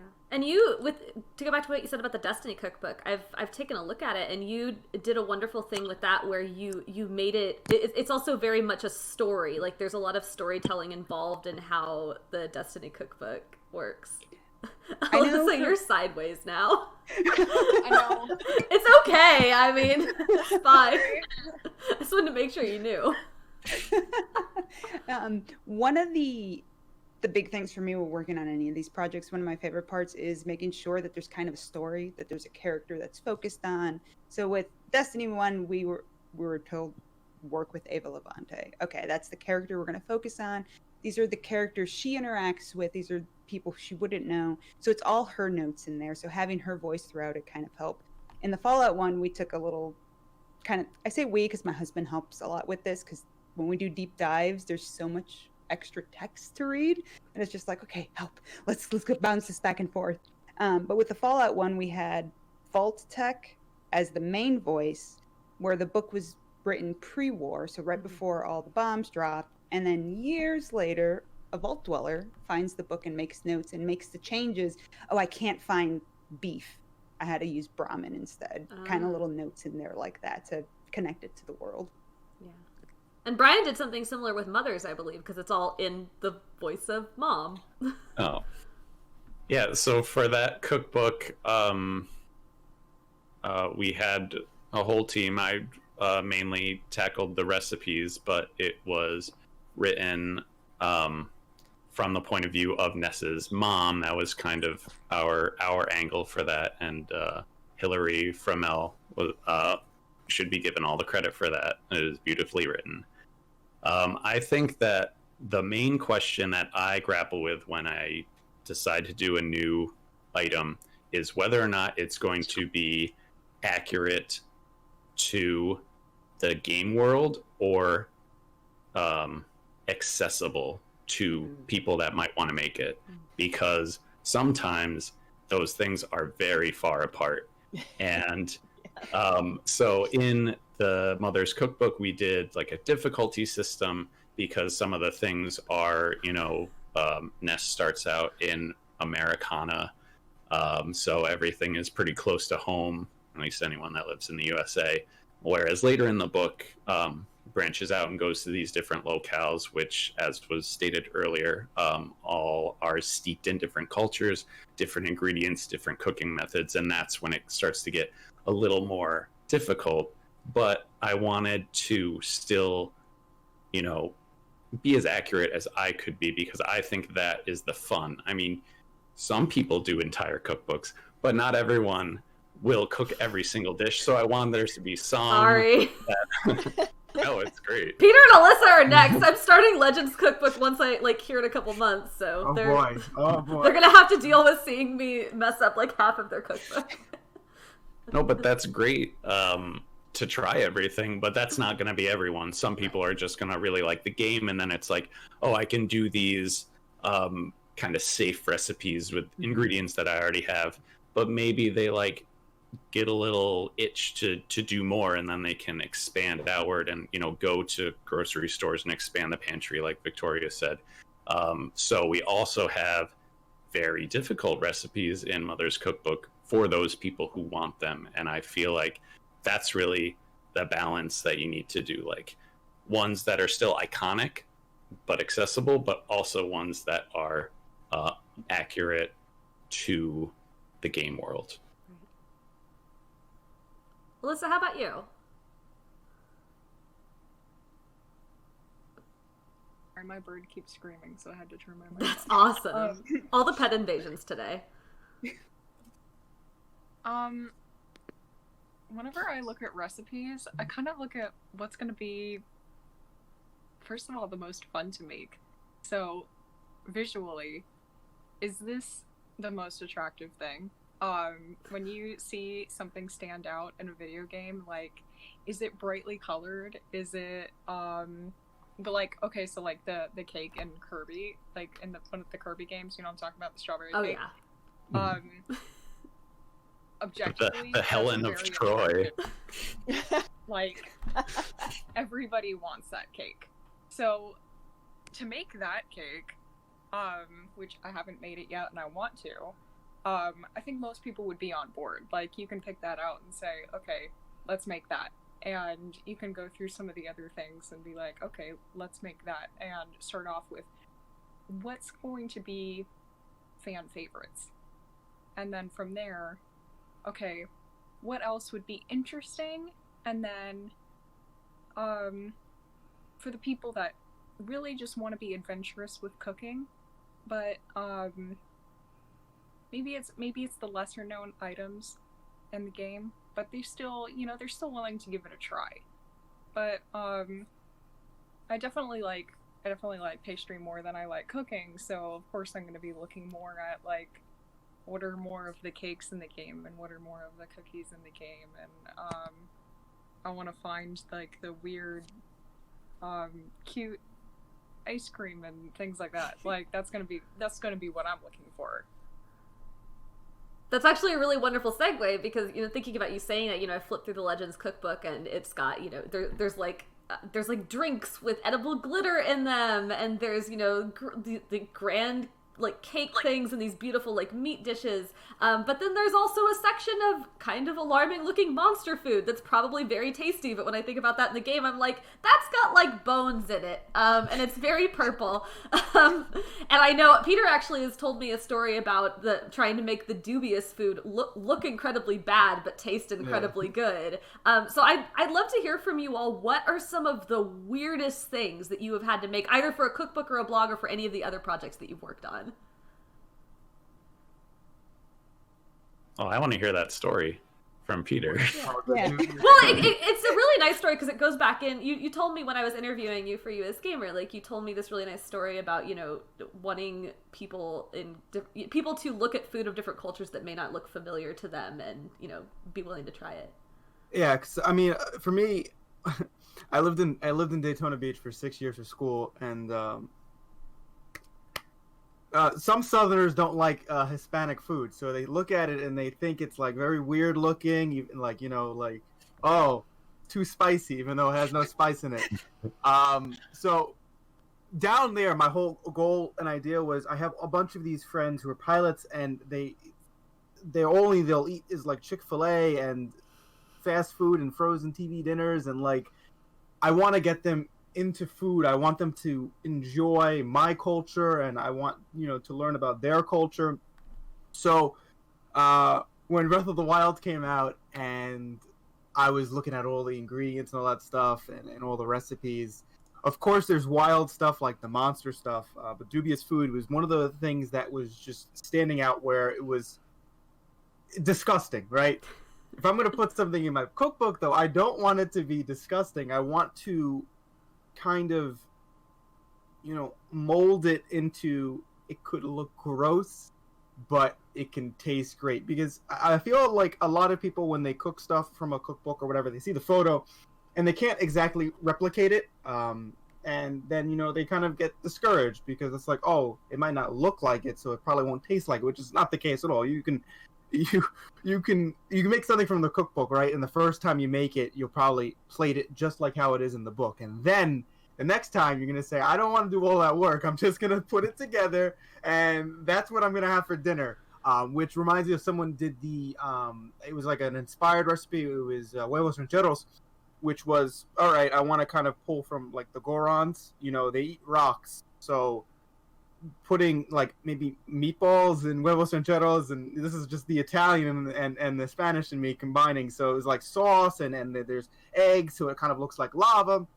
And the first time someone sent it to us on Twitter and in our Discord, they plated it super nicely, and the next time they were just like, whatever, I'm just gonna throw it on the plate, and this is what I'm having for breakfast, because that's how it is for me. Like, I would, for the books, I make sure that I can make it as appealing and beautiful.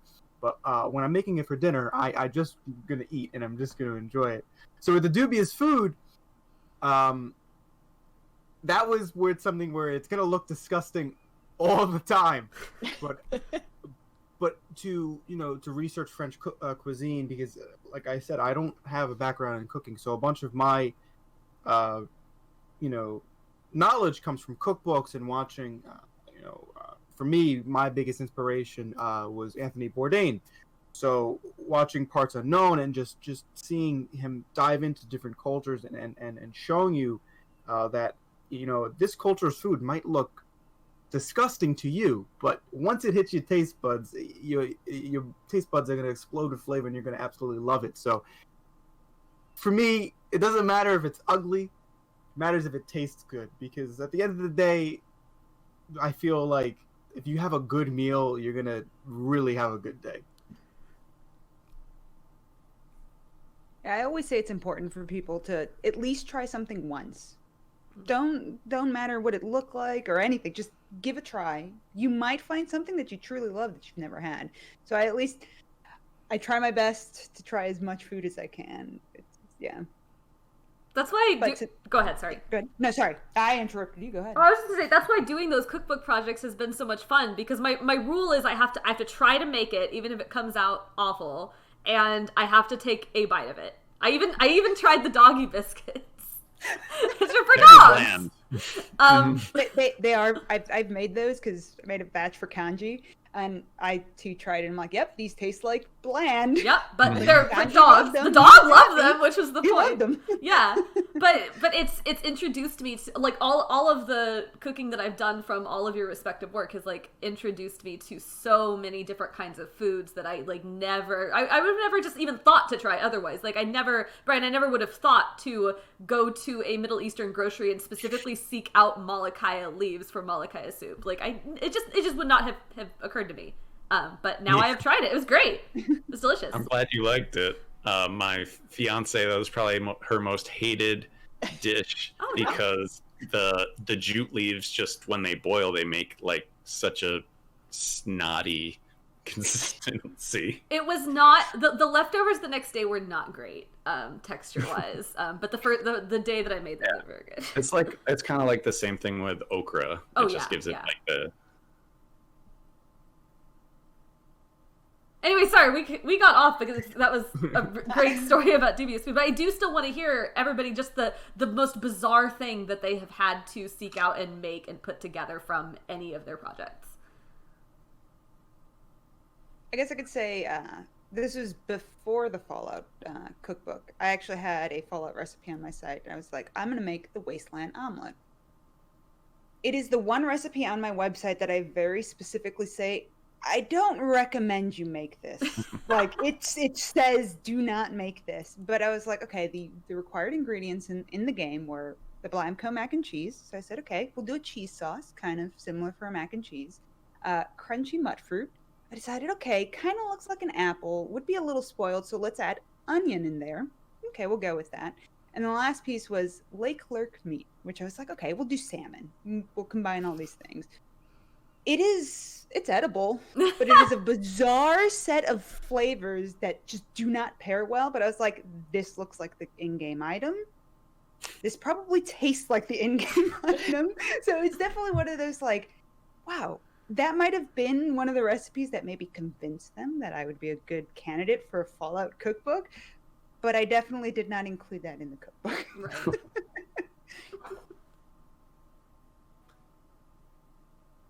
Anyone else have any weird ones? I did. So probably the weirdest one in Mother's cookbook is the piggy jelly. Again, a food from Mr. Saturn. And so another thing that I didn't mention about when you're developing recipes is at least in a game like Earthbound that was made in Japan and localized for the US, they changed a lot of stuff, and food was one of them. So in the Japanese Mother 2, piggy jelly is pig yokon or pork yokon. Yokon is a sweeter kind of firm jellied item. It's there's not really that much on this side of the world that tastes like it. It kind of tastes like a jelly bean, almost, maybe like a little soft. Not a jelly bean, sorry, like those like orange slice candies that you get with all the sugar around them. It's like that kind of consistency. It's made with agar. It tastes good, and they do have they usually do like I'm blanking here. They do red bean yokon, and they do sweet potato yokon now. So I'm like, sweet potato yokon and sweet potato pork, that can go together probably.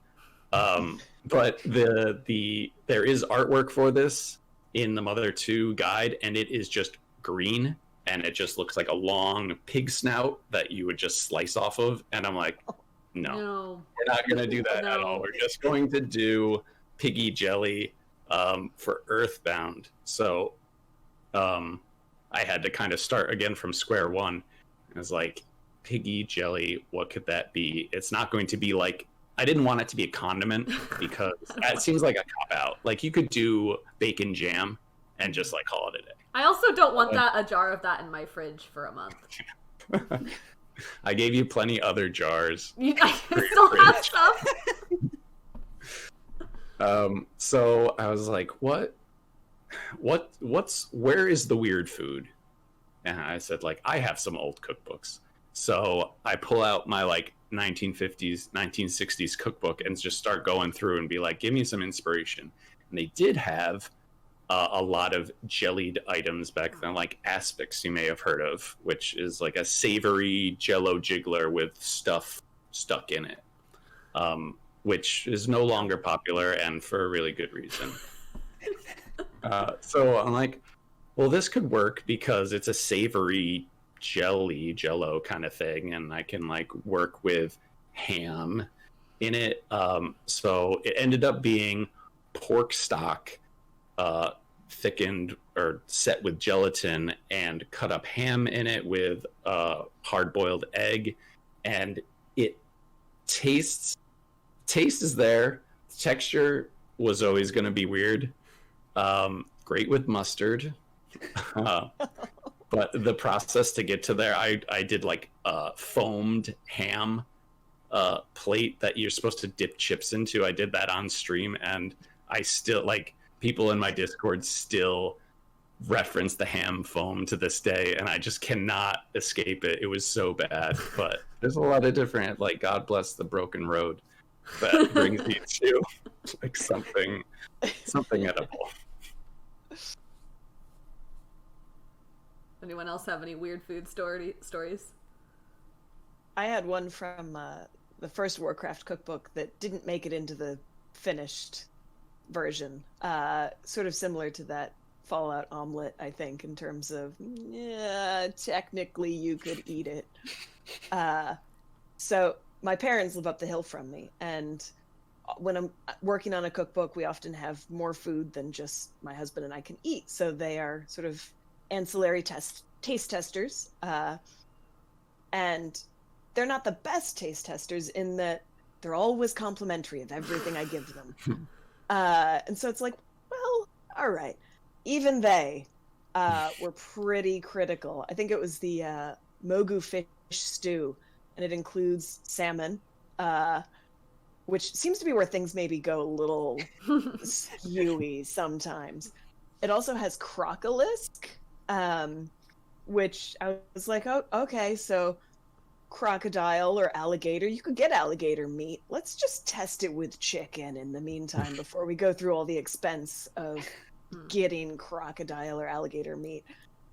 And in part, I chose it because it, you know, in the in-game image, it's like plated in this little mini pumpkin. It's beautiful. It's so appealing. And I just thought, how fun would that be to serve it in this pumpkin? It'd be instant hit for the photo. It was just god awful. It was like, it was so terrible. You would only eat it in a Fallout kind of a world. Like, it just, like the salmon pumpkin chicken, there's some other weird thing that went in there, and it just did not work. Somebody better in the kitchen than I am could maybe get it there, but I was just like, no, we could put like a vegetable stew in a pumpkin just as easily, and everyone would be much happier. So that one has kind of haunted me, because I don't like being defeated by these dishes, but oof. I had a really bad one with we were working on a cookbook for basically medieval type recipes, so I delved really deep into learning about how to bake medieval type things and replace one ingredient with another ingredient to make it medieval. And so I was making savory shortbread, and one of the options was replacing butter, because butter was like a rich person's thing, with an animal fat. So I was like, I have bacon fat in my freezer. I'll use bacon fat and half brown sugar, and I'll add the spices, which was like cinnamon and clove and whatever else. It's black pepper. It's a lot of very spicy things, and it smelled great in the oven. And when it came out, collectively my family just decided it was one of the most disgusting things I had ever made. I don't recommend. A lot of savory shortbread is really good. Don't let that put you off with savory shortbread, but bacon fat is not a good replacement for butter. I will keep that in mind. On a slightly brighter topic, again, Peter and Alyssa, I mentioned I had been thumbing through the Legends cookbook, and you've got a lot of like very magical looking things in there, and you all have made things that are a little more magical. Brian, you've got a whole slew of magic recipes in the Mother's cookbook. How do you make food that is fantastical in some way, when it's not just, oh, they're eating like a beef stew or whatever, like it's a potion, or it's something that like has some sort of mystical video gamey quality to it? What's your go-to for making magic? So for the Earthbound cookbook, once again, there's no art for those items in the game, so it's really up to me to give them a form. And I remember just deciding, there's a place called Magic in the game that is like very pink. So all of my magic food is going to be pink. And that was my one rule. And so each one is gets pink from a different berry, or maybe a pink lemonade mix, so on and so forth. So I just thought like, they're mostly desserts where pink is an okay color. There's not like a pink sandwich. There's a blue sandwich, but there's pink is mostly saved for the desserts. And I think it gave them all like, an identity, as because there are a lot of food have the magic prefix on them. So that was what I did. I mean, potions being an example, in my mind, I'm always like, okay, well, these characters get this sudden courage to continue forward and heal up. A lot of times I'll combine a fruit or something that's going to like give good nutrition, and I feel like you need to add alcohol in there because they're going to keep charging forward, and that's probably the closest. I am not a big drinker so always coming up with like mixed drinks. I have a lot of friends that'll help me out, so I'm like, it makes sense. You're going to run in and do something stupid, but you're going to be heroic while you do it. Yeah, I agree. Alcohol has a big part in magical dishes, because you want to feel magical after you have one. So it's like the red potion sangria. I love sangria. Love it. And I'm not a big drinker, but give me some sangria. And I know a lot of people are afraid when it comes to like, you know, potions and stuff because they're afraid to taste the alcohol. Or so, you know, with sangria, you can make it taste like a fruit punch. But it will punch you as soon as you stand up, because if it is strong, it is strong. So the red potion for me, I feel like it will make you feel magical. Just don't drink the whole container. That's why, you know, Link only has one bottle, because you know, they don't give him the whole container to run around with, or he wouldn't have made it to, you know, the castle to save Zelda or anything. He would have been passed out on the ground. What is, for each of you, the absolute most important thing for a video game cookbook, like the actual book, to be for people? Like, what is the most important thing to take into consideration when you're putting one of those together? For me, it is a way for either experts or beginners to cook. That's what the goal was for Legends. And every future project we do is I don't want you to look at a book and be like, oh wow, I need years of culinary school to make this. Like, no, I want you to dive into it if you've never boiled water before. I mean, the first recipe in Legends is legit how to boil water, because I hate the expression I can't boil water, because it is so bizarre to me that that's a thing. So that is the first. You open up Legends, first thing, how to boil water is hard-boiled eggs. You will never have to use that excuse again.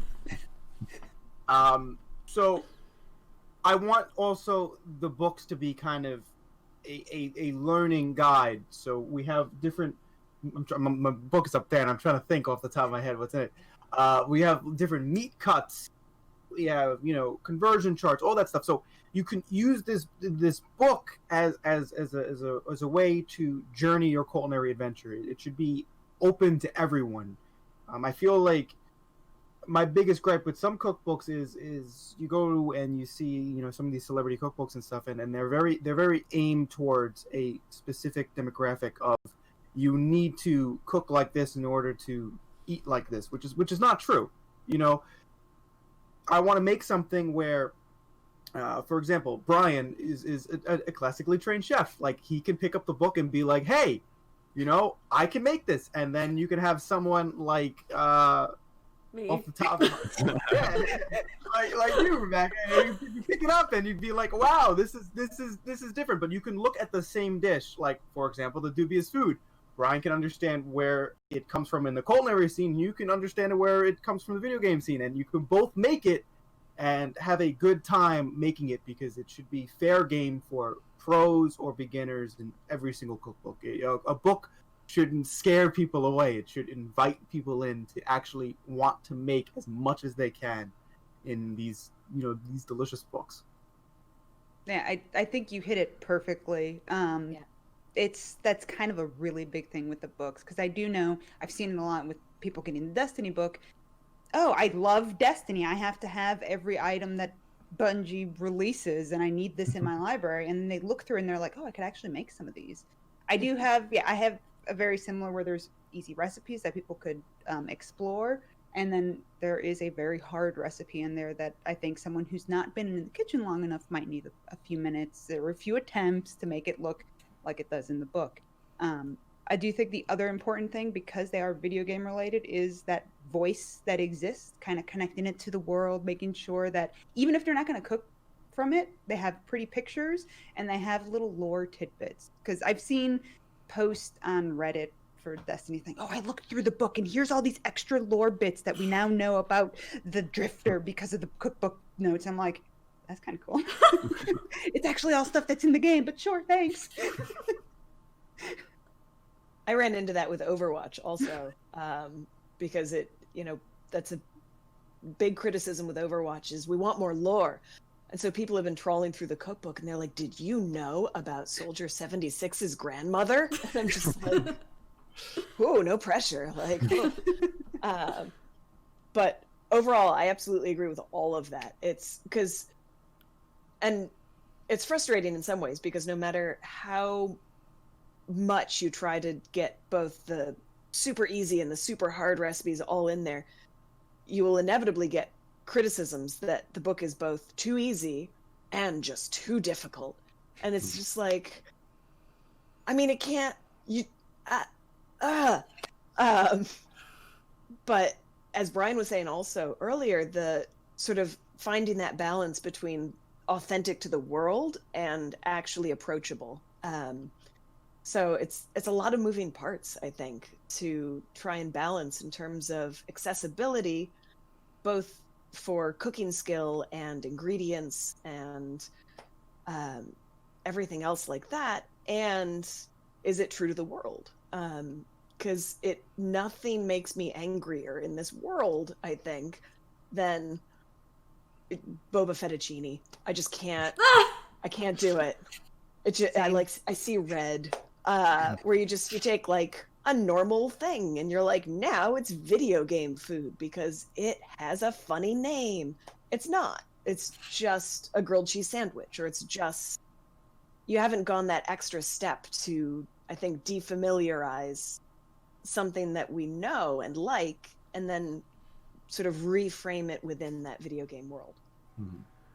That's actually, oh, sorry. Oh, I was just gonna say what you were saying about, you know, making your stuff very accessible. That the whole reason why I started working through everybody's video game cookbooks is because I, an absolute fool, on Christmas Eve. Well, I received the World of Warcraft cookbook because I liked World of Warcraft as a gift on Christmas Eve, and like an absolute fool, I had thawed my Christmas turkey for my parents correctly, but I had not made any plans for how I was actually going to cook the thing the next day. And I saw the turkey on the front cover of the World of Warcraft cookbook, and I thought, I guess we'll just see if I could do this. And I opened it up and I had every ingredient for that thing, and it didn't look horribly difficult. And I can make this. And I did. And it was just all like, from there, I was like, maybe I could make more things. And it just snowballed from there. Oh, phew. That one always makes me so nervous because, every year around Thanksgiving, I see so many people online being like, well, it's time to cook my very first Thanksgiving dinner for the whole family. And I'm like, oh God, please work, please work, please work. It works. It works. Yeah. I'm sorry, Brian, you were going to. Oh, I wanted to touch on something that Chelsea said that is an interesting challenge. Making mediocre food and branding it as video game food. Mediocre in the sense of like nothing special. It can be difficult to. There was in Mother's cookbook, there's like 4 or 5 burger recipes, of which I've been criticized for too many burgers. But they're great. They're great. That's my favorite review on Fangamer. It's just like nothing else. They looked at your book and that's what they can see. Right. That was too many burgers. It's like it's like the IGN 7.8 too much water. It's just too many burgers for Mother's cookbook. You know what? You have nothing to apologize for. No. I know how to make a good burger now, thanks to you.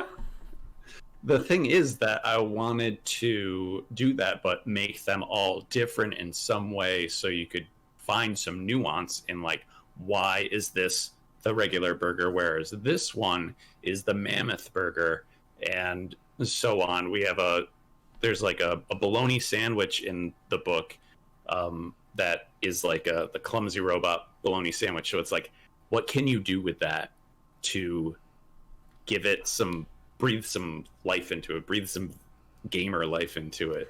And I was like, oh, well, if you like had to stack it in a certain way, it would take like, you'd have to be dexterous, and like if you were clumsy, it wouldn't work very well. But so like just trying to like imbue these maybe not so amazing dishes with some of the energy of the game world is definitely a challenge, especially if you're trying to be comprehensive with the menu in the game.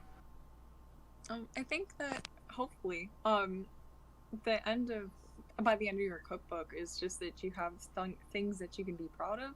I think no matter how trained you are in cooking, whether you've gone to school for a few years, you haven't gone to school, or you've gone to school for a long time, there's just still the same feeling that you get when you've made something, even if it's just like a loaf of bread or something really, really big that you're just like, I made this. And it's really cool when it's something special that someone can recognize from something.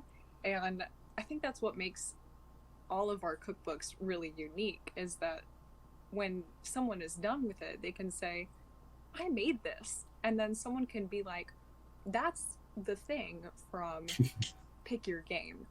And it makes you feel good. It makes everyone feel good because they get to see something that they like. Everyone likes looking at food pictures. That's, you know what I mean? Like, there's millions of them online. That's what our cookbooks are for. People like looking at our food pictures. It makes you feel good.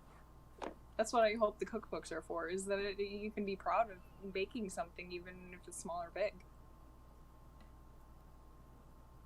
We are bumping up on time, and that is like the absolute perfect note to end on.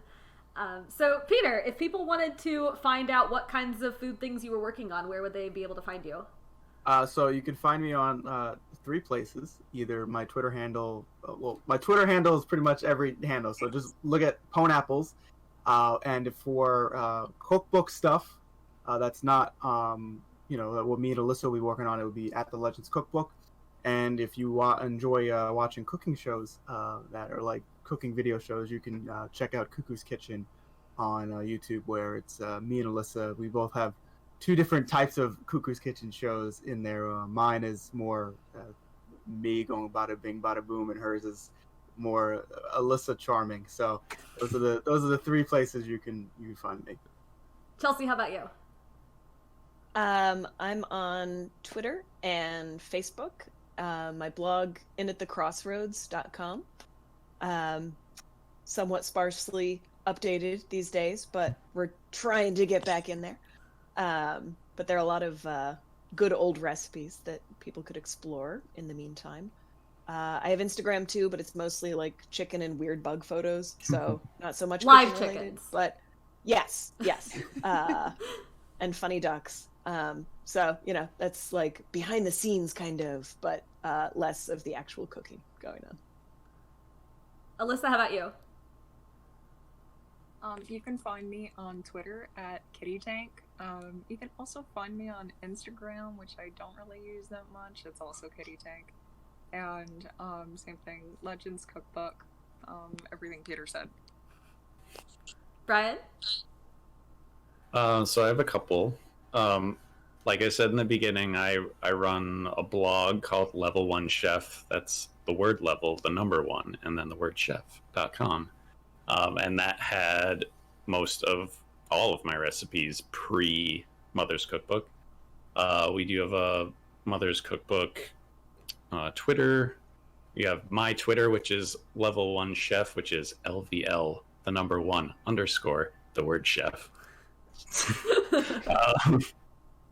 And probably the coolest place and the most active place you can find me or things related to me is at Bard and Baker.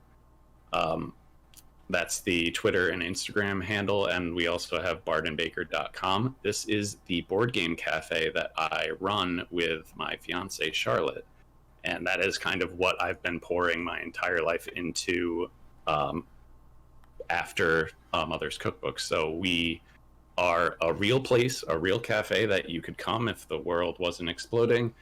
We'll be there after all this, but we are a board game cafe. We have over 750 board games to play. We do all of our baking in-house.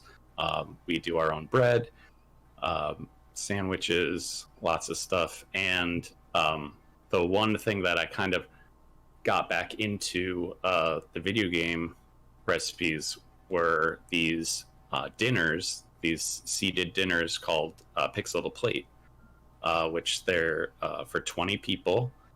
And we were doing them every month, and I wanted to mention this because it's not only my recipes that we do. I believe the first Pixel Plate dinner we had at the cafe was all Stardew Valley.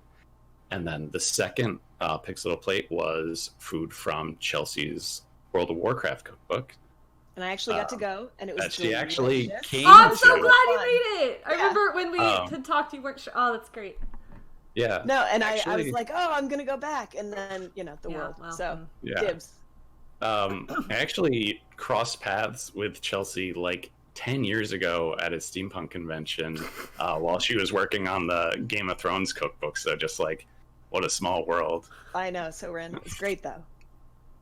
And then I've also done things from Victoria's Fallout cookbook. That was a smaller version because that's right when stuff was getting really weird. So I still want to do a full one. Perfect. Fallout and the world's falling apart. Oh, no. Yeah. We were talking with each other. I was like, okay, I'm gonna go up and I'll visit in May. The world will be happy.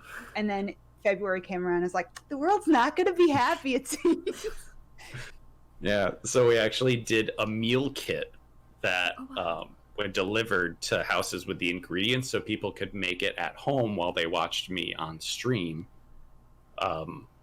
And it was cool because everyone was in their little vault, and I made a perfectly preserved pie that I put in a to-go container, and it was just like, that one's already done because you got it from the vending machine. So it kind of worked out pretty good. It's really cool. No. But yeah, that's me. One of those Pixel the Plate things is on my bucket list one of these days. I'll get out there. And I'll definitely be doing a Legends Cookbook one. Oh boy! If you guys want to come through. Well, now that it's out. I'll fly in. Yeah. There's an airport nearby you. I'm assuming. There is. Victoria, how about you? You can find me on Twitter at PixelatedVica. On Twitch, I stream cooking streams weekly. At least one I try to do. Same tag, PixelatedVica. Instagram, you'll find more pictures of kanji and food. That one's Pixelated Provisions, I believe. And then you could always visit my website, pixelatedprovisions.com, where I try to weekly have a new recipe. Site's been going for a while, so there's, I believe, over 300 recipes for your perusing. Free content for you. All right. And if you, for some reason, want to watch an amateur chef attempt to work through these and more recipes, I'm on Twitter at Duck Valentine. I also have an upcoming podcast called The Cozy Wood Kitchenette, which is me attempting to make tasty recipes inspired by your favorite games and chat with the nerds responsible for those foods existing in the first place. It's coming this fall. It's not out yet, but stay tuned for that. That's at Cozy Wood Kitchen. Thank you all so much for being here and doing this. This has been a delight. And thank you to everybody watching. Go cook something nice for yourself.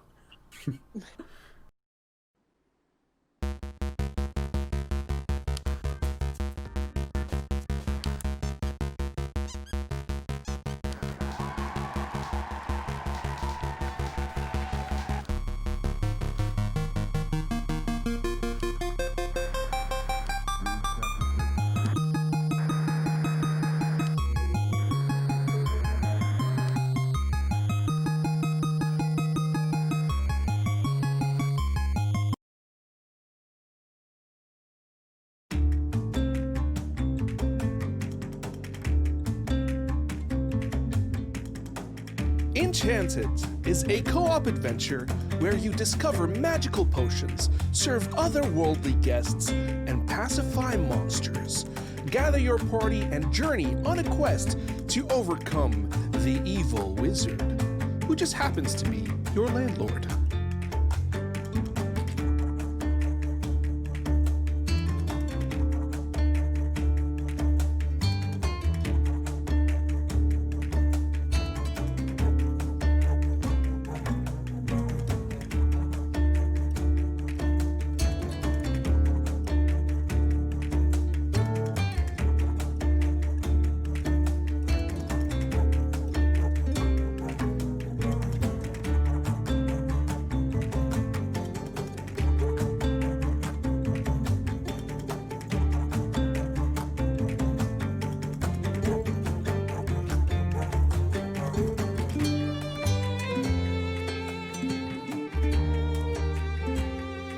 Running a magical inn can keep you busy every day and every night. During the day, work as a team to cook food, brew magical potions, and serve your customers. Just remember to watch out for those pesky monsters, or they'll scare the guests away. At night, make meaningful choices to impact the future of your inn. Do you unlock the secrets of alchemy or revive the spirits of the land through music?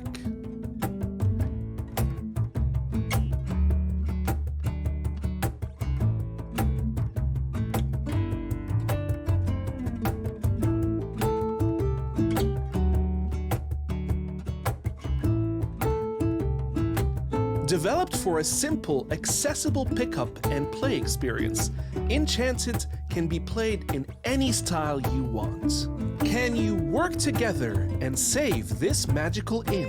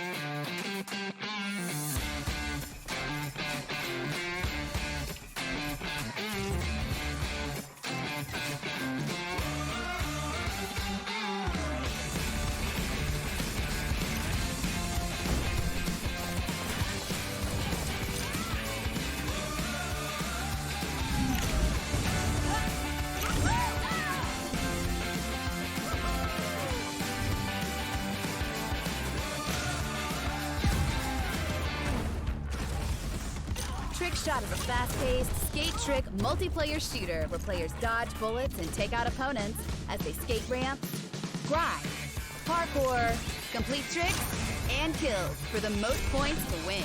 Contestants select between hover skates or hoverboards. You can score points by doing tricks or taking out opponents, or a balance of both. Complete tricks to fill your trick meter. It boosts your overall speed and damage, making you a more deadly opponent. When the match ends, the player with the highest score wins.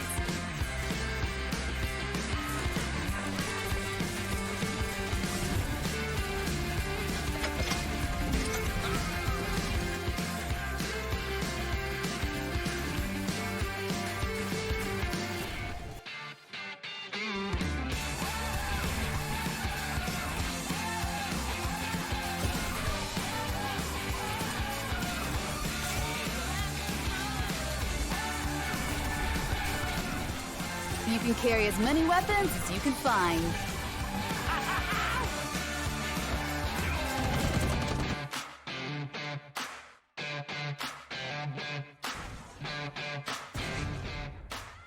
Knock opponents off their feet by tackling. Use dash to bridge gaps and gain on enemies. Or you can slide into boomboxes to launch them at your opponents. When you're holding a weapon, each air trick will give you a small amount of ammo. Each ground trick gives you a small armor boost. When you kill an opponent, the score they lose from death adds directly to your combo score. Jump towards the wall to start a wall run. Grinding will continuously give you health boosts. Actions add points to your combo score, and kills will add to your score multiplier.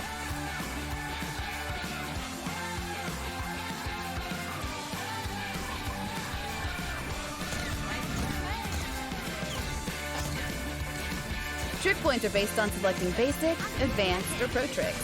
From fast and easy to slow and hard. Pick the air, ground, or grind trick right for you. When the match ends, the player with the highest score wins.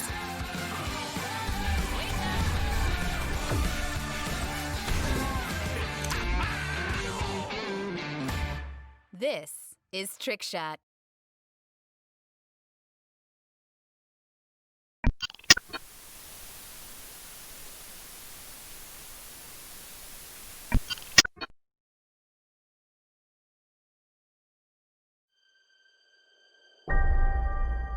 What do you think it's like here? Being a kid in the hospital. How do we feel? Are we all the same? No. We are each our own, different. Some of us are here for an hour, some of us, months. We all experience different things, but we all share one thing. We all just want to be kids. And that's where you come in. Because of you, we have a new way to play, a new way to make things better. And you helped us get just the right people to make it all happen, including one of the first gaming technology specialists in the country. Every day I get to come into work and use technology to help kids feel better. This includes gaming on consoles, it also includes 3D printing, and even includes immersive technology such as augmented and virtual reality. Not only do we use this technology for fun, but we also get to use it to help kids get through treatments and for procedure supports so they can heal faster and get home quicker. It feels like you're a kid again when you're playing video games. Not only that, because of Child's Play, we also have the world's first child life medical director. Not only do I get to help develop and manage these programs, I get to promote the mission of child life throughout Children's Hospital Colorado and the community. And you help us figure out how to do all this even better. We're conducting research on how we can use these new and emerging technologies to establish best practices to benefit our patients and families, to improve the experiences, and how we can leverage this technology in really fun and innovative ways. So, we just want to say thank you. Thank you for helping us be kids. Thank you for helping us play. Thank you for helping us heal.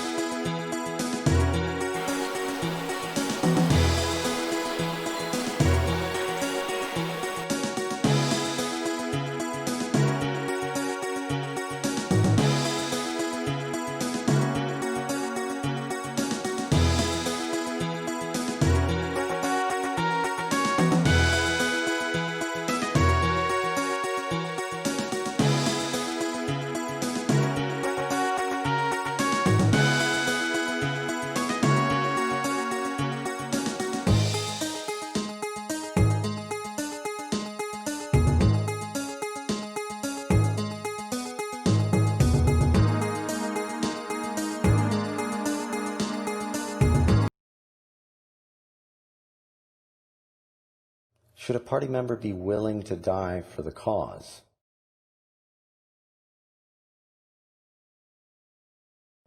I think whether they're willing to die is irrelevant. Are they able to die for the cause? Don't underestimate that by itself, because then they can die for the cause unrelated to their willingness, and that is much, much more flexible. I'm not advocating the death of party members before their time. By and large, a coworker is much more valuable when still alive, most of the time. But like so many things, you have to take it on a case-by-case basis. And don't forget, in most cases, a cause is unsympathetic to how it is achieved. If the party's goal was to save someone's life, that person might want to say something about it before the party takes action. For example, if you had to imprison 1,000 people in Avernus to save one person, they might say, "Don't put yourself out on my account. I like it down here."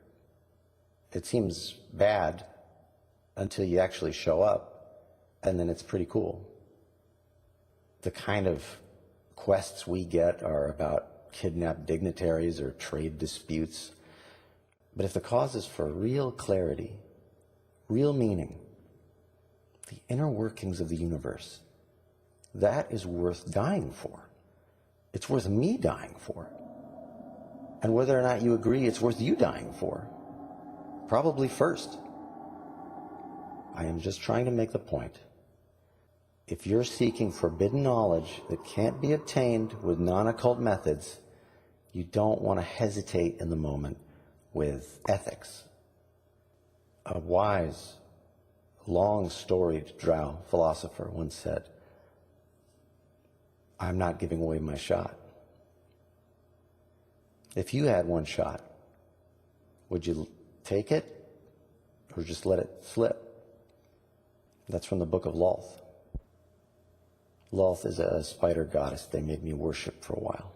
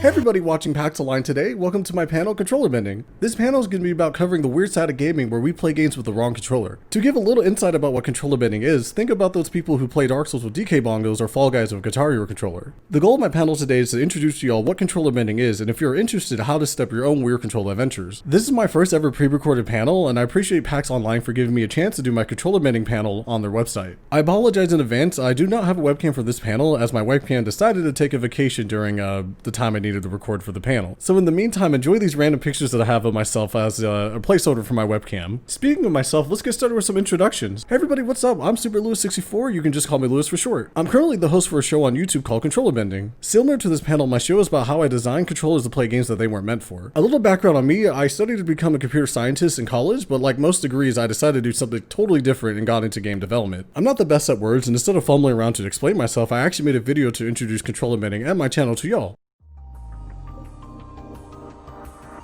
Yo, what's up guys, I'm Super Lewis64 and on my channel, I like to play games wrong. And by wrong, I mean really wrong.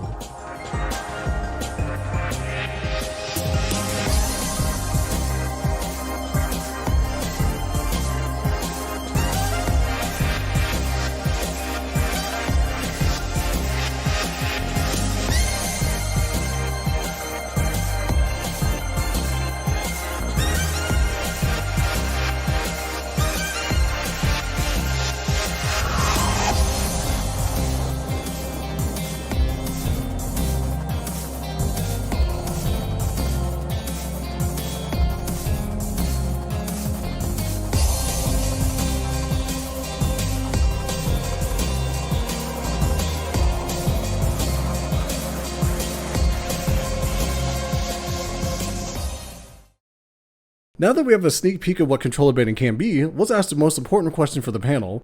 What is controller bending? The best way to explain controller bending to other people is that it's the act of modding controllers to play games that they weren't meant for. So you usually play games with the right controller that was built for them. For example, you play PC games with a keyboard and mouse, Xbox games with an Xbox controller, PS4 games with a PS4 controller, and if you really like drifting, you play Nintendo Switch games with a Joy-Con. So the fundamental idea of controller bending is to play our favorite games with a different control scheme. I personally got into controller bending because, like movies, I really don't like playing the same game over again. I feel like the charm is gone once you beat it. However, when I play the game again with a weird controller, I feel like the charm comes back for me. For me, it feels like I'm playing the game once again as I am learning how to beat the game with a new controller. And when I say a new controller, it can honestly be anything. I like to put controllers people use to play games wrong into 3 separate categories. The first category is normal controllers, and I consider these controllers to be like the Xbox controller, the N64 controller. It may not be considered challenging to others, but I do enjoy playing games with the Xbox controller in general. Controller bending isn't always about making challenge runs. In the past, I've used an input converter to let me use my Xbox controller on the PS4. I personally enjoy the feel of the Xbox controller way more than I do the PS4 controller. So through controller bending, I was able to play my favorite PS4 exclusives with my favorite controller. The next section is probably what y'all are most familiar with when it comes to controller bending. And this is my favorite section because it's all about rhythm controllers. Depending on how old you are, you're probably like me and you probably grew up with a ton of rhythm controllers. I'm talking Guitar Hero guitars, Rock Band drums, Sing mic microphones. I have a bunch of DDR dance pads in my closet. And honestly, who can forget the most amazing gaming accessory ever made, the Donkey Kong bongos? But yeah, this is probably what you've seen online whenever you see someone play games with a weird controller. And honestly, I believe it's because it's a lot of fun to play games with a Guitar Hero controller, or try to get some exercise and beat games with a DDR dance pad. But up next is a category I'm really interested in, and it's all about weird controllers. And by weird controllers, it can actually range from controllers that are really hard to find, like the Resident Evil chainsaw, or with modern technology, you can turn anything into a controller. In fact, I've seen someone play Overwatch with a bunch of bananas. The future of gaming isn't cloud computing, it's actually being able to eat your own controller. So that's a general overview of what controller bending can be all about. Up next, I have a couple examples of what it looks like to play games with the categories I mentioned earlier. Here's a couple examples of modding controllers to play the games that they weren't meant for. In the past, I was able to mod a Power Glove controller to play Overwatch with it, and the wizard wasn't kidding, the Power Glove is bad. Really bad. However, I did have a ton of fun trying to mod this Power Glove to work for Overwatch. It was really interesting to see if this old controller can hold up to modern games, and overall, I think it did an okay job. Here's a quick clip to show you what it looks like to play Overwatch with a Power Glove.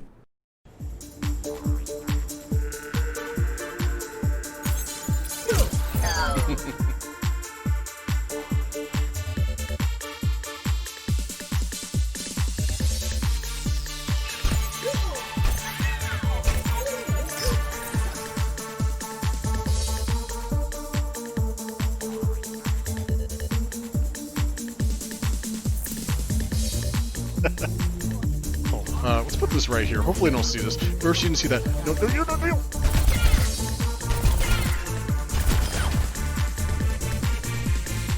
might need this later. Yeah, they don't see it. Okay, right, we're going in. Bop. We did it. Okay, get on, boys. Yes, you can if I miss all my shots. Oh, I'm so bad at this game. No. I'll take it. It doesn't even say victory. Well, oh, there it is. Yeah. All right, editor, just edit my face in there somewhere. Thank you. Another example I wanted to show y'all is my Ring Fit Adventure mod that I use to play other games with. I really love this fitness controller. I think it's the best fitness controller that was ever made. However, I felt a little bit bad that it's only used for Ring Fit Adventure, so I decided to go out of my way to mod the Ring Fit controller to work on other games. I was able to figure out how to make my Joy-Cons detect me running, and I was able to make that work for different games. For example, I was able to make the Ring Fit Adventure controller work for Mario Kart. I was able to mod it to make sure my car only moved when I ran in real life. This Ring Fit Adventure mod allowed me to get some exercise in when I played Mario Kart. It also gave me an excuse to why I got last every race, so thanks Ring Fit Adventure. And don't get me started with Breath of the Wild. I also made a Ring Fit Adventure mod work for Breath of the Wild, and it was disaster. I was able to make the act of squatting turn into a controller input, and for whatever reason I made squats control my start button. And with all the menuing you have to do in Breath of the Wild, I had to end my session pretty early because the whole session turned into a leg day as I had to squat every time I needed to eat some food. But those are some examples of what normal controllers you can use for controller bending. Up next, I wanted to show you what it looks like to play games with the wrong rhythm controller. As I mentioned earlier, the DDR dance pad is one of my favorite controllers of all time. Dance Dance Revolution was a staple game in my childhood, and being able to play games with the same controller makes my heart flutter. To prove I'm not the only crazy one that plays games with weird controllers, I had a couple content creators send me clips of them beating games with a DDR dance pad. At first, we had the amazing Solaria beat the first boss of Dark Souls with a DDR dance pad. For those who think FromSoft games aren't just really hard rhythm games, check this out.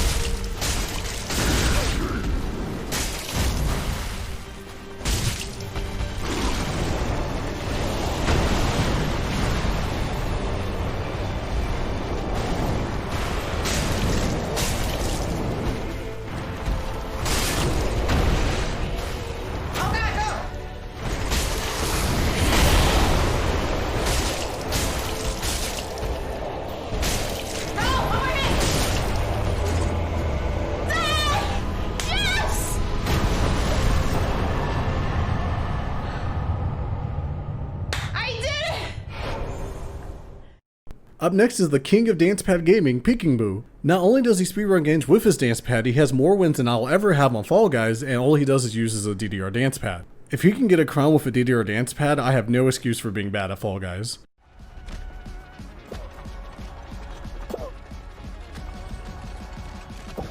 Oh, okay. Okay. Come on, dude. Oh my god. No, dude, get up. No.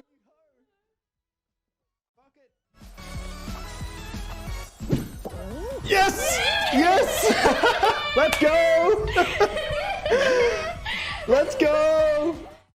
So those are a couple examples to see what it looks like to play games with a rhythm controller. Before we talk about how to play games wrong, we still have one last section to go over, the weird controller section. And if you thought what you saw earlier was a little bit weird, well, with modern technology, anything could be a controller now. With the power of products like Makey Makey, you can turn literally anything into a controller. For example, for a charity event, I was able to turn a bunch of bananas into a controller for Dark Souls. Using Makey Makey, I was able to turn each banana into its own function. For example, I had a dodge banana, an attack banana, a heal banana. Actually, that's a sentence I didn't think I would ever say. But long story short, you can use stuff like Makey Makey to turn anything into a controller. If you live in Texas like I do, it gets really hot in the summer, so I even decided to make a controller out of ice cubes. Will the ice cube controller keep you cool during the summer? Yes. Now, is the ice cube controller a good controller to play games with?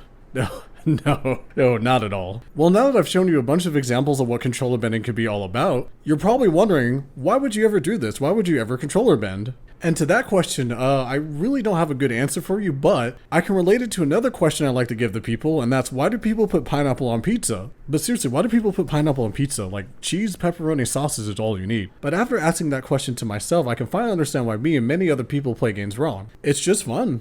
Playing games with the wrong controller is just really fun. It may not be as fun as putting pineapple on pizza, but to the majority of us, I feel like we play games wrong because it's just a lot of fun. It also seems like the majority of us are super into challenge runs. And honestly, it seems like playing games with the wrong controller can be its own category for challenge runs. I did mention earlier, for me, playing games with the wrong controller just increases the replayability for me. For example, I like to play Dark Souls with a bunch of weird controllers because it feels like every time I play it with a new controller, the playthrough feels really new to me. As much as I love FromSoft games, I feel like it gets a little bit boring when you try to play it again because you already know how to beat the boss. However, if you put a pair of DK bongos in front of me, I'll have a lot of fun playing Dark Souls again because now I have to figure out how to beat a boss with a new controller. And on the topic of stressful games like Dark Souls, I do believe that controller bending or playing games with the wrong controller could be really stress relieving. And you're probably wondering, how is playing Dark Souls with DK bongos stress relieving? Wouldn't it be more stressful now that you have to beat a game with a harder controller? And I thought so too until I started doing it, and honestly one of my favorite things to do after a stressful workday is just boot up a game with a weird controller. And using some controllers like the DDR dance pad, you can actually get a really good exercise with them. In the quest to lose my weight, I've actually got some progress by just playing games with a dance pad. Even with easy games like Kingdom Hearts, I still got a workout.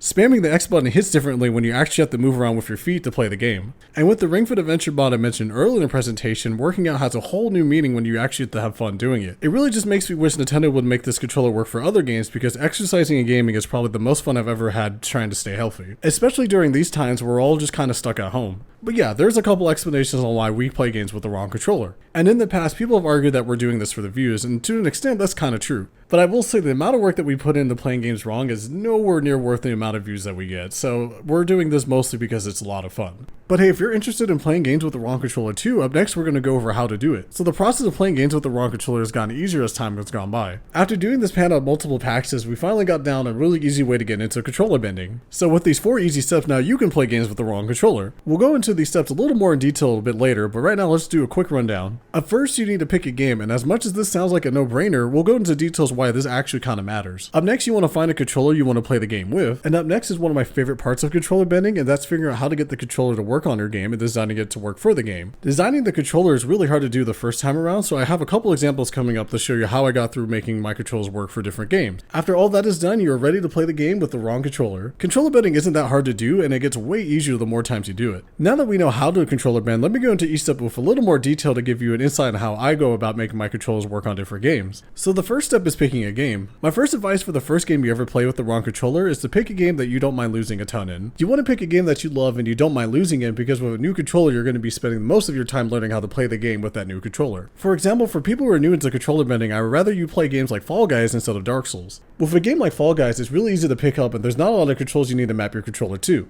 I don't recommend playing games like Dark Souls with your first weird controller because that game can get really frustrating when you lose over and over again. The first game I ever played with the wrong controller was actually Super Mario 64. Super Mario 64 is a really wholesome platform that I was able to learn how to use my dance pad with because the game wasn't too hard, but it gave enough challenge for me to continue. Another big tip in regarding how to pick a game, make sure you pick a game that's on PC. It's just way easier to play PC games with a weird controller because there's multiple free software that helps you connect your controller to the game. We'll go into a bit more detail about the software you can use later in the presentation, but for now, stick to PC games. The next step is picking a controller. My advice on this is pick a controller that has a USB port attached to it. Most of the time, older controllers might not have a USB port connected to it. If your controller doesn't have a USB port, don't worry. Most of the time, an online retailer will have a converter for a controller, so if you just look it up, you'll be able to find a way to connect your controller to your PC. And if you're looking for any weird controllers, check out your local gaming store. I found the majority of my controllers through thrift stores and just random mom and pop movie and video game stores. And if you're looking for a specific controller, definitely hit up Amazon and eBay. Most of the time, you'll definitely find somebody selling your controller, so definitely hit up those online retailers if you can. Amazon and eBay are really good sources to find input converter for your controllers as well if you ever need them. Another thing I want to bring up, even if you're not interested in controller bending, the process of finding the controller and having a controller is really fun.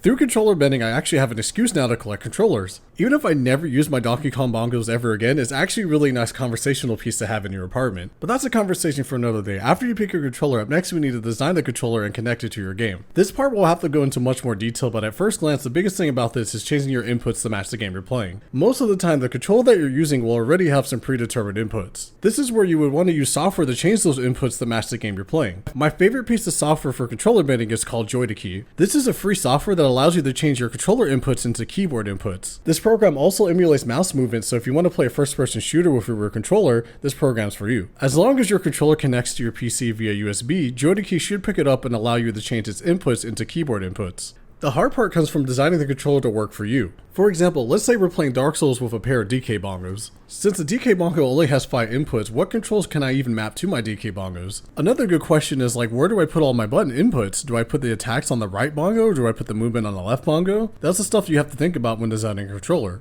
This is the part of controller bending I really like. The challenge of designing a controller to play a different game with is always fun to figure out. But once you design your controller, you're ready to play the game and have fun. For today's panel, I wanted to walk y'all through 2 controller bending examples I had ready for you. With these 2 examples, I hope to show you what processes I take to play games with weird controllers. For today's example, I wanted to show you what it looks like to play Halo with a Guitar Hero controller, and what it looks like to play Ghost of Tsushima with an actual Katana controller. We'll go through all 4 steps for each game and then show you some general gameplay of what it looks like to play the game with the weird controller. Up first, we have a wholesome chef and space simulator called Halo. I've always wanted to do a weird controller run for this game as it's one of the games I played all the time growing up. Now that the Master Chief Collection's on PC, it's way easier to mod controllers for. Not that you couldn't mod the Guitar Hero controller to work on Xboxes, it's just way cheaper and way easier to do it on PC. One thing to keep in mind is that Halo is the first person shooter that uses joysticks heavily to play the game. As you can tell, the Guitar Hero controller doesn't have any joysticks. In fact, let's go a little more detail about the Guitar Hero controller itself. If you don't know what the Guitar Hero controller is, it was one of the most popular rhythm game controllers ever to come out in the mid-2000s. The whole point of the controller was to make it feel like you were playing an actual guitar, or at least try to make it feel like you were playing the guitar. In fact, the game did not help you at all learning how to play a guitar, as I was let down as a teenager thinking I could. So a quick rundown about the Guitar Hero controller. The Guitar Hero controller has about 10 buttons to use. The fretboard has 5 colored buttons. You can strum the guitar up and down. Interesting enough, the Guitar Hero controller actually has some motion controls in it. Swinging it just right activates the motion controller, so that's one input. And the last few buttons are the start and select button at the bottom and the whammy bar. What sucks for me is I still use my PlayStation 2 guitar from way back in the day and my whammy bar just doesn't work. However, the good thing about Guitar Hero controllers is that they're really easy to find. Every time I go to my local gaming store or check online, I see at least 1 or 2 new listings of the Guitar Hero controllers, so if you're looking for one,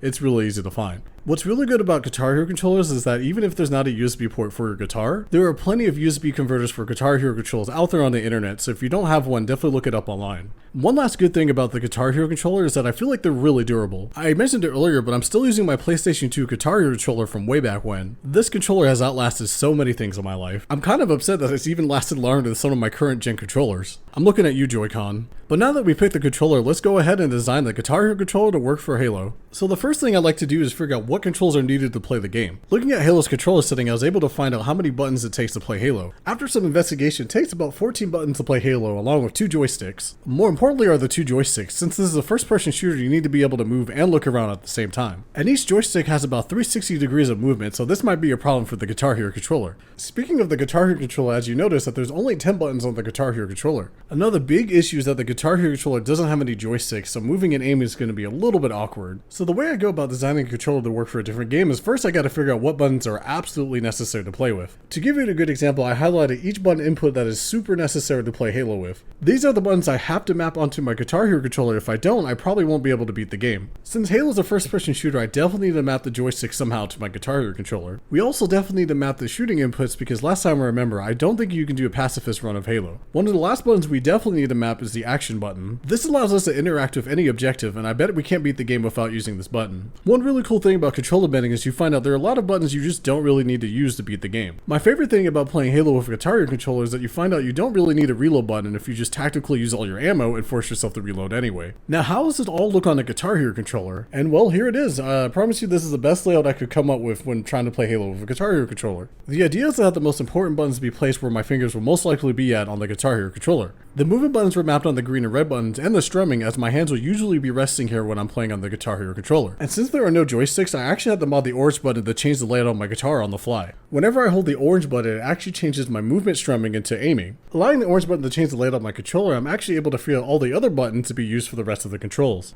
Overall, you would think playing Halo with a Guitar Hero controller would be way too hard, but after a couple of hours you get used to it. What I will say is that it turns Halo from a first-person shooter to a first-person tactical game, as you don't have a way to be able to look and shoot at the same time. In order to fight people, you actually have to line up your shot before looking at them and then shoot. Most of my playthrough was me just hiding behind cover, lining up my shot, and once I get a chance, step out of cover and shoot. If I miss my shot, I just have to go back into cover and then readjust my aim. It is a little bit hard to explain what it feels like to play Halo with a Guitar Hero controller, so I prepared a couple of clips to show you just what it looks like. Oh, before I show you the clips, I forgot to mention how I connected my Guitar Hero controller to my PC. So my PlayStation 2 guitar doesn't actually have a USB port. However, I got really lucky and I was able to find a PlayStation 2 USB converter on Amazon. Using that, I was able to connect to my PC and open up JoyToKey.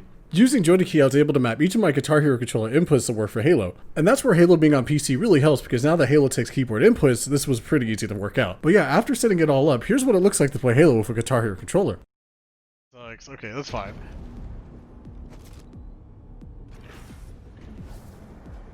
That was such a bad throw.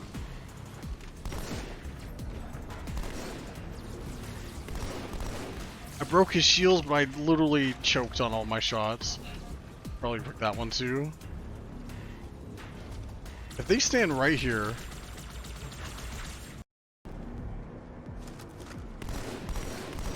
That's one. Now we'll do it with a plasma rifle.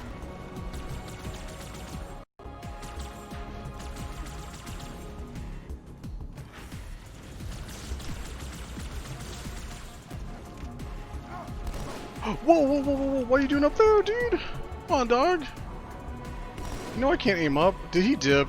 He dipped. I'm so mad. That was actually a good fight. Definitely don't want to mess with that guy. That's one. Whoa, the kneeler! No, the kneeler! He's straight hiding back there.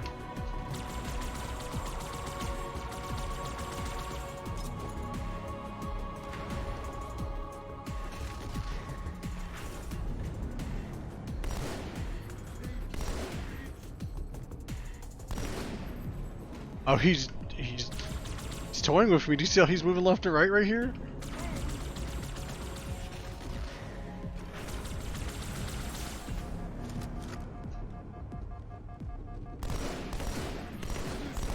Why is he not down? Oh, he crouched? Did we just reach Power Station? Yo! It only took 3.5 hours on a Guitar Hero controller to beat the first level. Pick a number on my side. Alright, so Legendary. Everyone sees this mistake we're about to do? Whoa! Whoa!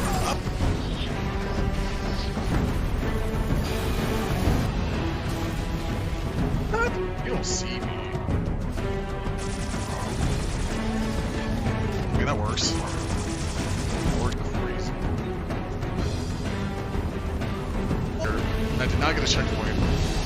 Okay, how do I self turret? No. Get off the vehicle. No. No. There's nothing that can mess us up. Oh, we got it. Done it. Yo, that it. It's not it. We're done. We're actually done. We're done here. The storm has passed. The war is over. I completely. Either way, all of it solo legendary on a Guitar Hero.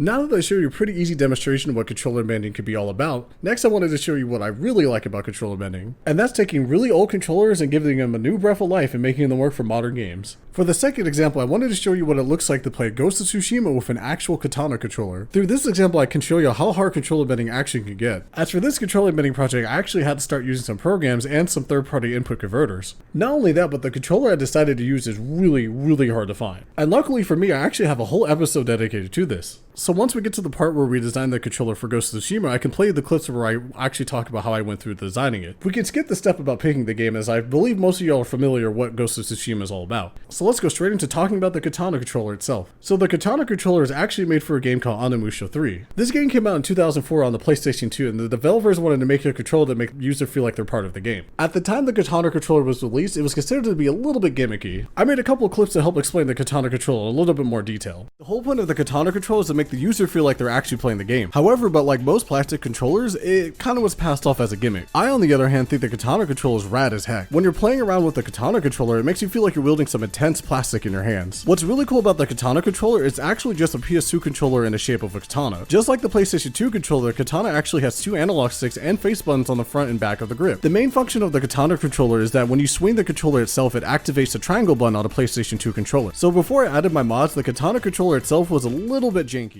Designing the katana controller for Ghost of Tsushima wasn't too hard since the katana controller was a PS2 controller. The katana already has all the buttons needed to play Ghost of Tsushima, I just needed the program to remap the buttons to make it work for Ghost of Tsushima. Honestly, the hardest part about this build is getting the katana to work on the PS4. The katana actually functions by using a wireless receiver, so I needed to find a wireless PS2 converter to a USB converter to another converter that converts that into a PS4. Yeah, it's a lot of converters. In this controller build, I had to connect all my converters into one big converter called the Titan 2. I used the Titan 2 to be able to script my katana controller to work for Ghost of Tsushima, and honestly it's one of the best input converters you can use for consoles. Now the biggest reason why I wanted to use the katana controller for Ghost of Tsushima is because I really wanted to feel like an actual samurai and be able to swing my katana around in real life to swing the katana in game. For a 2004 controller, the katana's motion controls are pretty okay. Now here's a video explaining how I made the motion controls work for Ghost of Tsushima. The first thing I wanted to get working was swinging the katana to attack in game. It didn't take me long, but I was able to convert swinging the katana in real life to do a light attack in the game.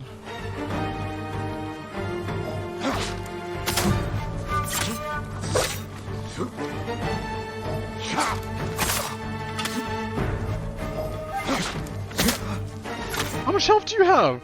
Jeez! Oh my gosh! In order to do a heavy attack, I have to hold a button on the bottom of the grip and swing at the same time.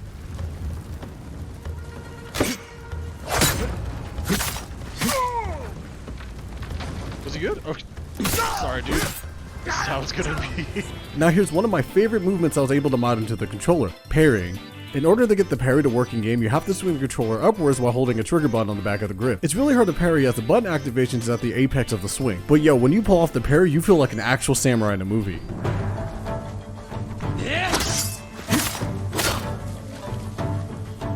Oh, is he stunned? That's kind of cool.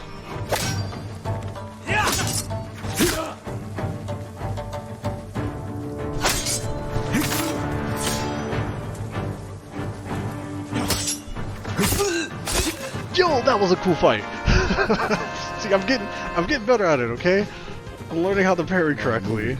Okay, with attacking and defending finally mapped out, here comes the final part of the controller, the standoff. Man, if I thought I was a Wii before, nothing ever tops this. In order to do the standoff correctly, I had to sheath my katana right before the encounter. To complete a standoff, you actually have to hold the heavy attack button and pull out the katana at the right time, and that's a lot of work to do.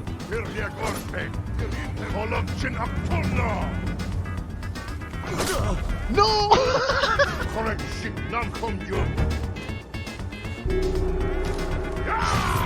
What? I am confused.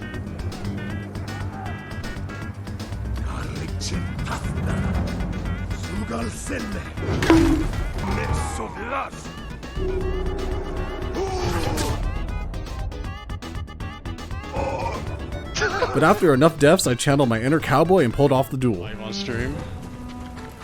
Try to do this again. Wait, I gotta fight this dude? Shit.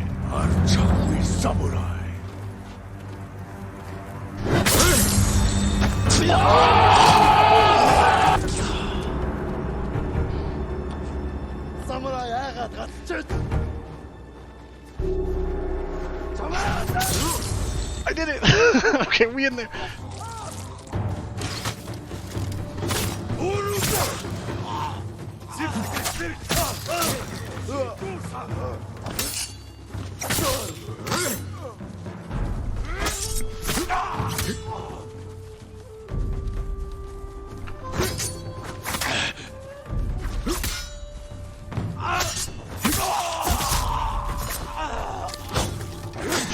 Oh my gosh.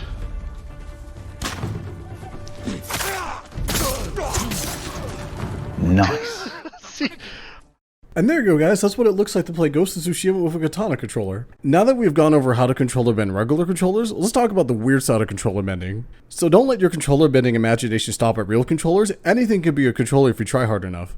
And now that we're in the future of 2020, there's actually really good hardware that can help you turn anything into a controller. The hardware I'm going to recommend to you today is one of my favorite pieces of hardware to ever use for controller bending. Today I present to you Makey Makey. Is your favorite inanimate object come with a USB port? If not, Makey Makey's got your back. So the idea of Makey Makey was to help kids design their own controllers out of everyday materials. The kids can make controllers out of things like Play-Doh, pencils, bananas, whatever you can think of. It usually works with Makey Makey. In a few moments I will show you a video from Makey Makey's website to help explain Makey Makey a little bit better, but Makey Makey is one of the easiest ways to turn anything you want into a controller, and it's one of the easiest ways to get into controller bending. If you want more functionality, I would recommend an Arduino, but that's a little bit above the scope of this panel. However, if you are interested in learning more about the Arduino, make sure to DM me at the end of the panel. Going back to Makey Makey, I will recommend this to anyone who wants to turn anything to a weird controller. One of my favorite challenge runs of all times was beating Dark Souls with a bunch of bananas. And if it wasn't for Makey Makey, I don't think I would have found a way to play Dark Souls with bananas. But before I go on a tangent about beating Dark Souls with bananas, let me show you a video from Makey Makey to help explain what Makey Makey's all about.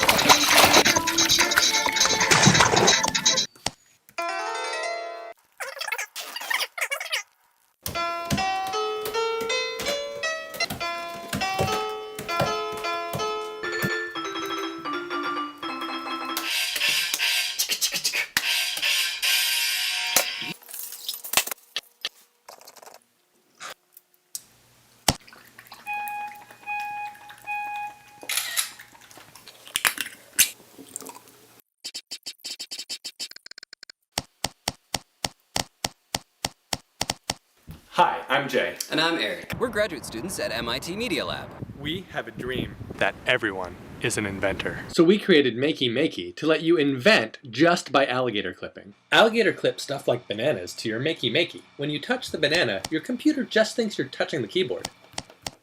The front has arrow keys, spacebar, and mouse left click. When you're ready for more, flip the Makey Makey over and you've got more keyboard keys and support for the mouse. You can even use the board like an Arduino when you are ready. No programming, no breadboarding. You don't even have to install software. Just plug it in USB. And if you want more information on how to make your own controllers with Makey Makey, definitely hit them up at makeymakey.com. Makey Makey's site is amazing and it has a good amount of tutorials to help you get started. And for those who are wondering what it looks like to play Dark Souls with bananas, here's a picture of my setup. It's probably one of the weirdest things I've ever done, and I don't know how to explain to you what it feels like to play Dark Souls with bananas. But hey, if you ever break your controller out of rage, you could make your own controller with bananas for about $5. Alright, now that we've gone over a good amount of examples for controller bending, let's end this panel with a bang. I usually end my controller bending panels with a live demonstration, but due to some circumstances, it might not be possible today. However, in the spirit of PAX, I decided to stream a live demonstration of controller bending on my Twitch channel. For the stream, I decided to give myself a challenge of designing DK bongos to work with Fall Guys. And with the help of viewers, we actually came down to a pretty good build. So here's an edited video of the stream showing how we designed and played Fall Guys with DK bongos. Yeah, so today, I wanted to show you what it takes for me to play Fall Guys with a pair of DK bongos. So, those who don't know, these are the legendary Donkey Kong bongos. You can definitely tell there's some wear and tear on this. I've had this for many years. But yeah, it is bongo time. So, this was originally made for... Yeah, originally it was made for a rhythm game for Donkey Kong. And it's just been kind of a meme as a controller. I really like this controller because, one, this is really durable. I don't know if you can hear this. Let me try to put it up against the mic, but... Oh, I forgot that's an input. I literally forget that if you slam the bongos on the sides, it's an input. Yeah, I wasn't ready for that to be an input, so that good segue into the next part. So there's actually 6 inputs on the DK bongos. You would think these 2 bongos are just 1 input. There's actually 2 on each. So there's a top and a bottom for each bongo, and you can definitely tell because you can see where my hands have been hitting over the past decade compared to like where they haven't been hitting. But yeah, so the bongo itself has 5 inputs just off the back, so 2 per bongo, and a little push button right here. Also, the secret input we accidentally found out today, and I keep forgetting, is that if you clap or hit the bongo on the sides, it's an input. Yeah, I don't want to do the clap because the clap hurts my hand pretty bad. Yeah, clapping is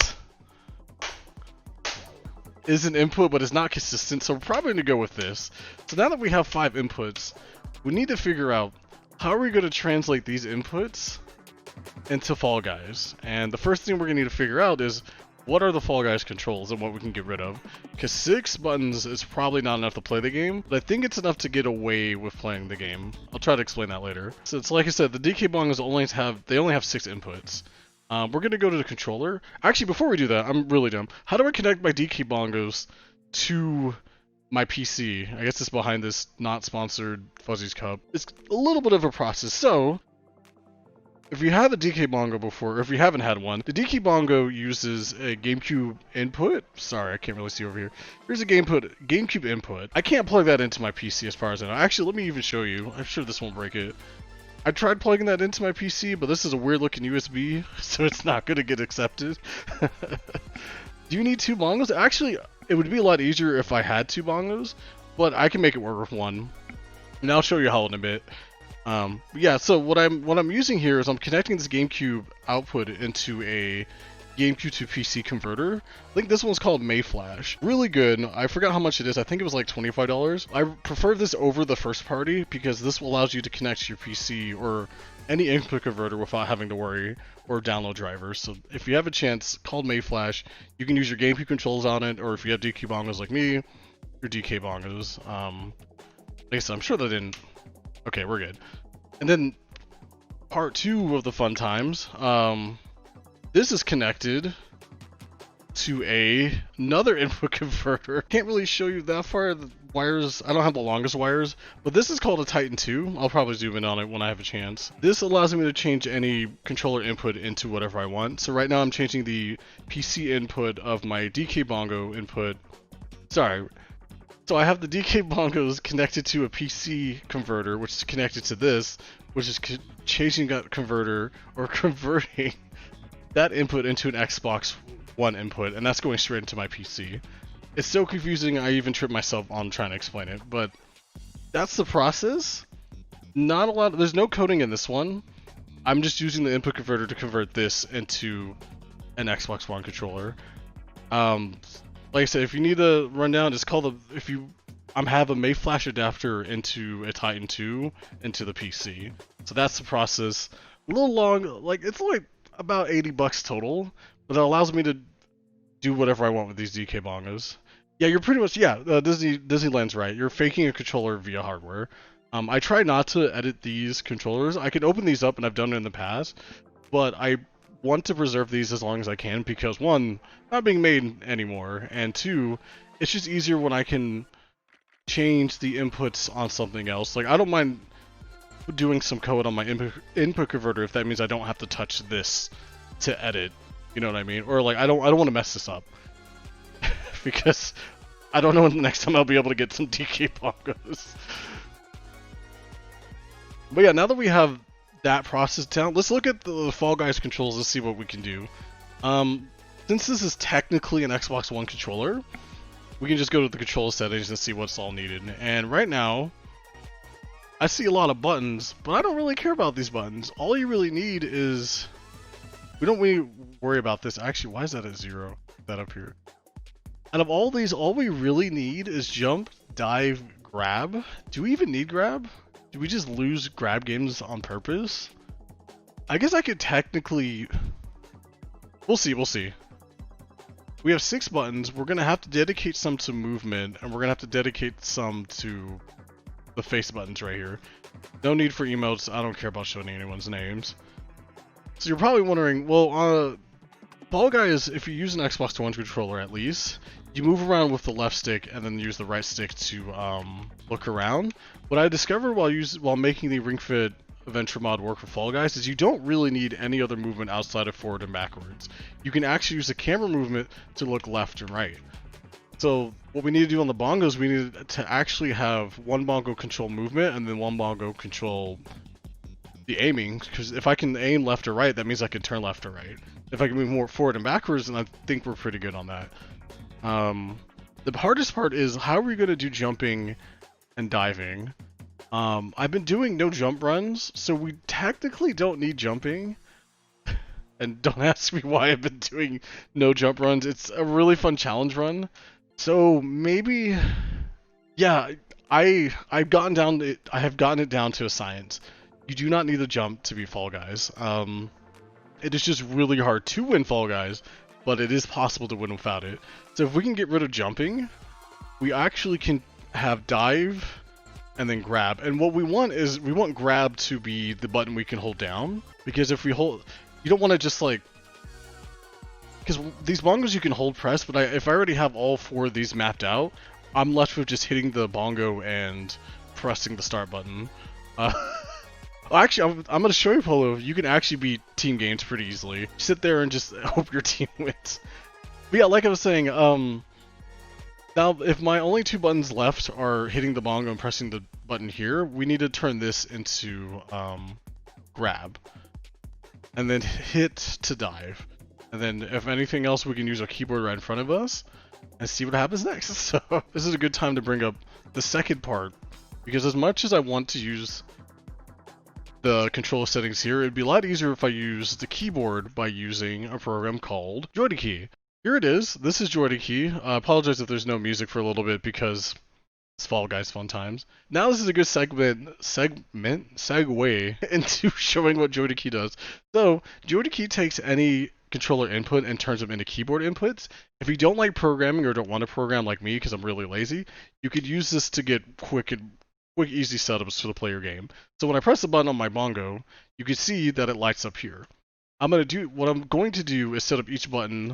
I'm really upset that that's still an input. I'm going to set up each bongo button to a keyboard input, and we're going to go based off what I was mentioning earlier and how I want to design the controller. Like I said, when you press the bongo button, it shows up on here. And what we're going to do is I'm going to map movement on the left bongo and camera movement on the right bongo.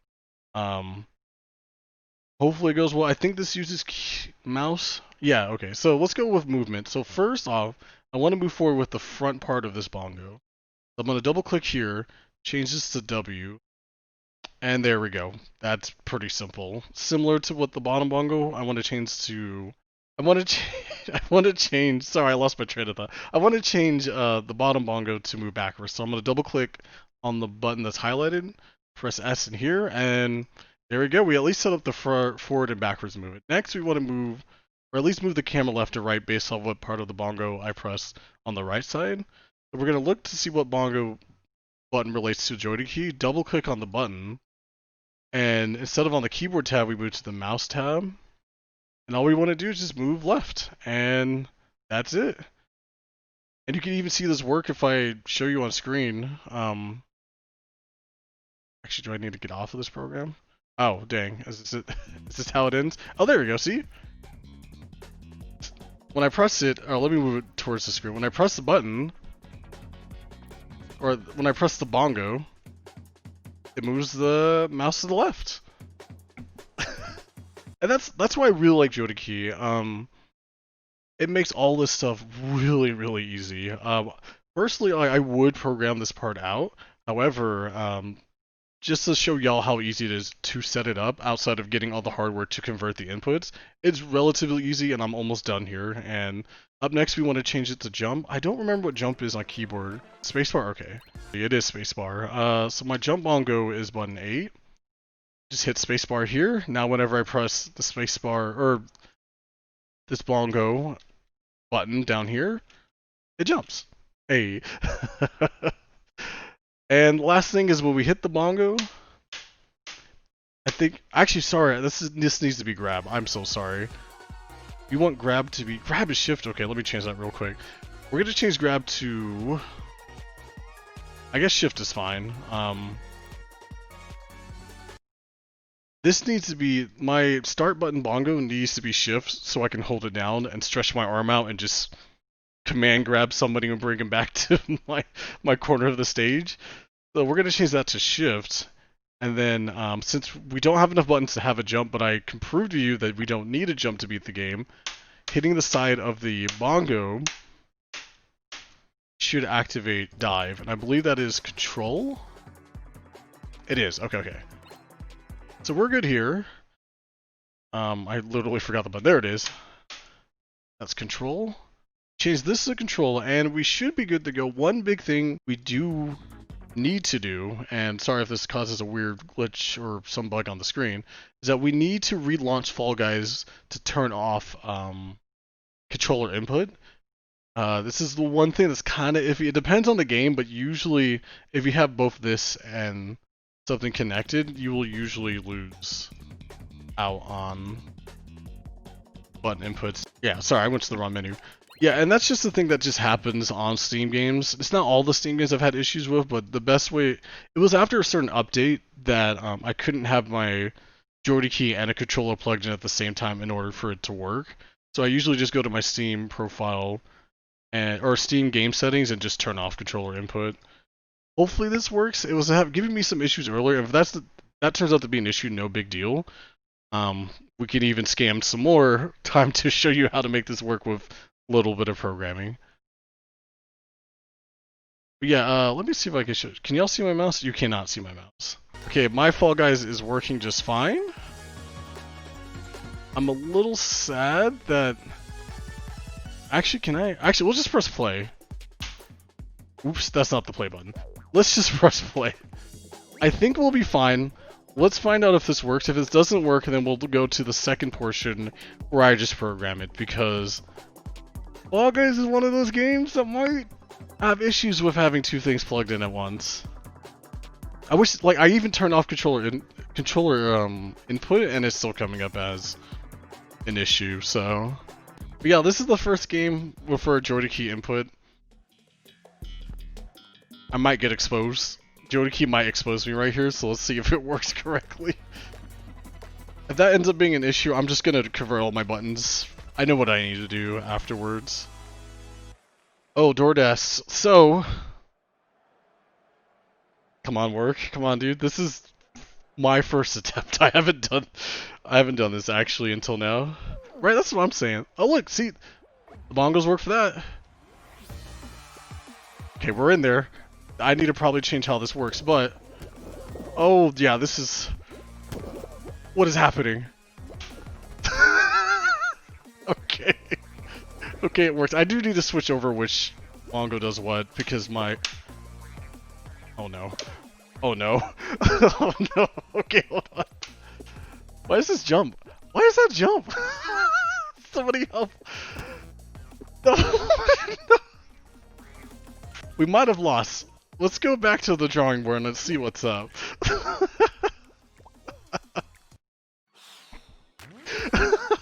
I know what the issue is. So we're gonna go to the controller and just turn this off. Change all the bindings. Literally change all the bindings. Yeah, this This will be really easy to do, actually. Oh, perfect, perfect. Okay. I see. Sometimes you just, sometimes you gotta make some changes. Sometimes it just doesn't work the first time. So what I want to do is change the directions of which the mouse moves. Somehow I've developed muscle memory for my DK bongos, which is something I would never say. But when I hit this bongo, I expected it to turn left or turn the camera the other way, and it just tripped me out. So I'm just going to do that really quick on Jodaki. Sorry, it's not on screen. Oh, your Creon asks, can any control adapter work on PC? It depends. If it has a USB out port, it should work. But I can't really say everything works without actually testing everything. But a general rule of thumb, if it has an output of a USB, it should work. Oh no, we got Seesaw. Alright guys, attempt number 2, we did some fixes. I don't know how I feel about these fixes. Okay, attempt number 2. Sometimes when you controller bend, it just doesn't work out the first time. That's fine. You only need one. Yeah, okay, now this makes sense to me. It works, y'all. No, get up!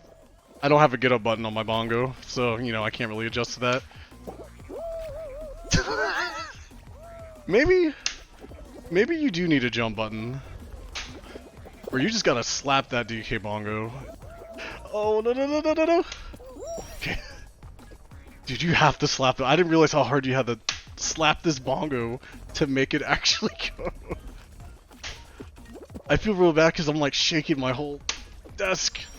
And it actually hurt. I'm about to put on gloves for this. Was the dive jump intentional? Yes. In order to jump, you have to hit the bongos. I don't have a jump button. I don't have enough buttons to play with to have jump, pretty much. Okay, this might be a bad play. Oh my gosh. Yeah, shoutouts to this dude on my side who knows what's up. Oh! Oh no. Well, there you go guys, you could actually... No jumps, DK bongos only? This controller might work out. It might have taken 2 tries, but after redesigning the DK bongos, or actually just really fixing Jodaki, we can actually play Fall Guys without jumping, and also with a pair of DK bongos. I'm telling you, I'm eventually gonna get a win with this, so let's keep testing it out. See if we actually do need to include a jump button, or maybe we could add a jump button by pressing 2 bongos at the same time. Something like that. We'll see. But I'm digging it so far. When I lose, I'll eventually explain to y'all how it is very possible to beat Fall Guys with no jumps. I think I've seen someone do it. DoorDash, you don't really need to have a jump button. You can just dive over the things. You just have to get through the Black Friday sale. Come on guys, let me through! It's far left! No! It's over! No, I'm still in. That's not 30 people, right?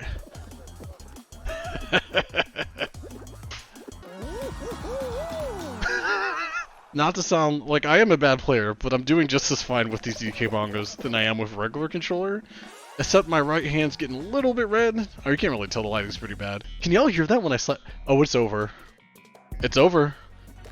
I don't think I win. You can dive over this. You can. But it is very hard to get over this thing. You can, okay, you can hear the... Oh, my hands will make it. They got insurance. Wait. I keep forgetting I have my camera movement to move left to right. Yeah, I will recommend, if you ever do this, go wear some gloves. Please stop grabbing me. I'm literally on DK bongos. Whoa! I don't really have that much... No! Ah!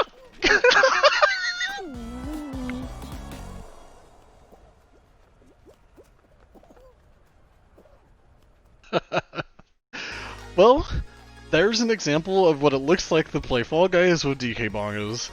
I hope y'all enjoyed that little segment. We're gonna keep going, by the way, but I hope you enjoyed what that looked like.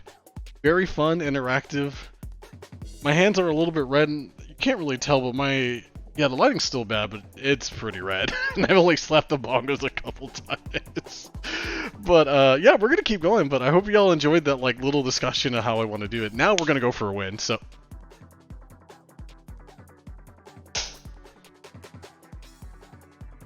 I keep forgetting there's a clap feature for this. And that about wraps up the controller binning panel for PAX Online. Before we wrap things up, remember this if you ever want a controller bin in the future. Just remember, anything can be a controller. With enough imagination and determination, you can figure out a way to make anything you want turn into a controller. And if you have any questions on how to get into controller binning or need any help with modding a controller, definitely hit me up on Twitter. You can DM me at superlewis_64 if you have any questions. Also, Google is a great source if you have any questions on how to hook up your controller to the game you want to play. Before I head out, I wanted to give a big thanks to the PAX staff for allowing me to do my controller binning panel again for PAX. This is the first time I've ever done a pre-recorded panel, and the PAX staff has been really helpful in getting me started. But that would be all for the controller binning panel. Thank you guys for stopping by and watching it all the way through. I hope you all stay safe and enjoy the rest of PAX Online. Peace.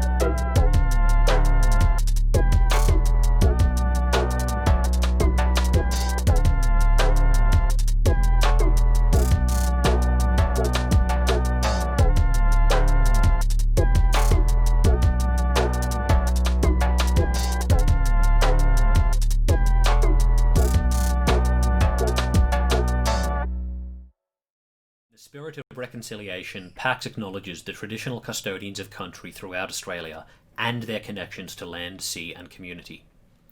We pay our respect to their elders past and present, as it is their knowledge and experience that holds the key to the success of future generations.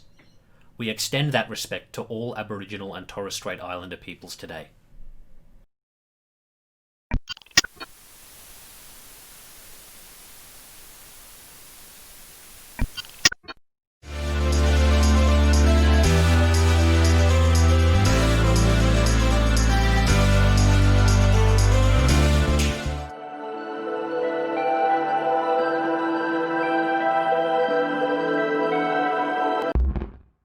Hi, I'm Gareth Damian Martin, the solo developer behind In Other Waters.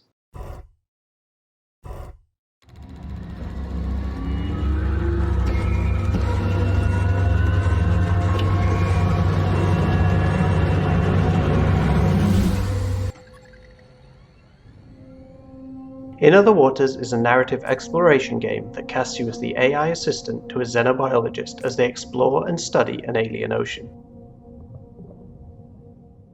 Played through a unique interface that offers a distinct perspective on the water world of Gliese 667cc, In Other Waters paints the picture of a unique and complex ecology through an immersive array of signals, descriptions, and sounds. As well as offering a compelling mystery as you help Ellery Vass track missing scientist Dr. Minei Nomura and uncover the complex history of this planet, In Other Waters also rewards free exploration and scientific study.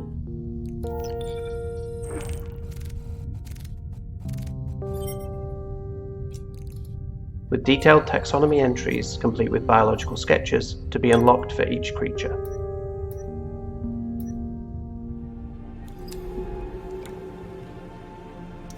Imagined as an alternative to the militaristic and colonial focus of most science fiction, In Other Waters is a game about humanity's relationship to the ecologies that surround us, and our insatiable curiosity about the natural world. In a time of climate crisis and ecological destruction, can we imagine a different future, or are we doomed to repeat the mistakes of our species' past? Find out in this unique and beautiful dive into another world. Available now on PC, Mac, and Nintendo Switch.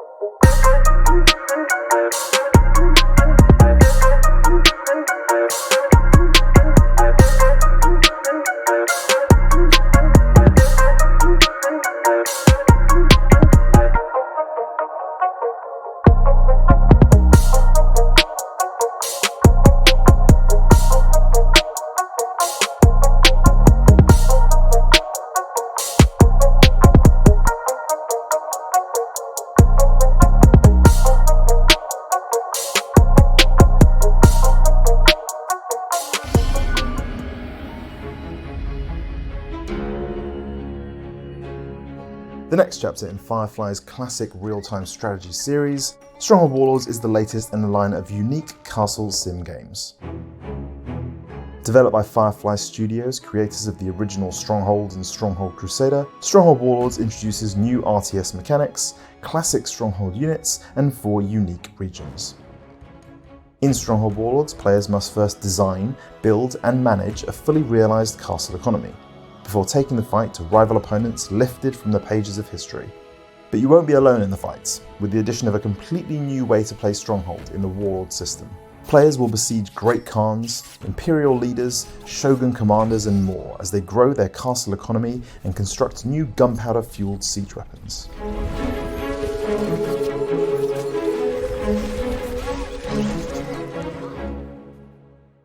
Taking players from the jungles of Vietnam and the Mongolian steppe to the warring states of China and finally feudal Japan, this new setting is built into each aspect of our castle sim gameplay. Popularity with your subjects is influenced by a wider variety of factors than ever before. A granary full of rice, meat and vegetables might keep your peasants from revolting, but in order to raise taxes, an army, and get the most from your workers, they'll need more than just full bellies. Quality clothing and housing, temples, tea houses, medieval entertainment, and even torture devices all have a role to play in the continued happiness and obedience of your peasant population. Fail to stay on their good side and peasants will abandon the player, leaving you without farmers, blacksmiths, diplomats, and indeed soldiers with which to defend your keep. Introducing new cultures, mechanics, and historical detail to the series for the first time, Warlords is built around the central Warlord system, a grand strategy mechanic that allows players to recruit, upgrade, and command 8 unique warlords across the battlefield. Once under your command, either through force or diplomacy, I serve a new master. My army is ready. Each warlord boosts your strategic prowess with unique perks, characteristics, and upgradable abilities.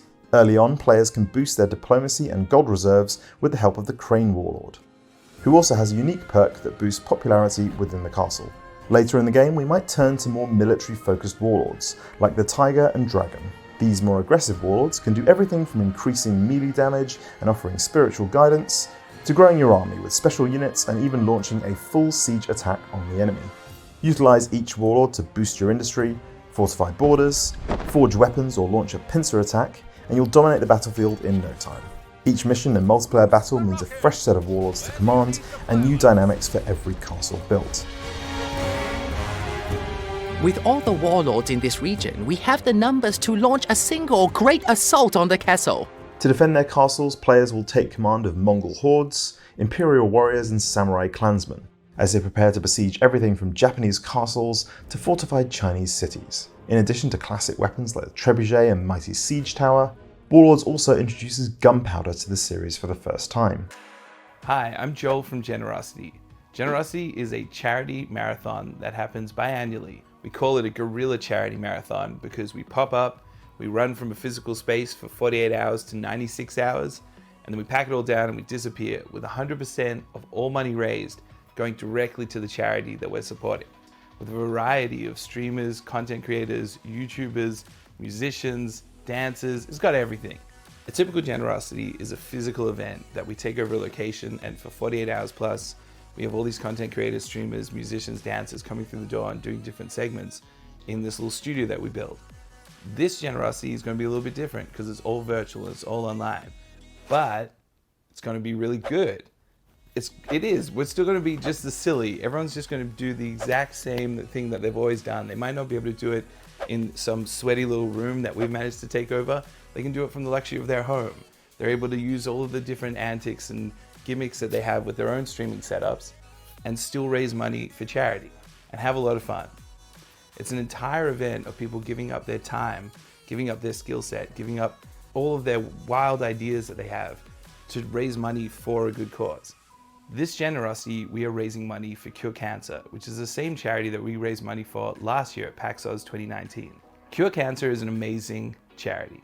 They've been around for 53 years. They've funded over 500 research grants, all with this very meticulous, very focused method where they want to take the money that they raise and spend it the best possible way that they can spend it to essentially cure cancer. They're very good at what they do, and it's why we want to keep supporting them as a charity. If you would like to donate to cure cancer, you can head over to generosity.com.au. We've got a donation widget there. It's really simple to use. It's an amazing way to make your donation. If you don't want to donate to cure cancer, donate to cure cancer. It's a really good charity. What are you doing watching this video and just sitting there being like, I hate cancer? So donate to cure cancer. Cure cancer. Cure cancer.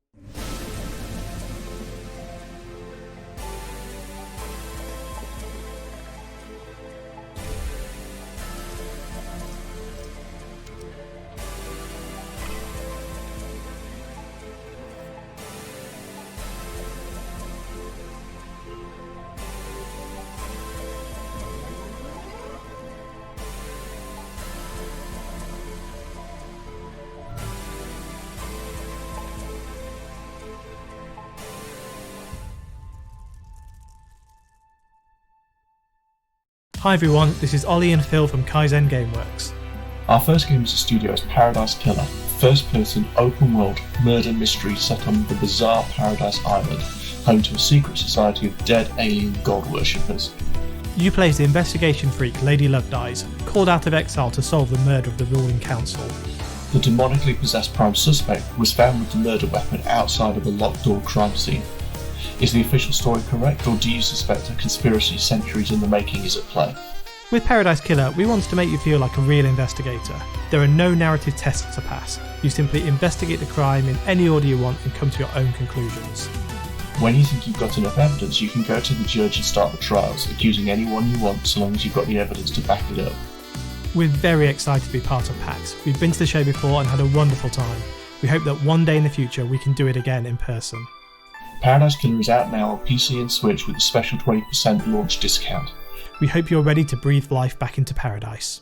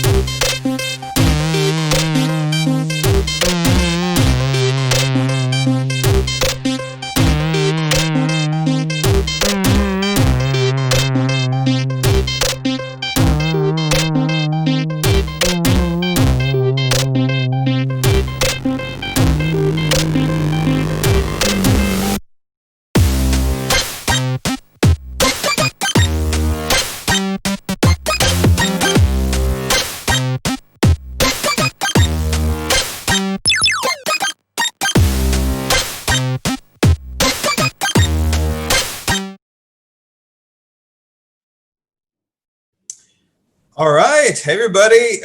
This is Chris Ferguson at Stetson University. Glad you all can join us. Hopefully there's anybody here.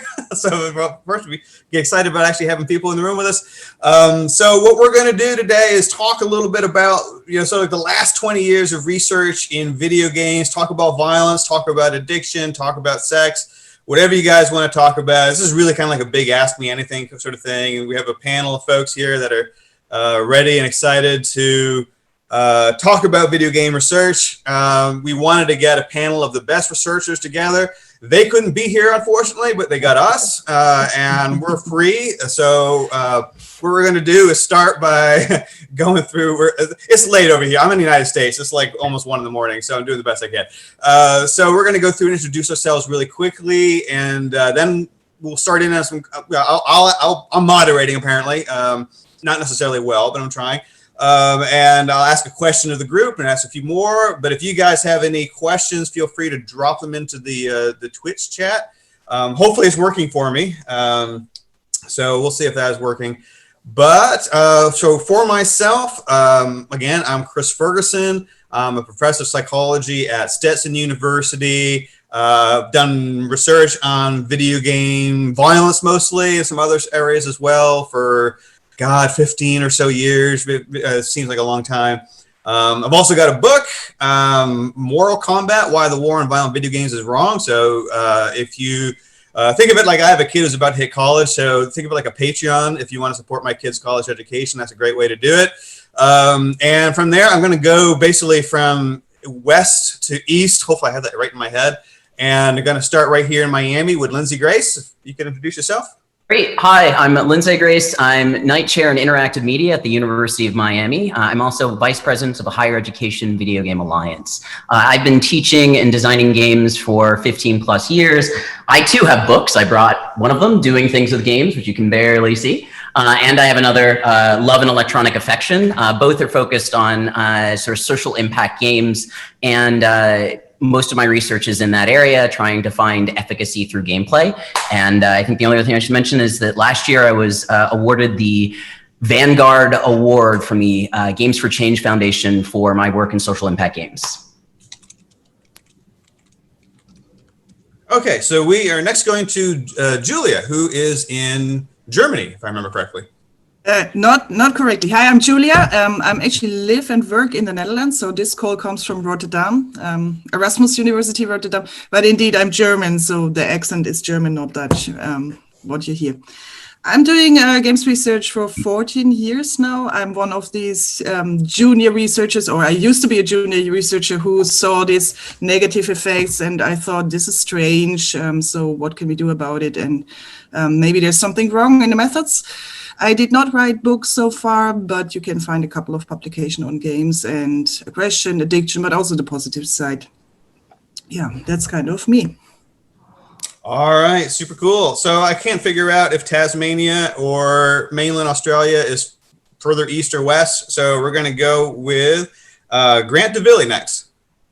Hey, okay, I'm Grant DeVilly. Doesn't matter where. I'm in Brisbane at the moment at Griffith Uni. So I'm a professor in clinical psychology, and my original background was in the field of post-traumatic stress disorder. So I helped write the treatment guidelines for the treatment of PTSD. As part of that, I started getting brought to my attention about how, it was an interesting question. Can someone be traumatized from playing a game?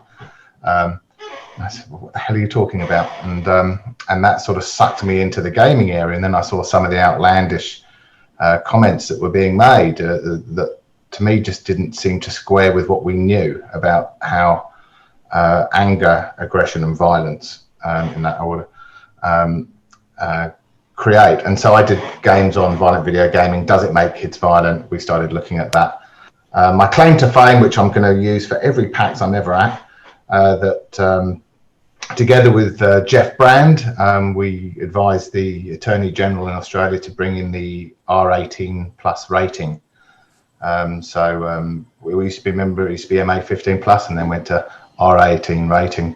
And I'll never forget, on the way to Parliament House, phoning up Chris and asking, okay, give me the dirt on anything that I don't know about before I go in. And ended up passing. So yeah, I'll talk later on about research we've got upcoming if there's time. Sounds good. All right, awesome. So we'll go to James Sauer in Tasmania. Hi. Yep. I'm Jim Sauer. I'm at the University of Tasmania. I guess one thing to know is I'm a gamer myself. I've been a gamer for like 30 years since Alex Kidd on the Sega Master System 2. And probably like a lot of people who research video games and the psychology of video games, I got into it with an interest in the relationship between video game violence and real world aggression, and kind of a suspicion that perhaps the relationship between those two things was nowhere near as strong or as clear cut as some people were suggesting. So working with actually a couple of people here, Aaron and Chris, over the last few years, we've kind of run a few studies and done some meta-analyses, and, you know, surprise, surprise, the relationship's not as strong as people have suggested. And so once we kind of, I think, kind of nailed that one shot. I don't know if I can use that term. Before. But then got interested in how other aspects of gaming affect gamers, particularly like game design elements, reward systems in video games, how they affect gameplay and the way gamers engage with game content. And of course, that leads into pretty neatly the idea of gambling-like reward systems in video games, things like loot boxes, and again, how they affect players and, you know, what we should, if anything, do about that. And that's probably a